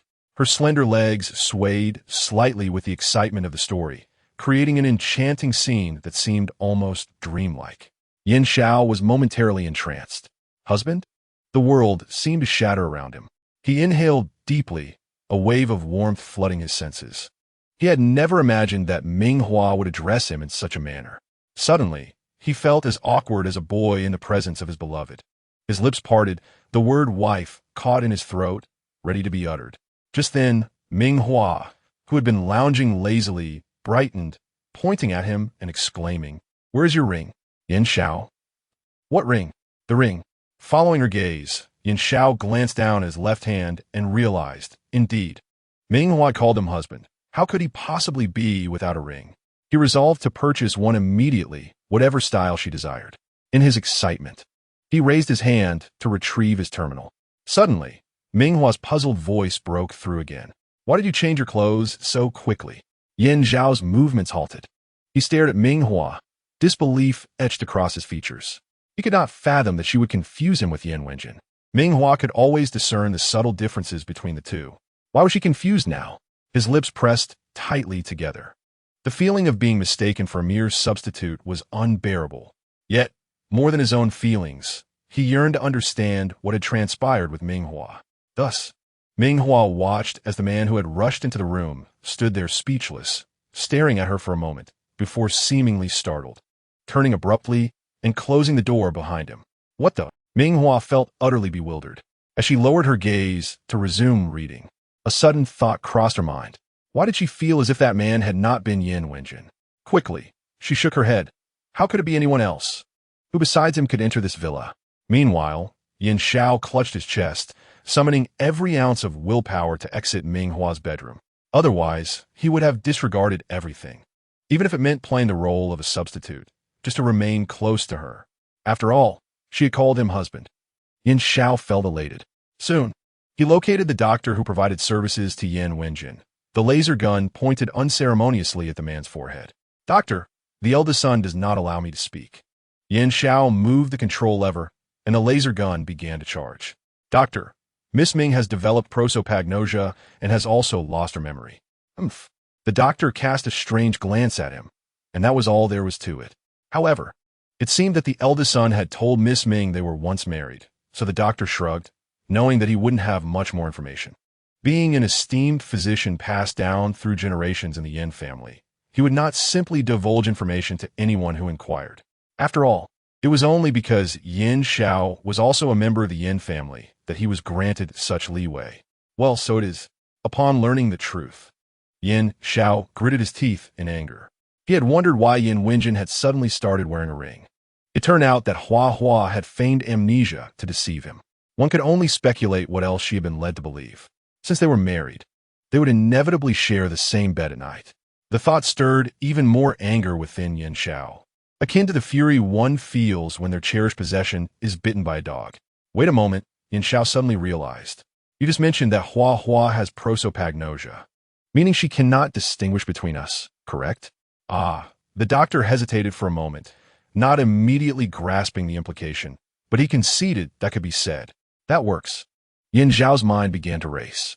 Since Hua could not discern their differences, it was merely a ring, and he promptly set out to purchase one.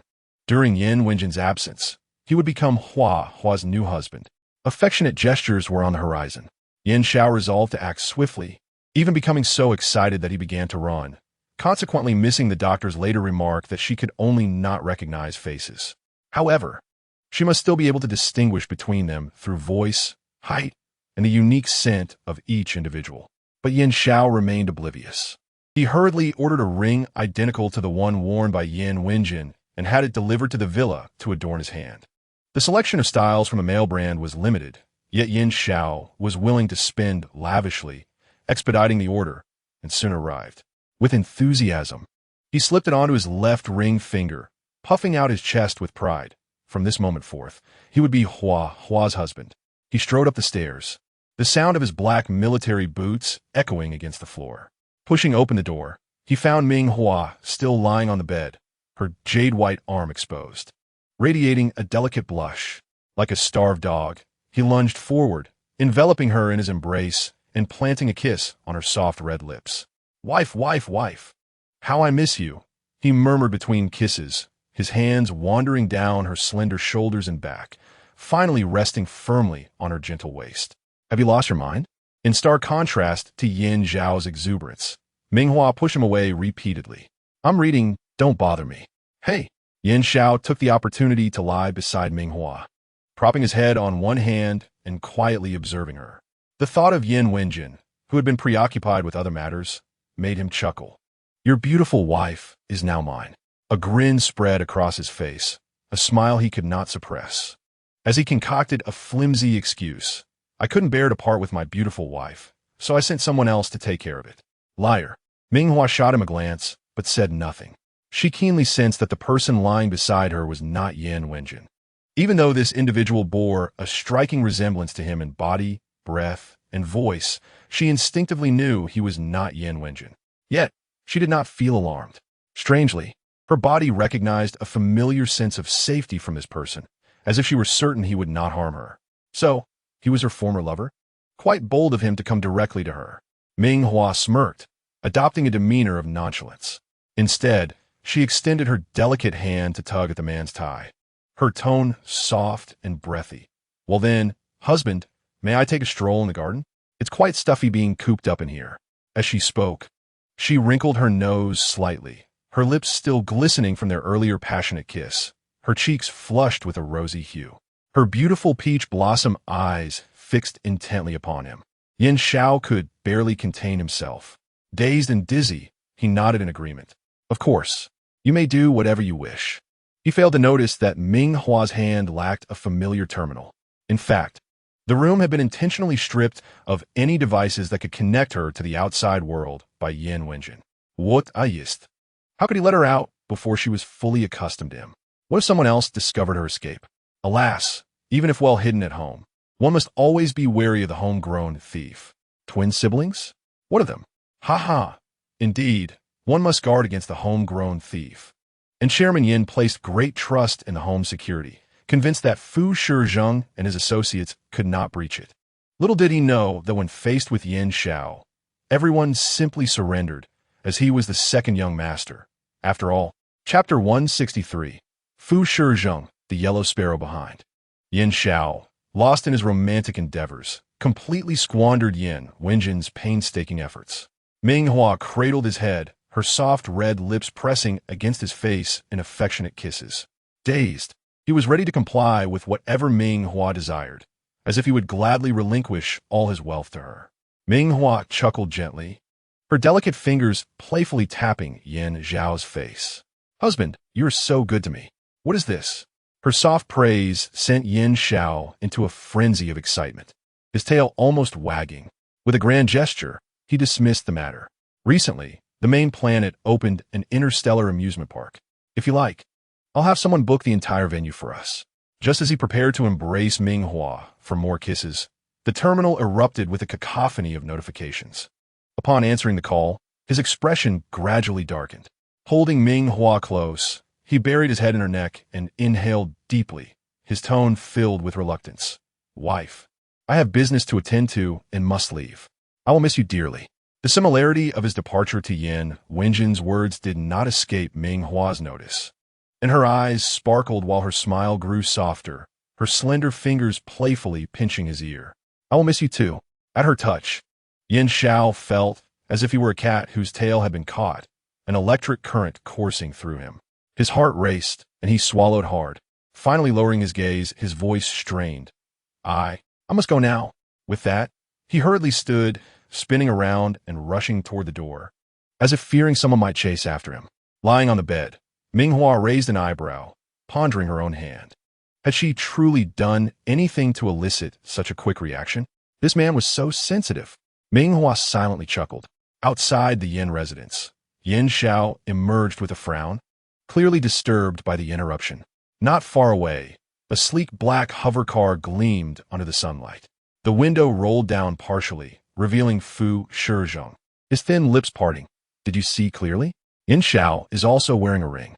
Yin Wenjin wears a ring, and now Yin Xiao wears one as well. What do you think this implies?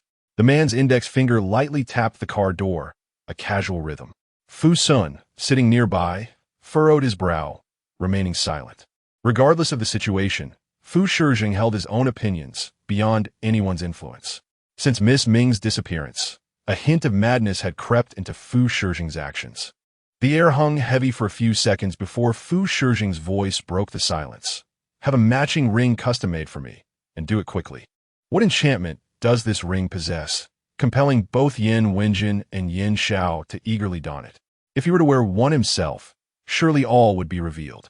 Fu Shizhong gazed intently in the direction of the Yin family villa's bedroom, pressing a hand to his chest, feeling his heart race fervently within. Is it you, Hua Hua? Having made his resolution, the ring was swiftly delivered to him, even leaving its designer perplexed by the sudden influx of 2 urgent orders in a single day. Contemplating this, he decided to craft a few more. As Fu Shizhong received the ring, he could hardly contain his excitement and promptly slipped it onto the 4th finger of his left hand.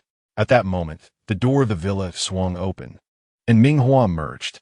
It felt as though the curtain had fallen on a long-awaited film, as an old acquaintance reappeared before the man who had searched desperately for her. Sunlight cascaded upon her thick, seaweed-like black hair, accentuating her rosy lips and pearly teeth. Fu Shizhong's heart, hidden within his chest, began to thump wildly. He flung open the car door and dashed toward Ming Hua.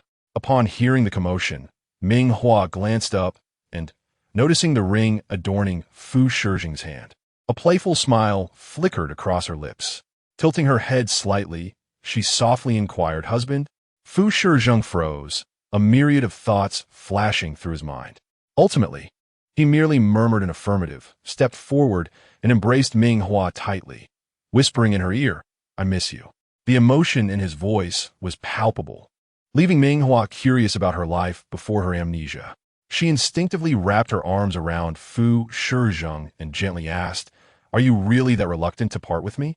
Fu Shizhong's body stiffened, his keen intellect discerning the peculiar shift in Ming Hua's demeanor, connecting it to the rings worn by Yin Wenjin and Yin Xiao. Along with Ming Hua's initial gaze upon him, he entertained a troubling thought. Could it be that Ming Hua no longer recognizes them? Perhaps her memory has faded. For even if she cannot discern their faces, she would surely identify them through other means. Unless, of course, her amnesia and face blindness coincided, leading her to confirm their relationship based solely on Yin Wenjin's flattery. Otherwise, she would not have so spontaneously referred to him as husband. A weight settled in Fu Shizhong's heart, and he held Ming Hua tighter, a surge of fury directed at Yin Wenjin igniting within him.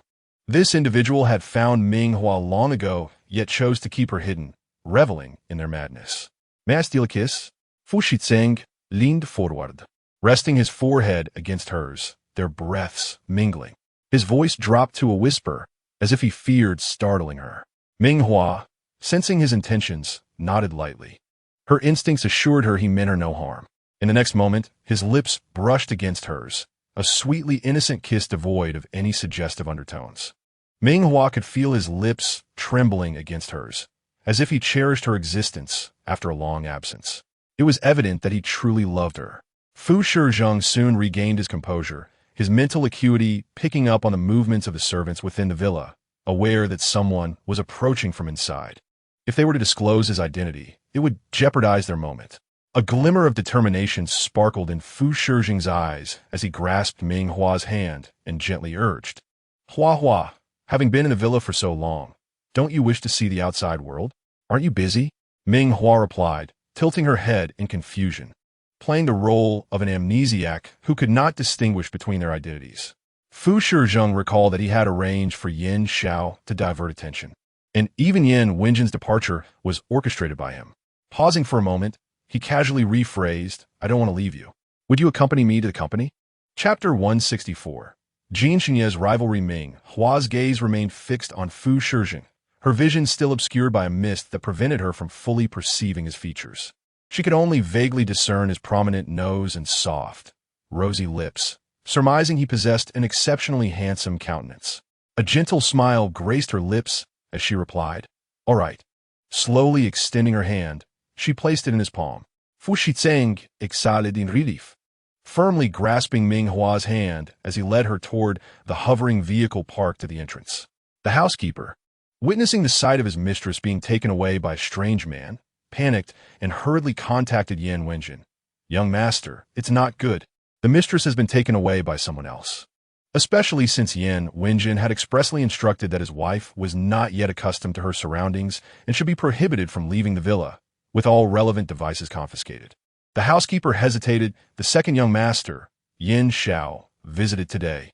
He added cautiously, "Young master, you only mentioned not allowing outsiders in. But the second young master does not count as one." While he was ruthless with outsiders, he found it difficult to act against Yin Xiao, who had grown up before him.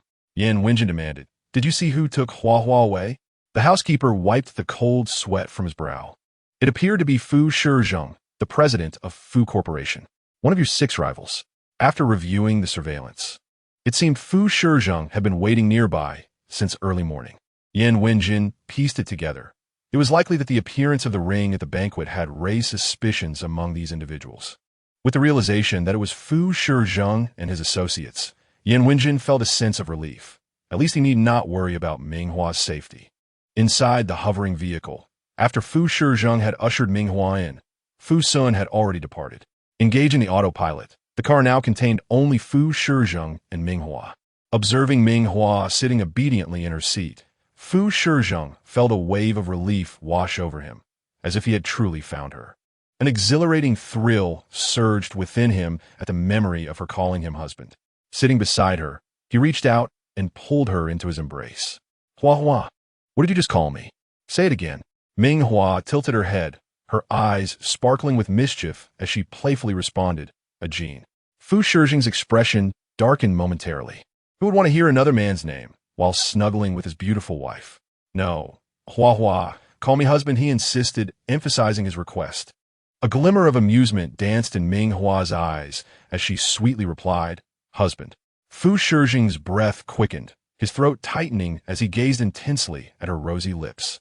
In a husky voice, he implored, "Hua Hua, let me kiss you again."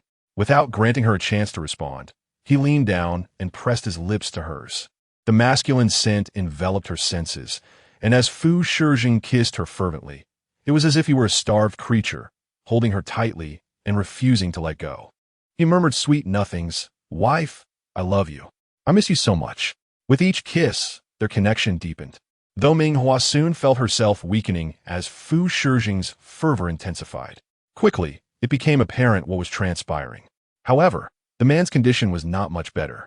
Due to his emotions, beads of fine sweat appeared on his forehead, and his dark hair was slightly damp, accentuating his high cheekbones and the alluring crimson of his thin lips.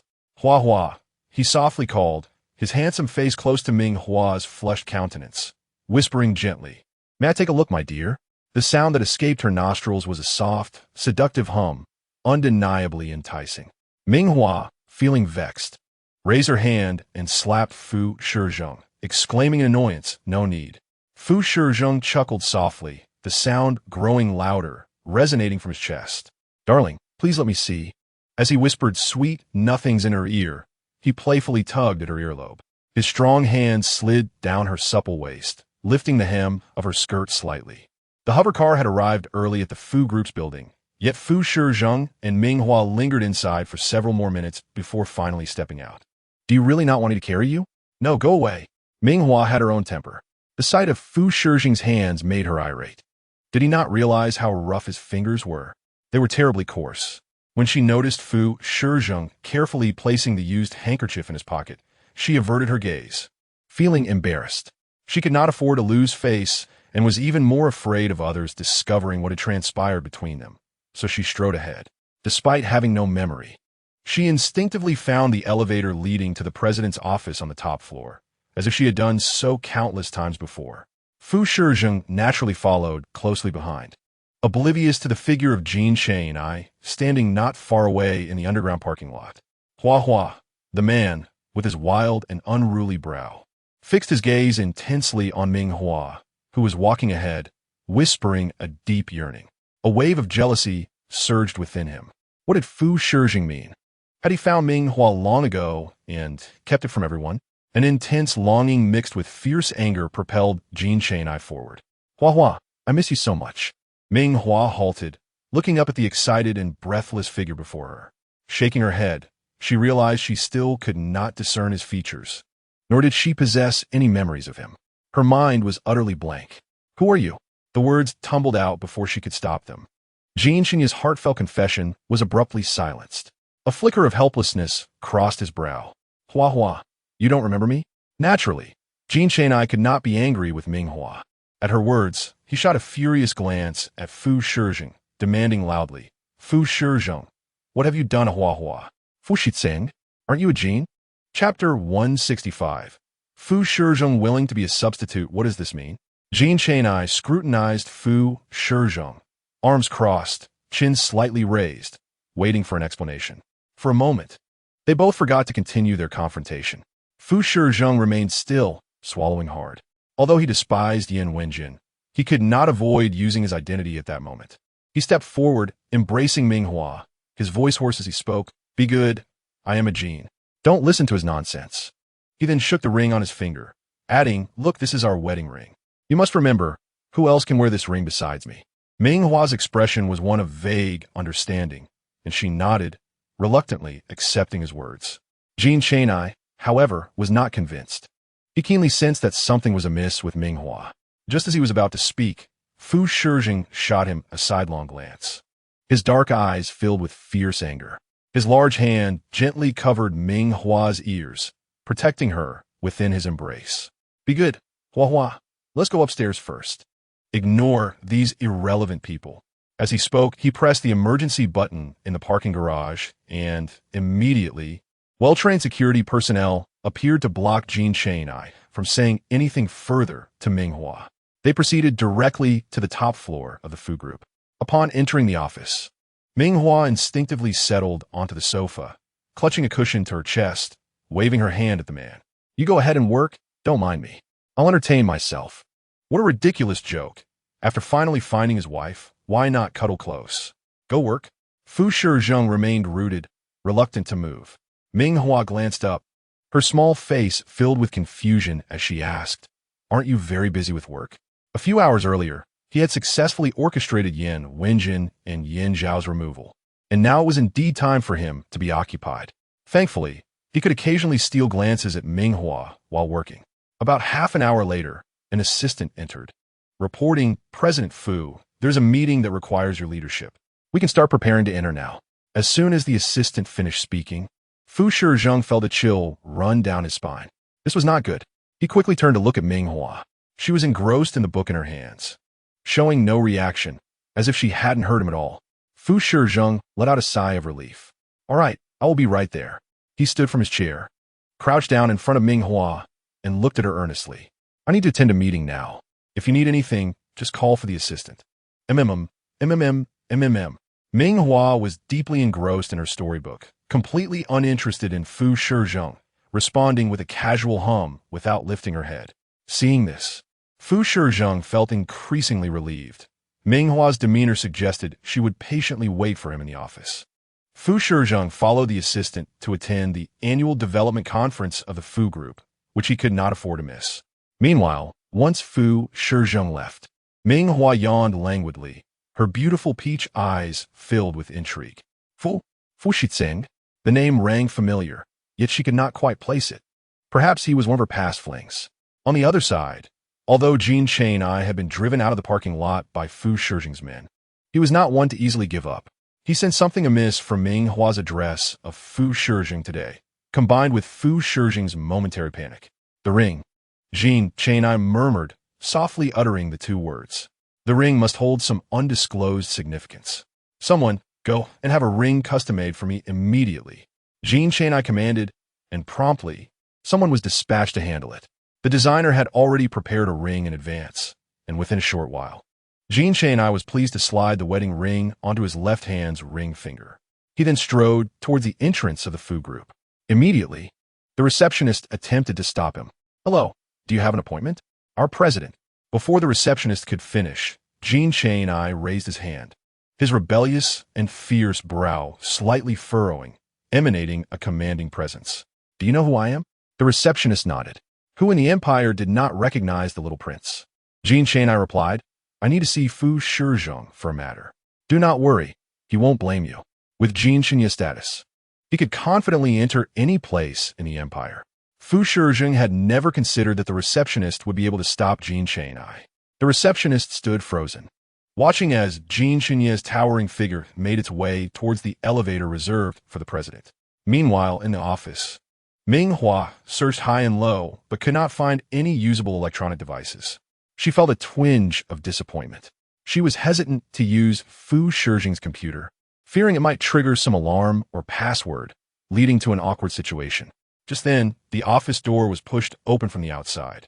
As she lifted her gaze, the identity of a newcomer remained obscured, yet Ming Hua instinctively recognized that this was not Fu Shizhong. Rather, he bore a resemblance to the man who had intercepted her in the underground parking lot. Ming Hua blinked, a glimmer of light flashing in her beautiful peach blossom eyes. Her voice soft and unhurried. "Husband." Jean Chang-I, who had just entered, was instantly flushed with embarrassment at this endearment. He cleared his throat awkwardly, raising a hand to his lips, and then, with his lips slightly parted, he murmured, "Wife." Why was she treating him with such kindness now? Jean Chang-I was not without intelligence. He quickly pieced together the frantic demeanor of Fu Shizhong in the parking lot and the sudden shift in Ming Hua's attitude towards him. It dawned on him. Could it be that Ming Hua had lost her memory and no longer recognized them? This revelation explained Fu Shizhong's decision to wear a ring. A smile crept onto Jean Chang-I's lips as he strode confidently towards Ming Hua, settling beside her on the sofa. He wrapped an arm around her slender waist. Emboldened by the ring he wore, he was now Ming Hua's husband. "Come, my dear wife, let's share a kiss. It has been so long, and I have missed you dearly." The thought of the deceased suddenly reappearing left Jean Chang-I in a state of disbelief.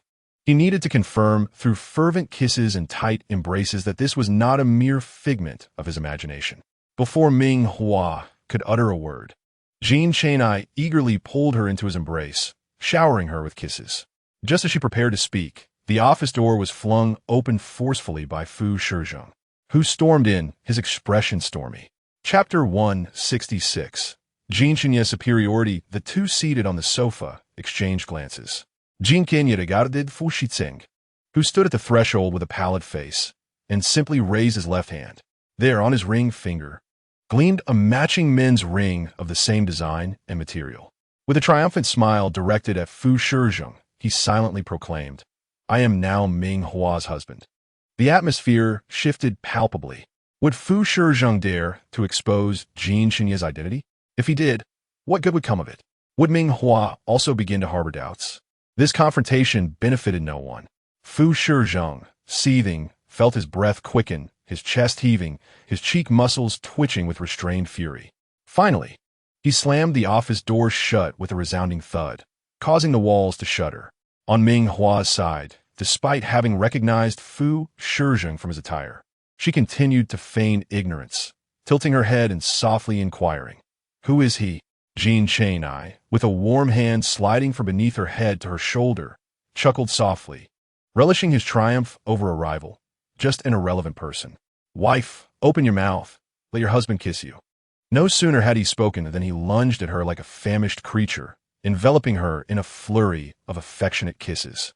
Ming Hua, overwhelmed, pushed him away, placing her hands against his face, but he, undeterred, grasped her hands and continued to kiss her fervently. As she felt the warmth of his kisses, her eyes widened with disbelief. How had she ever had the energy to attract so many men at once? "Enough, enough. Please stop kissing me." Her protests were drowned in the heat of his passionate embrace. "I miss you. Love you. Oh, how I adore you, wife." By the time they finally ceased, a considerable amount of time had passed. Jean Chang-I, satisfied, reclined on the sofa with one arm around Ming Hua, exuding an air of contentment. Ming Hua leaned against him, breathless, her lips flushed and slightly swollen, unmistakably reflecting the affection he bore for her. They did not linger in the office for long. Jin Chang'ai took advantage of Fu Shizheng's meeting to sneak in for a stolen kiss. He pressed his luck, knowing Fu Shizheng would not dare to expose him. Meanwhile, Fu Shizheng could easily summon his assistant under the pretense of the meeting to bring Jin Chang'ai out. The Fu Corporation building was, after all, Fu Shizheng's territory. Jin Chang'ai could not run amok without consequence. Eventually, it remained unclear how they reached a consensus, but as the sun descended and the workday drew to a close, the two men followed Ming Hua out of the Fu Corporation building. At that moment, Zhang Lufeng, Jun Yiqing, and Chu Xingze stood waiting at the entrance, each adorned with matching rings on their left ring fingers. Ming Hua's gaze fell on the rings, and with a hint of playful confusion, she smiled. "Husband? You are all my husbands?" It was an impossibility for any rational person to entertain. Both Fu Shizheng and Jin Chang'ai stiffened at her words, a flicker of guilt passing between them. It was evident that even a Ming Hua suffering from amnesia and face blindness was not easily deceived. Their carefully orchestrated charade was likely perceived by her from the very beginning. Yet, why did she not confront them directly? At that moment, Jun Yiqing stepped forward.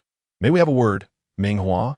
Fu Shizheng and Jin Chang'ai instinctively attempted to interject. However, Jun Yiqing's unwavering gaze met theirs, his tone leaving no room for refusal. Ming Hua has the right to know the truth. This single statement shattered any resolve Fu Shizheng and Jin Chang'ai had to maintain their facade. What harm was there in this? Ming Hua could still sweetly call them husband. Only Ming Hua looked up, surprised by Jun Yiqing's assertiveness, her regard for him elevated. "This is a long story. We have reserved a private room at a nearby CAF where we could discuss everything at length." He then produced a terminal from his hand, offering it to Ming Hua with a gentle smile. "I believe you will find this quite necessary." Yin Wenjin, ever astute, had ensured that from the moment Ming Hua awoke to find herself suffering from amnesia and face blindness, he had swiftly reassured her of his identity. Subsequently, he had meticulously concealed all means of communication with the outside world, ensuring that Ming Hua would not uncover the fabricated truth. Now, as Ming Hua accepted the terminal from Jun Yiqing, she mouthed a heartfelt "Thank you. Thank you. You need never thank me, Ming Hua." The man, clad in a crisp white shirt, was touched by a gentle breeze that tousled his dark hair, exuding a youthful charm. Behind Ming Hua, both Fu Shizheng and Jin Chang'ai were on the verge of clenching their teeth in frustration. That insufferable Jun Yiqing was once again putting on an act in front of her. Fu Shizheng, exasperated, turned to Zhang Lufeng and Chu Xingze, who were accompanying Jun Yiqing, and remarked sarcastically, "I never anticipated the three of you would join forces." What an eye-opener. Who could gaze upon Ming Hua without desiring to possess her entirely? It was unclear how Jun Yiqing had managed to persuade the other two. Zhang Lufeng raised his brow slightly, his previously hardened demeanor softening as he regarded Ming Hua, who walked ahead under Jun Yiqing's guidance. "I simply wish to spare her any difficulty. She deserves the right to choose. I heed Ming Hua's wishes. The possessiveness of mermaids is formidable, yet the love of a partner can compel them to suppress their true nature. I refuse to lose her again." Ming Hua's departure from the concert had struck Chu Xingze the hardest. She had left during her most brilliant moment, like a shooting star streaking across the night sky, briefly illuminating Chu Xingze's life before vanishing without a trace. He once pondered whether their relentless pursuit had driven Ming Hua away. Had she not departed from the main star, she would never have reached Lanqing, nor would she have met her demise there. This deep-seated resentment towards himself clung to him like a shadow, day and night. Thus, he was eager to accept Jun Yiqing's proposal. Chu Xingze's heartfelt declaration left the others present in stunned silence. "Indeed, we seven are all your husbands. Even to care for a bird, one must grant it the appropriate freedom. How much more so for Ming Hua? They could not confine her, nor would they ever consider such an act." As Chu Xingze's genuine feelings poured forth, an oppressive stillness enveloped the room. For a moment, no one spoke further. They quietly followed Jun Yiqing towards the CAF. A waiter guided them to the prearranged private room. Ming Hua sat at the head of the table, with Jun Yiqing facing her. Once they had ordered their coffees and the waiter had respectfully exited, Jun Yiqing, holding a gilded porcelain cup, lowered his gaze slightly and spoke first. "Ming Hua, may I inquire about your current situation?" Speculation alone was insufficient. Jun Iching wished to gather more information before making plans. I would like to hear from you first. Revealing one's cards too early is hardly a wise strategy. Jun Iching smiled gently, then continued. In truth, we 7 are all your husbands. What? Ming Hua had long suspected that these individuals shared a unique connection with her pre-amnesia self. She nodded initially, but as the meaning dawned on her, her eyes widened in astonishment. She abruptly turned to Jun Iching, repeating incredulously, You 7 are all my husbands? Ming Hua was bewildered. Had her former self engaged in such escapades? Impossible, absolutely impossible. She instinctively felt disbelief. Jun Iching, however, nodded calmly. Indeed, that is the case. He then added softly, Is it that you do not wish to acknowledge it now? As he spoke, he unbuttoned his shirt, revealing a rose tattoo on his abdomen.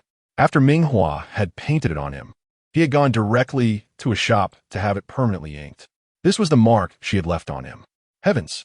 The moment Ming Hua recognized the familiar strokes and lines, she knew it was undoubtedly her handiwork. Yet, the shock within her remained unmasked. 7 husbands. How could her petite frame possibly endure such a reality? Ming Hua was still in a state of chaos. Meanwhile, Fu Shizheng and the others were equally stunned by Jun Iching's revelation. Well, you, with your thick brows and large eyes, have quite the scheme in mind, they thought. Having previously believed Jun Iching's noble faade was genuinely aimed at clarifying everything for Ming Hua. Little did they expect such a cunning maneuver. First, gain Ming Hua's trust, then weave a small, yet significant lie. The others exchanged disdainful glances, and compared to Ming Hua's realization, the notion of them all being her husbands seemed less difficult to accept. They held their breaths, awaiting Ming Hua's final verdict, their hearts racing with a thunderous cadence. After a lengthy pause, Ming Hua finally persuaded herself to accept this astonishing revelation. She took a small sip of coffee, seemingly nonchalant, and inquired, But when I awoke, Yan Wenjin did not say it like that. To this, Jun Iching merely lifted his gaze slightly, his voice cool and tinged with mockery. What did he say? He claimed he was your only husband, and we were merely your lovers, perhaps even the heartless third or fourth parties vying for your affection. Such sharp, insinuative remarks prompted Ming Hua to chuckle lightly, unwilling to voice her thoughts. After all, she was the one who had erred. At that moment, she felt no different from a wayward woman confronted by her husband. Had they raised their voices against her, she might have been filled with indignation. Yet, they remained silent, their ire directed solely at Yan Wenjin. Ming Hua could only internally light a candle for him. Suddenly, Jun Iching stood and knelt before her, taking one of her hands and placing it upon his chest. Ming Hua, every person possesses a darker nature. I understand why Yan Wenjin acted as he did. We 7 can only share 1/7 of your time, which is far too little. We yearn day and night, pleading for more. Upon discovering your memory loss, deceiving you to claim you for ourselves seemed entirely natural. Any one of us would have made the same choice. Ming Hua paused, realizing they took pride in their actions. Jean Chainai cast Jun Iching an appreciative glance. How brilliant! After all, Yan Wenjin was absent. They could easily shift the blame onto him. It was he who had found Ming Hua and hidden her away without informing them. Had they not been astute in discerning the subtle clues, they might have arrived to find Ming Hua ensnared in Yan Wenjin's grasp, married and firmly established in his position. Such a notion was utterly unacceptable. Listening to Jun Iching's explanation left Ming Hua feeling something was amiss, yet she could not pinpoint the flaw. After all, her intuition suggested that her relationship with these men was far from simple. However, 7 husbands? That seemed rather excessive. Unable to resist, she placed a hand over her heart, which raced uncontrollably. Noticing this, Jun Iching lifted her hand from his chest and moved it to his throat, posing a provocative question. Ming Hua, do you not wish to take control of me? Boom. Ming Hua's face flushed instantly. Yet, her heart raced even more wildly, her blood coursing with fervor. She gazed at the man kneeling before her. Even clad in a white shirt, his demeanor softened, appearing more approachable and gentle. Yet, the well-defined muscles beneath his shirt revealed he was anything but easily subdued. And now, this formidable man knelt before her, transforming from a commanding presence to a compliant lamb, willing to be governed by her. Ming Hua's breath quickened, her ears ringing with a deafening roar, drowning out the voices around her. Each individual harbored a latent desire for control. How delightful it would be to wield authority over those who typically stood aloof. Ming Hua's lips parted, and to her own surprise, she asked, as if bewitched, "Really? Do you truly wish for me to control everything?" Jun Yiqing retorted, "Why not? All at once." The realization struck Ming Hua. The ground beneath her felt as if it had crumbled. She truly had 7 husbands. With hesitation, she grasped the terminal and spoke. "I would like to think about it a little more." Jun Yiqing's gaze fell upon the terminal, aware that this was Hua's way of expressing her incomplete trust in them. As she sought to investigate matters on the Xinguang herself, one cannot rely solely on the subjective accounts of a few individuals. Moreover, Ming Hua observed that none of the 7 individuals she had encountered over the past few days were ordinary. All 7 were her husbands, and she could not believe that there would be no information available on the Xinguang. Ming Hua resolved to conduct her own inquiry before proceeding. Naturally, Jun Yiqing granted her this freedom, rising from the ground and kindly stating, "I will step outside to wait for you." It was likely that Fu Shizheng and the others held strong opinions about him, and this was an opportune moment to address that. Ming Hua responded with a soft demo, saying nothing further. A hint of amusement flickered in Jun Yiqing's eyes. Following his lead, Fu Shizheng and the others stood and left the room, allowing Ming Hua her space. Once outside the private room, Zhang Lianfeng sought out another soundproof room. As they entered one by one, their previously calm expressions transformed abruptly. Jin Chai'nai was the first to speak. "I never expected you, Jun Yiqing, to utter such words. All 7 of us are Hua's husbands. How generous of you to say that." Jin Chai'nai gritted his teeth, having longed to voice this since he had heard Jun Yiqing's nonsense in the room moments ago. He had held back until now. Fu Shizheng turned to Zhang Lianfeng, similarly mocking, "Zhang Lianfeng, I can't believe you actually agreed to Jun Yiqing's proposal. It is utterly inconsistent with your usual demeanor." Among those present, only Jun Yiqing could be considered someone who had clawed his way up from the bottom, who did not know that he was born a favored child, with a strong sense of pride and a profound possessiveness over what belonged to him. He truly could not fathom Zhang Lianfeng's reasoning for agreeing to such a request. In Fu Shizheng's view, Zhang Lianfeng and Chu Xingze accompanying Jun Yiqing to block them at the Fu Corporation building was a premeditated alliance. In reality, Zhang Lianfeng and Chu Xingze were victims of unfortunate circumstances. They had merely received news from Jun Yiqing, learning that Ming Hua was still alive. Currently, she was in Fu Shizheng's hands, appearing somewhat unwell, as if suffering from amnesia. The notion of amnesia was merely Jun Yiqing's speculation, uncertain in its truth. However, he stated that if Ming Hua had indeed lost her memory, he would reveal the truth to her, a proposal to which they both agreed. Zhu Xingde, now thoroughly enmeshed in romantic notions, was filled with guilt and would agree to treat Ming Hua well. His approach towards Ming Hua was different. He was in favor of a transparent proposal. Yet, what resulted was absurdity. All 7 were Hua's husbands, which left Zhang Lianfeng incredulous. How could one even utter such a thing? What of it? Jun Yiqing retorted, "When I spoke, none of you stood up to stop me, did you? Even if I am merely one of 7 husbands, does it matter? First, we must find a way to ascend. Who says we cannot later find an opportunity to remove the others?" The gathered individuals suppressed their urges to act. Knowing Ming Hua was still at the CAF and they would meet her shortly, they could not afford to mar her appearance. Even though they were aware of her current amnesia and face blindness, what if she saw their injuries and deemed them weak? It was fortunate that Yin Xiao, with his peculiar methods, had redefined their fighting style.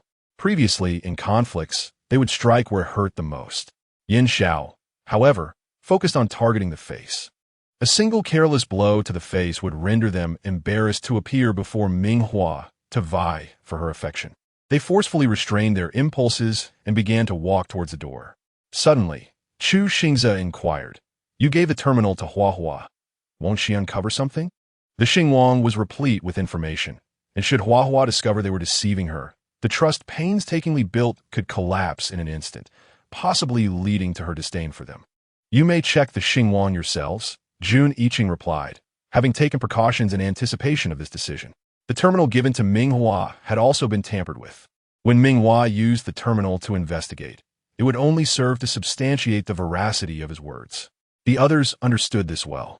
Jean Chanai snorted at this, feeling exasperated at the thought of standing alongside these individuals as Hua's husbands in the future. With a rebellious frown, he walked to the door of the room where Ming Hua was, and upon opening it, he immediately adopted a different expression. Hua, we're coming in now. Ah, please come in. Inside, Ming Hua felt her mind swirling in confusion. From a moment Jun Yiqing had declared that all 7 were her husbands, her surprise was mixed with disbelief. Although she sensed a deep familiarity with these individuals, she could not accept the notion that she had engaged with them in such a manner. Denying the truth, she used the terminal to investigate and finally felt a sense of despair. She truly was such a wicked woman. Fearful of the terminal being tampered with, she borrowed a server's personal terminal under the pretext of ordering coffee again at the CAF. After checking, only 3 words flashed through her mind. Confirmed. A thunderclap of realization struck her. She was indeed such a despicable person, simultaneously managing 7 men who loved each other like family. How absurd. Stifling a chuckle in her heart, she maintained a serious facade and inquired gently. So, Hua, have you remembered anything? Chapter 169. The twin stars' approach to apologize. Ming Hua's tone became unprecedentedly animated. Were she in her own private residence? She could certainly find ample evidence to corroborate whether the words of this group were trustworthy. Of course, she replied. Hua, you may go anywhere you wish. Yin Xiao silently rolled his eyes, realizing he was perpetually performing in front of Hua. Meanwhile, Yin Wenjin and Yin Xiao, having received news of Hua being taken by Fu Shizheng and encountering Jun Yiqing's group, were en route. At that moment, in the elevator of Ming Hua's apartment complex, 5 men, each over 6 feet tall and possessing formidable mental prowess, were crammed into the elevator with her. The space felt inexplicably cramped. Ming Hua secretly sighed in relief that neither Yin Wenjin nor Yin Xiao were present. If all 7 were there, she doubted the elevator could accommodate them. With a beep, the elevator arrived at their destination. Jun Yiqing led the way. Hua, this is the place. Do you recall anything? Ming Hua shook her head, sensing a hint of familiarity. Taking a few steps forward, she positioned herself at the door, scanning her eyes at the camera, and with a beep, the door opened. Turning around, she noticed the group still standing behind her, showing no intent to leave. Out of courtesy as the host, she cautiously inquired, "Would you like to stay for a cup of tea?" "Thank you, Hua. We shall not be polite then." The group had been waiting for her to say this. Upon hearing her words, Fu Shizheng readily agreed. "Ah, in that case, I can hardly refuse." The 6 of them entered the room in a line. They chose their spots on the sofa and the dining table, making a concerted effort to avoid sitting too close to their rivals, their mutual disdain palpable. The cozy little 2-bedroom apartment felt unexpectedly cramped with the addition of the 5 men. The air was charged with an undercurrent of tension. Observing this, Ming Hua retreated into the kitchen, saying, "I'll go get you some water." After a lengthy absence, the cups and utensils had gathered a fine layer of dust. Ming Hua found this unacceptable. As the footsteps of Jun Yiqing resonated behind her, he said, "Hua, I am here to assist you." The tall and elegant man met Ming Hua's gaze and offered a subtle smile. Hua may have forgotten that he had previously visited this place, where the decor was arranged by the 2 of them together. Therefore, as Jun Yiqing faced the resentful and jealous glances of the other men, his voice paused slightly. "I am quite familiar with the arrangement of all the furniture in this room. If Hua cannot find something, she may inquire of me. What could possibly need assistance in a kitchen?" Jean Chanai grumbled before standing up in anger. Hua, I will help you too, although I have never been here. I can learn quickly." Jean Lifeng rose from the sofa, the aura of a formidable man enveloping him as he earnestly stated, "Since we are already here and the room has not been occupied for a while, let us help you clean." The few towering men did not allow Ming Hua a moment to protest. One after another, they entered the kitchen like dumplings being tossed into boiling water. They began to diligently clean with water basins and cloths they had found from who knows where. Din Shini, standing beside Yun Yiging, Smiegel Mokingli. What a show they're putting on. So what if you were the only one who came here before? We are all Hua's husbands now. We have all entered. Damn it. Jean Chani muttered under his breath, while the others busied themselves trying to impress her and subtly familiarize themselves with their wife's abode. Chu Xingze was the first to bring a cup of tea to Ming Hua. With a smile that could enchant the entire galaxy, he said softly, "Hua Hua, have some water." The other men cursed inwardly at Chu Xingze, lamenting their misfortune. Just then, the doorbell rang. "I'll get the door," Ming Hua sighed in relief, eager to escape the suffocating atmosphere. Upon opening the door, she was surprised to find Yan Wenjin and Yin Xiao waiting outside. Unsure of how much blame Jun Yiqing and his group would place on them, the Yin twins resumed their cooperative mode. As soon as the door opened, Ming Hua was embraced around her slender waist and carried out of the room. "Hua Hua, I'm sorry, I was wrong." Yan Wenjin quickly admitted his fault, leaning down to rest his head against Ming Hua's neck in a subtly submissive manner. Yin Xiao held her from behind, his demeanor softened, as he gently kissed her earlobe. His voice filled with earnest pleas. "Hua Hua, please don't abandon us. We will never deceive you again." Caught between the two men, Ming Hua felt a stir in her heart. Thinking of the men still cleaning in the room, she suddenly asked, "What was our relationship like before?" Had Jun Yiqing and the others not fully clarified everything with Ming Hua yet? Both men felt a shift within them. Yes, Yin Xiao was organizing his thoughts. If Hua Hua was not entirely clear about the facts, how could they present the truth in a way that would benefit them? The next moment, Ming Hua's voice rang out. "Yin Xiao, you just said you wouldn't deceive me again. Is it true that what men say is like the barking of dogs? You say it and forget it, don't you?" Ming Hua pretended to be angry, pushing the two men away. Yin Xiao immediately panicked, hastily pulling her back. Don't be angry. I will tell you it is." Before he could finish, Zhang Lifeng stormed in, fueled by rage. "We still need to settle the matter of monopolizing Hua Hua with you guys. We are all Hua Hua's husbands. It was agreed that we would live together. You discovered Hua Hua, but chose to hide her. What do you think should be done?" With that, Zhang Lifeng's imposing aura surged toward the two men. In the brief exchange, the two illustrious men quickly deduced how they had explained their relationship with Ming Hua. They were all Hua Hua's husbands? Who would want to be brothers with several men? Yin Xiao gritted his teeth, cursing their cleverness. However, now that the matter had been brought up, they had erred first, and they could only acquiesce. "Yes, Hua Hua, we are sorry for taking advantage of your memory loss and deliberately deceiving you. In truth, we are all your husbands." Ming Hua replied, "Do you think I believe you?" Chapter 170. 7 men collaborate to demand recognition. Ming Hua's belief was inconsequential as she currently had no memory. The facade these men had constructed appeared seamlessly perfect, leaving no traces of deceit. Chu Xing's crystal blue eyes lifted slightly as he stated coldly, "There isn't enough space at home. I will book a restaurant." Fu Shizheng immediately interjected, having already instructed Fu Sun to swiftly reserve a table for 8.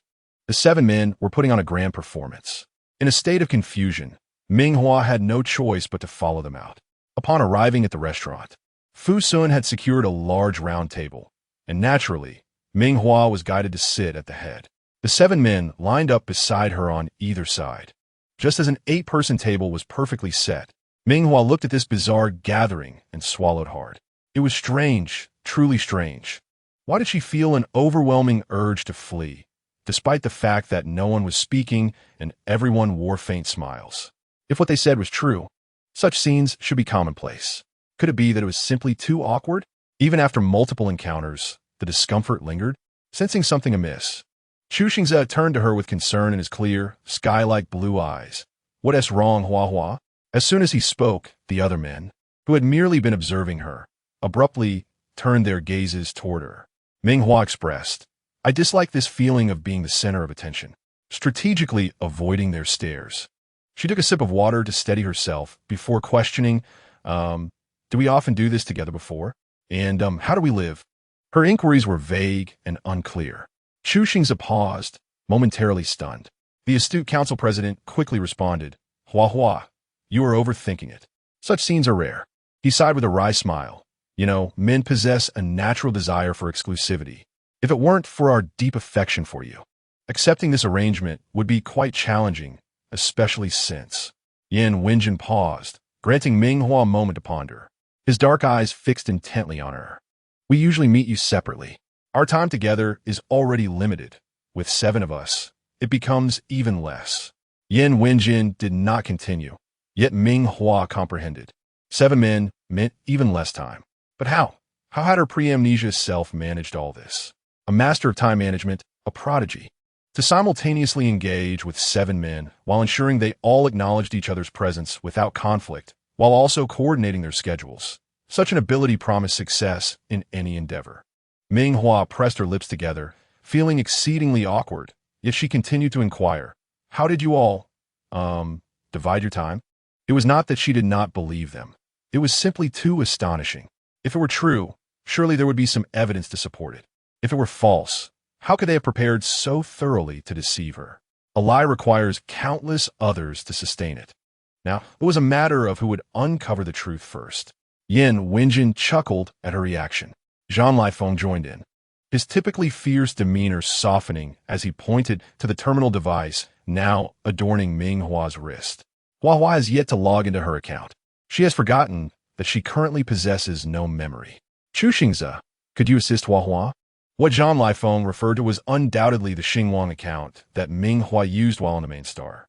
Since the day she fled the main star. In order to evade tracking, she has not logged into that account again.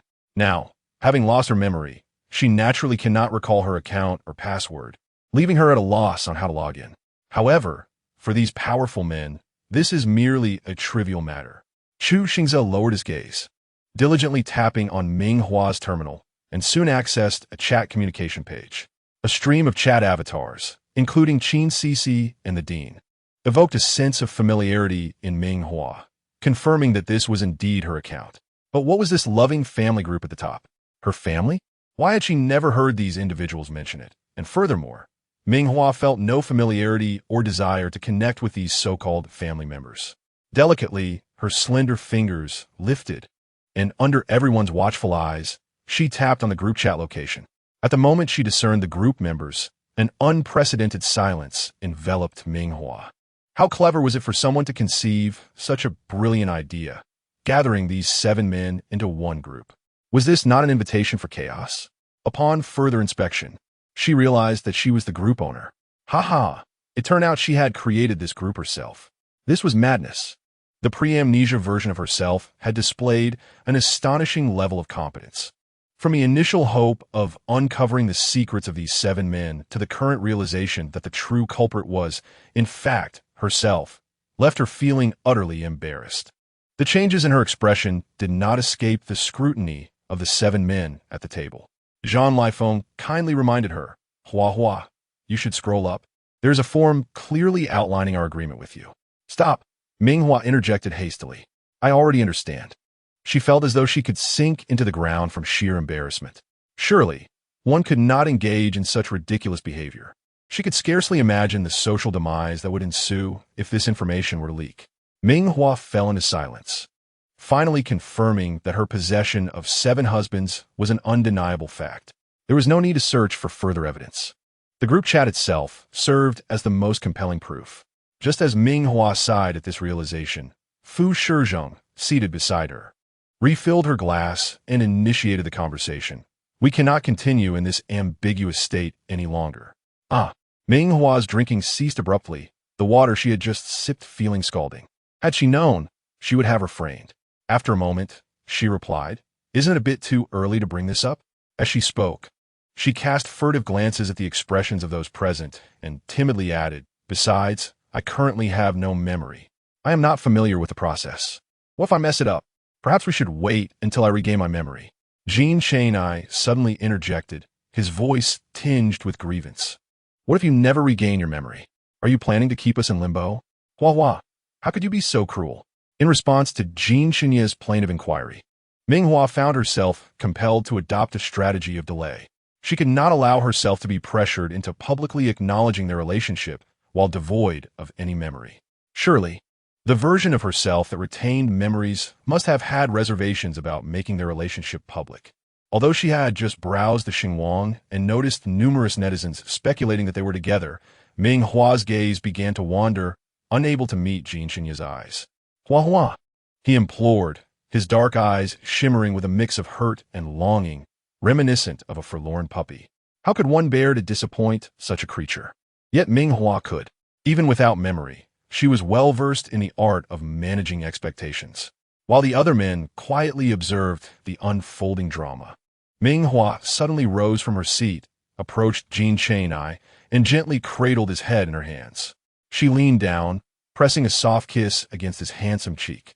"I am sorry," she murmured, her voice laced with sincerity, her beautiful peach-shaped eyes locking onto his. Jin Chang'ai felt as though he were drowning in those mesmerizing eyes, his heart racing, instinctively wanting to respond with reassurance. Just then, NightⅡ cleared his throat lightly. Jin Chang'ai, momentarily lost in reverie, regained his composure, and with a serious expression, shook his head. "No, we cannot continue to be clandestine in our relationship with you." Ming Hua bit her lip, her snow-white teeth gently grazing her lower lip, creating a delicate curve. The shape of her upper lip was rounded and plump, exceptionally beautiful. Jin Chang'ai recalled the sensation of kissing her there, his throat tightening as he fought against the urge to lose himself again. Today, he was determined to solidify their relationship while she remained without memory. Once the entire galaxy was aware, she could not simply deny their bond upon regaining her memories. Each of them was calculating their next move in silence. Yet Ming Hua was not easily swayed. During her amnesia, she resolutely adhered to the principles of non-initiation, non-responsibility, and non-refusal. Additionally, she would make no promises, otherwise her memory-retaining self would bear the consequences. After a moment of contemplation, Ming Hua leaned down once more, planting another soft kiss on Jin Chang'ai's cheek. Her beautiful eyes gazed earnestly into his, her clear, enchanting gaze reflecting his own image, as if she were deeply enamored with him. Jin Chang'ai's cheeks flushed. What did this repeated affection from Ming Hua signify? Clearing his throat, he averted his gaze, his previously resolute expression wavering. "Hua, if you feel it's too rushed, we can wait a couple of days." Before he could finish, Ming Hua bestowed yet another sweet kiss on his handsome cheek. Jin Chang'ai's face transformed, becoming as red as a train's warning signal, his blush spreading rapidly from his neck to his entire face, even reaching his ears. Jin Chang'ai's lips moved, but he could no longer muster any words of rejection. Yan Wenjin, seated at the farthest end, sighed, wishing to curse, utterly useless. Youthful naivety proved to be unreliable, and to think that such a person would be among his rivals. Seated beside him, Yan Xiao observed with envy as Ming Hua placed 3 kisses on Jin Chang'ai's face, her eyes burning with jealousy. The sly chairman Yan, who had become almost cunning, spoke up. "If Hua prefers not to directly disclose our relationship for the time being, we can acquiesce. However, we require deeper connections in return. If we cannot possess her, we must find ways to ensure she cannot escape us." Ming Hua's mind instantly drifted to the days spent idly at the Yin family villa. She often marveled at the plethora of activities Yan Wenjin conjured. According to her findings on Xinguang, he was reputed to be both ascetic and fastidious. Yet, during their intimate moments, she had failed to perceive any such traits. Uncertain about the situations of the other men, Ming Hua hesitated to respond directly, finally uttering, "What kind of deeper connections?" Yan Wenjin's lips curled into a gentle smile, exuding a calming aura. Naturally, this is within the bounds that Hua can accept. As Yan Wenjin's words settled, Ming Hua's gaze shifted towards the other individuals at the table. Everyone nodded in agreement. "Well then, I suppose that is acceptable," Ming Hua replied hesitantly. It was reasonable not to provide a public acknowledgement and to seek some form of compensation elsewhere. Ming Hua reassured herself. Unbeknownst to her, the news of their dinner gathering had already been captured in photographs and disseminated across the Xinguang. A lifelong spectator of gossip commented, "Today, I went out for dinner, and you would never guess who I ran into. Is there anything we wouldn't be able to guess? Don't underestimate us." "That woman? Which woman? Is there anyone on Xinguang whose name cannot be mentioned? Who is so prominent?" "Actually, there seems to be one, and none of you have guessed her. Could it be the one from Lanxing?" Yes, I think it is her. But wasn't she lost on the garbage planet? The rescue team has been unable to find any news about her, and we thought she was gone. Has there been a breakthrough? Enough talk, just post a picture." Surely, a post can't rely solely on words. A lifelong spectator of gossip. Here it comes, the picture is ready. A lifelong spectator of gossip. The image was under review for so long that I thought it wouldn't go through, but surprisingly, it did. What kind of image would require approval? Almost immediately after seeing this explanation, the crowd on Xinguang eagerly clicked to view it. It was the perfect time for a meal, leading to an unprecedented surge in traffic on the platform. As the image loaded, everyone laid eyes on the girl, surrounded by a group, her profile partially visible. That familiar, breathtakingly beautiful visage could captivate the entire universe. The incident where she and Ming Hua engaged in healing competition had nearly set the entire empire ablaze. It was impossible for anyone to mistake her appearance. Chapter 172. Jun Yiqing, master of skills, outshines all. No way. Didn't they say she perished on the garbage planet while protecting launching? At the time, many lamented her fate, suggesting that Ming Hua could have chosen to escape, yet she voluntarily rushed out to protect launching in order to fulfill her last wish. The Fu family, the Jun family, the Yin family, and the royal family have poured substantial resources into launching. That was indeed money spent in earnest. Ironically, these individuals, perhaps out of concern for Ming Hua's reputation, refrained from utilizing any public funds.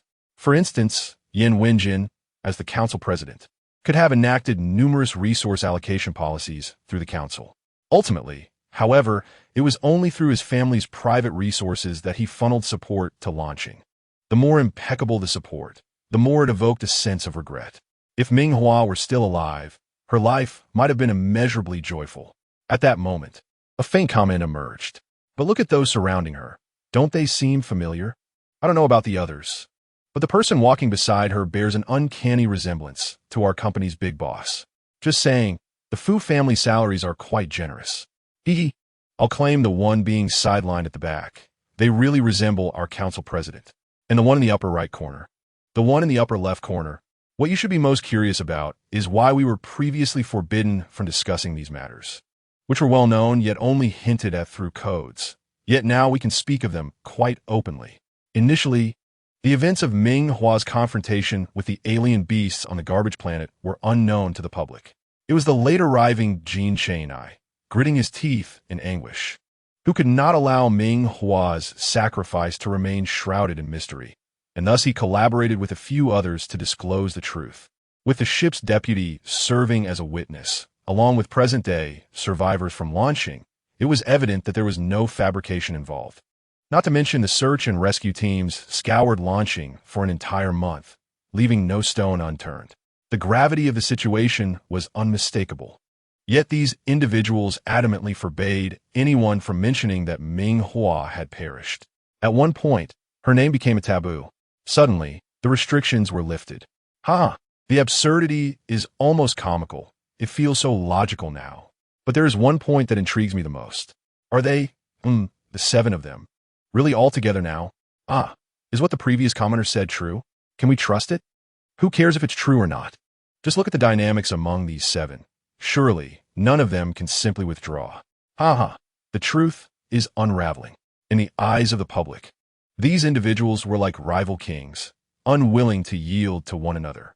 If Ming Hua received less attention, they would all feel sorrowful. She had just agreed to engage in deeper connections with them. It was impossible to go back on her word. Ming Hua glanced at the group. Fu Shizheng's eyebrows moved slightly. Jin Chang'ai's dark eyes glimmered with anticipation. Jun Yiqing maintained his gentle demeanor. Zhang Lifeng swallowed hard. Chu Xing's crystalline blue eyes reflected Ming Hua's figure. Yin Wenjin, cunning as a fox, wore a composed expression. Yin Zhao's jealousy had not yet faded. He was still attempting to assert his claim. You just kissed Jin Chang'ai. I want to kiss too. His expression conveyed a sense of entitlement, as if demanding fairness for himself. Ming Hua mused. This feels like a scene from a whimsical kindergarten. If I kiss one, I must kiss them all. How can I manage that by myself? Especially in front of these men. Choosing one over the others could lead to unforeseen chaos. Strangely enough, despite her current amnesia, she still sought to avoid such situations. Shaking her head, she smiled suddenly and handed the decision to the 7 men before her. Do you all wish to share a bed with me tonight? The words were blunt, bordering on crude, yet they carried an undeniable truth. Fu Shizheng's expression darkened. Jin Qing's excitement vanished. Jun Yiqing's gentle smile faltered. NightⅡ pressed his thin lips together. The smiles vanished from the faces of the 7 men present. Had they not known that Ming Hua was currently without memories, they might have suspected her intentions were deliberate. Jun Yiqing shook his head and stood up.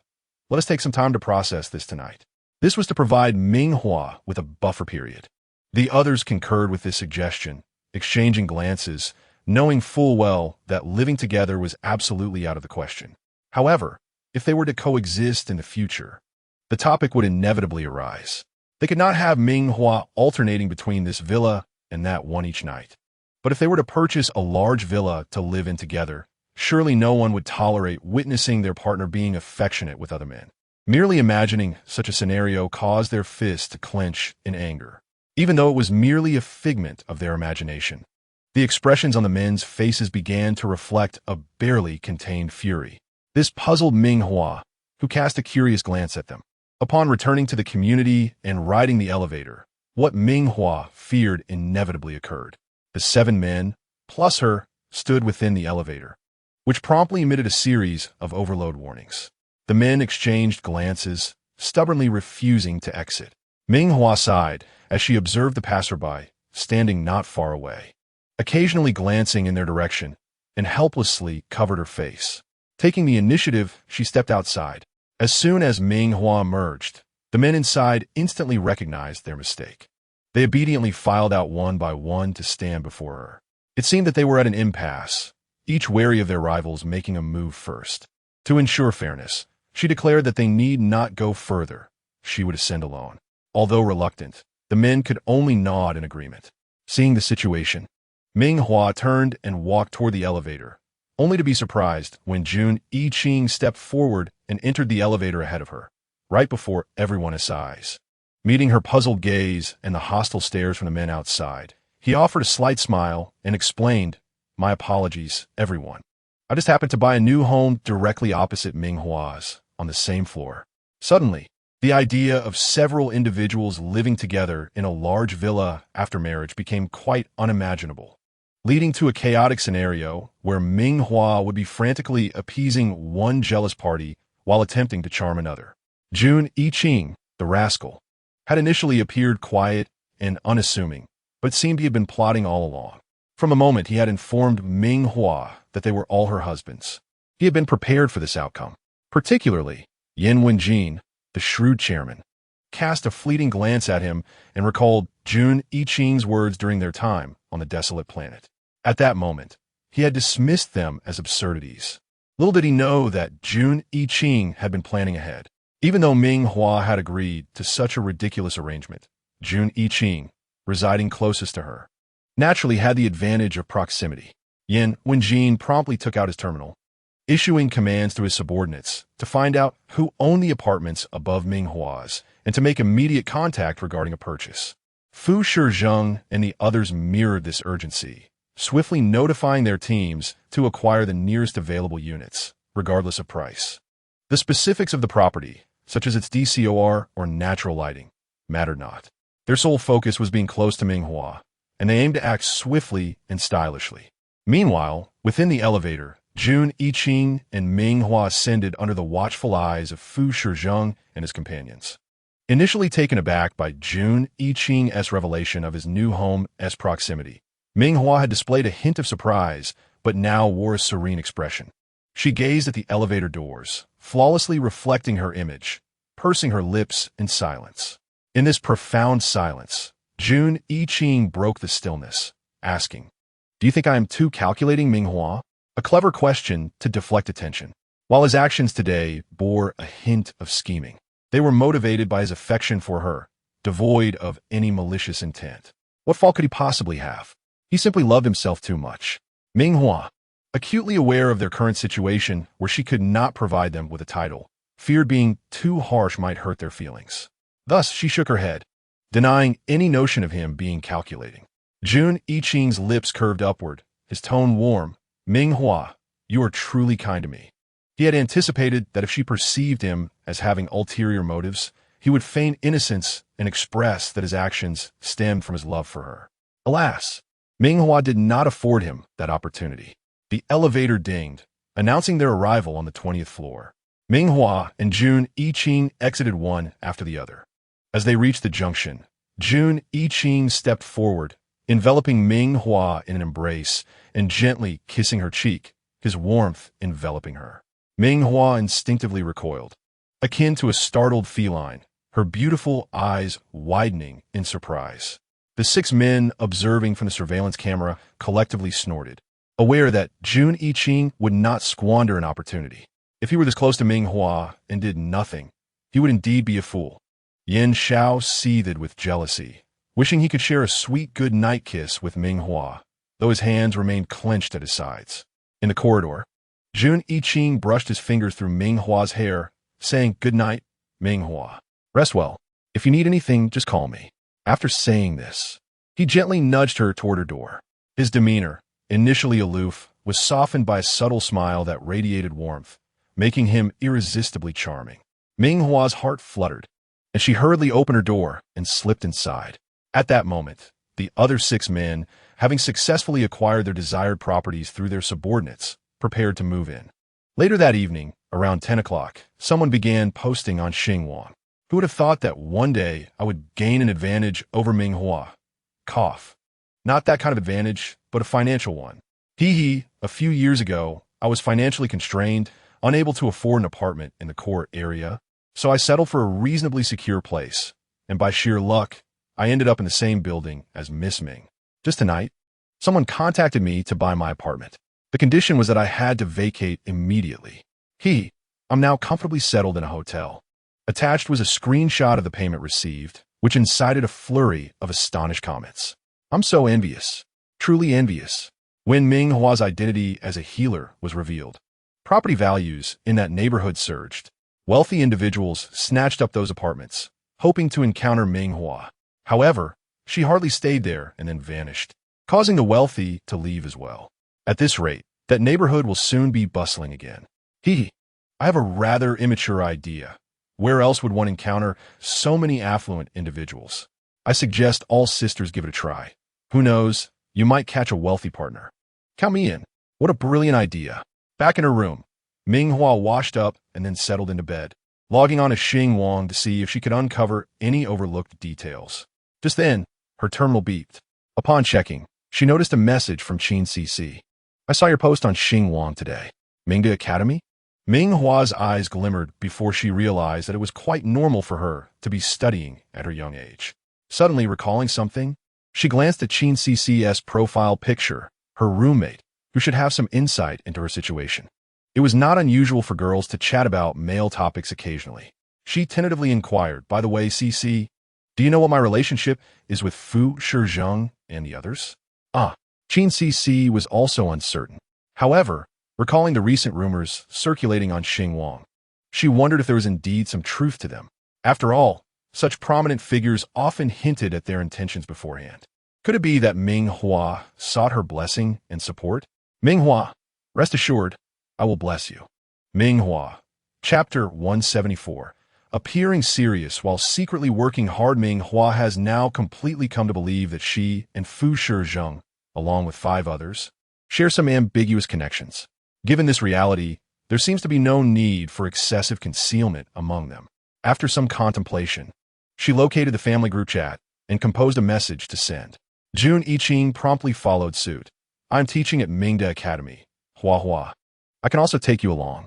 Fu Shizheng, racking his brain for an excuse, said, I'm investing in Mingda Academy. Hua. I can take you too. Chu Xingzhe, a prominent star, had no other excuse and casually remarked, I'm going to hold a fan meeting at Mingda Academy. Hua, come with me. Zhan Lifeng narrowed his dark eyes. I will be providing guidance for the Mecha Combat Department at Mingda Academy. Only Yin Xiao was a step behind. Realizing that all excuses had been exhausted by this group, he felt utterly sidelined. Well, he certainly couldn't propose donating a batch of arms to Mingda Academy. With that in mind, Yin Xiao gritted his teeth and shamelessly countered. Hua, don't believe them. They're all too busy to accompany you to Mingda Academy. Jun Yiqing hasn't taught at Mingda Academy for a long time. Yin Wenjin, Fu Shizheng, and Zhan Lifeng are all high-ranking and busy. Where will they find the time? As for Chu Xingzhe, Yin Xiao typed furiously, pointing out each one, If Chu Xingze truly appeared at Mingda Academy, it would likely attract the entire school's attention. That would utterly contradict your desire for discretion, Hua Hua. In summary, this was quite the bizarre roll call from Yin Xiao. The faces of everyone mentioned turned sour, and upon hearing his words, they all collectively scoffed. Jin Xinyi remarked, "You really know how to flatter yourself." Zhang Lifeng added, "Yin Wenjin, keep your brother in check." Yin Xiao had not spared even the eldest brother, Yin Wenjin. Without hesitation, Yin Wenjin responded, "I'm on my way to Yin Xiao. I support the counterattack." Chu Xingze and Jun Yiqing chimed in. "Count me in for a beating too." Yin Xiao was truly infuriating. Meanwhile, the instigator of this chaos, Ming Hua, sat quietly aside, merely enjoying the spectacle. She felt inexplicably embarrassed, as they resembled elementary school children bickering. The scene evoked images of preschoolers competing for the teacher's attention over who held hands with whom today. With that in mind, Ming Hua silently sent a message in the group. "Actually, I can manage on my own." Ming Hua added, "I just wanted to inform you all initially." This statement abruptly halted the raucous quarrel among the seven.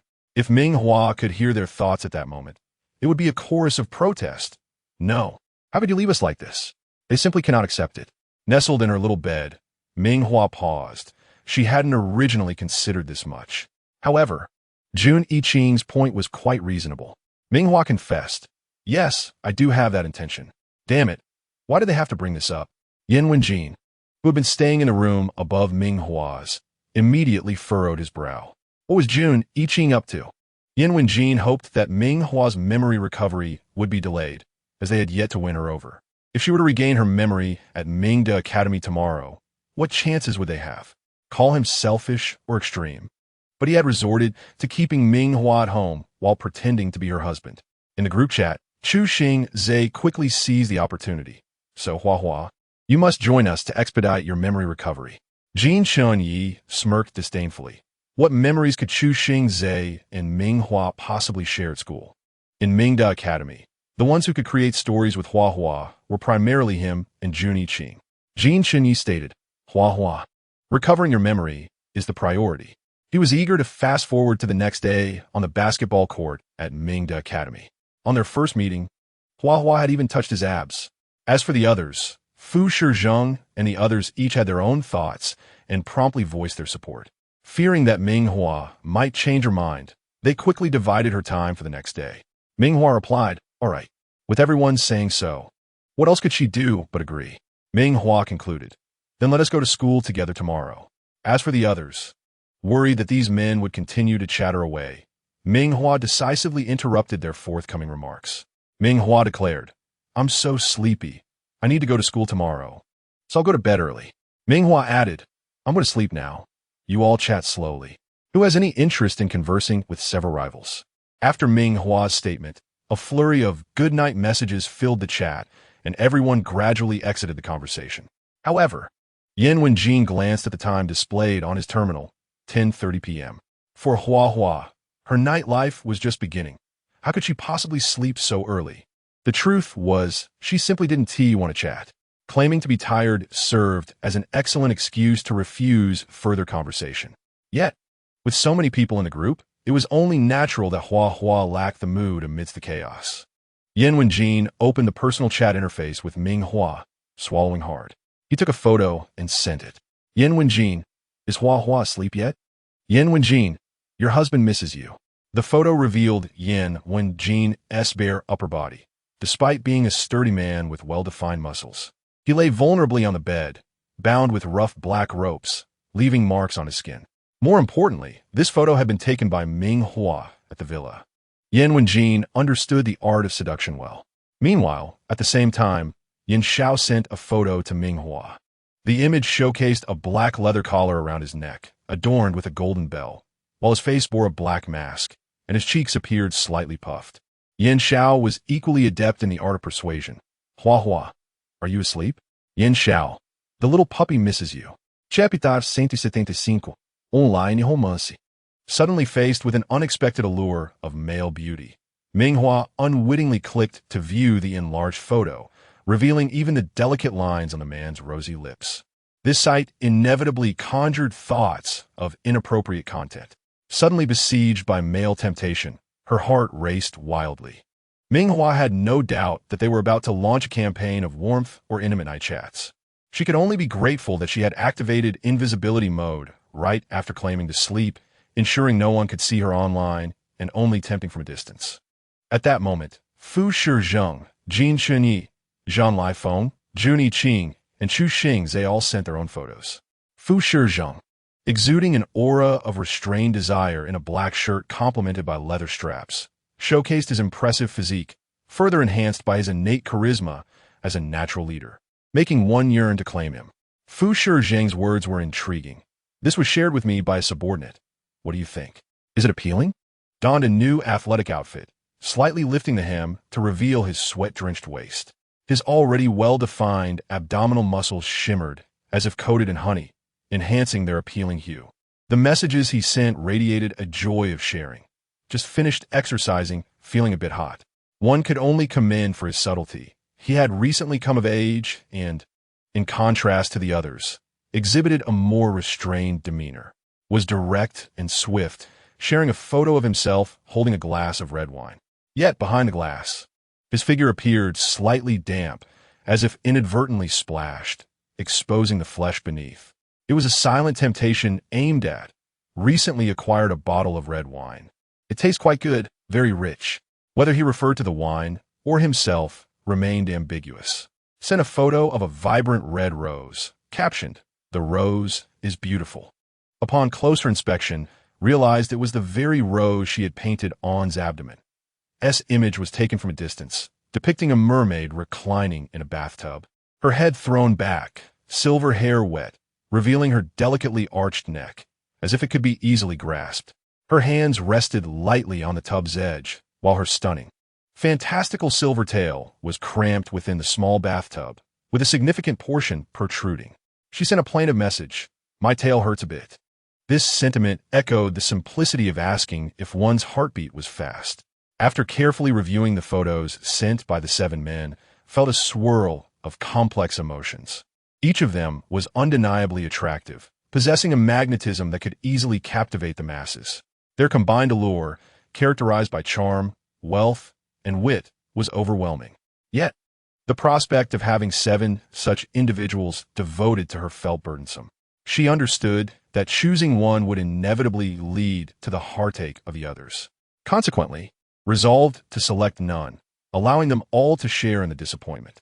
Worried about potential rivals secretly plotting against her, she found no evidence of any such schemes. Could it be that had indeed turned in for the night early? It seemed unlikely, as she lay in bed, engrossed in a casual game on her terminal, kept her talents hidden. The following morning, when she awoke, she found 7 men waiting at her door, either standing or leaning against the wall, each holding a lovingly prepared breakfast for her. They had previously arranged to share breakfast together, though was unaware of any decisions regarding who would accompany her to school. Upon opening the door, their faces lit up with smiles. "Good morning." Instinctively reached out to embrace her, only to be gently rebuffed by his raised hand. She returned their smiles and greeted them, "Good morning." It was amusing how they transformed into courteous gentlemen by day, a stark contrast to the provocative images they had shared the previous night. Maintaining her composure, stepped aside to let them in, yet as they brushed past her, she caught a whiff of their new fragrance. "Did you change your perfume? It smells different from yesterday. Quite pleasant, in fact. Did you perhaps add something enticing?" She teased. S expression briefly flickered with discomfort, while the others remained composed, even managing to jest. "You're quite astute. We had this specially blended to enhance our masculine charm. After all, since you Haven T agreed to make our relationship public, it seems we must strive harder in certain areas." Eagerly, they urged, "Let us eat. I'm starving." "Wow, who brought my favorite steamed buns? You have great taste." The warm soy milk was delightful as well. As savored her meal, her cheeks puffed adorably. The men quietly waited for her to finish breakfast. Once she had eaten, they exchanged glances before stepping outside. Only remained behind, prepared to accompany to. Observing the scene, raised an eyebrow, her curious peach blossom eyes fixed on. He cleared his throat and explained they headed to school early to prepare, so they could show you around. This implied that the 6 others had shared experiences with her at school. It was no wonder she had attracted 7 individuals of such diverse backgrounds. However, S' inquisitive gaze shifted back to, but how did we meet? Was it not at school? Had pondered this question the night before and realized that they had indeed had little opportunity for real-world interaction. The news regarding their connection had been discreetly erased from the Star Network by the anxious men. Thus, facing his clear eyes, he coughed lightly and replied, "We met in the holographic network." S' eyes widened in disbelief. Online romance? The disparity was shocking. With his battle-hardened demeanor, exuded an air of coldness, appearing as a fearsome blade drawn from its sheath. Such a man engaging in an online relationship was a stark contrast. "Is it true that you fell for me just by chatting online?" she asked, incredulous. Nodded, his fierce gaze softening, resembling a gentle giant. Fell silent, realizing her own charm. Had she inadvertently made some reckless promises online? It seemed that the issue lay solely with her. "Let us head to school," she quickly suggested, steering the conversation away. As they settled into the hover car, remained absorbed in the revelation of her online relationship with. Suddenly, a thought struck her. "I didn't, send you any strange photos. Did I? How else could she have captured the attention of someone like?" S' gaze flickered momentarily, recalling their first encounter in the holographic realm, where she playfully asked him to stay and accompany her, as if to repay a debt. "Had I known, I would have agreed then," he mused. He shook his head and said, "You merely requested my company for one night." This suggestion was laden with a hint of ambiguity. "Did you obediently stay with me then?" asked, astonished. Neither confirmed nor denied, but shifted the topic. At that time, the border soldiers had just faced an onslaught of beasts, and tensions were running high. Though he left the rest unsaid, it was enough for her to piece together the implications. She was aware that she was the first-level healer in the Empire's history, endowed with formidable abilities. The beast tide seemed linked to her recent amnesia, relying on her healing powers to soothe the tempestuous spirit. She boldly requested the Empire's marshal to spend a night with her. How audacious she was! What she never anticipated was that NightⅡ would actually acquiesce. What would this possibly mean? Was he selling himself for the Empire? Ming Hua pursed her lips, stifling her laughter, but ultimately succumbed to a fit of giggles, her shoulders shaking with mirth. NightⅡ, seated beside her, cast a helpless glance at Ming Hua, drawing her into his embrace with a fierce tone. No more laughter. Yet, the more he insisted, the more she found herself chuckling uncontrollably, her head nestled against his sturdy chest. His firm torso quivered with each breath, and the delightful scent of his cologne wafted into her nostrils once again. Ming Hua's nose twitched as she inhaled deeply, overwhelmed by its allure. It was as if a cat had caught a whiff of enticing catnip. Her nose wrinkled in delight as she climbed closer, wrapping her arms around NightⅡ's neck, finally burying her face in the crook of his neck to savor the fragrance. "How cunning you are," she mused, realizing he had intentionally applied cologne there. Instantly, NightⅡ's neck, along with his ears, flushed a deep crimson, provoking another round of muffled laughter from Ming Hua. Suddenly, she comprehended why she had fallen for NightⅡ online. The man, appearing cold and fierce, could, in fact, blush with shyness. The more flustered he became, the more emboldened she felt, wrapping her arms around his neck and planting a playful kiss on his cheek. Observing from a distance, it was evident that his neck and ears had turned even redder, almost as if they might emit steam. Ming Hua not only laughed, but mischievously tugged at him, akin to teasing a tiger's whiskers. In an instant, NightⅡ furrowed his brow and scooped her into his arms. "Still laughing? I won't allow it." As he spoke, he swallowed hard, leaning down to capture Ming Hua's lips in a fervent kiss. Perhaps having acknowledged their inexplicable bond with the seven, Ming Hua readily accepted the kiss bestowed by NightⅡ. After all, she was the one who had proposed this evening together. Naturally, she intended to take the lead. Their breaths quickened, his hands firmly gripping her waist, holding her as if he wished to meld her into his very being. When their hover car arrived at the entrance of Mingda Academy, NightⅡ's entire face was flushed, his dark eyes glistening. He could not conceal his body's reaction. Unable to accompany Ming Hua as she exited the vehicle, only able to watch longingly as she walked towards Jin Shenyi, who had been waiting at the school gate. Standing at the entrance of Mingda Academy, even without citing Zhang Li's phone. Jin Shun, you could ascertain from Ming Hua's slightly flushed lips that a kiss had transpired between them. In the past, he might have rushed in to confront Zhang Li's phone, but now, they were all among Ming Hua's 7 husbands. A bit of banter was acceptable, but any hint of conflict might raise her suspicions. Moreover, this arrangement had been mutually agreed upon. Physical contact with Ming Hua had become an unspoken understanding. Even so, it was still a bitter pill to swallow. Jin Shun exhaled a heavy sigh, stepping closer to Ming Hua and reaching out to take her hand. Hua, you've arrived. However, aside from that one candid photo taken at the restaurant, no further images had surfaced. It remained unclear whether it had been a genuine candid shot or if someone had orchestrated it. Now, everyone was particularly eager to witness Ming Hua's next appearance. When her radiant face graced the entrance of Mingda Academy, all eyes were irresistibly drawn to her. Many had their terminals at the ready, poised to capture the moment. For reasons unknown, Ming Hua possessed an acute awareness of such situations. Just as Jin Shunye's hand was about to touch hers, she swiftly slapped his hand away. "What are you doing?" she whispered urgently. "We agreed on a secret relationship. As they were currently being photographed, they needed to maintain a distance in public." Yet, the slap could not go unanswered. She immediately sought a reward. "You've hurt my hand. You owe me a treat later." Did anyone recall Jin Shunye's initial declaration about their secret romance? Ha ha, Jin Shunye, look who's in trouble now. Furthermore, there was another matter for which she sincerely apologized, bowing slightly. In Chapter 177, she brazenly touched the man's abdominal muscles. Jin Shunye did not lower his voice, and a number of onlookers now cast their gaze in their direction. Ming Hua desperately wished to cover Jin Shunye's mouth, urging him to cease speaking. Upon hearing his words, she nodded repeatedly, understanding. I know. Keep your voice down." With his promise secured, Jin Shunye fell silent. Turning, he felt a tantalizing sweetness in the air.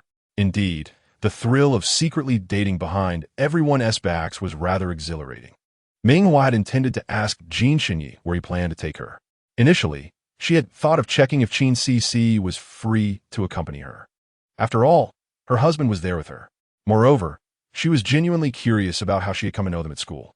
Jin Shunye glanced at Ming Hua beside him, his left eyebrow arching playfully, his wild, piercing gaze fixed upon her, before breaking into a smile. "You'll find out soon enough. What was going on?"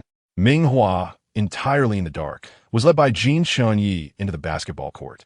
Due to special arrangements, the stands were devoid of spectators at that moment. However, a group of tall, handsome young men was present on the court, casually dribbling basketballs. Jin Shunye guided Ming Hua to the best viewing spot before dashing onto the court. Gao Bin raised his hand, calling out cheerfully, "Brother Yi." Vin Chen Yin nodded, quickly joining the game. Before long, 2 opposing basketball teams were formed. Although they all belonged to the Mecha Combat Department and underwent similar training, Jin Shunye's every leap and attack was marked by a fierce intensity. Leading his team with unwavering momentum, he soared towards the basketball hoop, emphatically slamming the ball into the net with a stunning dunk. Ming Hua, seated on the sidelines, silently applauded the impressive display, recognizing it as a thrilling showdown. While Jin Shunye proved formidable, his opponents also fought valiantly, attempting various formations to snatch the ball from him. At some point, all other players on the court vanished. Jin Shunye slowly approached Ming Hua, his forehead glistening with sweat, his body radiating warmth. He sat beside her, and she instinctively shifted away, feeling the heat emanating from him. Her nose twitched, catching a subtle fragrance. "Do you remember anything?" Jin Shunye grasped her hand forcefully, intertwining their fingers tightly. He bore a grudge regarding her earlier refusal to hold hands at the school gate. Ming Hua shook her head, puzzled. "Do we meet during a basketball game? Did I come to watch you play?" Jin Shunye's lips curved upward slightly. Sometimes, Ming Hua's amnesia had its advantages. In this instance, he could fabricate whatever he pleased. "Not just that. You fell for me at first sight and approached me to offer water." Ming Hua's beautiful peach-shaped eyes widened in surprise. "I offered you water? I don't recall being capable of such a thing." "Indeed," Jin Shunye replied, nodding as if it were the most natural thing in the world. "Have you simply accepted it?" She questioned, her disbelief evident. "Of course not," Jin Shunye replied, lifting his chin slightly, indulging himself in flattery. I am, after all, a pure-hearted university student, and finding a girlfriend is a lifelong commitment. How could it be so easily accepted? Oh, Jin Chenye's voice was faint, feigning nonchalance as he averted his gaze from Ming Hua, his cheeks betraying a hint of embarrassment. Gripping her hand, he suddenly pulled her towards his abdomen, lifting the edge of his jersey and placing her hand upon it. Just like this, he stammered, his face flushed. Initially, I had no intention of agreeing. It was during our first meeting at the beginning of freshman year when you boldly reached out to touch my abs. Now, not only was his face crimson, but his earlobes were as red as blood. Although he spoke of it as if it were true, he pondered that had he not known Ming Hua or experienced the dream game, perhaps their relationship would have unfolded differently. My abs are only for my future wife to touch. You took the initiative, and I couldn't stop you. Plus, you did it in front of everyone. If someone captured a photo and posted it on the campus forum, my reputation would be tarnished. If I were to part ways with you, I would become a second-hand man, unwanted by anyone. Thus, he embraced Ming Hua, leaning down to whisper in her ear, "You must not abandon me. Otherwise, I shall not let you off easily." His tone was fierce, yet lacked intimidation. Ming Hua paused, immersed in profound shock. On one hand, she was astonished by her own audacity before her amnesia. On the other, she was taken aback by Jin Chenye's innocence. What era was this where a man felt obligated to commit for life after merely being touched on the abs? Ming Hua began to struggle gently. "Let me go. Did you just mention the campus forum?" Her eyes brightened as she recalled that, prior to her memory loss, her life revolved around the school. Surely, there would be remnants of her past on that forum. "Do you not believe me?" Jin Chenye could sense her skepticism. He looked up at her with tear-filled eyes, displaying a mix of indignation and anger. He swiftly opened a link on his device and presented it to her. "See for yourself. Hua Hua.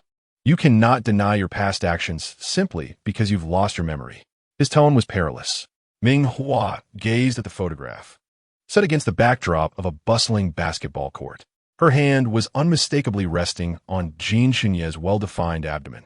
The photographer had clearly mastered the art of angles, capturing Jin Chenye's lowered head, obscuring the expression on his face. However, his large hand was placed upon her delicate wrist, conveying a sense of reluctance yet invitation. Ming Hua realized that no words could surpass the stark reality depicted in the photograph. Had she truly engaged in such actions? Good heavens, she hadn't come to study. She had come to ensnare men. Now faced with Jin Chenye's red eyes, filled with anger and grievance, she stuttered, "How could I? Am I the type to deny my actions? Besides, you're already my husband, so why not publicly acknowledge our relationship?"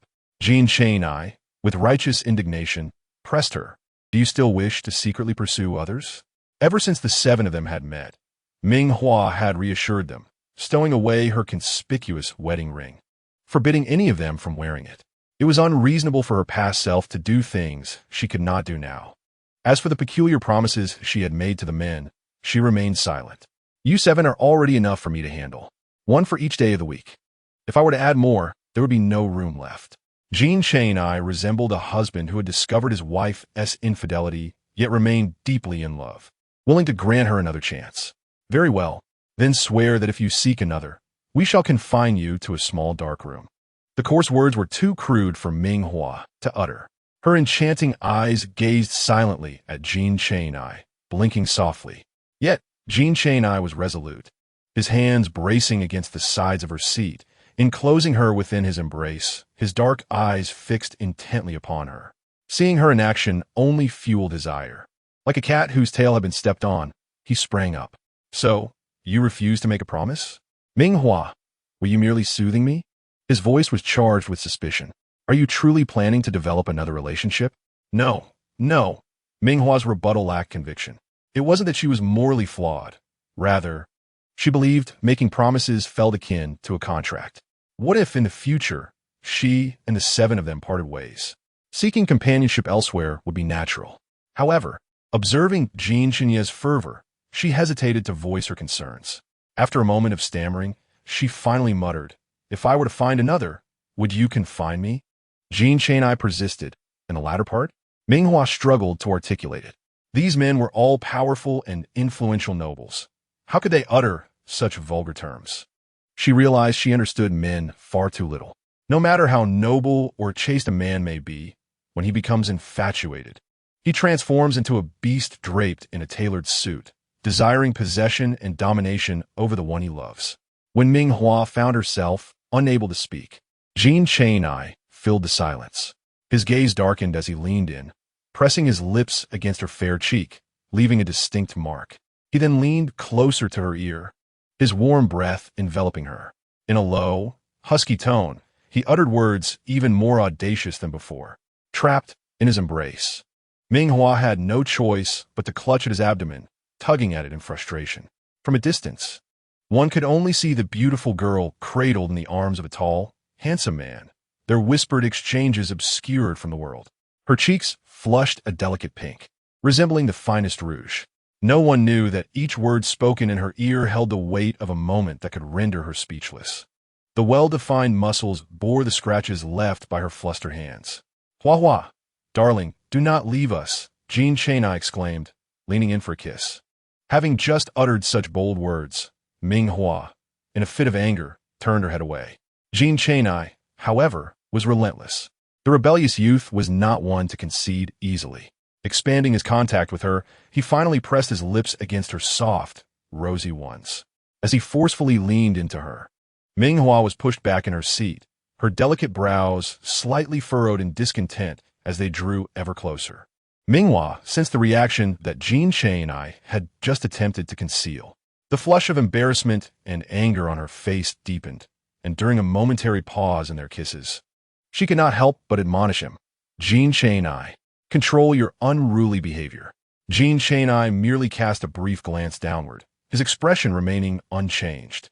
With a playful growl, he planted another kiss on Ming Hua's cheek. After all, it was an inevitable affair. Why should you feel shy, Hua Hua? Jean Chainai had finally embraced his mischievous side. Or rather, it could be said that men were inherently mischievous, merely shedding their masks. The two lingered on the basketball court for over half an hour before Jean Chainai finally took Ming Hua's hand and led her out. At the entrance stood Fu Shizheng. The two men exchanged glances, their eyes meeting in silence, yet nothing was spoken. Fu Shizheng stepped forward to Ming Hua's side, gently tucking a stray lock of hair behind her ear, his voice steady. "Have you recalled anything?" Ming Hua shook her head, realizing that today's excursion to the academy might not be as simple as she had imagined. After all, with these several men orchestrating the events, what could come of it? In a timid voice, she suggested, "I would like to request to explore the school on my own next time. Or perhaps with Qin Sisi." "That is not permissible, Hua Hua," Fu Shizheng replied with a smile, his tone firm. He kindly guided her down a quieter path. "Do you know where we are headed now?" Fu Shizheng asked softly. Ming Hua shook her head.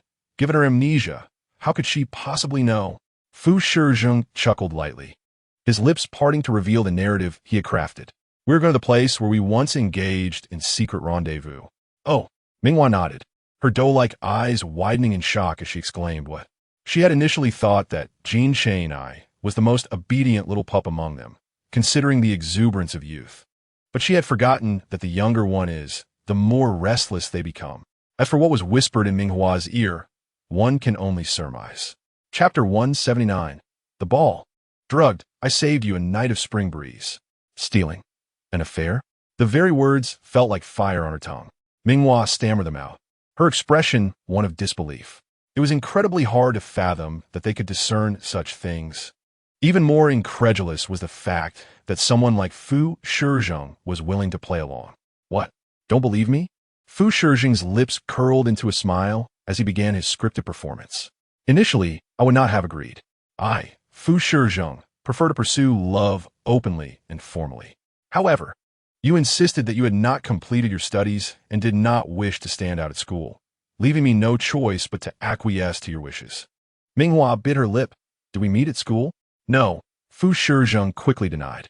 At this moment, they had entered the auditorium of the academy, which was empty and silent due to the lack of events. Fu Shizheng shifted from tightly holding Ming Hua's hand to wrapping his arm around her waist. "Do you remember the Ming family? Have you looked them up on Xinguang?"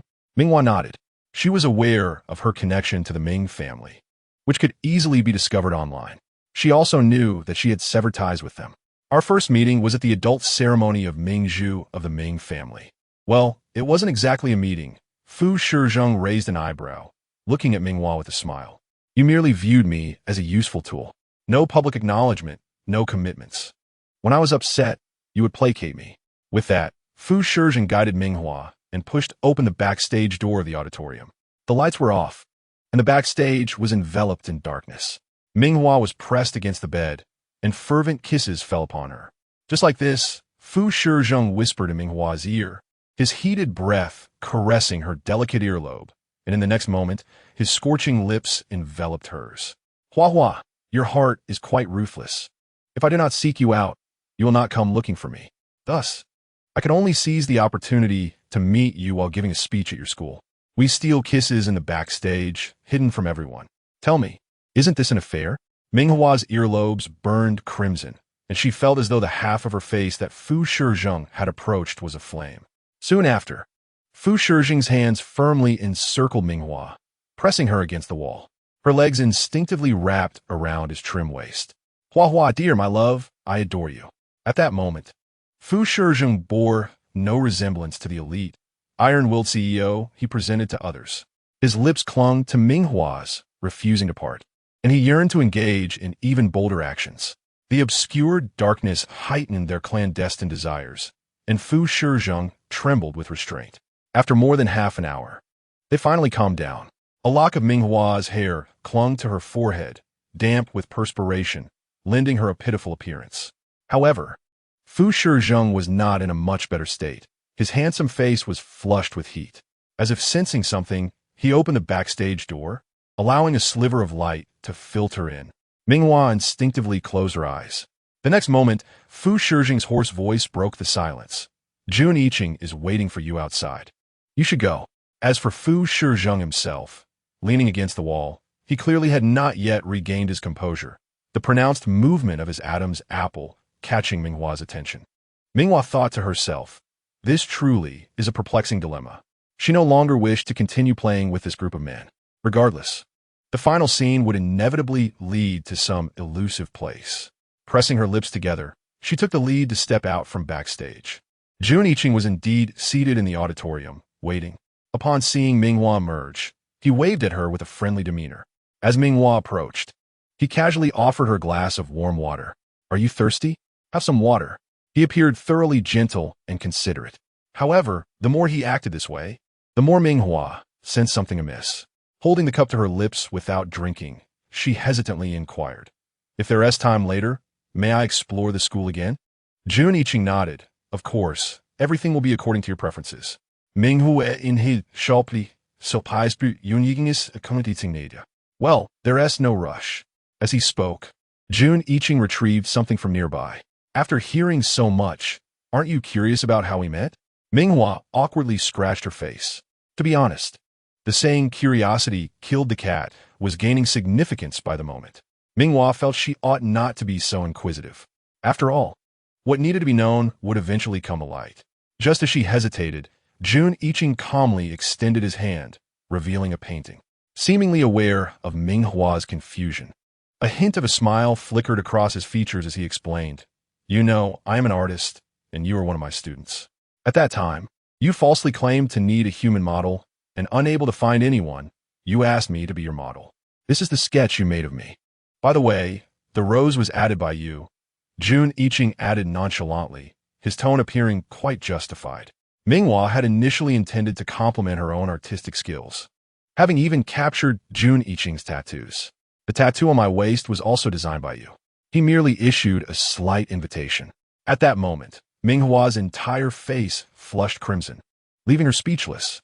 Any further explanations or justifications would be futile at this moment. Even if she had lost her memory, upon reflection, she felt it was quite plausible that she could have done such a thing.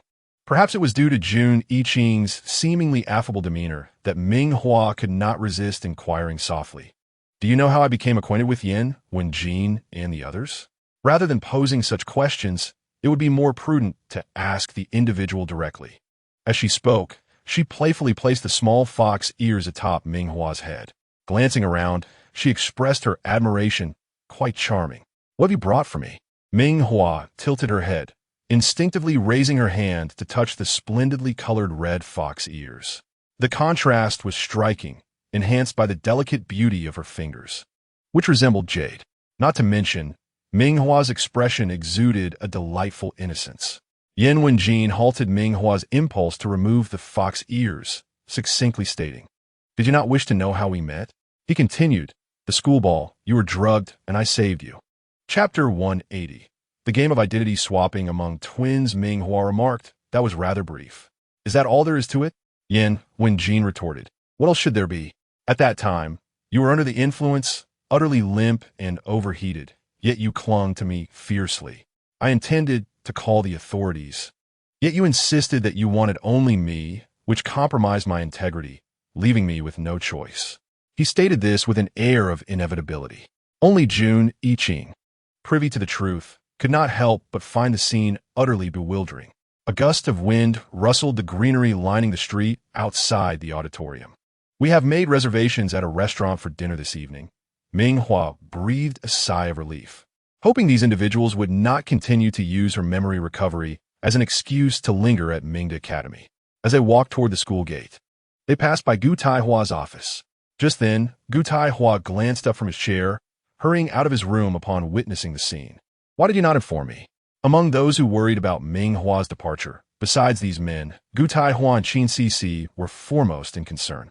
Ming Hua, still devoid of memories and unable to discern faces, could only infer from the voice that he was a gentle and accommodating elder.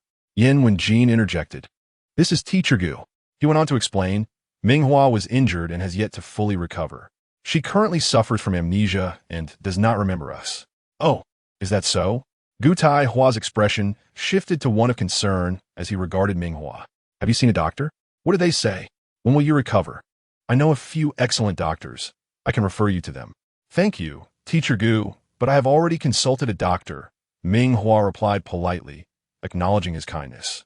Gu Taihua sighed, "I was just speaking with Chu Xing Zhe, who mentioned planning a small meet and greet at our academy. During the concert, you two collaborated wonderfully. The combination of handsome men and beautiful women is still regarded as a legendary performance by many fans on Xinguang." At this moment, Ming Hua finally understood that her connection with the superstar Chu Xing Zhe stemmed from Teacher Gu. Nodding, she reassured him, "I understand. Thank you, Teacher Gu. There will be opportunities in the future." Gu Taihua shook his head. The performance can wait.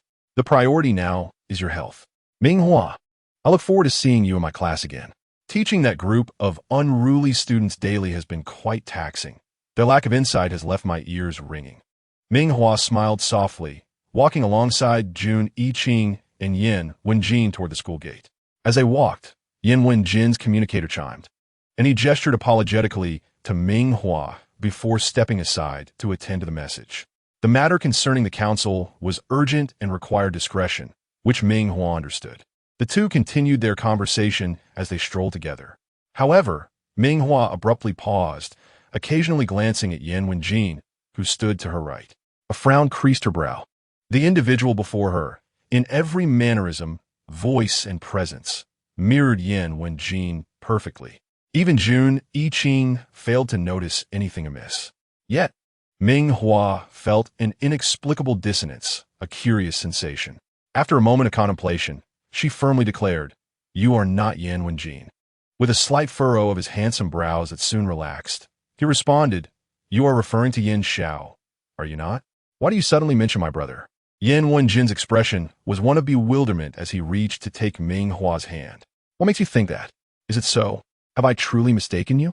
Ming Hua widened her doe-like eyes, attempting to scrutinize the features of the man before her. Sharp brows, a prominent nose, and indifferent thin lips. Every detail was scrutinized, inch by inch. Yet before long, her mind was blank. Feeling somewhat deflated, she nonetheless remained resolute in her conviction. "Yin Xiao, I know it is you. I would not confuse you with Yan Wenjin. How did we meet? Was it also at Mingda Academy?" Despite having entangled herself with many men, she had not descended into madness to simultaneously pursue a pair of identical twin brothers. At this juncture, a flicker of dissatisfaction crossed Yin Zhao's countenance. Clearly unpleased with his role as a substitute in this scenario, he replied, "You have forgotten. We just naturally came together. Huh? She questioned, incredulous. Was my eyesight always this poor? Did I truly mistake you for your brother? Indeed, Yan Xiao lamented, becoming increasingly immersed in the narrative he had constructed, feeling more aggrieved with each passing moment. We embraced and kissed every day, yet during each kiss, you called out my brother's name. Ming Hua admitted, you have no idea how wronged I was. That is impossible, Ming Hua vehemently denied, rejecting such an outrageous accusation. There is no way I could confuse the two of you. It merely requires a modicum of attentiveness to distinguish between you. Oh, Yan Xiao retorted, growing more animated. So you're suggesting that when we kissed, you deliberately called out your brother's name to irritate me? What? Ming Hua was taken aback. The conversation seemed to spiral further from coherence. With two choices presented, it felt as though either option would lead to error. Stop. I am currently suffering from amnesia and know nothing at all. Those with amnesia refuse to accept any accusations. Regardless, Ming Hua, you owe me compensation, Yan Xiao insisted. Feigning injury. The more Ming Hua resisted, the more he pressed her, claiming she had wronged him and demanding both recompense and comfort for his wounded spirit. Ming Hua, wishing to disengage, moved from her position between the two men to stand beside Jun Yiqing. Teacher Jun, you must protect me. Ah, Ming Hua. You're seeking the company of other men right in front of me. Yan Xiao began to sulk. At an unknown moment, the real Yin Wenjin emerged. The two stood side by side, identical in height, demeanor, and attire, creating a mirror-like effect that left onlookers in a dazed state. Ming Hua blinked, noticing Jin Xinyi and Fu Shizheng approaching from a distance. At the school gate, Zhang Lifeng and Chu Xing Zeta waited near a hovering vehicle. A wave of emotion surged within her. The lives of 8 individuals were not as arduous as she had initially envisioned. Perhaps there was something worth anticipating. Chapter 181. The standoff between the mad dog and the puppy in the evening. 7 men escorted Ming Hua to a mountainside restaurant located far from the city. The hovering vehicle ascended into the night sky, emanating a soft blue glow. The restaurant's location offered a panoramic view of the entire city. However, Ming Hua found it peculiar that their dinner was, in fact, a candlelight affair. What was originally an intimate and romantic atmosphere between couples, characterized by the heartbeat fluctuations that arise from their gazes meeting under the interplay of light and shadow, gradually transformed into a lively gathering as more people joined. It was indeed a sumptuous feast. Once Ming Hua finished her meal and set down her wine glass, the familiar sound of distant thuds resonated nearby. She turned her gaze to the source of the noise, revealing a brilliant display of fireworks illuminating the night sky, captivating and splendid. Jin Cheng'ai looked at Ming Hua, saying, Hua, today is your birthday. Do you remember? The mention of her birthday stirred something within her, and she realized they were celebrating it for her. Hua, can we make a wish? It's my birthday, and you all can make wishes. The corners of Ming Hua's lips twitched as she nodded. Jin Cheng'ai then cheerfully proposed, Can we take a wedding photo? He emphasized this request, urging them to keep it a secret, insisting, We promise not to make it public. It's just a wedding photo for us to cherish privately. Is that not acceptable? Jin Cheng'ai gestured a minuscule distance with his fingers, attempting to convey that it was merely a trivial and inconsequential wish. Ming Hua pursed her lips and glanced behind him. The other 6 men shared the same eager gaze, brimming with anticipation. Given the circumstances, Ming Hua felt reluctant to disrupt the enchanting atmosphere of the evening. She nodded in agreement. I will oblige you. A brief cheer erupted from the crowd. The following day, at the bridal shop, the men's and women's sections were distinctly separated. Ming Hua stood in the fitting area, declining the assistance of staff who offered to help her with the wedding gown, as she slowly adjusted it herself while gazing in the mirror. She couldn't help but marvel at the sight of herself in the wedding dress, never having imagined she would one day don such an exquisite attire. Just then, Yan Xiao pulled back the curtain and stealthily entered. Upon seeing Ming Hua, his eyes lit up with unmistakable admiration and infatuation. Ming Hua was already stunningly beautiful, but in the wedding dress, her figure was gracefully accentuated. Yan Zhao's heart raced uncontrollably as he stood at a distance, captivated by her presence. When Ming Hua noticed him, she raised an eyebrow and inquired, What are you doing here? Didn't we agree to meet outside? They had previously arranged to change outfits separately and reconvene in the hall.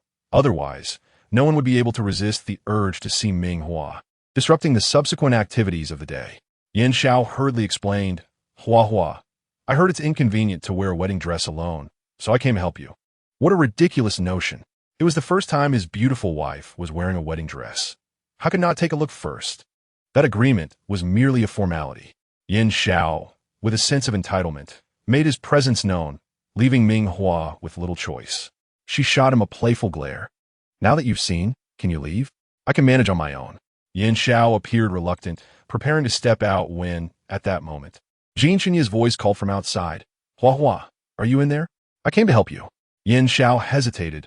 If he exited now, he would leave the space open for Jin Chenyi and Ming Hua. What if Jin Chenyi took advantage of his absence? He resolved to stay.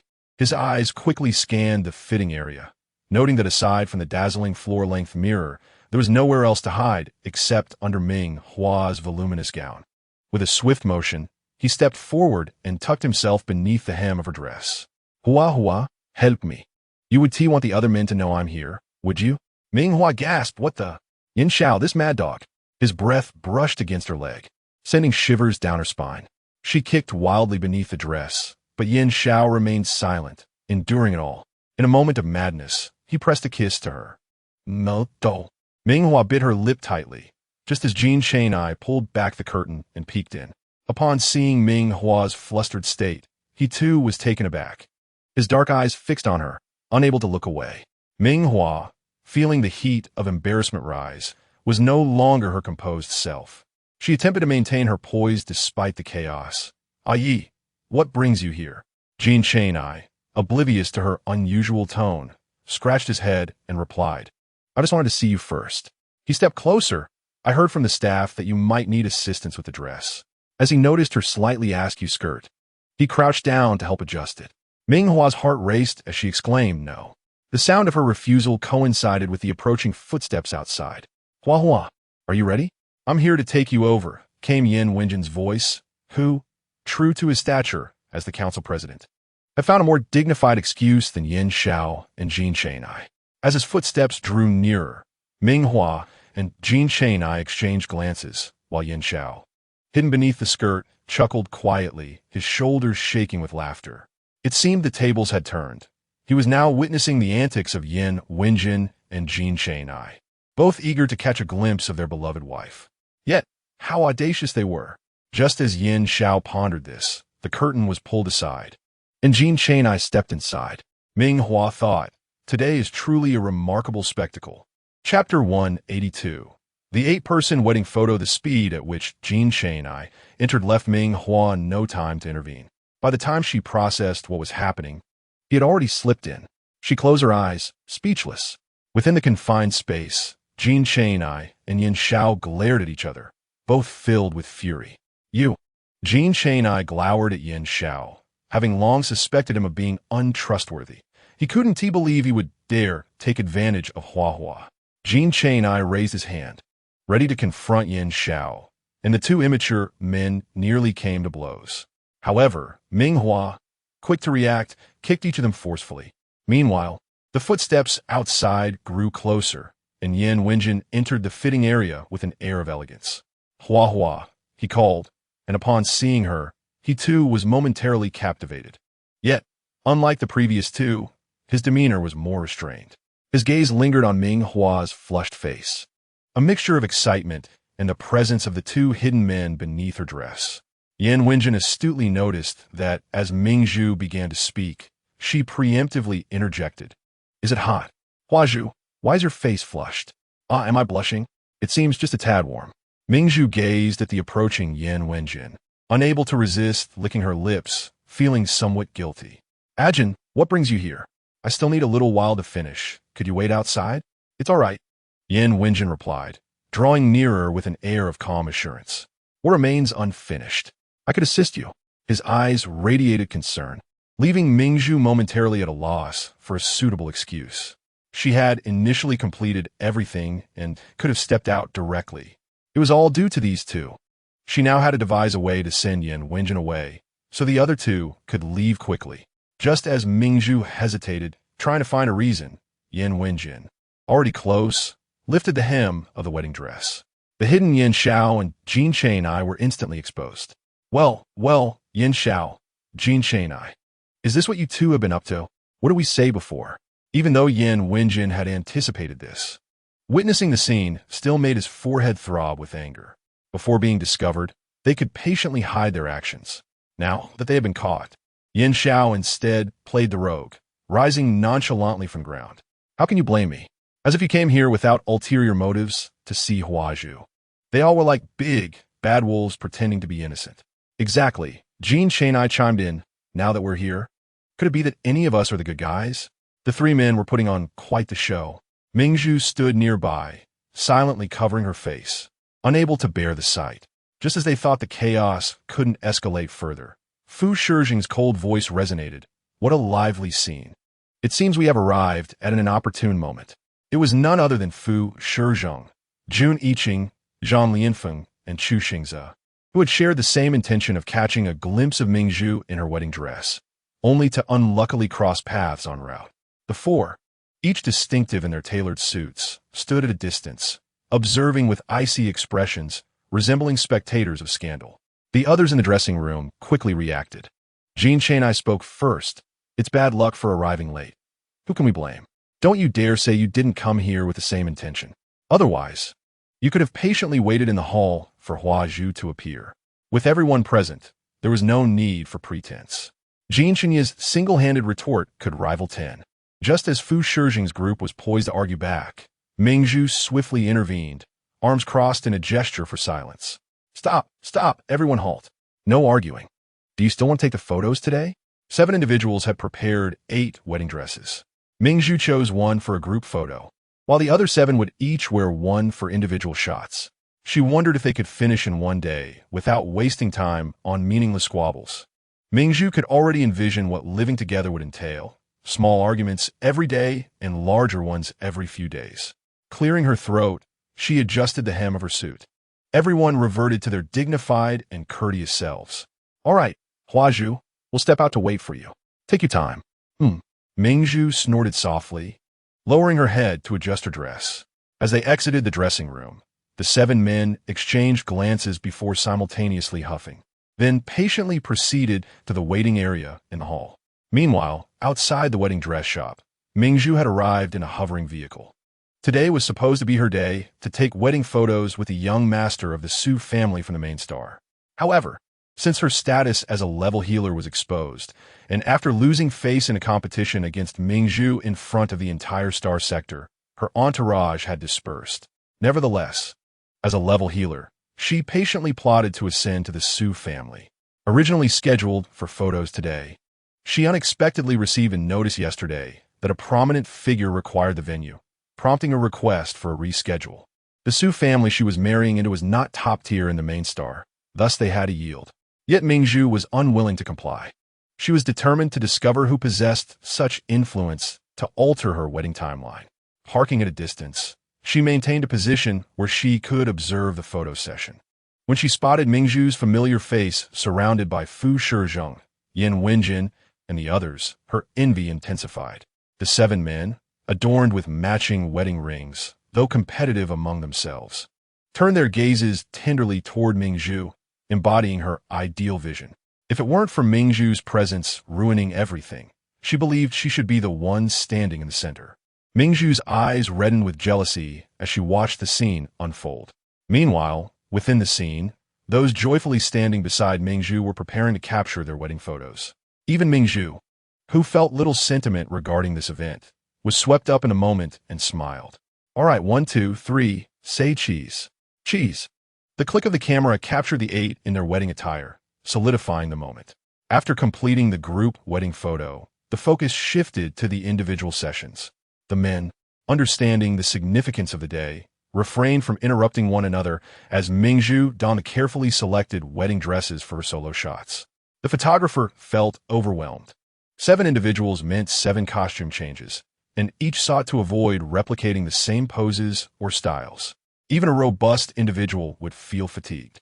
Midway through the shoot, the photographer called for a break, allowing Mingzhu to rest while the men deliberated on unique poses for the upcoming shots. Mingzhu gracefully accepted, sitting on the steps with her dress in hand, breathing deeply. In truth, she felt a bit dazed. She had never anticipated that one day she would be taking wedding photos with someone. Even as the reality unfolded before her, it felt surreal. Not far away, Mingju watched with hatred fixed on Mingju, unwilling to depart. Others' happiness ignited her jealousy, especially since it was directed at the person she despised the most. As she observed Mingju alone, her heart suddenly raced. Being a level healer herself, she believed she was protected by the Empire's regulations. Even if she committed some indiscretions, no one could touch her. At most, she would face minor repercussions. However, Mingju was far more vulnerable. With this thought in mind, Mingju began maneuvering her hovering vehicle toward Mingju, accelerating to maximum speed, aiming directly at her seated figure. The vehicle emitted a ghostly blue glow beneath as the sudden sound of rushing air alerted the men who had been maintaining their distance. Upon seeing the vehicle barreling toward Mingju, they all panicked. Just then, NightⅡ was capturing a photo with Mingju.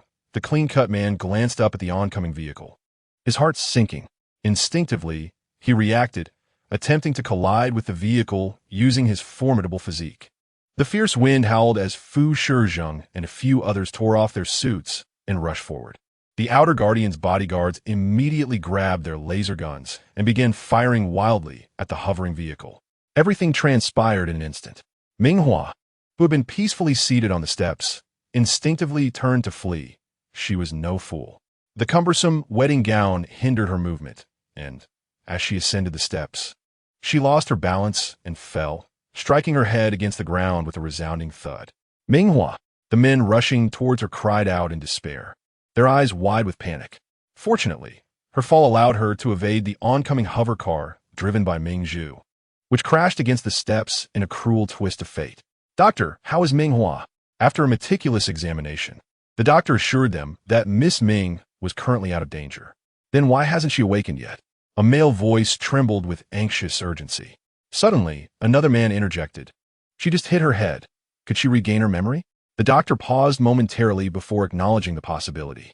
Upon hearing the doctor's conclusion, the men exchanged glances, quickly reaching a decision. On the hospital bed, Ming Hua's eyelashes fluttered as she gradually regained consciousness, staring blankly at the ceiling above. At that moment, a sense of bewilderment and helplessness enveloped her. Goodness, the events during my amnesia were far too significant, she thought, feeling an overwhelming sense of irretrievability. She wondered if those 8 wedding photos would be secretly leaked by these cunning men. Her head throbbed as she attempted to lift it to massage her temples. It was then she realized her hand was being held tightly in someone else's grasp. Shifting her gaze, she found Chu Xingze resting his head beside the bed. Still clutching her hand, his silver hair cascading loosely at his sides, appearing duller than before. She could only imagine how long he had stayed by her side. Awakened by Ming Hua's movement, Chu Xingze quickly lifted his head, his crystalline blue eyes sparkling with joy as he tightened his grip on her hand. "Ming Hua, when did you wake up? Are you thirsty or hungry? I'll call the doctor right now." His excitement was palpable as he prepared to summon help. Ming Hua hurriedly raised her hand to stop him. No, I'm fine. I'm doing well." Her gaze was intense as she looked at him.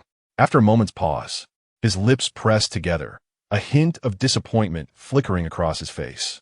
"Ming Hua, you've regained your memory. Haven to you?" A silence enveloped them as Ming Hua nodded slightly.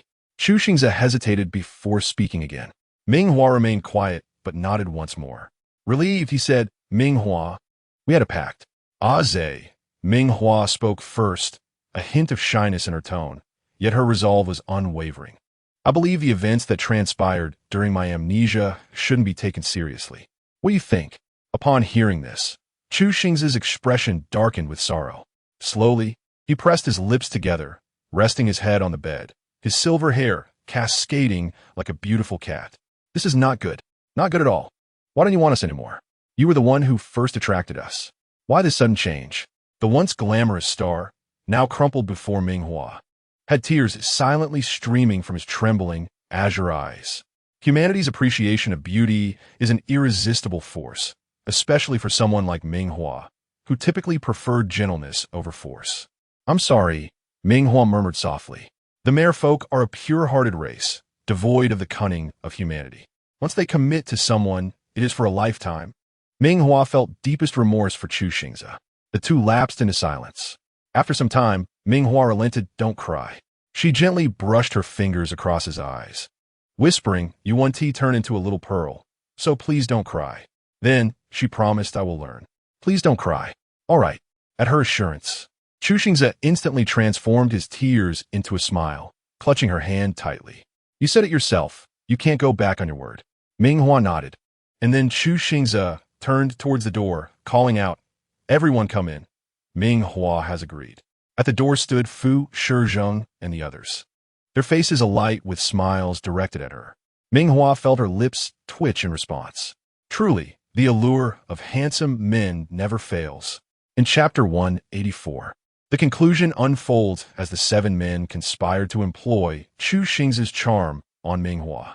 Now that the scheme had succeeded and Ming Hua had given her consent, the ensuing matters of public acknowledgement and wedding planning loomed large. Ming Hua had her reservations, fearing that these men would insist on hosting individual weddings for each of them. Would she then have to endure a honeymoon with each one? The thought of it felt like an endless cycle. Moreover, the order of ceremonies posed another dilemma. In her view, simplicity would suffice. After all, these men merely wished to clarify their relationship with Ming Hua, forming a 7-man alliance that would not permit any other suitors to intrude. Should anyone dare to secretly pursue Ming Hua behind their backs, they would be well within their rights to assert their claim as husbands, easily revealing that wedding photo on the Star Network for all to see. Ming Hua proposed this idea, only to be met with a chorus of rejection from the 7. "No, that is not grand enough." "Exactly, Ming Hua. One only marries once in life. It should be a grand affair. Or do you not wish to marry us, Ming Hua?" Yin Zhao's dark gaze bore into her, demanding a clear response. Ming Hua pursed her lips. "For you all, it may be a single marriage. However, for me, it signifies 7. Although the order among the 7 is inconsequential, in practice, marrying each of you 7 times feels no different." Yet, under the intense scrutiny of their gazes, Ming Hua could only reluctantly nod, resembling a submissive wife confronting a domineering husband. "Of course, I want to marry you all. A grand occasion would indeed allow everyone to witness our joyous union." "Well said, Ming Hua." Yin Wenjin commended her. The others nodded in agreement, huddling together to continue deliberating on the guest list for the wedding. After all, they were prominent figures, and it was only natural for their weddings to have overlapping guests. Each name needed to be proposed individually and then collectively invited. The 7 men became engrossed in their animated discussions. As the conversation unfolded, it seemed Ming Hua had little role in the proceedings. Bored, she sat on the nearby sofa, munching on sunflower seeds. While drafting the guest list, she interjected, "Remember to reserve 2 spots for me. I want to invite Qin Cici and Teacher Gu." One was her roommate, who, despite their limited interaction, had been kind to her during their initial days at school, often messaging her during her disappearance. The other was Gu Taiwa, a teacher who had recognized Ming Hua's extraordinary musical talent and frequently offered assistance during her troubled times before her family's division. Reflecting on this, Ming Hua suddenly looked at Jin Chang'ai and Chu Xingze. Interestingly, Qin Cici and Teacher Gu were your matchmakers. Without them, we might not have had the chance to connect. If not for Qin Cici taking her to the basketball court, Ming Hua would have made every effort to maintain her distance from Jin Chang'ai. The distance between the Mecha Combat Department and the Ancient Earth History Research Department is quite considerable, as long as Ming Hua is determined. Maintaining a distance from Jin Shen Yi is not a difficult task. As for Chu Xingze, it is even simpler. One is a prominent celebrity, while the other is merely an ordinary yet beautiful student. If Ming Hua does not take the initiative, it will be challenging for Chu Xingze to make contact with her. Upon contemplating this, both of them suddenly adopted serious expressions. They exchanged a heavy acknowledgement, understanding the implications. The others exchanged glances, and after some deliberation, Fu Shizheng quietly added Dean Yu Chengwen's name to their considerations. In the days that followed, the 7 prepared for the wedding with great enthusiasm. Meanwhile, those who received the invitation began to experience a sense of bewilderment from the very first day. The invitation read, "You are cordially invited to the wedding of Fu Shizheng, Jin Shenyi, Jun Yiqing, Yinwen Jin, Zhang Lifeng, Chu Xingzhe, Yin Xiao, and Ming Hua. May you achieve a harmonious union for 100 years. Wait, what does this invitation mean? One individual who received the wedding invitation pondered in confusion. Is this a wedding for one person or for 7? Oh dear, how should I prepare the congratulatory gifts? Should it be 7 gifts or just 1? The recipient of the invitation found themselves troubled over the matter of gift-giving, sighing in despair. Simultaneously, the Star Network buzzed with excitement. Is there anyone still unaware that Ming Hua and the others are holding a wedding? Is this for real? Are they genuinely getting married? Who did she choose? Didn't they already say? They're all getting married together. 7 of them, utterly shocked. Is this for real? I knew Ming Hua could pull it off. She truly is a remarkable woman. Oh my, 7 at once. Can't they leave one for us? Is this news accurate? Where will the wedding take place? With their financial resources and influence, it must be an extravagant affair. I'm just curious. What will the wedding venue look like with 7 individuals? I'm here. I thought this secret would accompany me to my grave. 8 wedding photos. Words cannot describe the shock upon seeing the bride and groom. I've witnessed many couples, yet this is my first time seeing 7 grooms and 1 bride. And they are all powerful figures. If I dare to leak anything outside, I might find myself in grave danger. How come you're so bold now? Well, that's because I received instructions. The wedding venue maintained strict confidentiality, yet sharing a few blissful photographs was acceptable. 10 days later, the grand wedding commenced.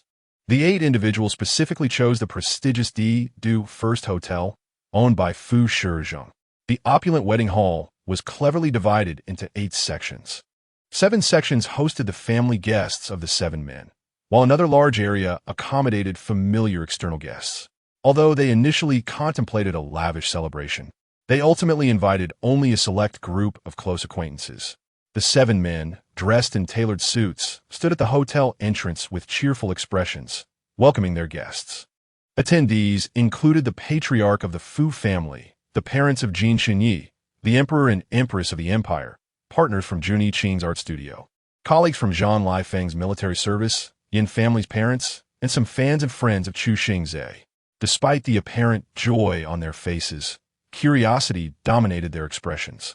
Who do they think they are, to be so fortunate as to share Ming Hua?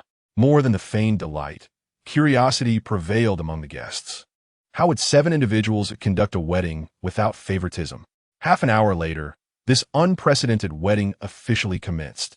The 7 men stood in order of their acquaintance with Ming Hua by the wedding aisle. The host, wiping the sweat from his forehead, delivered a series of congratulatory remarks. Next, let's invite our bride to walk to our first husband. He is the head of the Fu family, known for his cold demeanor, who fell head over heels for Miss Ming at the banquet, and today they unite in matrimony. Now, the bride may place the wedding ring on the groom's finger and pledge a lifetime of togetherness. Ming Hua picked up the wedding ring from the tray beside her and slid it onto Fu Shizhong's left ring finger. Now, the bride may kiss the groom. Ming Hua took a small step forward and gently kissed Fu Shizhong's lips, a fleeting touch. As the applause resonated, the host's voice continued. Next, let's invite our bride to walk to her next husband. He is the young and handsome prince of the empire, who met Miss Ming on the basketball court during their youth, a match made in heaven, and today they unite in matrimony. The bride is to place the ring on the groom's finger.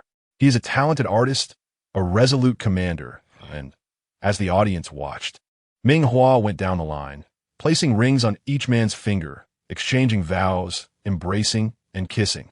It was a true display of elegance. Ultimately, guided by the host, the 7 men approached Ming Hua together. Their handsome features illuminated with joy dispelled the coldness once etched upon their faces. Then, in unison, they expressed, "We thank you all for attending our wedding with Ming Hua. May you find happiness every day and have your wishes fulfilled." Chapter 185.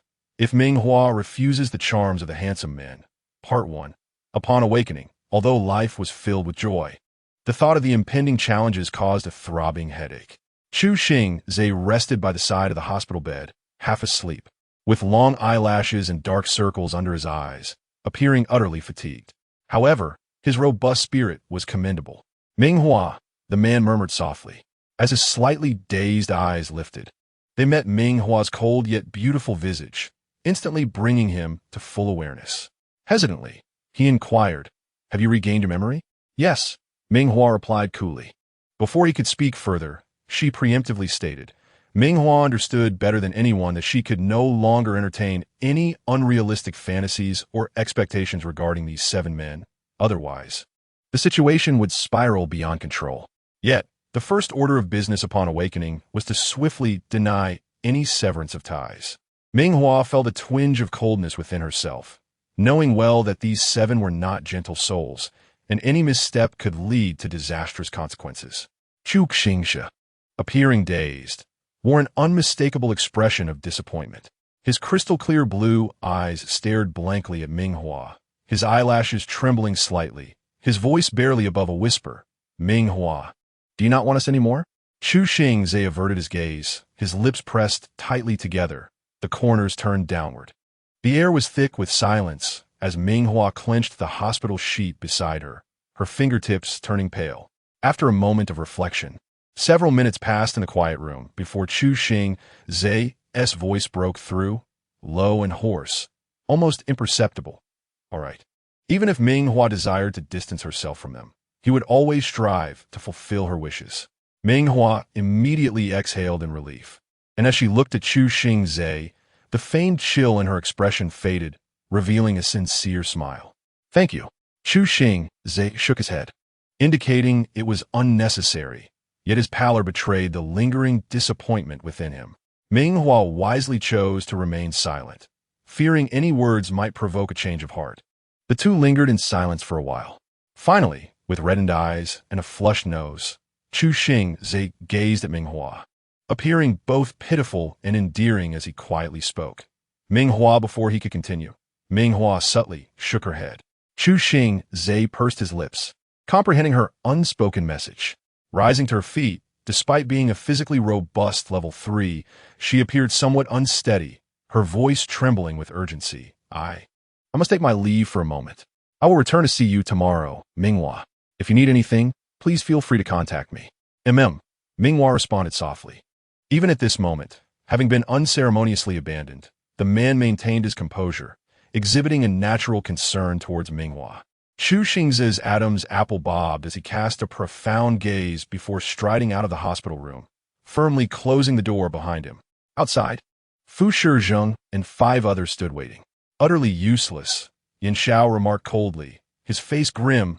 Not even Ming Hua could be retained. The allure of beauty has proven futile. Although this was anticipated, the expressions of the men were far from pleasant. Chu Xingzhe lifted his gaze, his eyes icy and brimming with a murderous intent as he directed a scornful retort at Yin Xiao. "And what do you amount to? A repugnant creature too cowardly to appear before Ming Hua? You." Yin Xiao was instantly incensed. The sting of being so easily discarded by Ming Hua, coupled with the humiliation from Chu Xingzhe's mockery, ignited a fervent rage within him, compelling him to swing a fist at Chu Xingzhe's face. It must be stated that these men were indeed exceptional, the CRME de la CRME of society. Chu Xingzhe's selection to vigilantly await Ming Hua's awakening in the hospital was no coincidence. His striking, siren-like appearance was no jest, and his voice possessed an irresistible charm. Furthermore, Chu Xingzhe had a knack for playing the victim, which might have genuinely swayed Ming Hua's heart. Yet, the undeniable truth remained. Ming Hua had not changed at all. She still exuded an air of icy detachment. Just as Yin Xiao was about to raise his hand, Yin Wenjin intervened, halting him with a cold countenance and a resolute voice. "No infighting. Our utmost priority is Ming Hua." With that, he turned his gaze towards Jun Yiqing and Fu Shizheng, inquiring, "When will the concoction you created begin to take effect?"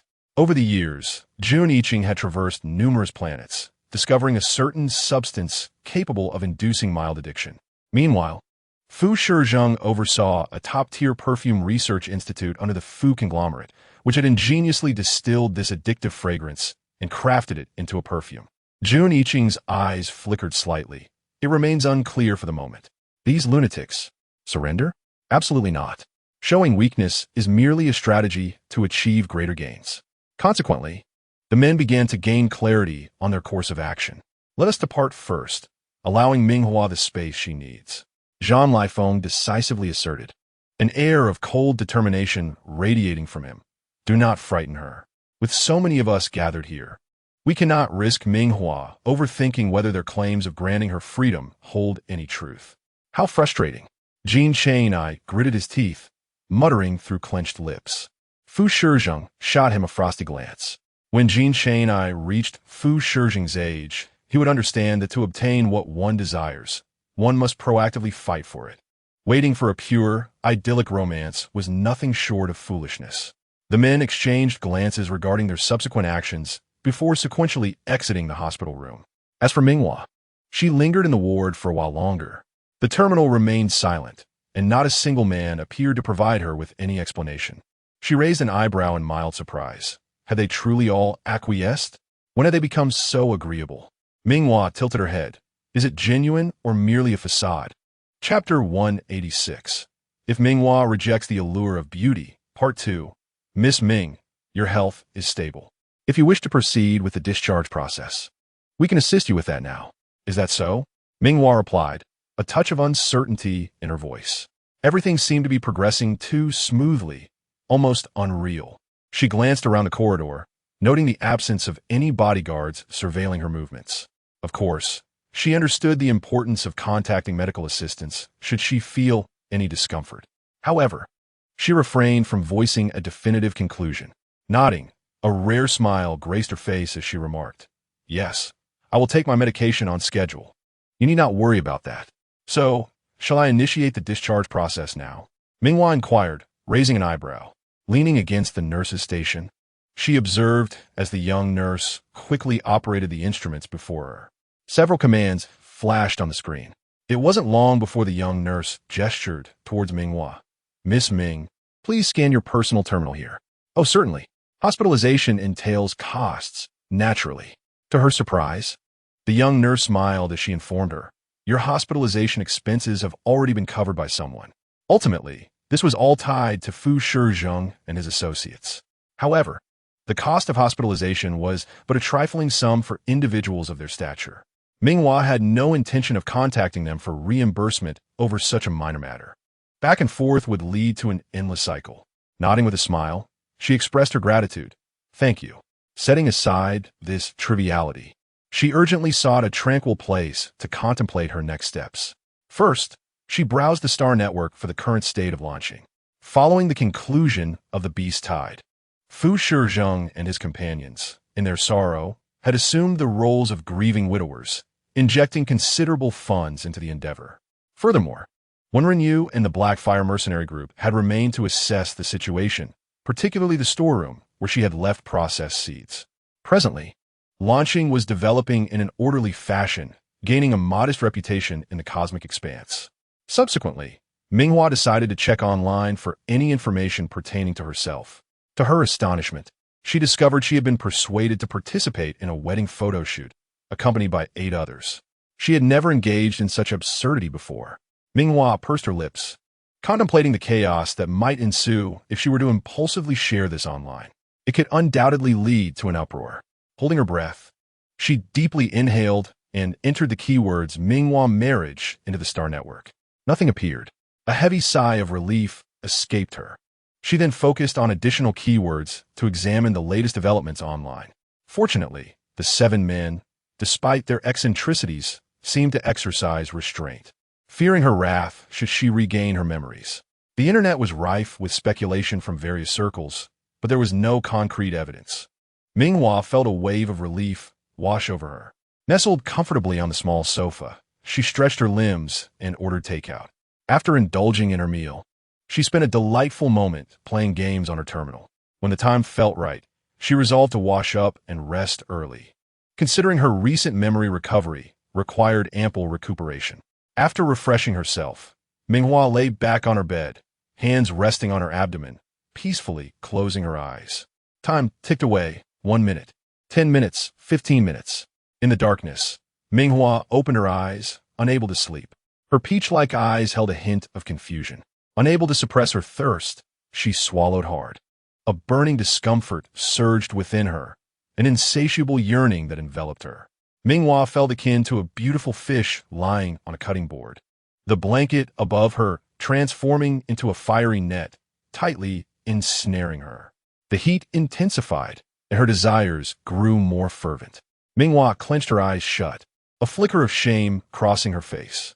In the past, she would have never felt this way. Her youthful, slender body was awakening to its own cravings. It's all the fault of these despicable men.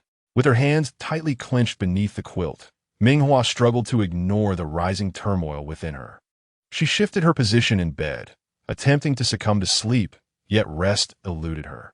The heat enveloping her was palpable, as if her very being radiated warmth. Thin beads of sweat emerging from her skin. Her lush, seaweed-like black hair clung to her delicate visage, becoming damp and lending her a slightly ethereal appearance. Ming Hua bit her lip, the flesh swelling into a luscious curve, her beautiful lips trembling in the air. "Do not look, do not think, just sleep," she whispered to herself, desperately trying to induce slumber. Yet the images of Yan Wenjin's sharp nose and crimson lips intruded upon her thoughts. He was meant to be the epitome of restraint, the president of the council, yet he had acted in a manner that defied such expectations. Then there was Fu Shizheng, whose powerful fingers bore the marks of toil. No, I must not dwell on these thoughts, she reprimanded herself. In the darkness, Ming Hua tightly closed her eyes.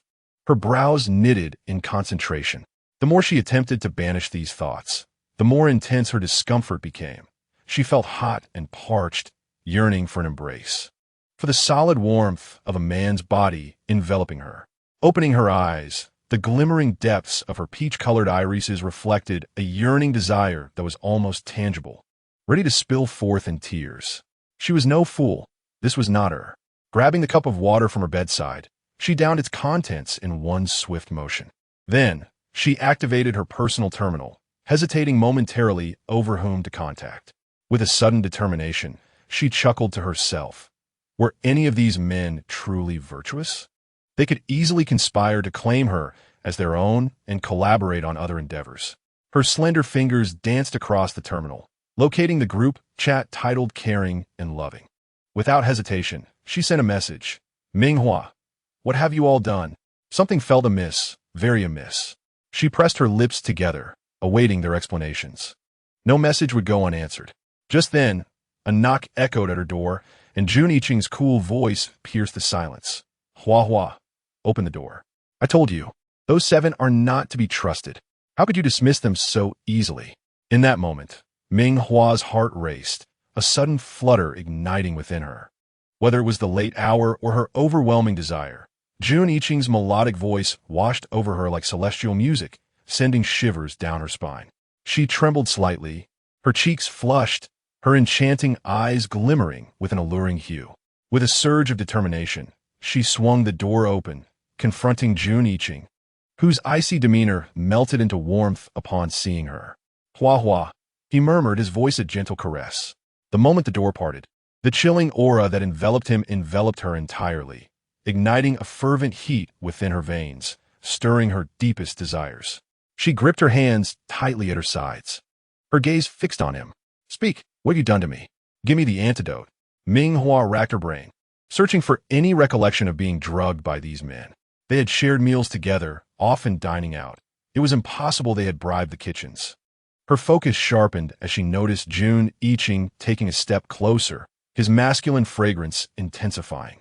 Her heart raced wildly, and she bit her lip in frustration. "Does Hua truly not understand?" he inquired, his towering figure casting a shadow over her. He was no ordinary man. Beneath his composed exterior lay a dangerous allure. His dark eyes bore into hers, and she swallowed hard, a sense of trepidation rising within her. With a sigh, he reached out and enveloped her in his arms, his icy presence seeping into her every cell. The mingled sensations of fear and unexpected pleasure overwhelmed her, prompting a desperate struggle for freedom. "Hua, do not be afraid. This is normal. It's what you need." He seemed to grasp her fears, holding her firmly yet gently, his large hand soothingly patting her shoulder as he began to explain. "Do you remember saying that our scents have changed? The perfume is the issue." Ming Hua's eyes widened, her mind racing with possibilities. Yes, the perfume. We each wear a specially formulated fragrance. If you remain with us, all is well. But if we separate, he chuckled softly in the darkness. To put it elegantly, you will enter a state of heightened sensitivity. Like a fledgling bird returning to its nest, you will crave our embrace. Hua Hua, he continued, leaning closer, his voice a husky whisper, his warm breath brushing against her ear. Your body craves us. Do not resist. Before he could finish, Ming Hua, overwhelmed with indignation, slapped him hard across the face. Insanity! How could this group of men contrive such a scheme? Infuriated, she kicked at him in a fit of rage. Yet Jun Yiqing remained unmoved, standing silently like a patient husband, indulging her outburst. The more he remained composed, the more her fury escalated. Jun Yiqing patiently lingered at the doorway, awaiting her next command. Breathing heavily, Ming Hua threw herself onto the bed, only to rise again, seizing a pillow to strike at it in frustration. Excessive, utterly excessive. How could they do this? It's outrageous. The thought of an antidote seemed futile. These men, having dared to act, would surely leave her no escape route. They were the very embodiment of her dilemma. With a heavy heart, she lay back on her bed, closing her eyes tightly. Yet again, that insatiable yearning returned, the fleeting embrace merely a tease, igniting a hunger deep within her. Desperate, she raised her hand to shield her eyes, revealing her delicate features, a pert nose and soft, inviting lips. Gumin, she growled, knowing full well that Jun Yiqing still lingered outside. Standing at the threshold of the bedroom, Jun Yiqing curled his lips into a subtle smile, his mood instantly brightening. He lifted his hand to grasp the doorknob and gently pressed down. The bedroom door swung open with a swift motion. Inside, darkness enveloped the space, revealing only a slight curve on the bed. Jun Yiqing lowered his gaze and reached out toward the wall switch, intending to illuminate the room. However, a sudden command halted his movement. No lights. Jun Yiqing swallowed hard, responding softly with a compliant whisper. He turned back to close the door, then took slow, measured steps toward Ming Ji's position. At that moment, Ming Ji lay on the bed, resembling someone just pulled from water. A fine sheen of sweat adorned her body, and her dense, seaweed-like black hair clung to her porcelain cheeks and neck, exuding an enchanting allure reminiscent of a captivating spirit in the night. Jun Yiqing's throat tightened further, his eyes glimmering. Unbeknownst to Ming Ji, her formidable physique allowed them to navigate the darkness effortlessly, as if it posed no obstacle. Yet, she remained blissfully unaware, oblivious to the naked affection and desire reflected in Jun Yiqing's gaze upon her. As he entered the room, Ming Ji, yearning for his presence, caught a whiff of his cool, detached scent, prompting her breath to quicken slightly. In the next moment, she felt the mattress dip beside her, followed closely by the warmth of the man's body enveloping her in a gentle embrace. Ji, baby, Jun Yiqing murmured, his arms firmly encircling her slender waist. Though Ming Ji typically detested aggressive advances, the yearning within her prompted an involuntary sigh. In the enveloping darkness, her face flushed crimson at the endearing term baby uttered by Jun Yiqing, despite her adulthood. The term, delivered with such tenderness, made her feel cherished, akin to how one would soothe a child. Ji, baby, baby. Sensing her shyness, Jun Yiqing lifted the edge of the blanket, cocooning them in its warmth. He then showered her with a flurry of gentle kisses, each one accompanied by the repeated endearment. The more Ming Ji blushed, the more Jun Yiqing found it amusing, his voice persistently calling her baby. In this moment, he was a stark contrast to the demeanor he usually displayed in her presence. Ming Ji's cheeks burned with embarrassment, wishing to protest against his incessant calling. The man's kisses landed softly on her eyelids, nose, and lips, then traveled down to her delicate neck and collarbone, gradually descending further. Ming Ji bit her lip tightly, her fingers gripping the sheets as disbelief flickered in her eyes. Why was Jun Yiqing so adept at this? Half an hour later, Jun Yiqing embraced Ming Ji once more, leaning down with affectionate intent to kiss her. In a flustered panic, she pushed him away, turning her head in distaste. I don't want that. No kisses. In her urgency, her hand found Jun Yiqing's face, only to be caught by him, resulting in a swift peck. How infuriating! It felt akin to striking him, only to have him kiss her hand in return, leaving her feeling powerless. Ming Hua frowned, her previous anger dissipating as she sought to muster the courage to scold him, but the words eluded her. After a moment of hesitation, she quietly reminded him, "I don't allow overnight guests." Jun Yiqing responded softly, then pressed tender kisses into her palm. He wrapped his arms around her, giving her a tight embrace before murmuring, "Baby, remember to think of me." With a light chuckle, his voice turned low and husky. "Next time, let me make you feel even better, all right? Go away." Ming Hua retorted, her resolve crumbling. She immediately pushed Jun Yiqing away, who, with his tall and sturdy frame, felt as immovable as iron. Seeing her annoyance brought a smile to his lips, causing his chest to ripple with laughter. When she playfully tugged at him, he let out a pained gasp in the darkness. Jun Yiqing lingered for a few more minutes, calming himself before tenderly smoothing her tousled hair, his gaze filled with affection. "Baby, I'll take my leave now. Rest early. Go away." Ming Hua gritted her teeth, ushering him out. Sleep? It would be a wonder if she could rest tonight. After Jun Yiqing departed, Ming Hua took a moment to steady her racing heart before opening her terminal to explore potential solutions to her predicament, even if there was but a 1 in 1,000 chance. The consequence of her late-night endeavors became evident the following day in class at NightⅡ Academy, where she struggled to maintain her focus, feeling drowsy and yawning intermittently. As she twirled her pen, her gaze drifted aimlessly to its spinning tip until a sudden exclamation shattered the classroom's tranquility. "Wow, it's Jin Chang-I. Why is Jin Chang-I here? Isn't he from the Mecha Combat Department? He loathes these literary classes. Shoo, don't you remember? Ming Hua is here. He is probably accompanying her to class." It was astonishing to think that even someone like Jin Chang-I would attend classes with his girlfriend after becoming romantically involved. Ming Hua, hearing the murmurs, looked up to see Jin Chang-I sauntering towards her. Sunlight streamed in from outside, casting dazzling rays of dust that danced in the air, giving him an almost ethereal glow. The young and handsome prodigy raised an eyebrow as he approached Ming Hua. She bit her lip, initially intending to protest his taking a seat beside her. The fragrance of the cologne worn by the other men had left her feeling quite flustered. However, given that the classroom was a public space with no designated seating, she feared that voicing her concerns might prompt Jin Chang-I to assert his presence even more, turning it into a spectacle for others to witness.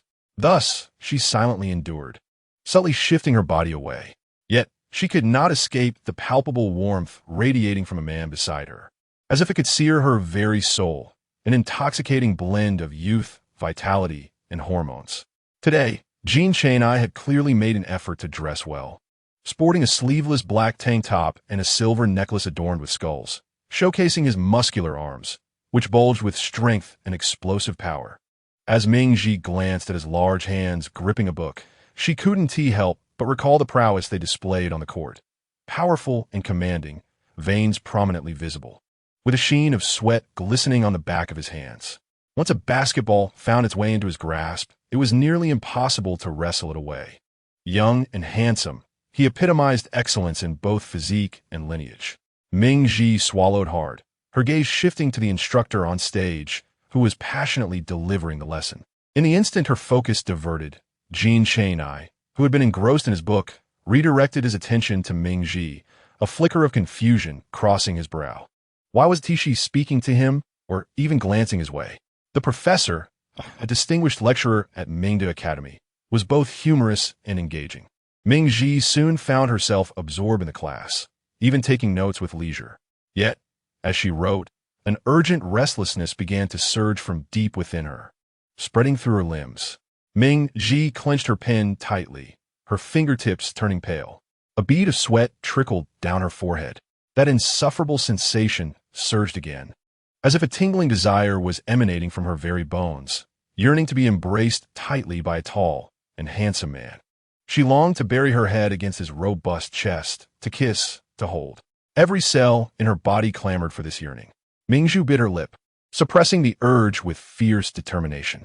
The more she suppressed it, the more intense the yearning became, burning fervently within her, until the class bell rang, signaling the end of the lesson, and the teacher dismissed them, prompting students to gather their belongings and exit the classroom.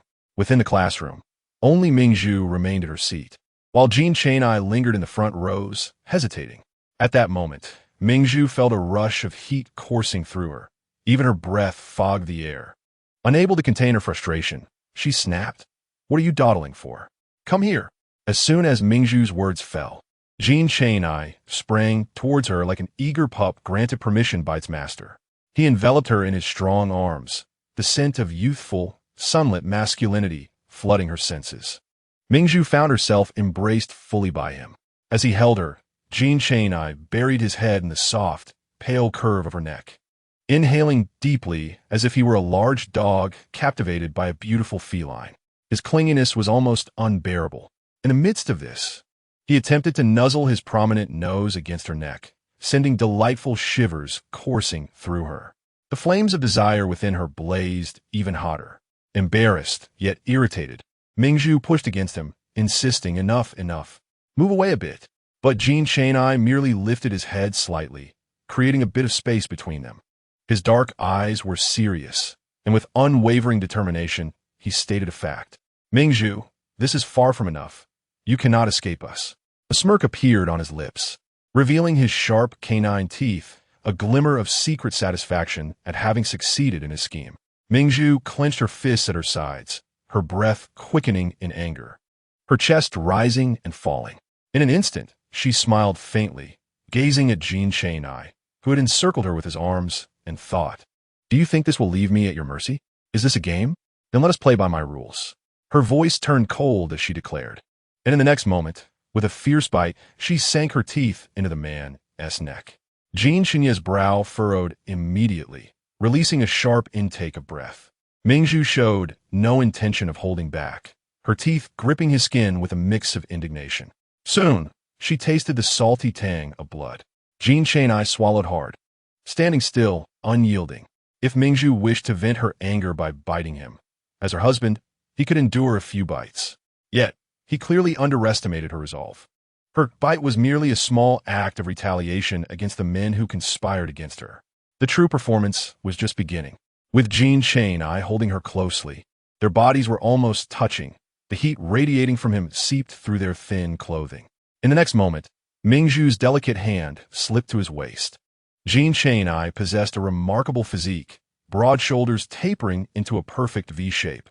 The contours of his muscular back were exquisite, leading down to a chiseled abdomen filled with strength.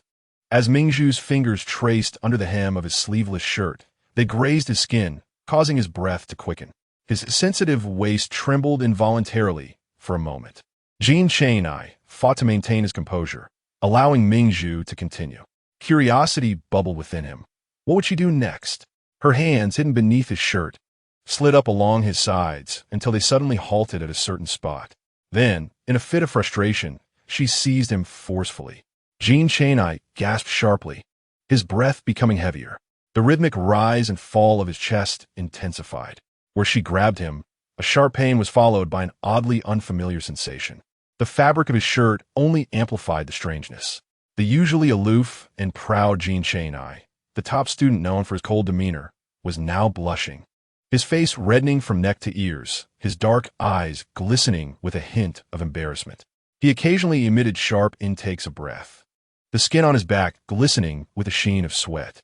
After a brief pause, Jean Chang'ai gradually straightened, casting a quick glance at his chest before turning to Ming Hua, his dark eyes betraying a hint of vulnerability. Ming Hua had swollen. His voice was low, almost a whisper. With a scoff, she retorted, "Isn't that what you all desire? To possess me, to control me, or perhaps to be possessed and controlled by me. It's merely a tug of war to see who can claim the higher ground." Last night's unexpected intrusion by Jun Yiqing had put Jean Chang'ai in a precarious position, and today he would have to play along with her whims. At that moment, Ming Hua lifted her delicate face, her expression frosty, her beautiful eyes slightly narrowed with a hint of pride. Jean Chang'ai could not help but be captivated, his lips pressing together as he averted his gaze, avoiding her piercing stare. The sight of her trembling hands at her sides, barely restrained, stirred something profound within him. Just as they could not part from Ming Hua, she too was now entangled in their lives. Suddenly, Jin Chang'ai smiled, a glimmer of mischief flashing in his bright eyes. He released Ming Hua, dropping to one knee before her, looking up with a challenge in his gaze. Ming Hua, only I can help you now. Allow me to assist you. Ming Hua responded with a swift slap. Rather than being angered, Jin Chang'ai seized her wrist, gently biting her delicate fingers. The lingering sensation sent shivers down her spine, her heart racing uncontrollably.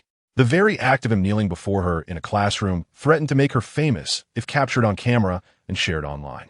She kicked his sturdy thigh, then grasped his collar, her voice icy and deliberate. Jin Chang'ai, this is a classroom. Get up. Deep within, a yearning for his embrace surged. This desire softened her previously imposing demeanor, her cheeks flushing with warmth. Jin Chang'ai, sensing the change, immediately rose to his feet, his youthful voice laced with anticipation. Is it not permissible if we are not in the classroom? Go away. Ming Hua's resolute rejection echoed as she stormed out of the classroom, her insatiable longing churning within her. Ming Hua's reluctance only intensified her yearning, a desire that seeped into her very bones. Jin Chang'ai, undeterred by her rejection, trailed patiently beside her. When colleagues, eager to forge connections with the esteemed third-level healer, approached, his dark eyes fixed upon them with a piercing intensity, a fierce aura emanating from him that rendered the intruders motionless. As Ming Hua's pace slowed under the weight of her own body, Jin Chang'ai stepped closer, extending his hand towards her, shedding the cold demeanor he had exhibited moments before. With a lowered gaze and flushed ears, he whispered, "The hover car is over there." Ming Hua bit her lip, exhaling softly, and gave a barely perceptible acknowledgement. Instantly, Jin Chang'ai was revitalized, wrapping his arms around her, his delight palpable from behind. Approaching the hover car, he could no longer contain his excitement and opened the door prematurely. Ming Hua remained still, casting him a disdainful glare, prompting him to clear his throat and assume a serious expression. Hua, I will assist you into the car. If not for the glimmering anticipation in his eyes, his words might have carried more weight. As she was ushered into the vehicle, the door barely closed when she was enveloped in a fervent embrace. Hua, darling, I adore you, he murmured, his words laced with overwhelming affection. After more than half an hour, Jin Chang'ai knelt obediently on the ground. Ming Hua emanated a languid satisfaction, her fingers grasping his chin, compelling him to meet her gaze. Confess, who initiated this scheme? Ming Hua gritted her teeth. The frequency of their encounters over the past 2 days maddeningly excessive.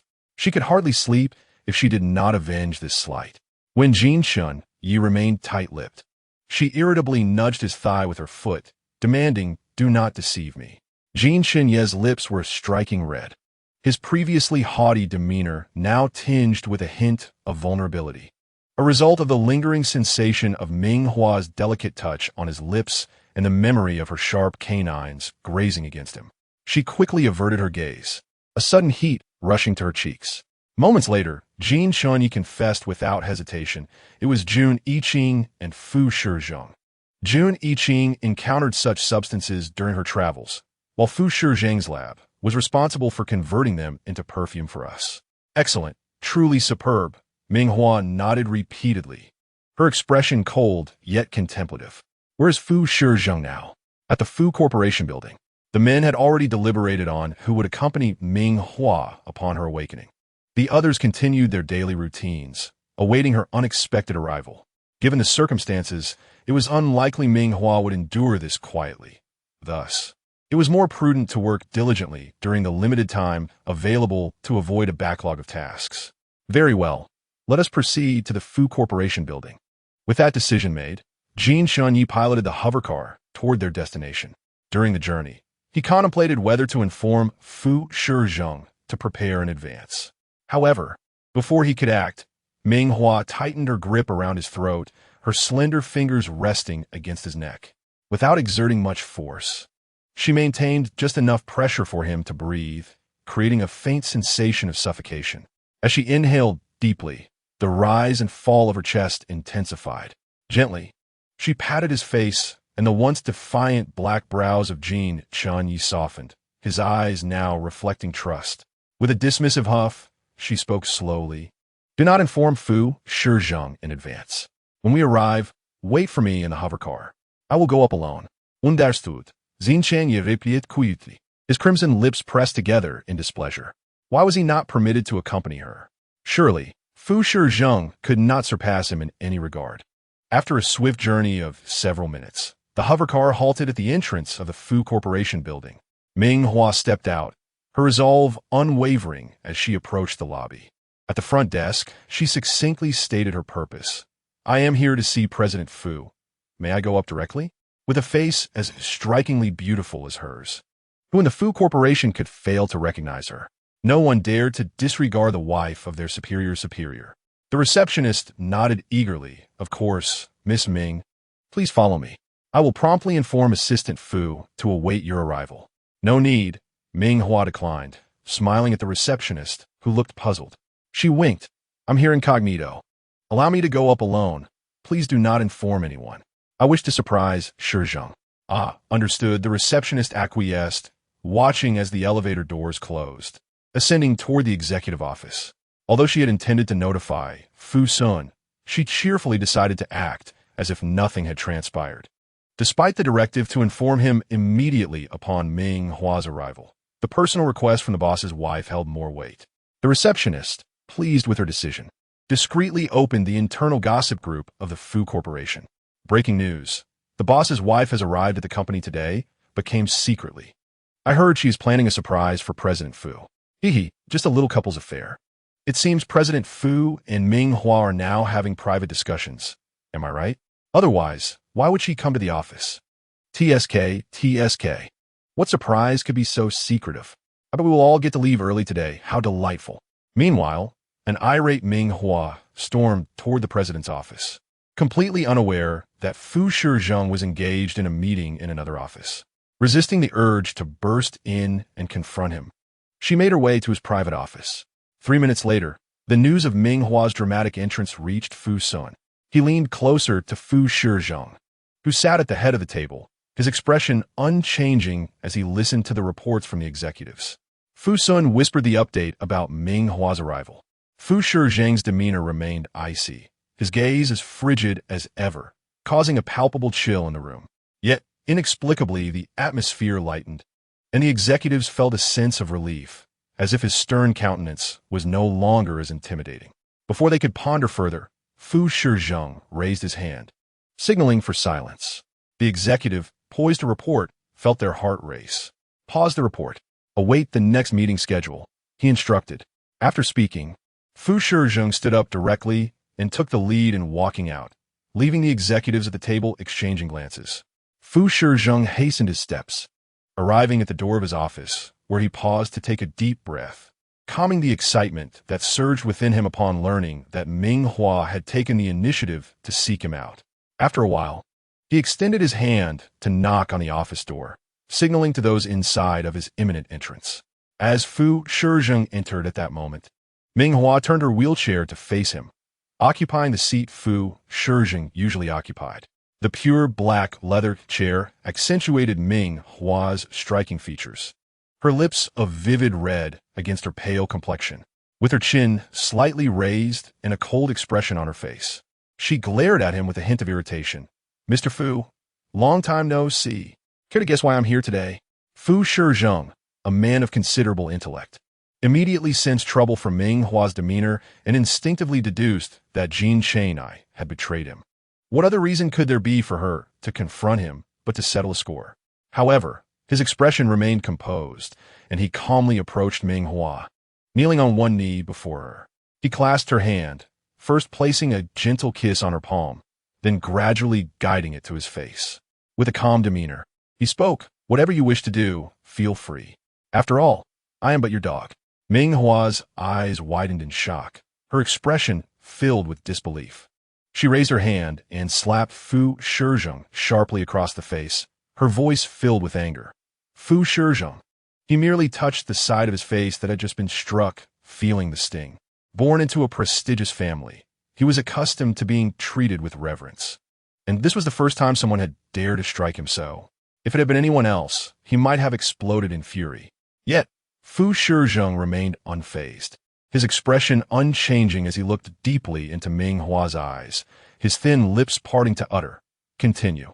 Feeling provoked, Ming Hua raised her hand again, unhesitatingly delivering another slap.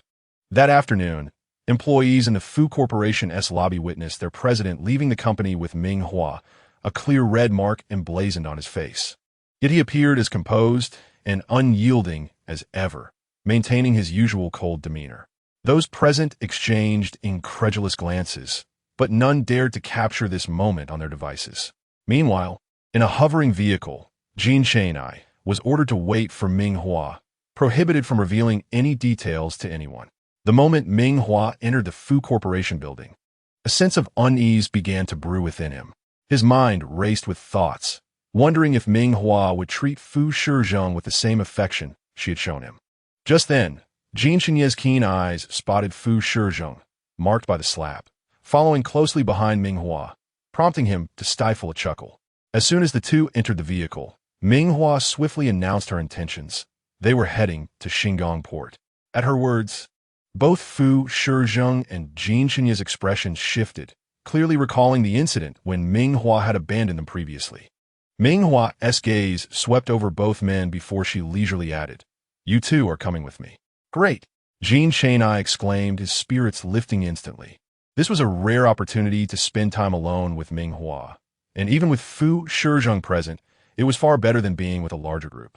He deftly operated the controls of the vehicle, his youthful voice laced with excitement. "Destination Xingong. Let us go." Simultaneously, although NightⅡ had not received any updates, others monitoring Ming Hua quickly learned of her direction toward Xingong, and their expressions shifted dramatically. They hurriedly made their way to the port. When Ming Hua boarded the starship bound for launching, she encountered Yan Wenjin and the others head-on. "Oomph." Ming Hua snorted coldly, causing the men to swallow hard. Among them, Chu Xingzi fidgeted nervously, scratching his nose. Ming Hua smiled mockingly. This was the result of their promises, none of which had been fulfilled. She had almost believed Chu Xingzi's decisive departure from the hospital for a fleeting moment. Yan Wenjin, ever the schemer, boldly stepped forward to greet her. "What coincidence!" "Ming Hua, I didn't expect to see you here." "Indeed, quite a coincidence," Ming Hua replied with a knowing smile. "Fu Shizhong, NightⅡ, and I are off to launching. You would happen to be heading there as well, would you?" The men exchanged glances at NightⅡ and Fu Shizhong, relieved to confirm that Ming Hua had not intended to escape. Their smiles became more genuine. Yan Wenjin, unfazed by the potential ridicule from Ming Hua, nodded with a fabricated smile. "That's wonderful. We are also headed to launching. We can keep each other company along the way.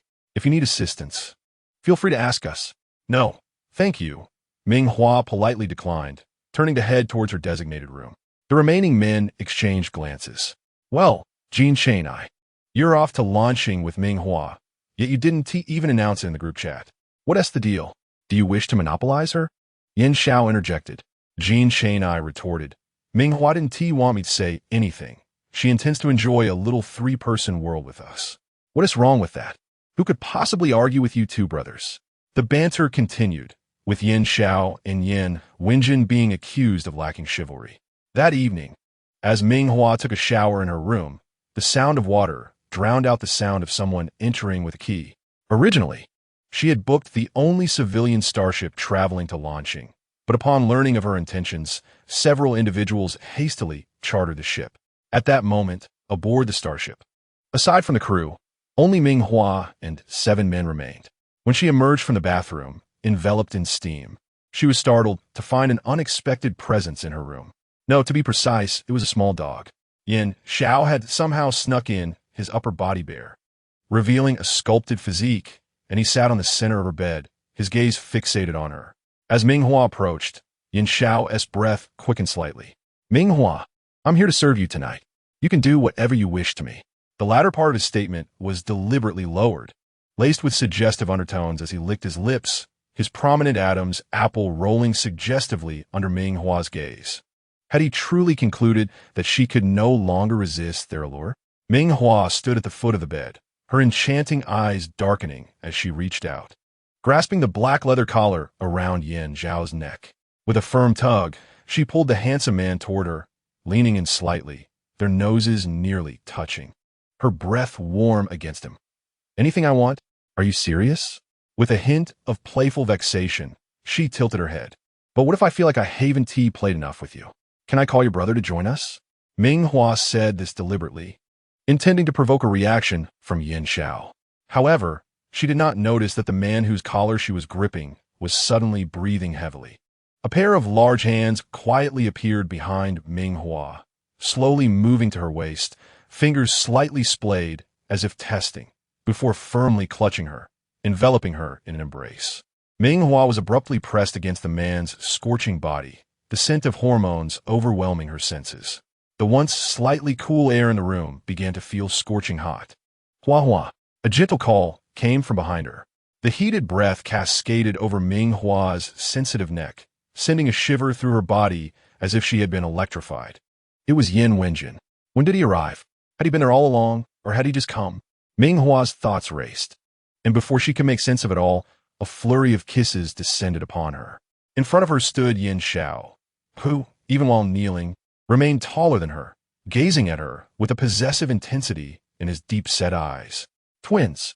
It was enough to drive one mad. The next day, upon waking, the room was devoid of Yin Wenjin and Yin Zhao's presence. It had been tidied up thoroughly, and the air circulation system was dutifully at work. If it weren't for the kiss marks left on her neck by the man, Ming Hua might have doubted whether last night was merely a dream. Those two madmen. Ming Hua silently scoffed as she opened the door and made her way to the dining hall on the starship. The journey was eerily quiet. Strangely, she encountered not a single man. It was as if they had all conspired to vanish from her sight at the same time. Ming Hua raised an eyebrow. She wouldn't mind if it were like this every day. Upon reaching the dining hall, she found only NightⅡ, sitting alone in military attire, his demeanor rigid and sharp. He sat upright, legs slightly apart, fiercely devouring fluffy white buns, biting off large chunks with a sensuality that was hard to ignore. Ming Hua's gaze fell on NightⅡ, and she found herself perplexed. What was it about him today that felt so odd? Her eyes traced his typically stern brows, high nose, and crimson lips, which only deepened her curiosity. The source of this peculiar feeling eluded her. Taking a bite of her bun, she washed it down with some soy milk, mumbling, "Why are you the only one here for breakfast? Have they all finished?" NightⅡ's gaze lingered on Ming Hua's face, cheeks stuffed like a little squirrel with food, as he took another sip of soy milk. The creamy liquid stained his lips, which he quickly licked clean. Strangely, he felt a sudden thirst. His Adam's apple bobbed as he grabbed the soy milk beside him and took a sip, resembling a silent enigma. Very strange indeed. Ming Hua's eyes flickered as if a thought had struck her. Ah, those people. She instantly understood why only NightⅡ was in front of her now. It was no different from when Juni Qing and Jin Shun had appeared before her alone. Yet, unprovoked, Ming Hua found herself disliking this arrangement. It felt as though her time had been meticulously divided, designated for one person or another. Meanwhile, the men exerted their utmost efforts to seduce and possess her during their respective moments. Though her heart was unsettled, Ming Hua's expression remained unchanged. In the next moment, beneath the table, she slowly and resolutely extended her foot towards the man. The air was instantly filled with NightⅡ's suppressed grunt. Stunned, he froze. A mouthful of bun lodged in his mouth. After a moment of silence, he noticed Ming Hua, who remained silent, her head bowed as if focused on her breakfast. Both of them maintained a serious fade, quietly eating. Yet, only Ming Hua and NightⅡ knew that the atmosphere was anything but ordinary. As she continued eating, Ming Hua leisurely observed the subtle changes in NightⅡ's typically cold expression. His brows furrowed in a mix of confusion and pleasure, while his earlobes turned bright red. Ming Hua, feeling mischievous, decided at the last moment to withdraw, leaving NightⅡ to clench his fists tightly on the table. Blue Star had undergone a complete transformation, thanks to the devoted contributions of 7 men who vowed to care for the legacy left by their deceased wives. The entire Blue Star not only established its own spaceport, but also developed a thriving tourism industry, bolstered by a rich coverage of greenery and the sale of special plants that alleviated mental strain. Countless nobles flocked to the planet. As Ming Hua and the others disembarked from the starship, when Renyu was already waiting at the entrance with members of the Blackfire Mercenary Corps. Although he had learned early on from the Star Network that Ming Hua was alive, seeing her in person brought a visible sigh of relief. It's great to see you unharmed. Honestly, the way you rushed in, it felt as if you disregarded our Black Fire Mercenary Corps entirely, leaving us no opportunity to contribute. As he spoke, Wen Yu lazily raised his hand, producing a document from his pocket to present to Ming Hua. Here, the account book. You can verify it yourself. I haven't touched a single coin. Everything has been executed strictly according to your requirements, including Blue Star's development, which follows your plan. If there's anything amiss, you cannot blame me. While saying this, he nervously rubbed his nose, resembling a student anxiously awaiting a teacher's appraisal after completing homework, both eager for praise and fearful of being reprimanded. Ming Hua, however, did not rush to inspect the account book. Instead, she scanned the faces of those who had come to greet her with a sincere smile, genuinely pleased to see everyone again. I will sort through the accounts shortly, and everyone will receive their fair share. In that moment, as she charged towards the alien beast, she had perhaps thought that if she were gone, Wen Yu might remain to lend a hand. A mercenary's life was one of wandering, and having a stable place to call home would be immensely beneficial. However, given Blue Star's current circumstances, Wen Yu would face some hardships initially. Yet, he had remained steadfast, adhering to the deadline she had set. Without altering a single entry in the accounts, all revenues from the sale of special plants had been reinvested into Blue Star's development. It left her at a loss for words. She noticed that when Yu's clothes had become faded and worn, barely held together by his robust physique. Upon hearing her words, Wen Yu and the members of the Black Fire Mercenary Corps behind him lit up with excitement. Then, feeling a bit shy, Wen Yu scratched his head awkwardly, saying, "Actually, there's no need to rush. There are plenty of opportunities to make money on Blue Star." The main reason was that after spending time on Blue Star, Wen Yu had witnessed the transformation from a barren wasteland to a flourishing world, making it increasingly difficult for him to part with it. When they had agreed on a 6-month term, he had not anticipated that he would have to consider where to go afterward. However, with the current flourishing development of NightⅡ, equipped with weaponry and starports, the future seems increasingly promising, and countless talents can be recruited at will, rendering their need redundant. Little did he expect that Ngu, standing before him, would chuckle, saying, "Aren't you eager to discuss the division? I am preparing to establish NightⅡ's own planetary guard, and was considering asking if you would like to join us. It seems you are merely thinking of taking the money and leaving." "Not at all." As soon as Ngu finished speaking, WNRNY's anxious rebuttal echoed. After a brief pause of 2 or 3 seconds, he appeared to finally comprehend the situation, staring blankly at Ngu. "Are you suggesting?" Ngu nodded in affirmation, amidst his incredulous gaze. "Captain WN, it is precisely as you think. The HIHU Mercenary Corps will remain with NightⅡ, and we're grateful for all you have done for us." The members of the HIHU Mercenary Corps behind WNRNY instantly erupted in excitement, jubilantly leaping up. Their elation was beyond measure. Who could have anticipated that these wandering mercenaries would be incorporated? WNRNY laughed as well, but quickly composed himself, clearing his throat awkwardly, saying, "Then we must discuss our future compensation. Do not think of exploiting us." Ngu could not help but chuckle at WNRNY's penny-pinching demeanor. "You'd like to stretch every cent, wouldn't you? All right, let's find a time to discuss it thoroughly." Ngu replied with a smile. WNRNY turned and began leading Ngu and SSSS towards their nearest residence. Along the way, they encountered NightⅡ's indigenous inhabitants who, upon seeing Ngu from afar, hurriedly called out, "It is the Star Leader. Star Leader, we are so glad to see you well." Ngu nodded slightly, smiling at everyone. NightⅡ, from this moment forth, feels like home. Passing through an area abundant with greenery, WNRNY proudly pointed out, "This area is specifically reserved for you. No one has been permitted entry here." Ngu raised an eyebrow as WNRNY continued, "As a man, I may not understand much, but since it is a good thing, it should belong to Ngu." He had cordoned off a substantial territory, and now, with an air of mystery, he leaned towards Ngu, assuring her, "Rest assured, I have had the planet's surveillance modified. The permissions have already been sent to your terminal. You may activate it to prevent anyone from intruding, and when you wish to use it, simply deactivate it.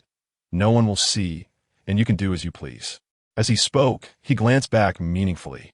FSH, Ing, and the others, all possessing top-tier physique levels, found no difficulty comprehending WNRNY's words. They simultaneously licked their lips, their throats moving, yet they maintained a fa-ade of calmness. Ngu remarked, "You truly have gone to great lengths to worry about me." The words seemed to be extracted from between clenched teeth, as if he were overly concerned about the boss's emotional matters. Deductions from wages, certainly. Feeling a chill, WNRNY, who believed he had accomplished something significant leading to a promotion and salary increase, glanced around suspiciously. Is there any danger? Perhaps it was the anxiety before impending wealth. He could hardly believe that Ngu would not allocate them a more generous share when it came time to settle accounts. It was not until over half an hour later, during a discussion about compensation in the office with Ngu, that WNRNY erupted. Ngu, are you a reincarnation of Zhou BP?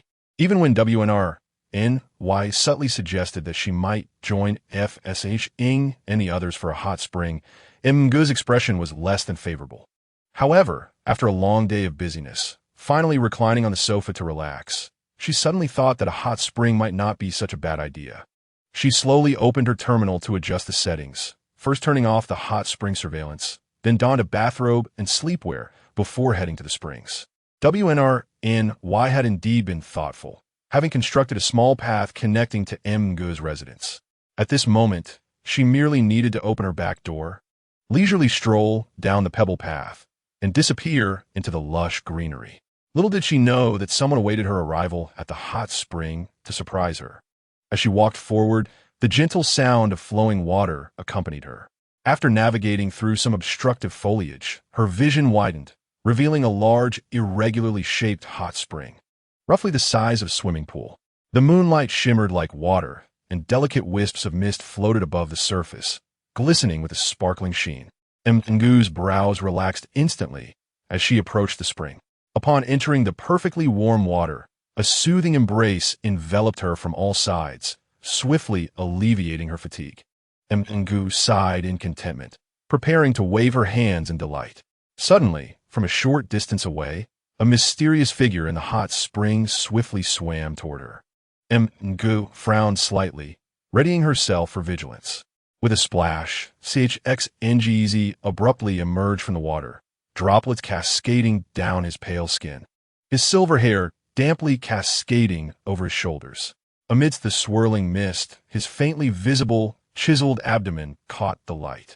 A mischievous droplet slid from his forehead down his throat, disappearing between his chest, leaving a trace of moisture behind. Ngu felt something brushing against her beneath the water and glanced down to find the silvery, soft tail of a mermaid gliding by. It was as delicate as gossamer, soft as silk, shimmering with a dreamlike glow, as if stars were falling. An exquisite sight. Ngu, I apologize. Before Ngu could speak, CHXNGZ preemptively offered his apology, his crystalline blue eyes filled with gentle regret, his face bearing an exquisite, otherworldly charm, now showing signs of anxiety. Even if Ngu harbored a great deal of anger, it quickly dissipated. She sighed softly. How did you end up here? I miss you a bit, he replied. Ngu bit her lip, hesitating for a moment before finally asking, but I don't quite understand. Why do you still persist this way? If it is fear of mental turmoil, the Research Institute has developed relevant products, and LNX Eng's greenery can. Shoo. Before she could finish her sentence, CHXNGZ seemed to understand the conflict within her heart. He swam closer, placing his damp finger over her lips. Then, with a playful wink, he said, Ngu, sometimes you don't need to overthink it. Just follow your heart. Ask yourself, do you enjoy being with us? Ngu remained silent for a while before responding, her voice tinged with uncertainty. But right now, I just want to stay in LNXing. She murmured a small acknowledgement. Though her voice was soft, the men present instantly caught her words. 6 men, lurking in the shadows, abruptly surfaced from the hot spring, their gazes fixed on Ngu with burning intensity. Really? Ngu? Ngu's eyes widened in disbelief. She thought SSS-NGZ was already ahead of the others. To her astonishment, the other 6 were also present. Her complexion shifted from pale to flushed and back again, before she splashed forcefully in the water, creating a large wave. You all have a voyeuristic tendency, don't you? As the water erupted around her, Ngu swam away in a huff. The remaining 7 men in the hot spring exchanged glances, bursting into laughter. Isn't this a good beginning? In the following chapter, the narrative shifts to the ordinary morning at the F Corporation building, where SSS, as usual, diligently works in his office. Seated in a luxurious black leather chair, his brow furrowed in concentration, exuding an air of icy authority.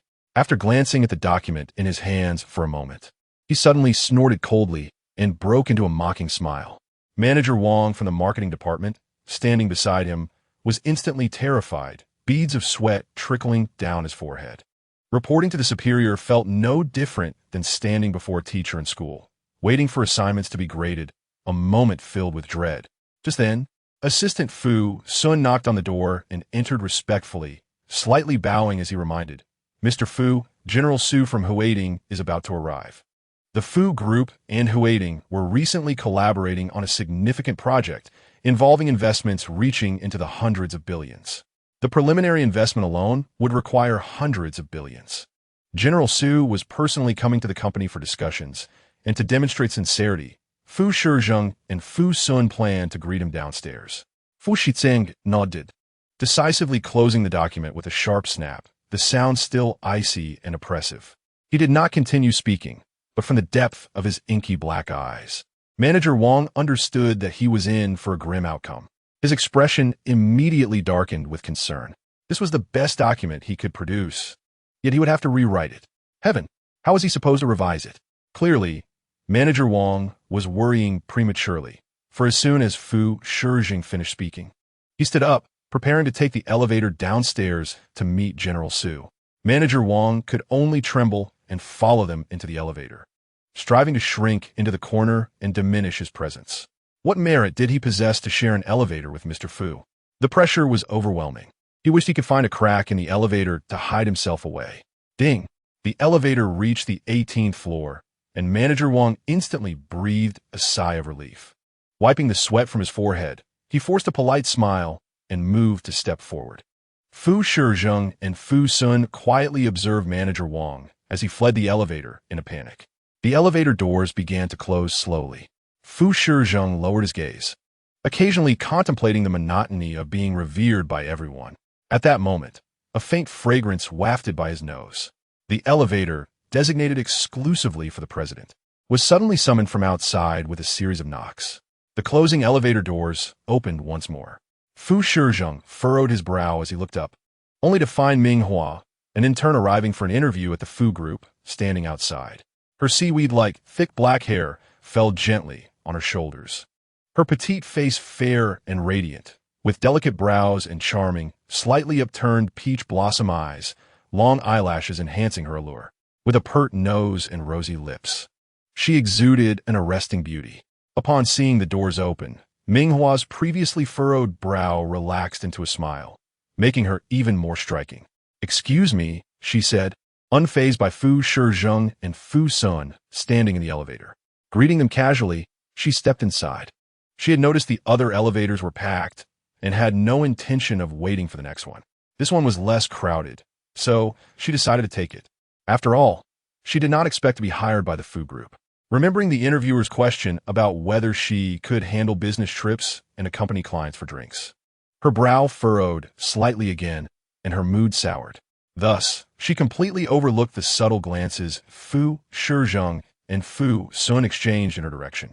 The sudden intrusion of Ming Hua filled the narrow elevator with a faint, delicate fragrance. It was a subtle scent that briefly brushed past Fu Shizheng's nose, only to vanish upon his next breath.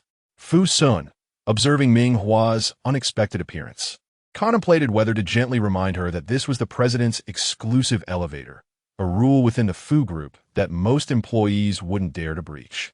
Just as he was about to speak, he caught Fu Shizheng's cold, warning gaze, reminiscent of a ferocious beast, and instantly understood. He remained silent, standing still, while through the transparent elevator doors, he witnessed his boss's throat subtly move, indicating suppressed agitation. Fu Shijing's expression remained as frigid and unapproachable as ever. No one knew that beneath his typically aloof demeanor, Fu Shijing's peripheral vision was secretly fixated on Ming Hua, who was furiously typing on her phone in the corner of the elevator, her strikingly beautiful face creased with displeasure. Anyone foolish enough to approach her at that moment would surely receive a scathing rebuke. Fu Shijing remained silent, while Fu Sun furrowed his brow, standing behind him.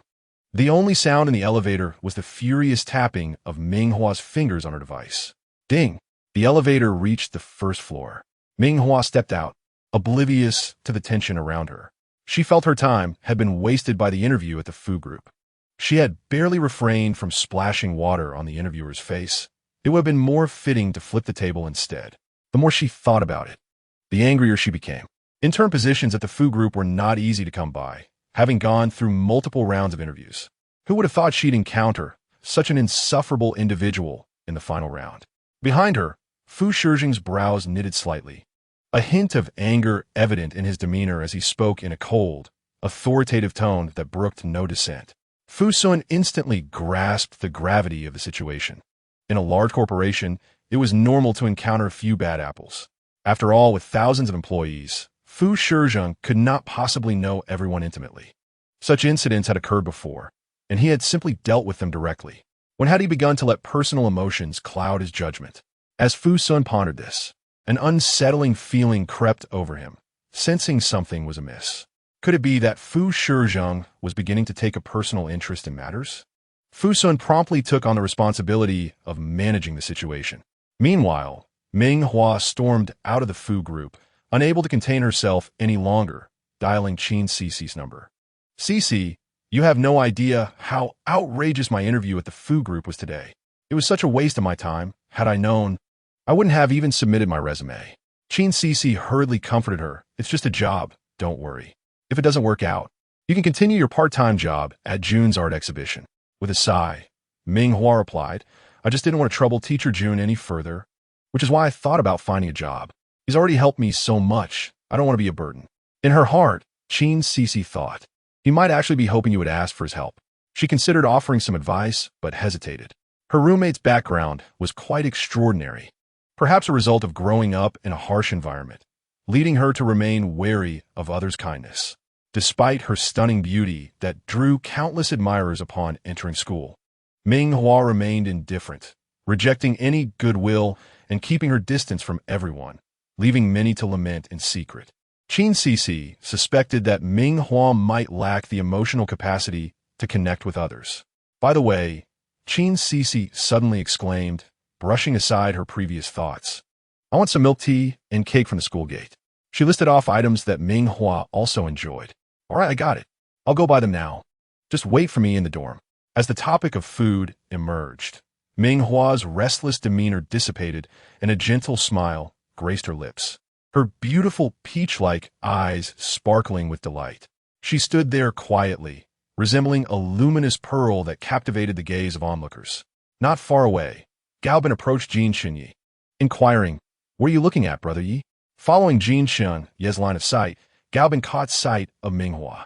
In an instant, he understood. It was her that had captured his attention. She truly is stunning. Many in our department admire her, he remarked. Not at all the tall, long-legged man with an austere expression retorted coldly. I'm not looking at her. She is merely beautiful. Who would fawn over her like a dog? Gaobin seemed unconcerned by this dismissal. Casting another glance at Ming Hua's smiling face, he suddenly felt a spark of inspiration. It's rare to see her smile at school or captured in candid shots online. Perhaps she is in a relationship, he mused casually. Unbeknownst to him, this comment caused Jin Xinyi's demeanor to darken instantly.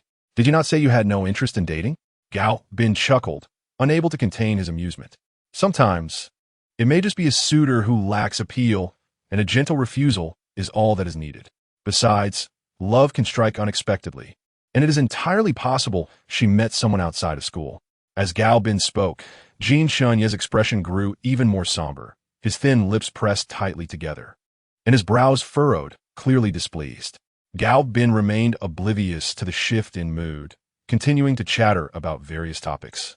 While Jin Chunye's dark eyes remained fixed on Ming Hua, who was walking away with a smile. Is she really in a relationship? He scoffed silently. Meanwhile, at the Fu group, Fu Shizheng and General Su finally concluded discussions regarding a project. As he sat in his sleek black office chair, Fu Sun entered, wearing a peculiar expression. Mr. Fu, I have found the information. Miss Ming is here today for an internship interview in the marketing department. During her interview, she splashed water on the interviewer. Fu Shizheng's brow furrowed, his demeanor turning grave. Continue, he commanded, his voice low and authoritative. Fu Sun cleared his throat, nervously continuing.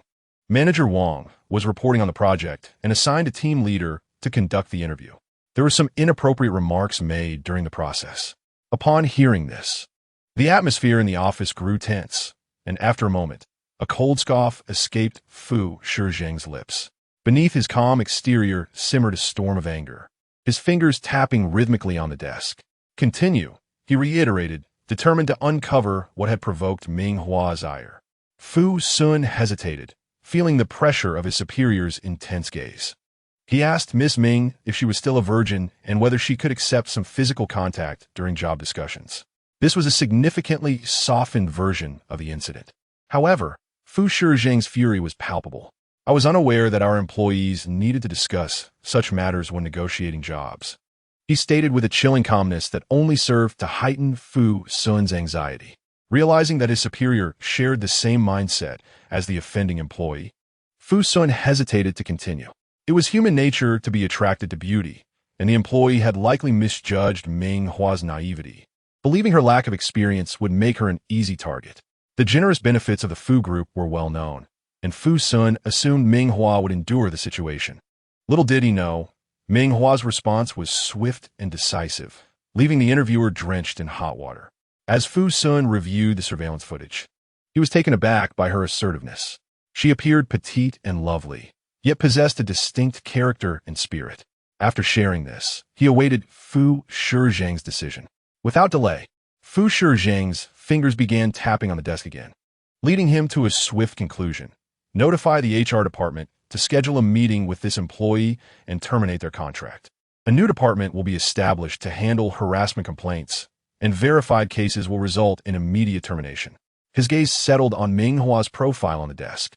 Her blue background photo reflecting a moment of seriousness with a slight pout, her youthful face possessing an irresistible charm. Fu Shizheng's fingers trembled slightly as he spoke, revealing his personal interest. This incident is entirely our responsibility. You will personally call her to apologize and invite her to join the company. Fu Sun was both stunned and understanding of this arrangement. However, after this incident, Miss Ming may face some gossip within the marketing department. After all, dismissing a team leader upon arrival is quite a bold move. Would you consider placing her in another department? After a moment of contemplation, Fu Shizheng replied, assign her to the secretarial department. You will oversee her, and if she encounters any difficulties, guide her. She has suffered enough. We can offer her a better compensation package. Fu Sun sensed the protective nature of his superior and thought to himself, if he becomes too close to her, will he truly remain unfazed? Nevertheless, he complied, acknowledging, delaying the apology is unwise. I will contact Miss Ming immediately. Fu Shizheng nodded slightly as Fu Sun began to reach out to Ming Hua. Neither of them mentioned leaving the office, as it was an unspoken agreement. Soon, Ming Hua's device rang with Fu Sun's call. Upon seeing the unfamiliar number, she furrowed her brow and answered, hello, who is this? Hello, Miss Ming. I am from the Fu group. Before he could finish, Ming Hua, upon hearing the name of the company, instinctively hung up. In the office, Fu Shizheng's expression darkened yet again. Fu Sun spoke hurriedly. Perhaps the recent incident has upset Miss Ming. I will call her to explain thoroughly. I'm certain she will understand. Fu Shizheng remained silent, yet did not dismiss him, implying tacit agreement. Fu Sun swallowed hard, feeling a surge of anxiety. He hoped that Miss Ming would not be so quick to hang up this time. When the second call was made, Ming Hua felt a sense of surprise. She had not expected another call. Instead of rushing to hang up, she activated the recording, her tone inquisitive. What exactly is going on over there? Fu Sun quickly replied, Miss Ming, I sincerely apologize for the unpleasant experience caused by one of our employees during your interview. This was entirely a personal act. And Fu Corporation is an enterprise that deeply respects women. We have terminated the employee in question and established an internal anonymous reporting mechanism to address such matters. For every instance reported, there will be a dismissal, regardless of whether the individual is a minor staff member or a senior executive. We would like to formally invite you to join the secretarial department of Fu Corporation. What do you think? Despite Fu Sun's patient explanation and sincere communication of the consequences, Ming Hua had already decided against accepting a position at Fu Corporation. She was preparing to find a reason to decline. Meanwhile, Fu Shizheng, sitting in the office, perked up, jotting down a figure on a piece of paper. Fu Sun hastily added, "To express our regret, should you choose to join Fu Corporation, your salary will start at a guaranteed 10,000 imperial star coins per month." The words of refusal that had been on the tip of her tongue suddenly vanished. The allure of financial compensation was undeniable. Ming Hua's lovely face broke into a smile, her voice softening as she asked, "When would it be convenient for me to start?" The job market was indeed daunting, and during her previous internship, she had faced absurd questions in interviews with major companies, including inquiries about her personal relationships. Such experiences had disillusioned her about the corporate world, revealing it to be a vast charade. Chapter 198. If the Game Had Never Appeared, Part 4, to avoid prolonged uncertainty. Once it was confirmed that Ming Hua was willing to join the company, Fu Sun promptly added her terminal number and sent the prepared employment contract to her device. If she was available, she could begin her internship at Fu Corporation the following day. Typically, such responsibilities would not fall to Fu Sun, who, as Fu Shizheng's chief assistant, was poised for promotion to a management position at a subsidiary in the near future. Nevertheless, Fu Sun was more than willing to assist. After all, facilitating the onboarding of an ordinary intern was entirely different from that of a future boss's wife. Fu Shizheng maintained an outwardly indifferent demeanor. Yet one could only speculate how things might change once Ming Hua arrived. "Ah, Hua, does this mean you'll be interning at Fu Corporation?"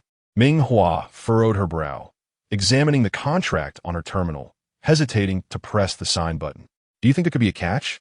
The caller's demeanor and the generous benefits offered were indeed quite extraordinary, surpassing those typically extended to interns.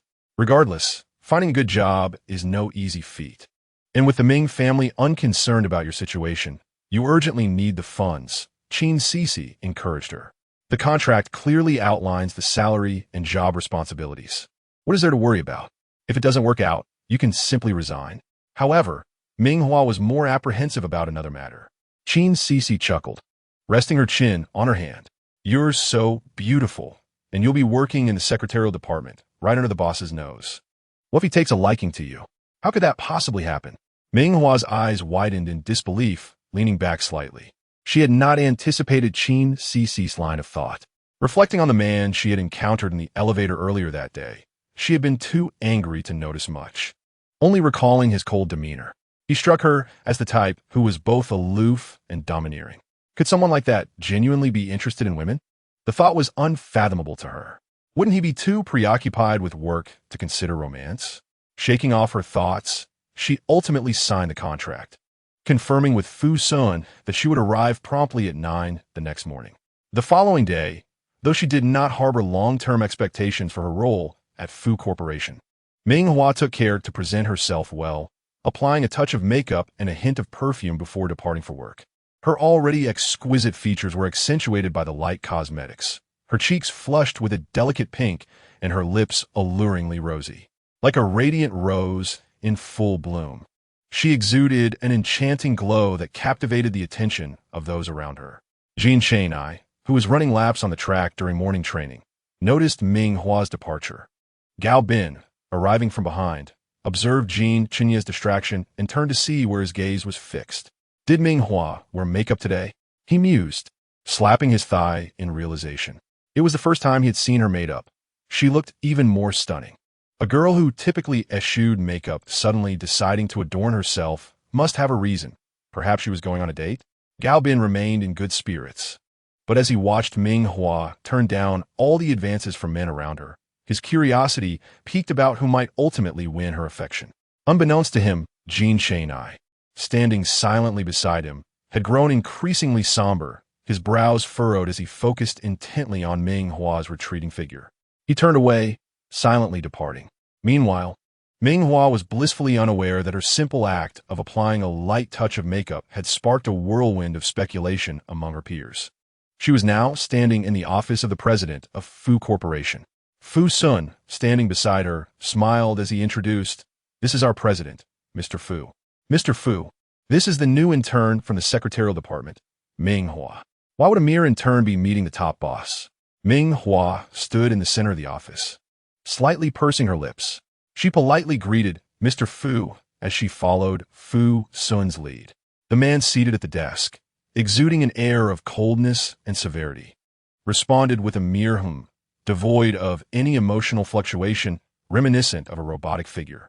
Only Fu Sun, who knew him well, noticed the subtle movement of Mr. Fu's Adam's apple. In the next moment, Fu Shizheng rose from his seat, extending a hand toward Ming Hua. "Welcome to Fu Corporation." Ming Hua quickly offered her right hand, her eyes sparkling. "Thank you, Mr. Fu. I will strive to do my best." Indeed, Fu Shizheng nodded, adopting the demeanor of a taciturn yet kind-hearted superior, welcoming a new employee. Fu Sun led Ming Hua to the office space he had already prepared for her, conveniently located near the president's office, ensuring that Fu Shizheng would have an unobstructed view of her whenever he stepped out. Certainly, Fu Sun was inclined to believe that if possible, Fu Zong would be more than willing to share an office with Ming Hua. On her first day at work, there were no pressing matters to attend to. She was advised to familiarize herself with the company's organizational structure and culture. Additionally, a few data files had been sent to her. After reviewing them, she could learn to handle them, and any questions could be directed to either Fu Sun or her nearby colleagues. Fu Sun offered his utmost goodwill and patience in guiding Ming Hua. She nodded in acknowledgement, watching a video while simultaneously opening a small window to examine the data Fu Sun had provided, intending to grasp the situation before considering how to process it. Unexpectedly, after a brief viewing, Fu Sun gently tapped on her desk, his face expressing sincere apology. He explained that he had just received information regarding a corporate banquet that required him to attend with a companion. Traditionally, he would attend such events with Fu Zong, but an urgent matter had arisen that needed immediate attention. He inquired if Ming Hua would be comfortable accompanying Fu Zong to the event. Ming Hua, Chapter 199, If the Game Had Never Appeared, Part 5. Filled with anticipation, Fu Sun looked at Ming Hua, who found herself with no opportunity to decline. The workplace was decidedly different from her student days. The questions of whether it was possible, feasible, or convenient were irrelevant. On her very first day, she would be attending a banquet alongside her superior. Wasn't that rather peculiar? Under Fu Sun's watchful gaze, Ming Hua bit her lip and nodded in acquiescence. A wave of relief washed over Fu Sun, who reassured her that Fu Zong might appear stern but was genuinely easy to get along with. The company would provide her attire and accessories for the evening, ensuring she would look stunning. As Fu Sun glanced at the time, he instructed her to continue watching the company video and that he would assist her with her styling later that afternoon. Ming Hua felt somewhat overwhelmed. The notion of preparing for a styling session with the company's top executive felt increasingly surreal. Nevertheless, she diligently completed the video Fu Sun had sent and focused on processing the data, sending it back to him once clarified. Yet, she couldn't shake the feeling that the information she was handling was beyond the purview of a mere secretary. After a moment of confusion, her personal terminal beeped. Fu Sun, received. Fu Sun, great job. He then sent over several project files. Fu Sun, you can take your time reviewing these. There's no rush. Fu Sun, just have them ready for me by Friday. Ming Hua replied affirmatively, despite Fu Sun's assurance of no urgency. Her nature compelled her to promptly open the project files for review, aiming to be well prepared. Before long, it was approximately 3 in the afternoon. While she sat at her desk working through the materials, a series of knocks sounded on her desk. Looking up slightly, she found herself gazing at a tall, imposing man with sharp features, his dark eyes fixed intently on her. Unbeknownst to her, the slight tilt of her head, coupled with a faint look of confusion, revealed her delicate neck and exquisite collarbone, creating an undeniably captivating scene. Fu Shijing's gaze deepened, and he coldly instructed her to prepare for her makeup and styling. Ming Hua hurriedly stood up, now acutely aware of Fu Shijing's towering height. Standing at around 168 centimeters, she barely reached his chest, even in flats. Was he truly near 2 meters tall? With certain individuals blessed with striking looks, affluent backgrounds, high intelligence, and tall statures. One couldn't help but wonder what doors had been closed to Fu Shijing. Ming Hua, biting her lip, timidly followed Fu Shijing into the elevator. Just yesterday, she had been a carefree and undaunted beauty, unafraid to confront anyone. Today, however, she had donned the constraints of a corporate role, at least refraining from confronting her superior. Inside the elevator, Fu Shijing noticed the stark contrast in Ming Hua's demeanor compared to the previous day, a subtle smile flickering across his lips before vanishing. That evening, at the banquet, Fu Shijing took Ming Hua's arm, and they entered together. It must be said, Ming Hua possessed an inherently stunning beauty. Even under the hands of Fu Shijing's renowned stylist, there was little room for enhancement. After some styling of her hair, she adorned herself in luxurious attire and breathtaking jewelry. At that moment, no one would mistake her for a mere secretary. Instead, they would likely believe she was Fu Shijing's beautiful girlfriend. Upon entering the banquet, after exchanging pleasantries with several acquaintances, Fu Shijing observed Ming Hua, who appeared somewhat bored, and gestured towards the dessert table. He suggested she indulge there while he attended to some matters and would return to find her. Ming Hua's eyes widened in surprise and confusion. It seemed her role was merely to look exquisite and accompany Fu Shijing for a brief appearance at the event. However, as she glanced around, it dawned on her that this was indeed a banquet. There would be no discussions of corporate partnerships or need for a secretary to shield her boss from toasts. Yet, this realization left her feeling somewhat inconsequential, as though her presence or absence made little difference. Why then had Fu Sun insisted on bringing her, unable to fathom the reason? She shook her head and dismissed the thought. After all, she had put on makeup, donned a beautiful dress, and was now free to enjoy delightful pastries without any losses. With that, she cheerfully agreed and made her way to the dessert table. Meanwhile, Fu Shijing stood still, his gaze lingering on Ming Hua's departing figure. His friend Yin Wenjin approached, drink in hand, his eyes following Ming Hua. The form-fitting white gown selected by the styling studio accentuated Ming Hua's figure perfectly. From a front, her bare shoulders and arms, along with her delicate collarbone and swan-like neck, were enchanting. However, it was the view from behind that truly captivated. The gown's design revealed her smooth, pale back, accentuating her graceful spine and subtle curves that appeared with every movement. Is she your girlfriend? Yin Wenjin inquired. Not yet. Fu Shijing replied coolly. It was her first day at the company, and to elevate her status to that of his girlfriend would seem overly eager. He felt it prudent to wait a month or two before making such a declaration. In that moment, he missed the slight easing of tension on his friend's expression. Oh, they were just discussing how she might be your girlfriend, Yin Wenjin remarked, teasingly. It seems you finally blossomed. As comrades, they should always share news of someone special. Fu Shijing took a sip of his drink, his expression devoid of emotion, as he simply responded with a non-committal sound. Noticing Fu Shijing's demeanor, Yin Wenjin shifted the topic. Let us find a quiet spot. I need to discuss something with you. They settled into a corner where they could observe Ming Hua, and their conversation deepened, the furrows on their brows growing more pronounced. No matter the setting, the allure and impact of a striking individual remained constant. Within a mere 10 minutes, 15 men had approached Ming Hua for contact information, while 8 others presented her with small cakes. Several more crowded around her, chattering animatedly, oblivious to the growing tension in Fu Shijing's expression. Sipping glass after glass of slightly bitter wine, I soon felt a warmth enveloping my entire being. Unbeknownst to me, Yin Wenjin had already departed. Fu Shijing cast a cold gaze upon Ming Hua, who was surrounded by men like a butterfly amidst a swarm, and exhaled deeply, feeling a rising agitation within his heart. He ordered the attendant waiting nearby to summon her to the lounge. In Chapter 200, If the Game Had Never Appeared, Part 6, it was mentioned that you are not Fu Zong's girlfriend. You are merely an employee at Fu Shi Group, accompanying him to the banquet today. What a coincidence. Our company is located near Fu Shi Group. Huan, let us exchange terminal numbers so we can have lunch together. The man sitting next to Ming Hua, who had patiently engaged her in idle conversation for quite some time, finally revealed his true intentions.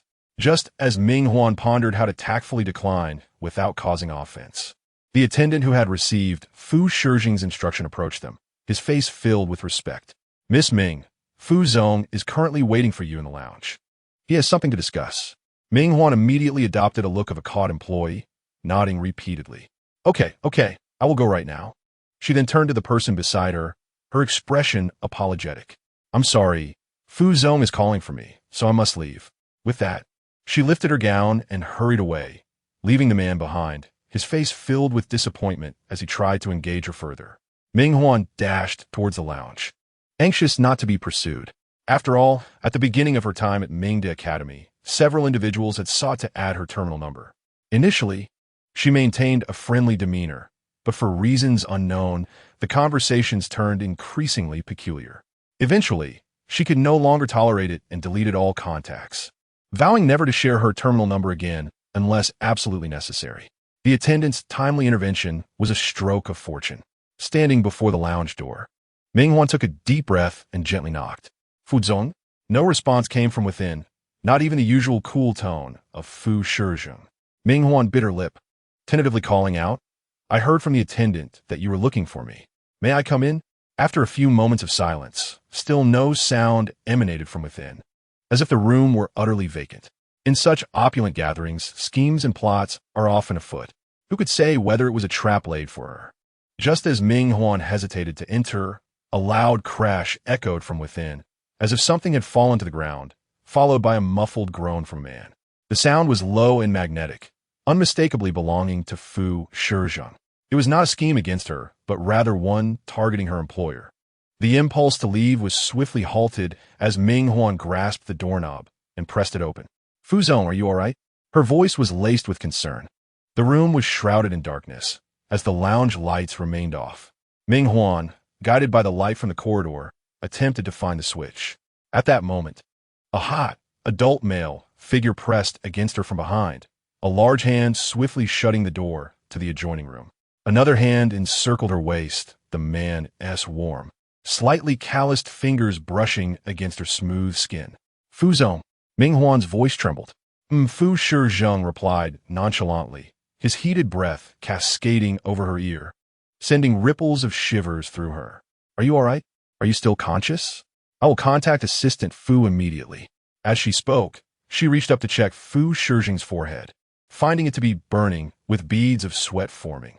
Just as she was about to retrieve her terminal to contact Assistant Fu, the device was abruptly snapped shut by the disgruntled man. Simultaneously, her delicate hand was firmly captured by him. In the next moment, the tall and handsome man leaned down, pressing a fervent kiss onto her palm. Ming Hua's eyes widened in shock, her fingers instinctively curling. The sound of a low growl escaped Fu Shijing's throat, followed by a flurry of kisses trailing along her smooth arms, traversing to her collarbone and neck, before finally finding her sweet, soft lips pressing down heavily. Throughout this, Ming Hua was in a state of disbelief. Who could have imagined that on her very first day at work, she would share a kiss with the most aloof and proud CEO of the corporation? Wasn't he supposed to be cold and disdainful? His lips were surprisingly warm.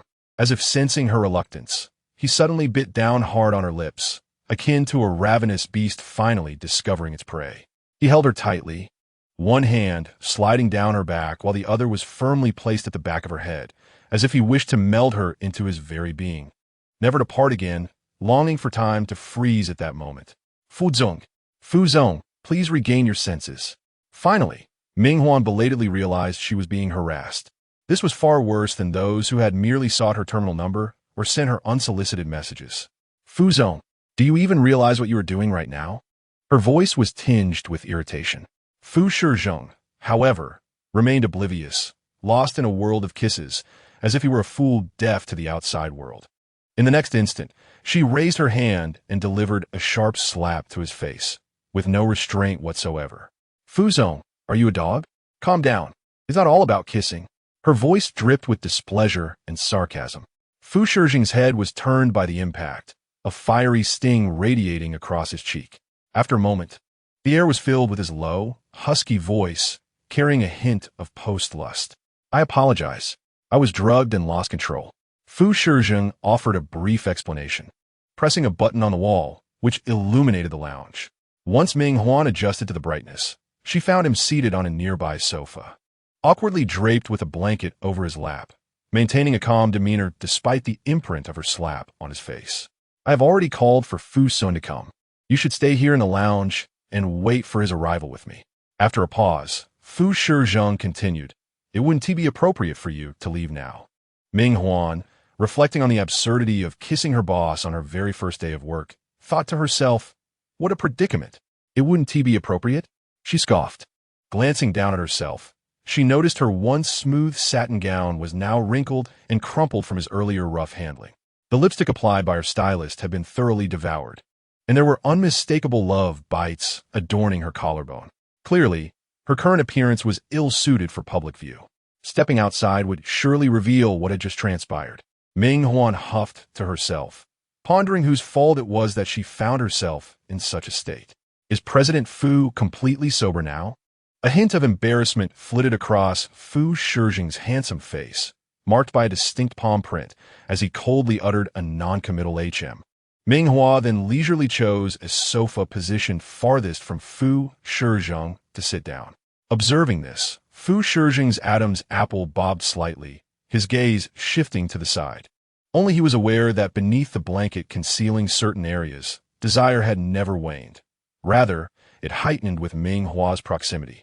Fu Shijing remained silent, and Ming Hua, too, refrained from initiating conversation. Consequently, the resting room enveloped itself in a profound silence. Half an hour later, Fu Sun burst into the resting room with a change of clothes.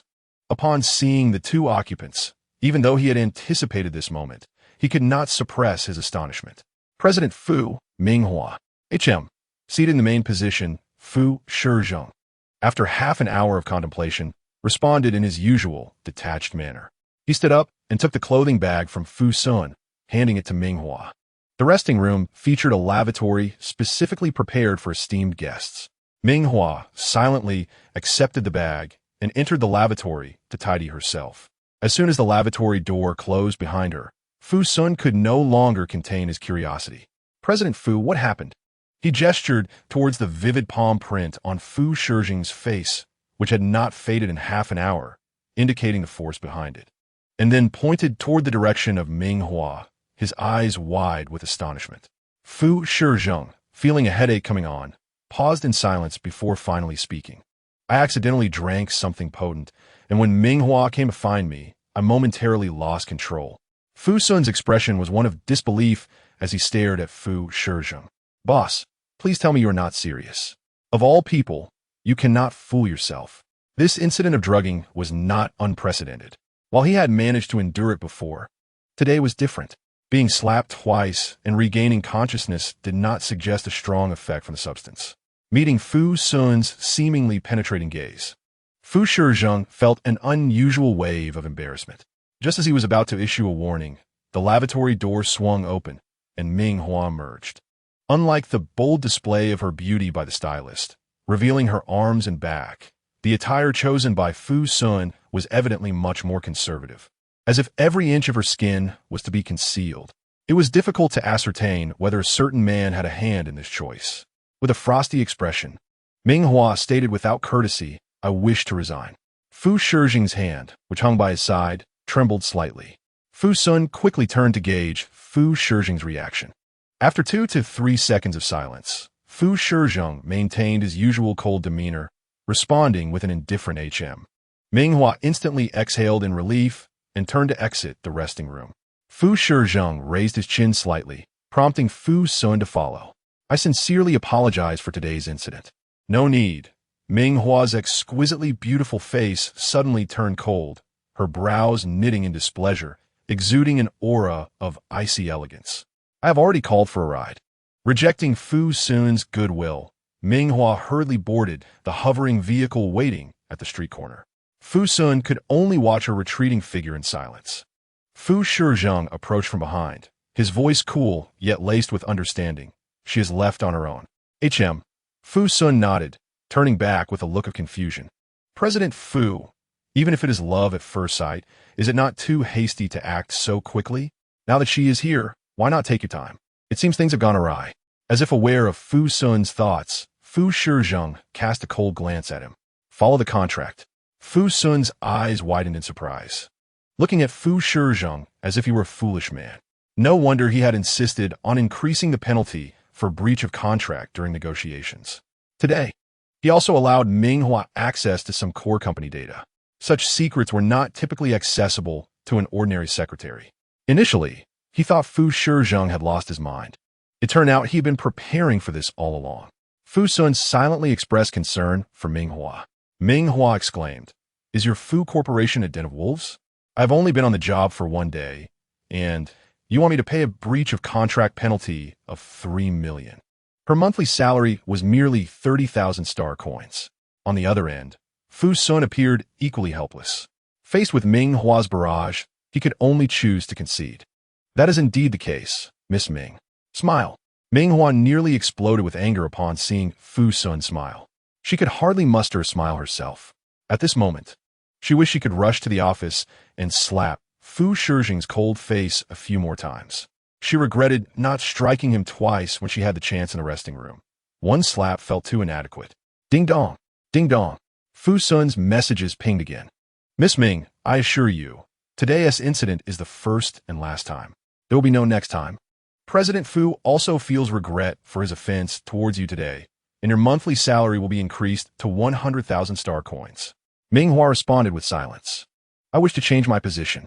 For instance, as President Fu's spouse? The other party was typing. I apologize, Miss Ming, but I just checked the company's departments, and currently, we only have openings in the secretary's office. Smile. Ming Hua replied with silence once more. Understood. After sending her response, Ming Hua pounded her fists heavily on the pillow in frustration, her beautiful face marred by displeasure. After finishing her wash, Qin Cici, who lay on the opposite bed playing on her phone, immediately noticed her mood and asked with concern, What happened? Is there an issue at work? Ming Hua hesitated before shaking her head. Work is fine. It's just that. She bit her lips slightly. The big boss I work for seems to have developed a liking for me. However, I am not interested in pursuing a relationship, especially not an office romance. That's simple. Qin Cici promptly offered a suggestion to her beautiful roommate. You should find someone to pretend to be your boyfriend, pick you up from work, and post some intimate photos to dissuade him. A man in charge of such a large company wouldn't want to be a third wheel.